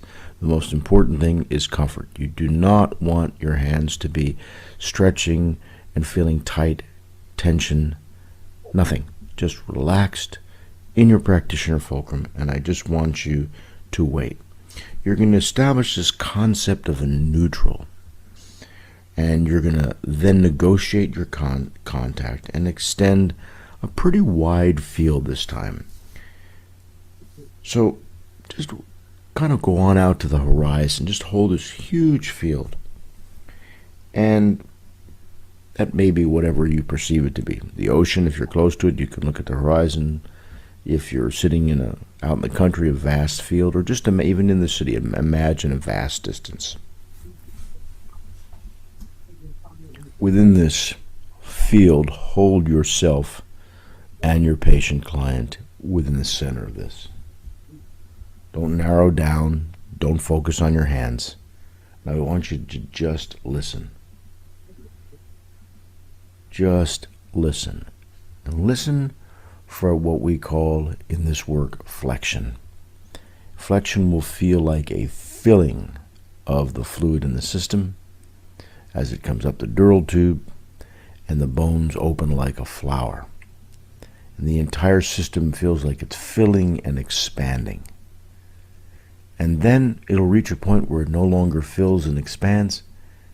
It will turn slightly, wobble slightly, and then it will begin to empty and to narrow. Make sure that your hands are very, very light. The lighter, the better.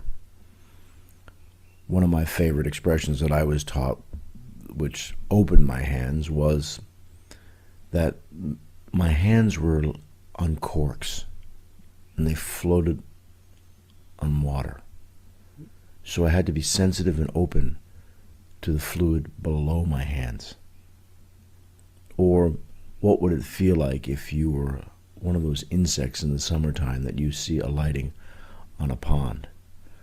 Totally aware of what's below it, but so light as to hardly disturb the fluid below it. So what I'd like for you to do for the next 15 or so minutes in your first lesson in palpation is just to sit there holding your practitioner fulcrum, holding this sense of a wide field, and allow the system to come to you. Don't go looking for it. Just be present. Watch your mind, bring it back to the practitioner fulcrum, and listen for this filling and expansion that we call flexion, and a narrowing and an emptying that we call extension.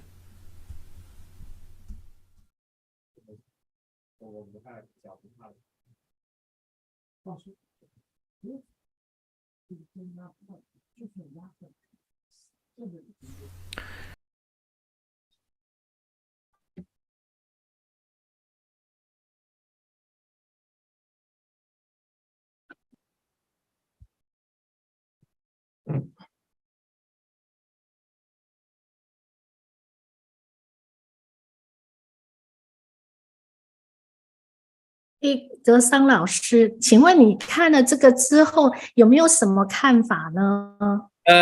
太好了啊，张老师，我有一些看法。我们在练功的时候啊，我们用我的那套理论叫自我理论，是已经被中国科学院和中国心理学会认证为原创理论，在四川大学有德觉文化研究中心。我们把人的内心对话分成自和我，自是包括能量、信息和感觉。而我是后来社会化用的标签面具价值观这部分。我们在训练的时候，我们去训练智，我们发现脑部是有它的律动，这个身体也是律动。平常状况下，我们的律动有点像你的这个律动，但也不一样。脑部的运动和丹田的运动在平衡的时候，这个人是健康的；这两个不平衡的时候，人就不健康。它是有一个节律，那个节律呢，跟自然是可以合拍，而且自然植物流注图会影响它。所以我们调的是哪里呢？我们没有调这两个地方，我们调的是心。我们把心的这个律动跟我们西医的心律不一样，跟脉搏也不一样。把这个心的这个律动一调整，我们就会发现这两个律动就可以合在一起了，人就和谐了。在什么时候调最容易调出来？就是吐气的时候停顿，到吸气的时候，这个之间是非常好的。然后慢慢的把气吸进去以后呢，直接从后背直接吸进去，它就到下丹田了。这个时候就从后背，不要像我们打从任督二脉一样的从这个长强线往上走，而是从上往下走，哎，效果非常惊人。这是一个。第二个，我们现在有很多的学生，我有70多个这个学生哈，算是弟子吧。他们练功和我们练功都可以看到那个字的光出来，可以看到光出来，而且每个人那个光是不一样的。很有意思的，它跟下面很多人画的那种不一样，所以我们可以指令这个光，我可以把这个光调到前面来，在前面放2个光柱，我瞬间让这2个光柱一连接，那个指印的局部就会开始动，它就开始动，然后我们就可以调整那些病人来动，不用手法，我就预设一个光在那个地方，我说连接，它就开始动了。只要病人接受这个光连接这个指令就完了，他那个地方局部就会动，动肝就动，动脸就动，动肚子就动，很有意思的。这样呢，我们发现有很多的瘫痪的也好，机体不能运动的也好，我们就这么去动，反而神经是没法传递的，但是局部是会有反应的，甚至局部还会有感觉出来啊，感觉出来，这是一个相当神奇的。因为我在学校咨询里。所以现在不在临床上，原来在华西嘛，还经常做一些这个事情。现在到了学校管全校的心理中心，6万多个学生以后，就是对抑郁症开始做这个，用这种，就是2个人之间，我就预设一个场在那，我就预设这样一个场，就像刚才你放的那个光从上面下来一样，我就直接在他的背后设一个太阳。设一个太阳在背后，我觉得他的那个疾病就到太阳里去，就是这个预设。我就在前面把他，我意念，我先把自我理论讲给他，然后让他自己感觉他的字的感觉和能量，然后直接跟他连接。哎，发现，基本上我到现在为止，中央电台咨询了16年吧，16年，这个到现在为止有效率都是100%啊，100%。然后反弹的目前来说一个都没有。一个都没有，就一次性，而且大部分咨询，所以我看到张老师这个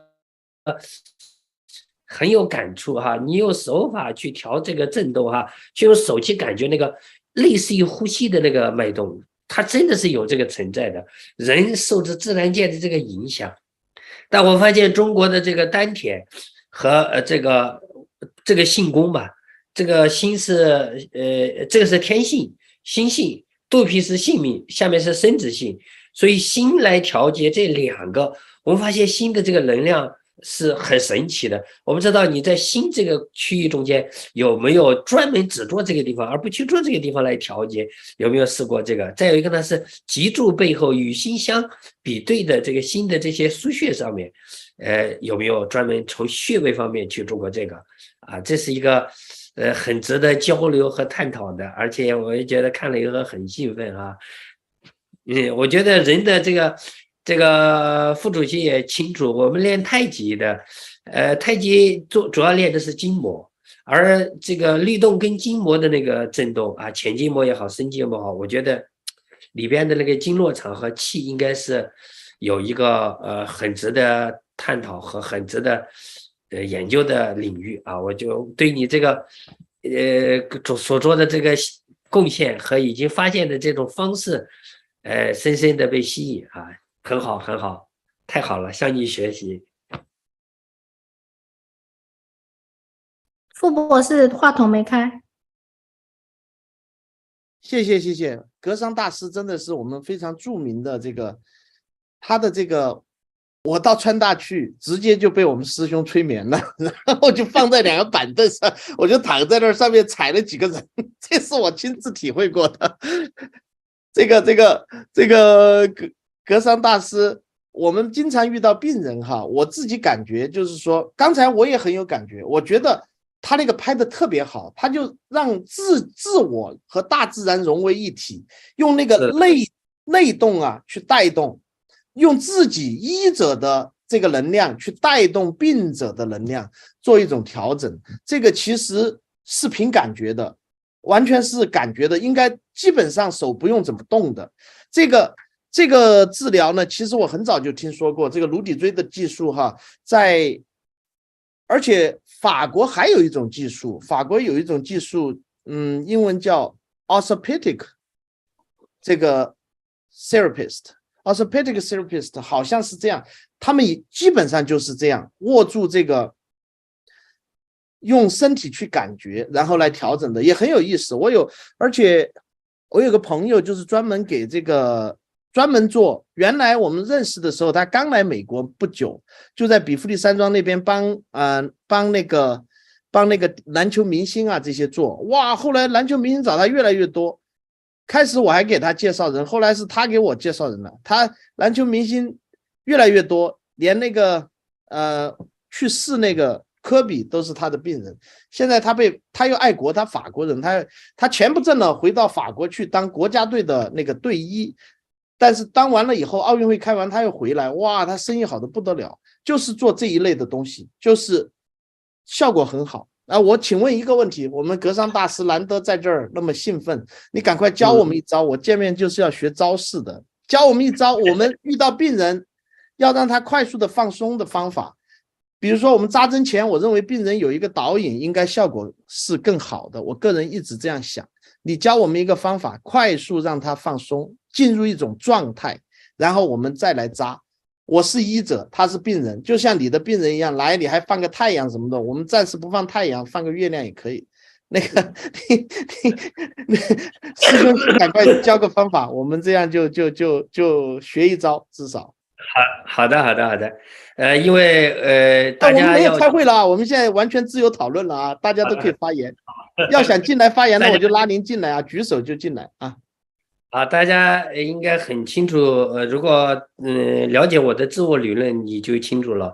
我们的智是永远没有边界的，我们的智接收能量，而我接收信息。智接收能量，能量是与宇宙和周围人都是息息相通的，它是一直在走。只有我们的我带着观念和带着价值趋向，我们的我选择了这个信息，然后只会出来这个匹配的内容出来。那么病人直接进来，他的字和你的字是完全通的。医者呢，主要穿了个白大褂，就会把那个字屏蔽掉了，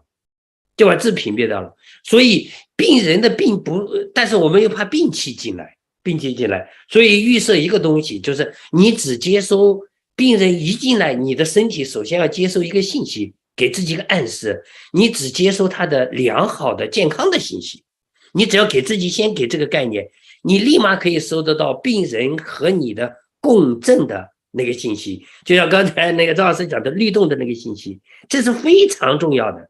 所以病人一进来他就容易安定，就是在我这他一到我面前他就安静了。但是你因为没有经常练那个字，可能他就会忽略这个。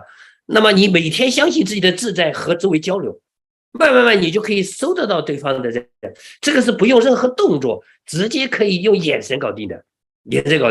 所以进来任何一个病人啊，你一定对视一下他的眼神，然后让他吸气，停顿3秒钟，然后吐气，你给他说松。记住，眼睛一定要对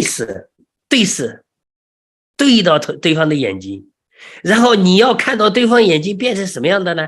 就变成一只眼的时候，你就让他吐气放松，他就彻底放松了，而且是瞬间，整个过程不会超过3秒钟。但是一定记住再说一遍，我刚才被打岔了，我给你调一个视频。你再来一遍，再来一遍，再来一遍。我只要是遇到我们师兄就不客气，来再来。啊，就是我们的质啊是与周围一直相通的，这个是清楚了的，对不对？啊，自我理论中的质一直是跟周围相通的，我们跟世界周围人都是相通的，所以我们遇到一些不开心的人，一在我们面前，我们就马上不舒服了，对不对？我们遇到开心的人，我们马上就会舒服了。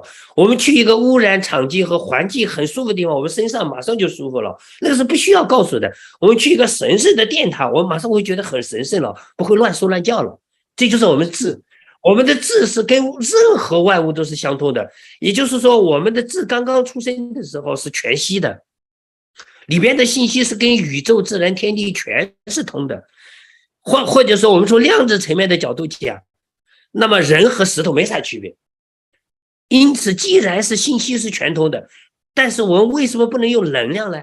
是因为我们组装了我把这个原来的质给格式化了。我们有标签、面具、角色、价值观，所以病人进来的时候，我们穿着白大褂，我们会认为病人就是病人，我们是医生，我们是医者，于是我们中间的这个我只会去体解医者如何去帮他和搞他的，或者是治他的这个程序，那么我们就只会收到这方面的信息、能量和感觉。好了，你现在病人一进来，你就先要做一件事情，就是你先要给自己设一个感觉场，把你自己的这个信息换成我收病人所有的信息。如果你是空的，就不存在，因为我是空的，我就不怕病人的这个病气进来，因为他从我身上就走过了，我一下知道他的病，那就让他走过。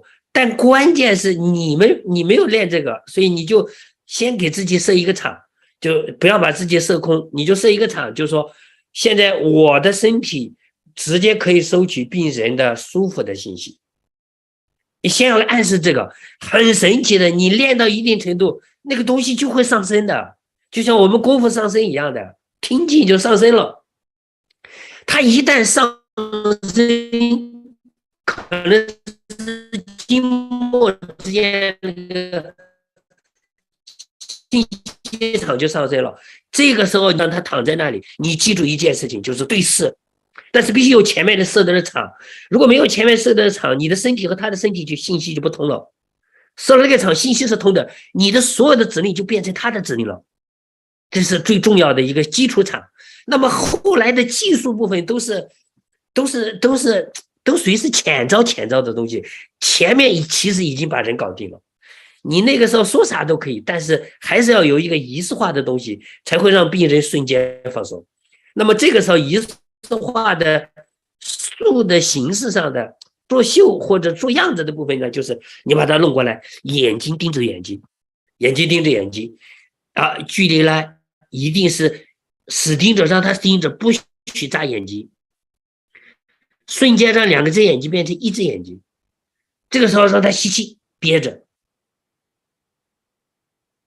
然后说吐，放松。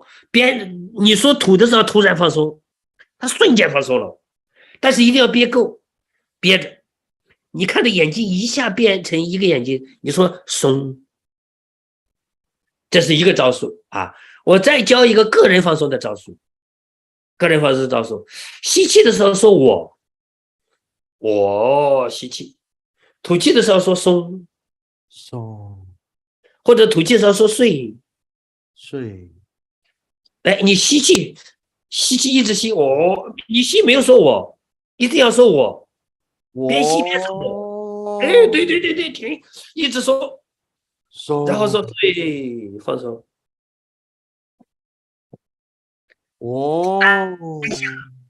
快速的说睡。3下，你马上困意就会来，困得不得了的。睡。那我的时候是列腹式呼吸呢，还是顺势呼吸呢，还是不管？其实逆腹式呼吸最好。这是你是行家，你是行家，一问就问关键的哈。难得碰到师兄，把秘密全部掏走，那不说不行呐。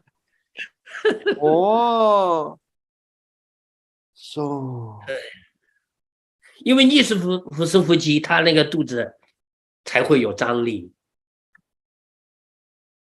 就是我们筋膜的张力会起来，是不是马上就身体就趴噜噜的了？哦，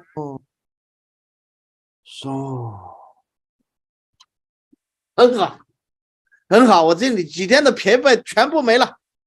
哎，你这样一来我就接收了这个正常的场，我一看到师兄我就开始设一个场，只有好的频率和我共振啊，把你的能量偷过来，然后呢，我们一起偷大自然的能量，对我们都好，然后不好的都排在外面，然后眼睛死死盯着师兄，然后吸，然后就把你催眠了。对，所以我们去那种很多复兴的那种场地的时候，都要给自己一个这样预设，让我屏蔽出来，让字就屏蔽，效果非常好的。藏医里呢就会用一些方式，藏医里有一个就连卡这个病，连卡这个病就是字和字相通，就是异常的人来，比如说家里有一个娃娃或者老人突然犯病了，然后你也不知道为什么，或者病突然加重。一定会有一个陌生人来，陌生人的能量场和这个老人或者这个娃娃就发脾气，揍了他才舒服。你把娃娃一揍，好朋友就或者那个人就来了。这两个人的信息场是拮抗的。那么藏医会用一个方式，就是用那个藏族的这个叫曲巴，就是4000米海拔4000米山上的那种柏树枝桠，用那个一熏。马上就好了，所以我们没有那种曲巴呢，你用一般的香也可以，它也是讲的是这个东西啊，这个东西。我还记得你那马尾啊，你那马尾还在吗？白色的。在啊，我这次发给你的视频里专门用了马尾处理的，你放没有放嘛？你那马尾厉害哇！你那个很多东西我印象深刻啊，直接把我摆在那儿不说，你还录了我的像，到处给我宣传，开玩笑啊！没有宣传，好事，很好，能替师兄做点贡献，我都真诚的嘛，没有什么，很好。我回来，我告诉你，我回来，我立刻把我徒弟一模一样给催眠了。而且他过生日的时候就摆2根板凳，我给他催眠了，就摆在上面，然后就让他太太上去踩的，然后大家那个照片还照下来了，完全按你的方式来的，我应该没有忘记，所以才会成功。是的，就是用字，你现在用自我理论的话，效果会更惊人。就是字和我分开。对，我发给你的那个视频里全有。那天没有放吗？昨天没有放啊，我前天还没有开始嘛，放什么视频啊？你都还没有开始讲的嘛？你还没到底讲，你这两天只是那个只是比较喜欢我，天天上来看一下，也蛮有意思的。我们这里真的高手很多，我们这里真的是全世界高手，一会儿就冒一个出来，很多好东西。哎，我突然想起来了，问一句，你上次给我说的催眠了以后，你是站在他耳朵的左边还是右边？是哪一边？我突然忘了，当时你给我说过这个事儿。非常重要的，这个人一进来你就看他左右肩膀，肩膀低的地方是他缺的地方。如果你站在低的地方，这个人会依赖你。站在高的地方是他家族整个体系支持的地方。所以站在高的地方他就不会依赖你，所以你看这个人究竟需要依赖还是不依赖，你就直接就把够了。这是第一个。第二个是左耳进右耳出。那么我关个笔下，还有个人在这儿扎着针呢，都是好朋友。好的。好，继续，哎，这个好。你说要站在低的地方，所以病人就依赖你，对吧？我记得你当时说过是催眠了以后还是没有催眠前，他就会依赖。就是你听他，你是站在他的左边耳朵说还是右边耳朵说是有区别的，就是看他的，就是他有一个话是说的不对的时候，他的眼睛会往哪个地方瞟一下，然后你就站在那里。我又把这个绝招说给你啊，这些都是绝招啊。那开玩笑，你看绝招，你瞬间提个问。就是提个莫名其妙的问，比如说打个比方说哈，我直接现在假如说问你哈，前年你在哪儿吃的饭，对不对？莫名其妙动的那个方向就是我们催眠的窗口。比如说你刚才那个问题是你要让大脑死机，让你的大脑的自我对话死机，让你的自我不要对话。一旦自我不对话，那就对了，它就停止了。那个时候会有一个本能的眼睛动作，这个眼睛动作就是他自己深层中最敏锐的窗口，所以你必须站在那个窗口给他说。所以就是当你问了一个，比如说，师兄，那个20年前我们俩在哪儿遇到过？乱问一个问题，这是联想，这是联想，你不能让他联想，你要让他莫名其妙，因为联想就启动了你自我的程序了。自我是一个对话的存在，存在于我们自己心里。我是概念性的，而智是感觉型的。我们对话中永远有一个感觉，为什么我们俩一见就会兴奋呢？就是感觉好。是莫名其妙啊，我们真的有缘。哎，对，感觉好，就是这个原因。所以这是感觉的部分，而我是概念化的部分。只要用我说话，全是概念，而自说话是感觉。所以你要记住，你给他说20年前回忆的话，他就错了，他就是进入我的程序了。不能让他进入我的程序，又不能说进入，对，他就去想了就完蛋了。你又不能让他进入这个我的程序，又不能让他进入这个字的程序。那么我给你举个最简单的例子，你就知道了。你看有个学生要跳楼，在那个楼上站了两个多小时，那个学校的校领导打电话给我说：“格桑老师帮个忙。”他说这个娃在屋檐旁，他要跳下去了，你说有办法不？我说你告诉我这个娃说话的方式。那个娃那个老师说，这个娃说话是这样的：老师，生活真的没有意思。你看，老师，生活真的没有意思，10个字，老师是停顿了的，但是尾音是下滑的。你看看，你如果给他说你想为什么自杀，干嘛要自杀，活着，他都懂，全懂。那我给他说一句话，他脑袋就死机了。你听着哈，我现在一说完，你脑袋也会死机。你想象你就是屋檐旁的那个人，你看我一说完，你脑袋就死机。哪怕你不想象，对，哪怕你不是马上跳下去的人，你听我这句话以后，你也会马上死机的。我是这么给他说的。我说我说完话以后，你看到那个学生只要动了一下，你就立马大声的说蹲下，把手交过来。那个娃就会蹲下，把手交过来，你就赶紧过去把他抓回来就完了。好了，我现在要说那句话了哈，你注意听。我会模仿那个学生的话，是这么说的：你想过倒着跳下去吗？是不是死机了嘛？你脑袋空空的，你根本没办法思考，这就是催眠，瞬间的催眠，脑袋空掉了。这个时候我的指令，你想过倒着跳下去吗？这个好，这个你怎么想出来的？蹲下，把手交过来，你把蹲下，把手交过来，然后他就莫名其妙了啊！对，莫名其妙了，这个娃就蹲下就把他救回来了。就这是成功的案例啊！我有太多这样的案例。倒着跳下去，蹲下把手交过来。好，这就是自我理论最神奇的地方，太多这样的案例了。你想想，20多年的这种案例，所以这个里边的这个问题啊，你刚才提的那个问题，一定是要瞬间让他莫名其妙。所以你得把自我理论先吃透一下。我到时候把资料先发给你，视频先发给你。对，然后你慢慢的知道。当时只是皮毛了解了一下，我觉得很有意思。后来就没见到师兄了，今年又碰到了，多好！赶快掏一点。那我赶快问你，前天那个包子好吃吗？哎，算不算？前天那个包子好吃吗？哎，算。就开始有空白了，是吧？对啊，你问完以后，我都说，哎，已经死机了噻。蹲下，把手交过来，我把你拉出来。就是要问一个他根本没有的，但是呢，又好像是个问题的东西啊。但是你要注意看他的眼睛哦。如果你把话说完，眼睛没有看，你还是找不到他窗口。OK， 他的眼睛那个时候会往一边瞟一下，是吧？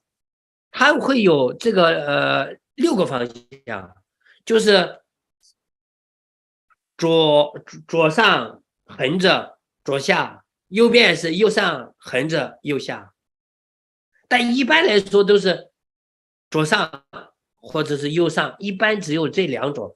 90%的人，抑郁的人就没有，从来永远都是朝下的。所以抑郁的人你根本不用问，他朝下的。还有感觉很丰富的人，他基本上都是横着和朝下的，感觉特别明显。然后你应该站在他哪一边说话，他就比较容易瞬间转向的那个地方，就是你刚才提问的时候，他自己都不知道，眼睛唰转过去了，你就要站在那个地方跟他说话。不管是比如说右上右下，反正你就站在右边了。哎，对，站在右边了。他只要在右边，那你就站在右边；他在左边，你就站在左边。有没有？再问一个问题，现在抑郁症太多了，我也经常治中医针灸不错，但是如果加上你这个东西应该很好。最简单的一个方法，我们能做的可以让他那个抑郁症马上好一点，至少是高兴一点，或者是松一点。我给你发的那个视频里的拍筋的那个，把这个脊柱打开，你看我那个女孩子，她这个弯腰的时候离地30公分，离地30公分，然后这个离地30公分，我把她的脊柱一层一层的把它拔开的，用那个内力，但是你要看那个是不是年轻人哈，内力拔开，这样拍那个背心。所以抑郁症的人治疗这个是非常好的。大拇指压住这个无名指根部，握固，然后让对方这样做，吸气，然后你的手你要蹲下去点，你的手从后面从大椎下面和背心中间拍，嘣拍一下，它这个地方就会有个东西出去，连续3次。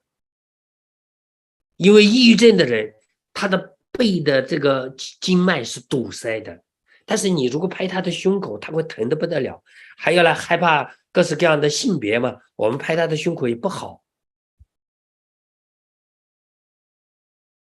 如果所以我就会用一个止痛，把这个艾草和中药裹在里边，然后把背拍完以后，我就用那个止痛敲他的胸口，咣敲一下，立马见效果。这是躯体感觉改变。师兄，你这个方法，他的抑郁症的人如果程序没有变的话，根本不行。所以我那个发的是非常有效果。我的咨询中间一定会拍这个背的，咨询的过程中间拍背。还有抑郁症的人一来哈，你还注意一件事情，先不要咨询，也不要扎针，原地跳300下，或者跳看年龄哈，受得了就跳300下，受不了的你让他跳108下或者40下。老人了就没办法了，就是跳是让大脑死机非常好的，让他跳完以后再咨询，成了我跟你说，至少当下绝招都教了，这个好。你知道我给你解释一下，你刚才拍背那个是一定有效，为什么呢？第一，背上是阳经；第二，从脊柱神经科的理论来讲，背上的脊柱全部神经它是连通到前面的。抑郁症的人简单讲就是胸打不开。就是说他永远都是，你看抑郁症的人都是含胸的，都是含胸这样塌下来的，都是没有气的，都要死了的。所以你在背上，你让它反向了以后，你再一拍，其实有点整脊的作用。所以说，把它提起来，把脊柱一整，它一定也有效果。再加上你拍那个阳经，肯定有效果。所以任何艾灸背后肯定更效果好，膻中穴你又把它胸口疏开了更好。如果从某种角度讲，我们用那个皮针扎那个背后的阳经，把那些松开也是很好的。或者是气不舒的扎这个肋骨下沿，特别是右侧，因为这里连肝，肋骨下沿。你看今天那个杨官福老师讲了一个安神穴，他就讲了3根针从这个剑突旁边斜下来。从剑突旁开0.5，然后每隔1寸扎一针，每隔1寸扎一针，斜大约45到60度的角。其实这个位置，我认为哈，最简单的办法就是沿着这个肋弓上面，因为所有的脏器都吊在这个上面的。如果用皮针在这个肋弓上面轻轻点刺以后，马上就有效果。因为我亲自跟着真刀的卢胜春老师，他扎心脏啊。很多人心脏大的问题，它是直接扎在这个乳头直下这个肋骨，一定要摸准了肋骨上，它在肋骨上，那个地方一定有硬结。所有心脏病的人，只要按这个地方一定很痛，很痛，你只要把这里一扎开，马上心就松，所以都是救命的办法，所以一定回馈你2招。这个用手先拍脊柱，你再扎针，对，然后点胸也是后来的。你刚才说了疏肝，其实不扎针一样的疏肝，你手这样卷着，手一定是这么卷着，这个手这么卷着。2手朝下，下面那个手呢，一定是放在那个下面那个手一定放在脚呢内扣，下面那个手一定放在2腿之间，手这样，让病人这样。对，你从一旁拍他的这个从腋窝开始拍这肝区，拍下来，这样连拍3下，马上就疏开了。也有道理啊，那个下面那个手不对，下面那个手要放在2腿之间，对，这个往上使劲儿，这个往下使劲儿，哎，对，拉开，然后拍这，让你来拍这，马上就舒服了。你这个动作是对的呀，因为右侧左升右降，右侧上，从道理来讲，左升右降的气机应该是对的，而且呢，这个调理脾胃虚单举，它其实调的是脾胃的经络，主要是脾经。对，因为那个抑郁症的人肠道的微量旋转呢，其实就是加强了这个调理脾胃虚单举的动作的功效。旋转的目的就是我们拍打的时候，它震动的是筋，而不是这个筋膜，而不是肌肉。也不是骨头，敲的时候就没有那么痛，效果是往里震动了，这是第一个。第二个呢，就是所有的筋绷紧了，绷紧了以后，它就容易传递进去了。对的，而且是震动，是整体的震动，不是局部的震动了。整体的震动就疏肝了，再直接脚内扣，实际上那个肝经也一并就拉开了，肝经也一并拉开了。内侧可能的话，你的脚肾脾3经在内侧，脚内扣有可能更容易使力，然后有道理的。你这个手一定是放在2腿中间。对啊，是在2腿中间啊。哎，对，我侧面看，对，那就对了，对了，就那样，哎，2腿中间效果就来了，很好。另外一侧做吗？另外一侧就不做了，只做一侧，可以不做了。哎，但是如果这个人的左右不平衡，我刚才听了张老师那个。他这种律动左右不平衡的话，你另外一侧呢可以拍，但是数量一定少于刚才那个。我建议你一定要听那个刘金老师的，我不是把次序册发给你了吗？我再发给你。哎，我看了这个刘金老师那个也，我是很想看他那个，蛮有意思的，所以安排了2个小时。因为刘金老师那个是自体运动调整脊柱，我们针灸师啊不能够正脊，但是呢。他能够通过自体的运动直接调整脊柱，比如说我原来跟他看过一招，就是左右高低肩啊，他只需要这样抖3下，肩就回来了，抖，这个和原来我在老外那儿学的脊柱操也是有道理的。比如说右肩低，很简单，右肩提高，左腿往前吸气，尽量撑，然后把左腿放到后面。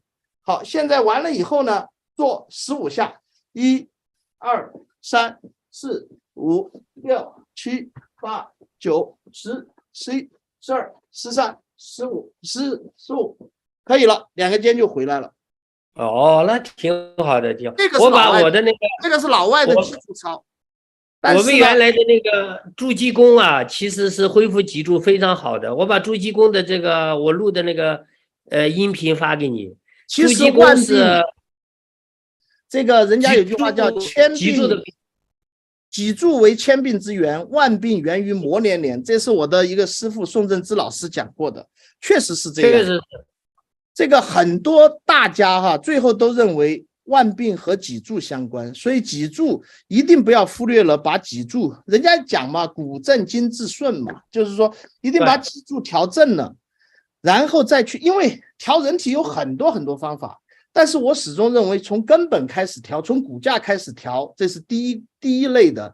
调了以后你还继续调，你再调深筋膜、浅筋膜，再调那个再调那个各层啊，一层一层的，就是我原来讲过有一个理论治痛症啊，现在治痛症对我们来讲，你看那个林两传老师的皮连线、筋连线，只需要从皮肤上带动人体的很轻微的运动就可以旋转下来。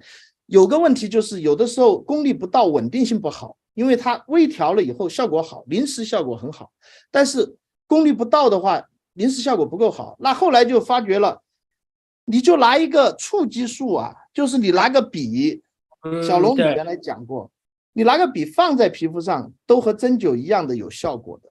然后过了皮肤以外就进入下一层，皮肤下去就是脂肪层，脂肪层这一层呢，现在就出了很多的东西，有很多老师就把针扎在脂肪这一层，照理说是没有神经反射的，但是很多人都研究发觉这一层还是有一些莫名其妙的一些神经反射的，就是不是神经反射，是一种传导吧，是一种对人体的调整是有的。那后来就有这个浮针，浮仲华的浮针，它不就在这个脂肪层里面旋转吗？旋转了以后，其实是让筋膜产生滑动，就是浅筋膜产生滑动，而且它原来效果没有那么好，但后来符老师增加了一个叫做他说的那个叫抗阻运动，其实就是物理治疗师本来就有一个抗阻运动，就是对抗用力，就是他在比如说网球肘要旋转，握住以后对抗一用力，让这个筋膜一绷紧哈，再一松开，就像是那个毛巾拧紧了，歘一松，那个血就回来了一样，血供马上就改善了，后来效果就特别好。所以浮针对大面积的，特别是网球肘啊，还有大面积的很多那些疼痛啊，或者是心伤啊，效果都很好，这是实实在在我用了很久了。然后再下一层就是筋膜层了，你这个浅筋膜层附着在这个肌肉的表面哈，就有很多扎法了。在这个上面，有些针只到这一层，有些包括陆老的跳针，陆老也在这儿啊，还没下去，陆老也在熬夜，但是呢，他也不说话。这个浅筋膜层如果扎在那个两个肌肉之间，或者是筋膜之间哈，扎下去它会跳，就是以前讲的。效之所至，如风吹云；气之所至，如风吹云。这就是讲的气之而有效，就是它确实正好扎到了你。有人说是神经反射，有人说就是气质，有人说反正不管他怎么说，反正是会跳。但其实也不只是这一层会跳，然后下去以后就肌肉包裹在里边。那像那个肌痛点的扎法，就是原来的现在国外的现在国外的物理治疗师想来抢饭碗就扎的干针，他们但是研究的很好。那个 trigger point 就是他已经研究出来了哪些点是最容易出问题的，他扎上去就有效，他也不需要学什么针灸那么多，但是那个也有缺点，所以我们懂那个彭真福老师来教了那个长针斜刺法，用了长针斜刺整块肌群，他就立刻把整个特别刺肌腹以后，整个肌肉就放松了，他这个效果也是很好的。那肌肉再下一层，就肌肉与肌肉之间有激素。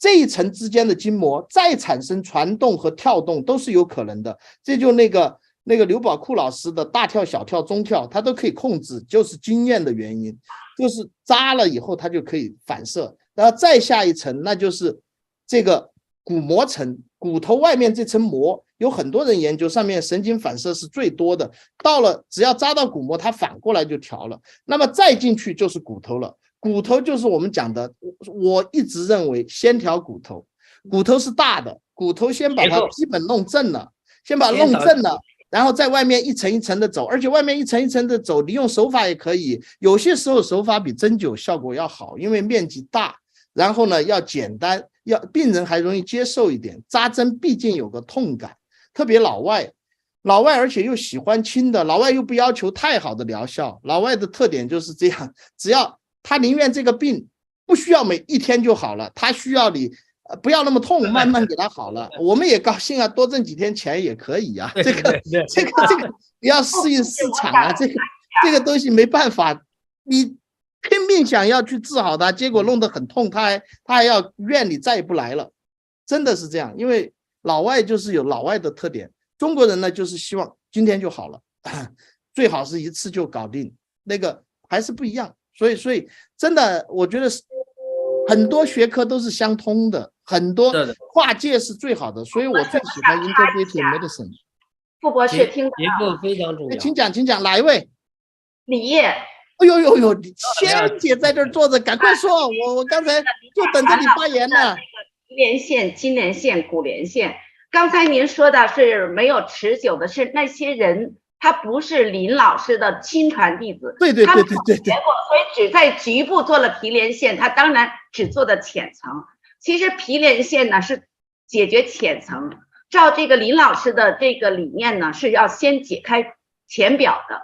浅表的是我们的筋膜是长程的，对不对？就是最浅表的是长程的，最长程的，越深的我就想听你说，快说。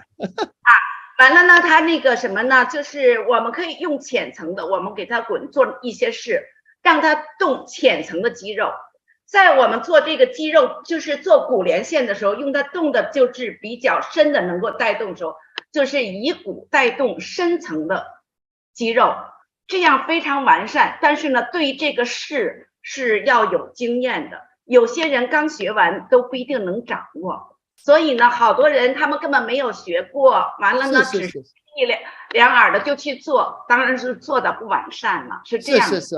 我首先声明，我就是没有去学过的，我只是看人家做过，看你做过，还有呢，我看其他人做过，然后呢。我也没有认真去学过，因为那个东西太难学了。我是想学是好，确实，就是我就觉得我自己有点难学。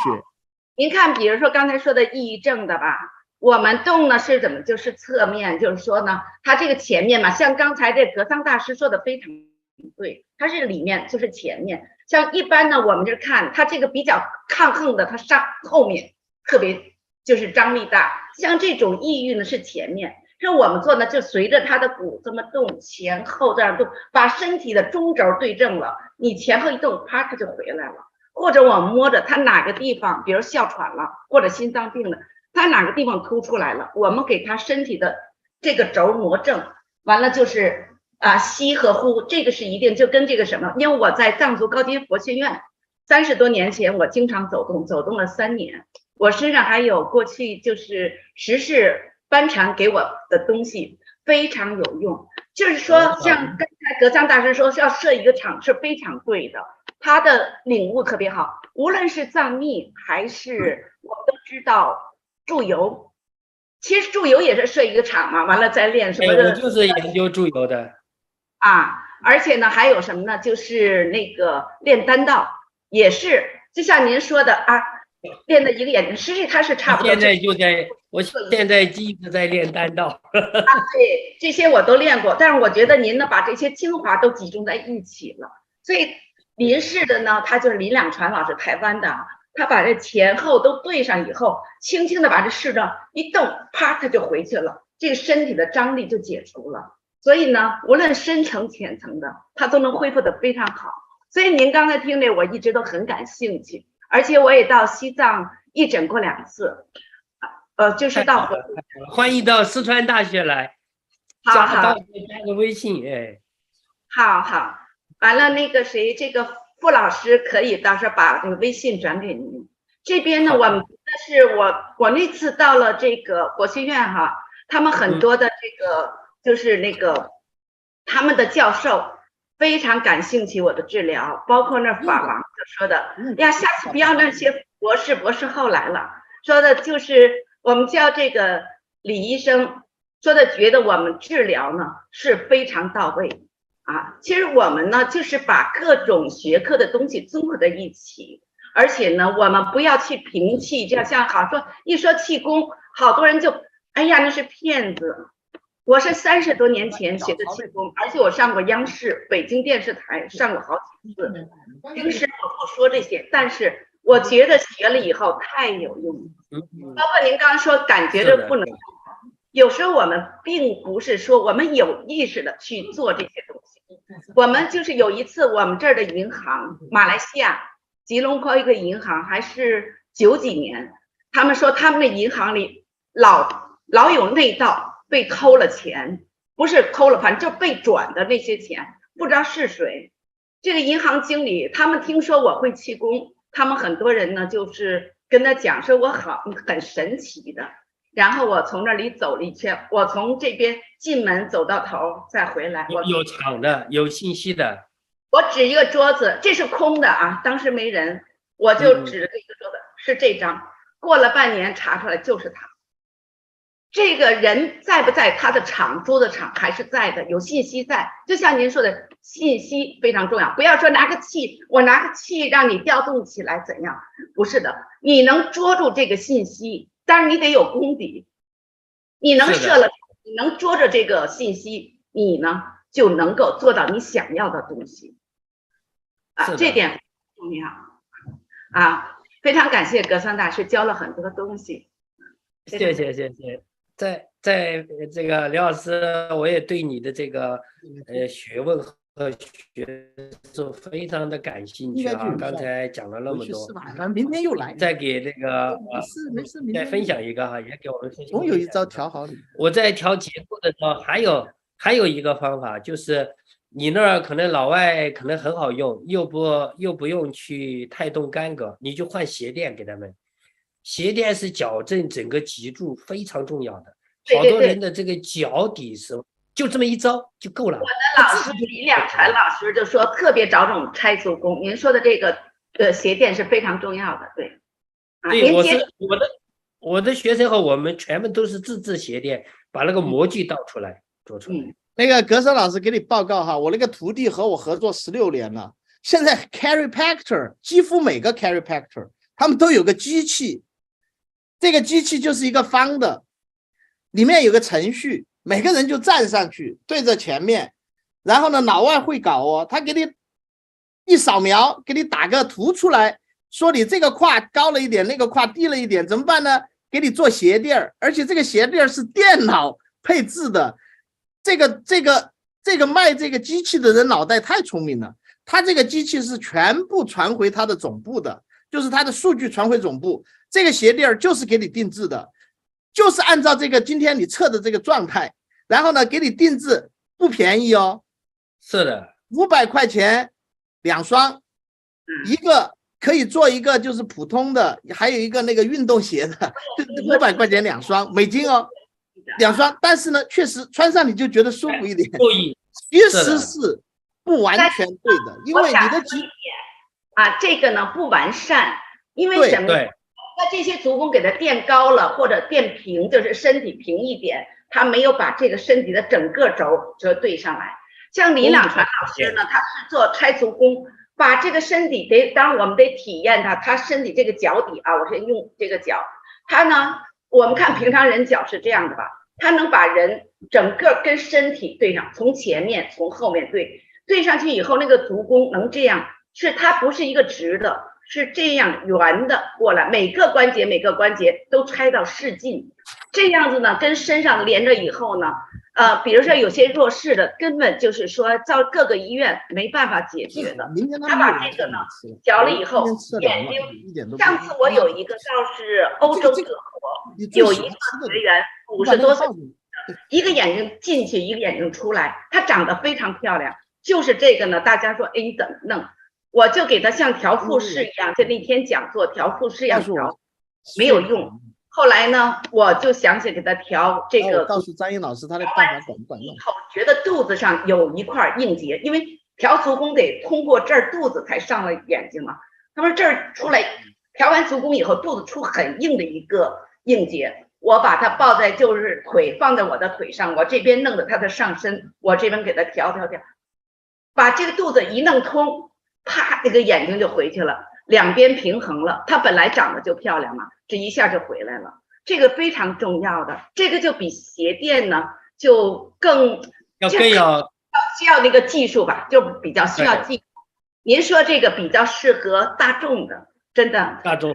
这个李烨老师的调足弓是非常有名的，经常给人开足弓。足弓没有，是林老师的出名，我只是学了一招半式而已。你客气，你那不是人人都有你那一招半式的。不过调完人的腿很轻松以后哈，上头就通了。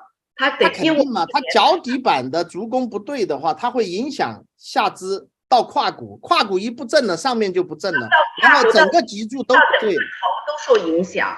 就像我们做颅剑椎啊，或者做什么，就是那个很多就像做整脊的，他们是给它拧过去，或者呢这么推过去，它是一个像积木一样的。可是呢，如果我们像气功啊，或者呢像一个什么，就是像那个颅剑椎，它是整个顺着势过来的，是对的。颅剑椎那个是对的，它不是有硬来的。它的那些像那些动，是我刚才就是什么，我没有那个参与，就是说，其实我们的手是在，比如搞气功的可能就更好，但是呢，没有搞气功的，你心静下来，你的心如果比他的心还要静，他的律动你能感受到，他的律动还有他哪里受阻遏了，你能知道，你的手轻轻的动一点点，稍微或者给他就张力大的地方哈，我们像这手就给他撑住一点点，几秒钟它就开了。像有一个我们在上课的时候啊，就是有一个人呢，就是说，哎呀，老师还没有来，他说我知道你会调这个颅剑椎，他说你呢，就是那还是15年，他说我知道那个颅剑椎你会，我是跟台湾的那个谁肖弘毅老师学的，我们去台湾学。颅剑椎应该是国外的技术啊。我不会英文呢，我只能去台湾学中文的。因为我为什么这样说？因为其实我们办公室原来我的那个按摩师的那个儿子就是做颅剑椎的，他就是 orthopedics， 他就是这样，天天就是把人脑袋抬着这样玩。我答出你们看不到啊，你要啊，没事，不说了，算了，没事。就是咱们这随便聊嘛。他是台湾的，就是早90几年还是多会儿的，是这个翻译的颅剑椎。然后呢，我们知道以后，我们就过去学了以后呢，在台中学了以后呢，我们就比较知道，就是说这个手不是说我们的意念啊，只要往那能够感知到这个哪里有阻遏，稍微动一点。我再说刚才那个学员，他说他3个月没有睡觉了，他说的我听人说你会，还有这时候老师没来嘛，我说哎你躺这儿，我就把手就像刚这样放着，别人都看不出来动。其实它是里头有哪里啊阻遏一点的时候，它也不是说左边了右边了，因为这个脊柱是这样的嘛，你可以觉得它有阻动，你就就像这个格桑大师说，你往张力的方向上，左边还是右边，这个时候再来体会你往哪个方它阻遏的地方，你稍微的用的那个力别人看不见的，你也病人也不太感觉到。你到底是往张力大的地方动，还是往张力小的地方动？地方你出一点力啊，它不有牵拉吗？它就有扩张了。这个脑的是这样子，你给它啊，就是这个力的时候，其实你不用太动。它呢比较有阻遏、有张力的时候，你稍微这个手啊这么的给它绷住一点，几秒钟它就开始就那个。是张力大的地方稍微提着一点点，让它自己松开。迟一点，就是你感觉您像您这样搞气功的非常敏感，就是说你把它静下来，你感知到哪边，你往这边来，你这边不对，如果不会的话，你这边不对，你动那边，你总能给牵拉开的。但是呢，这种牵拉不是你用力，而是呢，你给它有一个让它运持，让能够持住。就是说，几乎他们都说你的手一到身上，我们做手法说看不到你动，但是呢，他们能够感知到做通了以后那种能量流刷刷的，脑积液流呢，它是这个像就是那个什么这种呢，就是也是你能觉得东西有液体流动刷这种过6到12嘛。你都能一般的有时候是8个到多少的，有这样的比较多，你能知道这种流动。如果你要觉得异常的时候，它这个动那种波动是不规则的，非常清楚。其实呢，一般人只要体会过一点，能够做一点基本的东西都能做到的，就是我们普通人、普通中医都能做的。就像我为什么我针灸，好多人说神奇，其实也不是，就是我们下针的时候体会那个筋膜上的那个张力，还有仙姐，你是有天分，还有你有功力，还有你的敏感度和你的表达能力、导引方法和你的那种气场不一样。80年代练气功的时候呢，那些老师们说我比一般人有天分。对，啊，你一直都是有我天特别分，努力，这点应该是重要的。我比较努力，而且我相信老师，好多人都说这些东西都是骗人的，但是我看得见摸得着啊，我能感觉到，所以我就知道这些不是骗人的。是的，看得到的，练出来是可以看得到。对，而且呢，就像这个谁，就格桑大师说的，是我们给他设一个场。比如说我到瑞士去，我到那儿去14个钟头的飞机，可是我旁边呢2个人，我喜欢坐里面嘛，他们睡得很香，我怎么办？我就用练单道的，这格桑大师知道，我们就把我的这个什么呀，膀胱里的气化到这个什么，因为它是有射到它的场嘛，就是你把这个肺给排空，或者是我把这个膀胱排空，排到这半边，这边空啊，有这些过程嘛，因为太多了，我不要讲那么多。可是呢，我这把膀胱放空，它真的就没了。我到了瑞士下飞机14个小时，我上飞机之前喝了2罐可乐，因为机场那个机场休息室免费的嘛，我就喝了2罐可乐，我就睡觉。这会儿半夜憋醒了，那会儿6、7个小时，我想怎么办？我就用了这个方法，就是设了一个场，我就把这个呢，就是膀胱的场放到这个肺去。哎，我下了飞机的时候也没有尿急，我在这个什么呢？就在瑞士的机场我也没有上，到酒店什么都安排好了，应该1、2个小时以后了。完了呢，我才开始上厕所啊，而且呢没有受任何影响。其实这个东西呢，很多人没有体会到，他不知道，但我们亲身学过又经历过的呢，我们就能够知道。所以格桑大师很大启发，我就想起这些东西了。我这还有个短的视频，要不要看？看，现在都是自由谈话了，能多看就多看，再看一下我就该睡觉了。啊，播给大家哈。好，你 share screen 就好了。好的。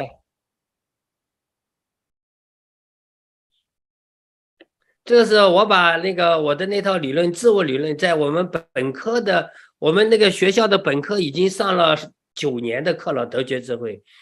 在这个学校中有研究中心啊，有研究中心，这是一个我整个过程演出来，我把自我理论演出来了，他们里边这个发不过来，找一个人啊，就你们3个里找一个人，你们3个里一个人当肉身。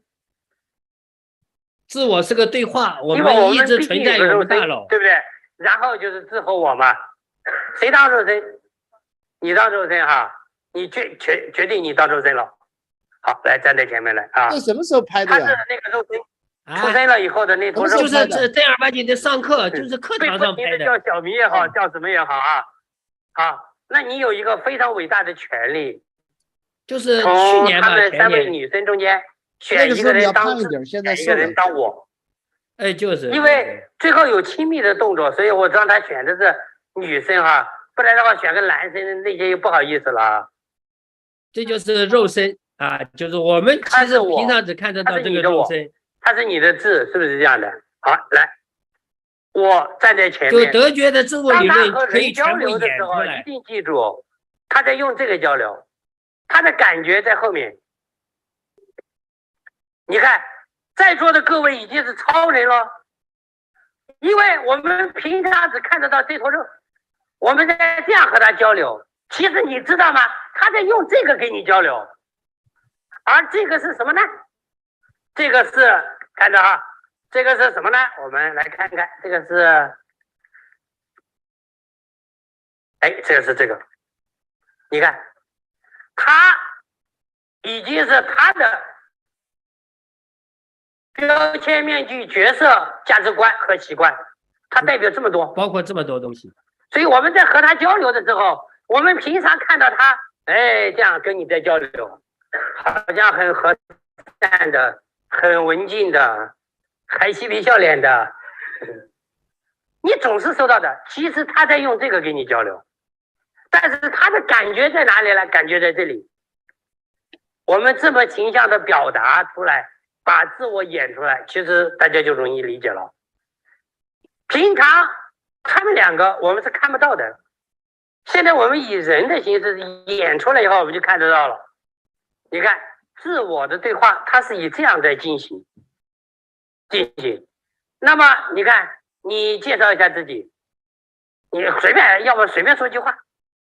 我是江安过来的。江安过来的啊，现在什么感觉？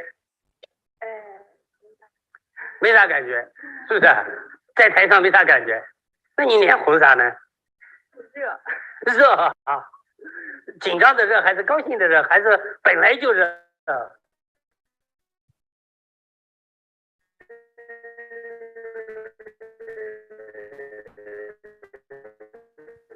你下面是不是？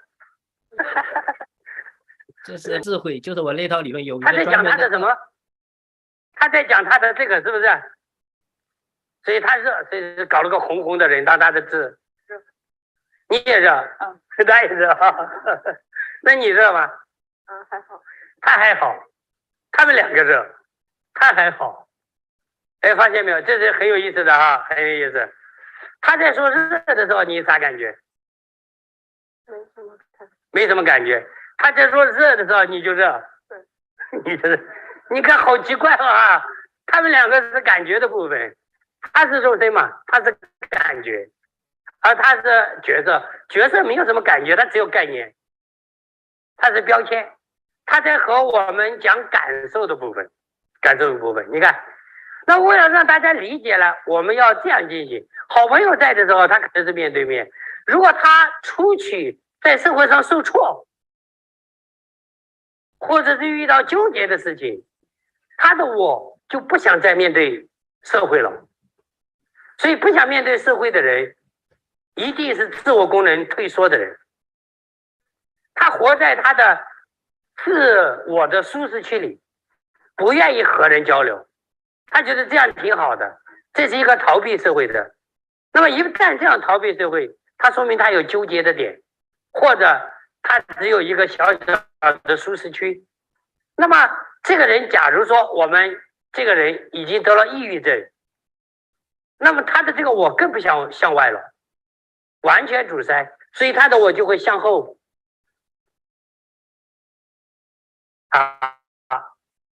啥感觉？他一转过来，我有点。他一转过来，你有点什么呀？想笑。你就想笑，是不是？怪怪的，他是你的那张皮呀，你还想笑你自己的那张皮吗？你啥感觉？他转过来，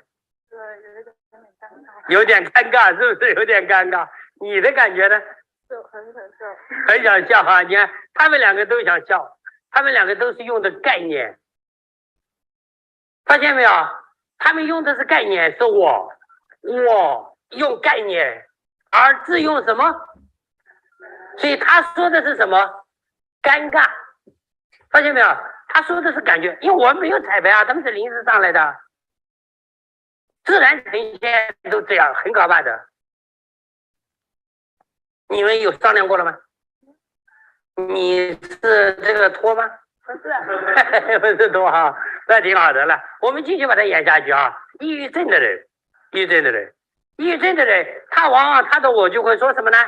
他会说好烦哦，好尴尬哦，难受啊。你就说好烦啊，尴尬，难受。我说。你说。好烦哦，尴尬，难受。哎呀，大声一点啊！我没有话筒，下次拿个话筒来算了啊。啊，你说确实难受，尴尬。确实难受，尴尬。你看他们两个就对话了，因为这坨是肉身，肉身是不说话的，他只是载体，清楚了？他不说话的，说话是他们俩在进行，他只是一个存在的载体啊。那么具体演出来了，我们为了大家好看，我们把它摆到这儿来啊。这坨肉身给他一个很好的待遇，坐高一点，大家好看一点。那么自我就站在他对面，一个站在这，一个站过来，站到那边去，面对面，稍微斜着哈。为了好站，我就把它斜着来，这样对了。你就这样，你就朝前吧。你看自我对话，他说尴尬烦，他说确实很烦。那么这个载体的这坨肉，他的感觉是什么呢？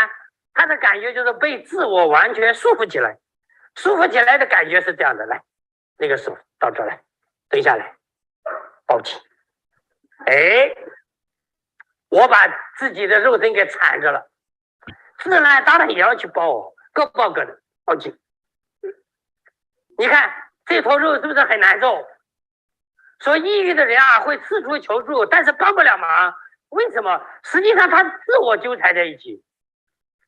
所以有些人特别难受，他就会寻短，或者他就会非常非常的糟糕，怎么也解决不了问题。于是就干嘛呢？于是就只有去找医生吃点药。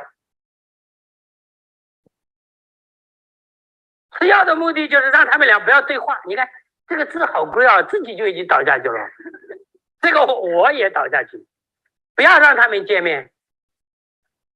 只要他们俩不见面，这个脑袋就清楚了。所以一旦吃完药以后，我们会发现他的眼神就有点傻乎乎的样子。当他眼神傻乎乎的样子的时候，实际上说明自我已经停止对话了。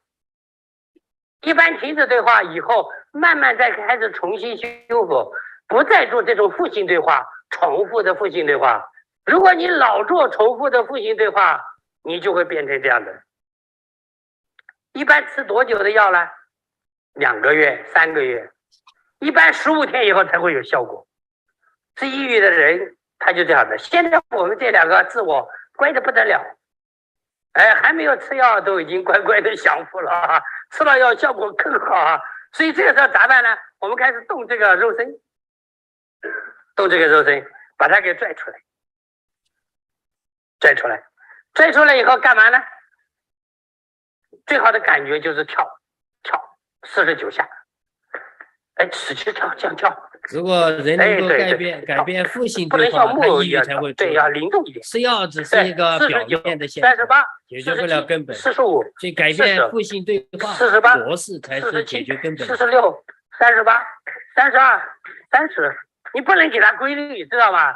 如果我们还没有跳够49，没有，你才跳了20几下，来，这个我是概念。如果我们给它1、2、3、4挨着数，这个就回来了，不能让它回来，知道？只能让感觉回来。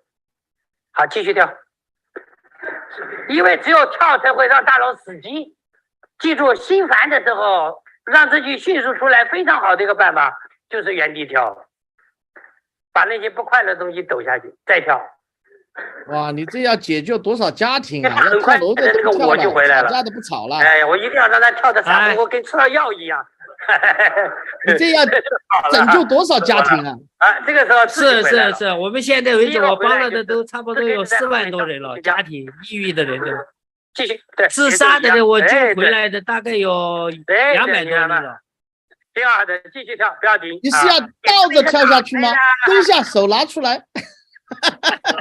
挺好的，经典。好，继续。我咨询的场地里还有一个非常神奇的东西，你们准备跳到啥时候？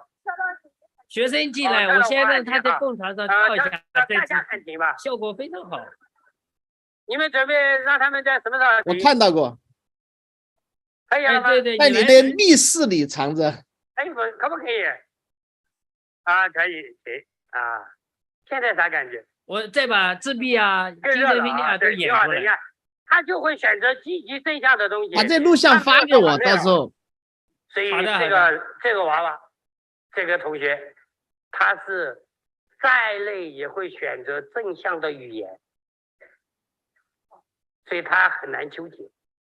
哎，要跟这种人在一起，这个人好，他的思维程序。记住了哈，然后该把这个我请回来了，我就要下蹲往上跳7下。哎，我就要概念化下蹲跳，对，必须下蹲。哎，使劲跳起来，不让他们跳的话，他们身体会记住那个负性的感觉。虽然他们是来演的、体会的，但是一定要让他们除掉，所以他必须跳。不然他那个负性的感觉在身体上是记着的。我们的智慧记住一切成长过程中间的感受，然后最后遇到新的事情上回放出来。干嘛不锻炼了？就是这坨肉没法动，还是不想动？不想动。跳着动着累吗？有点。有点哈，刚才跳了也累。对。感觉就是累，所以挺好的。你看他跟他配在一起，他就逗他开心，他纠结的时候就跟他掰扯，他就可以让他快乐。哎，不一样的哦，这个两个里，这个可以帮他调试的，挺好的。你现在啥感觉？我是小腿酸。小腿酸啊，小腿酸。你看他们两个的关系，就是肉身和质的感觉，而这个质类似于我们的足球里的气，这个类似于足球的皮。抑郁症的人就是刚才那种状态。那么大家注意看，如果这个我很小，这是自闭症。智力的能量通过肉身用我表达给社会和其他人。现在他的能量出来的时候，只有一部分出来，还有一大部分堵在里边。这种状态叫自闭。自关闭在里边了，看到没有？自闭就这样的了，自闭症就这样的。如果这个我他完全不能接纳，每次他用的词都让他们难受，他们两个就想把他给干掉。这个过程叫自杀。自把我杀掉叫自杀，自杀他。这过程是这样的，只有自我理论的清楚，自杀的状态是不喜欢他，不能接纳他，但是他自伤，他是浮在他面上的，所以他如同足球皮，可以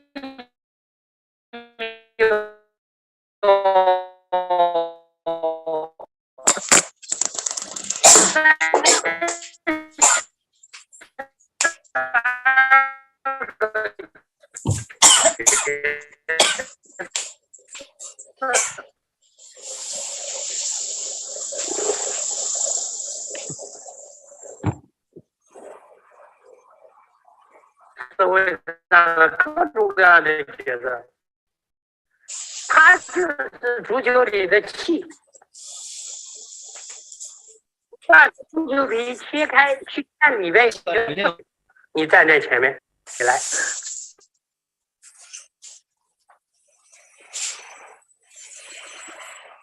断线了，好，断线了，哇，太棒了，各位了，哎，仙姐啊，我问你一个，昨天你听到那个病人啊，不是说那个他是这样的，我给你演示哈，他是这个地方切开的，他这个地方切开换了胯骨，然后他的没有麻木呢，他的麻木呢是从这里切开的这一块的开始，一直到膝盖上面这一块完全没感觉，用针扎都没感觉。但是昨天我扎了一次，就刚才来了，外皮神经，他就已经开始有点感觉了。然后我今天告诉他了，就你说的拍，使劲拍嘛，对吧？还有那个，然后呢，如果臀上皮神经卡压是这里吗？不是臀上皮，是骨外皮神经，不是臀上皮是后头。对呀，我就说臀上皮神经卡压原来不都在这里吗？那是骨外皮神经。OK， 骨外皮神经卡压应该扎哪儿呢？旁边我不是说了吗？风市和这个阳陵泉呀。是要深刺还是要就是强刺激？可以强刺激，浅刺也可以，因为是感觉神经嘛。其实浅。那能不能够放点血呢，破皮一下？啊，我告诉您一个我过去用的啊，但是我不知道在海外可不可以用，就是原来有一个部长的他们这边带来的人在这儿那个到我们那儿看呢，那会儿我还年轻，我是在这个在空军的医院啊，完了呢我那会儿就比较越年轻嘛，就愿意尝试那些比较特别的东西，我就用了这个民间的方法，一盆凉水，拿着这个手，蘸了凉，就叭叭的往那个什么他麻痹的地方，就是风湿的那个地方。我的手又重，我是练过功的嘛，拍了50下，整个都是血肿，就是紫黑的，都是血泡。完了他就好了，就这一次。为什么蘸凉水呢？蘸凉水目的是什么呢？接触的这，你不信你拿那个什么，你打人拿一个鞭子打人的话，你拿这个水蘸过的鞭子打人特别疼，可能这个接触的空间呀，它就没有这个空气了，就是直接就打上了，就打的实在啊。对，就是这样子。可是我打实在不把他打死了。大家都在海外，别那什么，在国内，我那会儿还在大陆，80年代。这可以打，这个我徒弟也没事。啊。打的时候别打坏，就是皮上有这个血泡就行了。不过呢，您得悠着点，慢慢来看看。但是我是直观想给他放一点血，就表皮给他稍微放点血，因为我觉得他是。你用这个什么，用7星针刺也是很好的，沿着他这个地方。对，因为我直观感觉他这种属于闭在里边，就是透一点血的话，稍微透点血应该效果可以。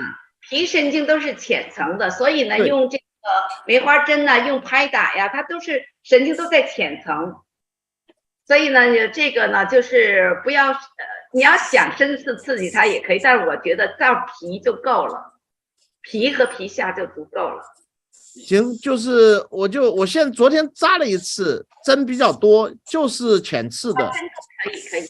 他今天就已经有点感觉了，然后呢，我今天又给他加了头针，我想是毕竟是感觉嘛，给他足韵感区和感觉区扎一下，可能有点帮助。还有呢，你要是长针的话吧，就是要动点脑，就是什么呀？就是刺到这个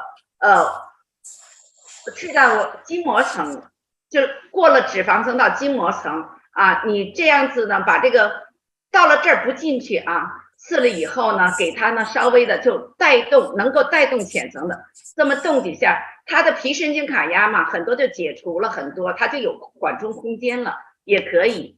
而且您可以用这是林老师的那个用那个解皮连线的方法，局部也可以了，能对的比较远，当然就效果就更好了。你说什么？对的比较远不就更好了？面积比较大嘛。就像我们毛巾，我们比如说一个毛巾，我这么拧着，我只是在局部开是开不到的，但是总是能松解一点。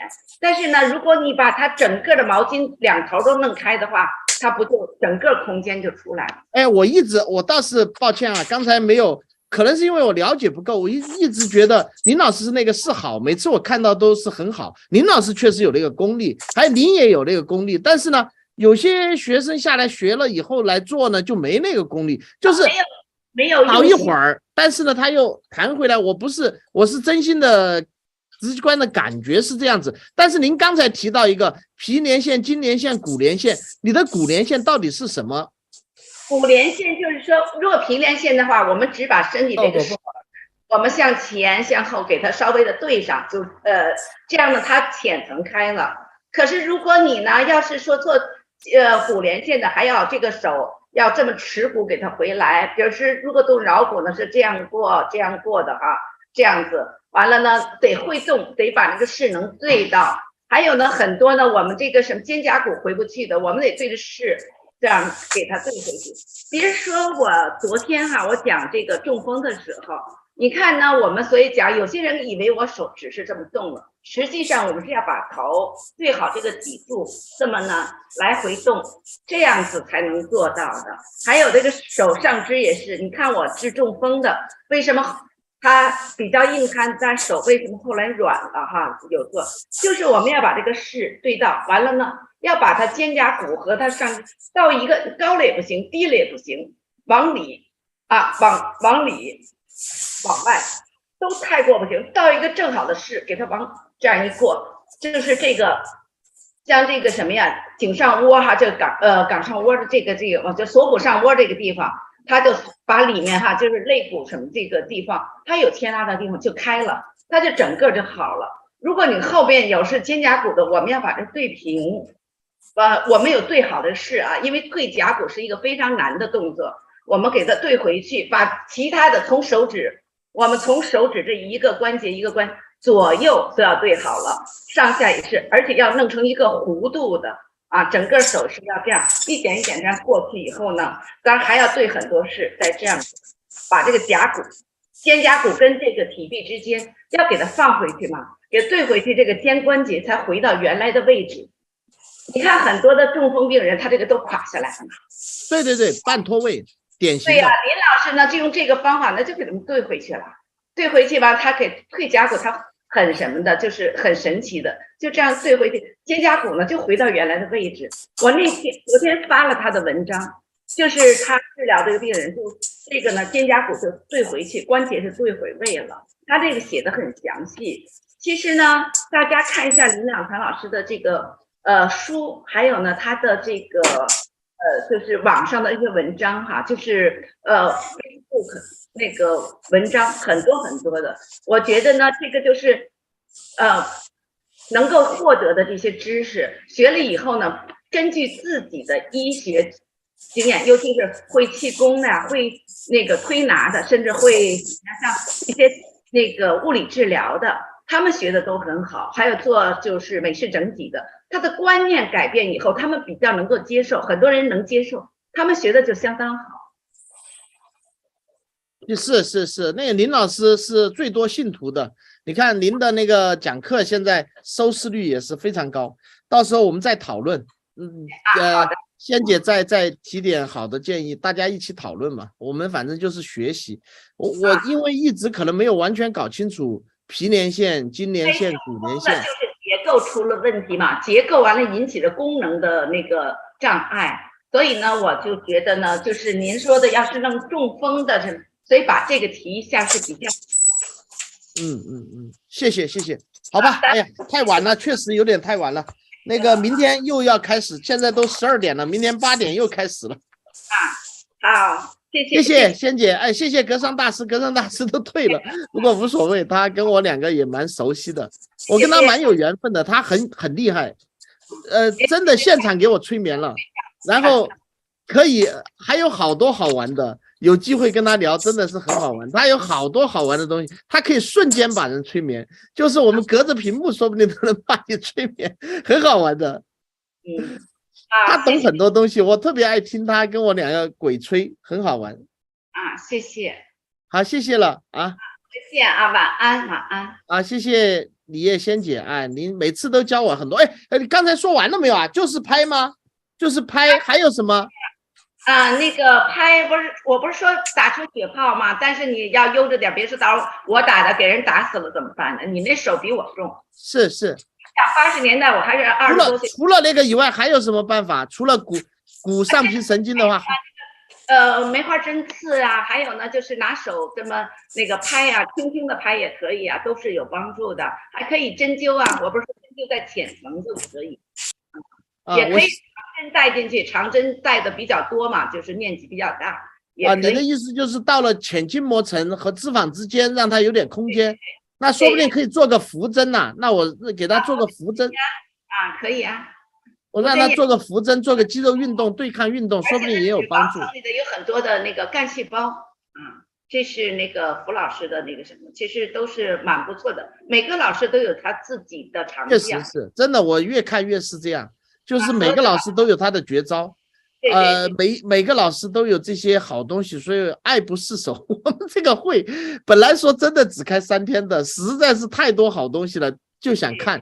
明天上午那个流金的我也很想看，因为特别给了他第一次出来，但是我觉得他的东西不错，应该不错哈。我没看过全貌，但是有一次在华盛顿的时候碰到他教了我几招，我觉得蛮好。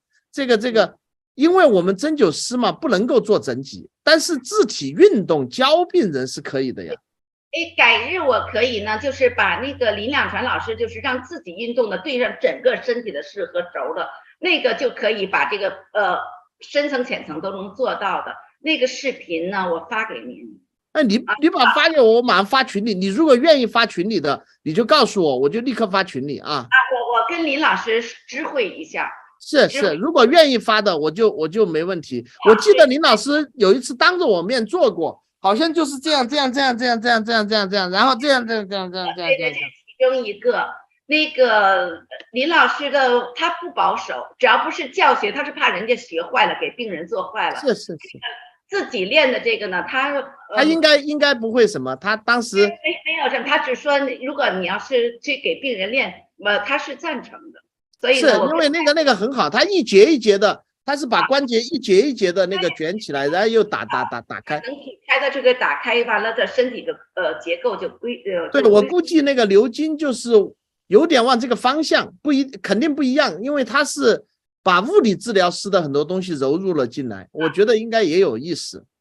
很多人都是在那个很多比较高层的他们的知识点不是知识点，自己的意识的他们是有交汇的，到了一个层次他们是有很多共同点的，会的。当然后期可能又有每个人自己的一些想法就更高了，可能是。对，很好，像今天那个调那个颅底椎的，我问一下，这个颅底椎拿着头就是这样平平的拿着吗？就是他躺好这个事，就是说人要躺平这么放着以后的时候呢，可以这个什么呀，就是感知到他这个节律，他的这个像这个什么呀，就是他的这个脑积液，他的这种冲刷的率快了慢了你都能够感知到的。这样子呢，你就知道有的地方不平均，你就可以知道这边的就是张力大了。完了，你给它稍微的持住一些，持住几秒钟，它就不一样了。再松开时就不一样这是非常简单的。太棒了，谢谢仙姐，每次见到你都学太多东西了。我是小草嘛，所以就干活的。你什么小草？你是大名家，我们这海外收视率最高的名家之一。好，谢谢。Recording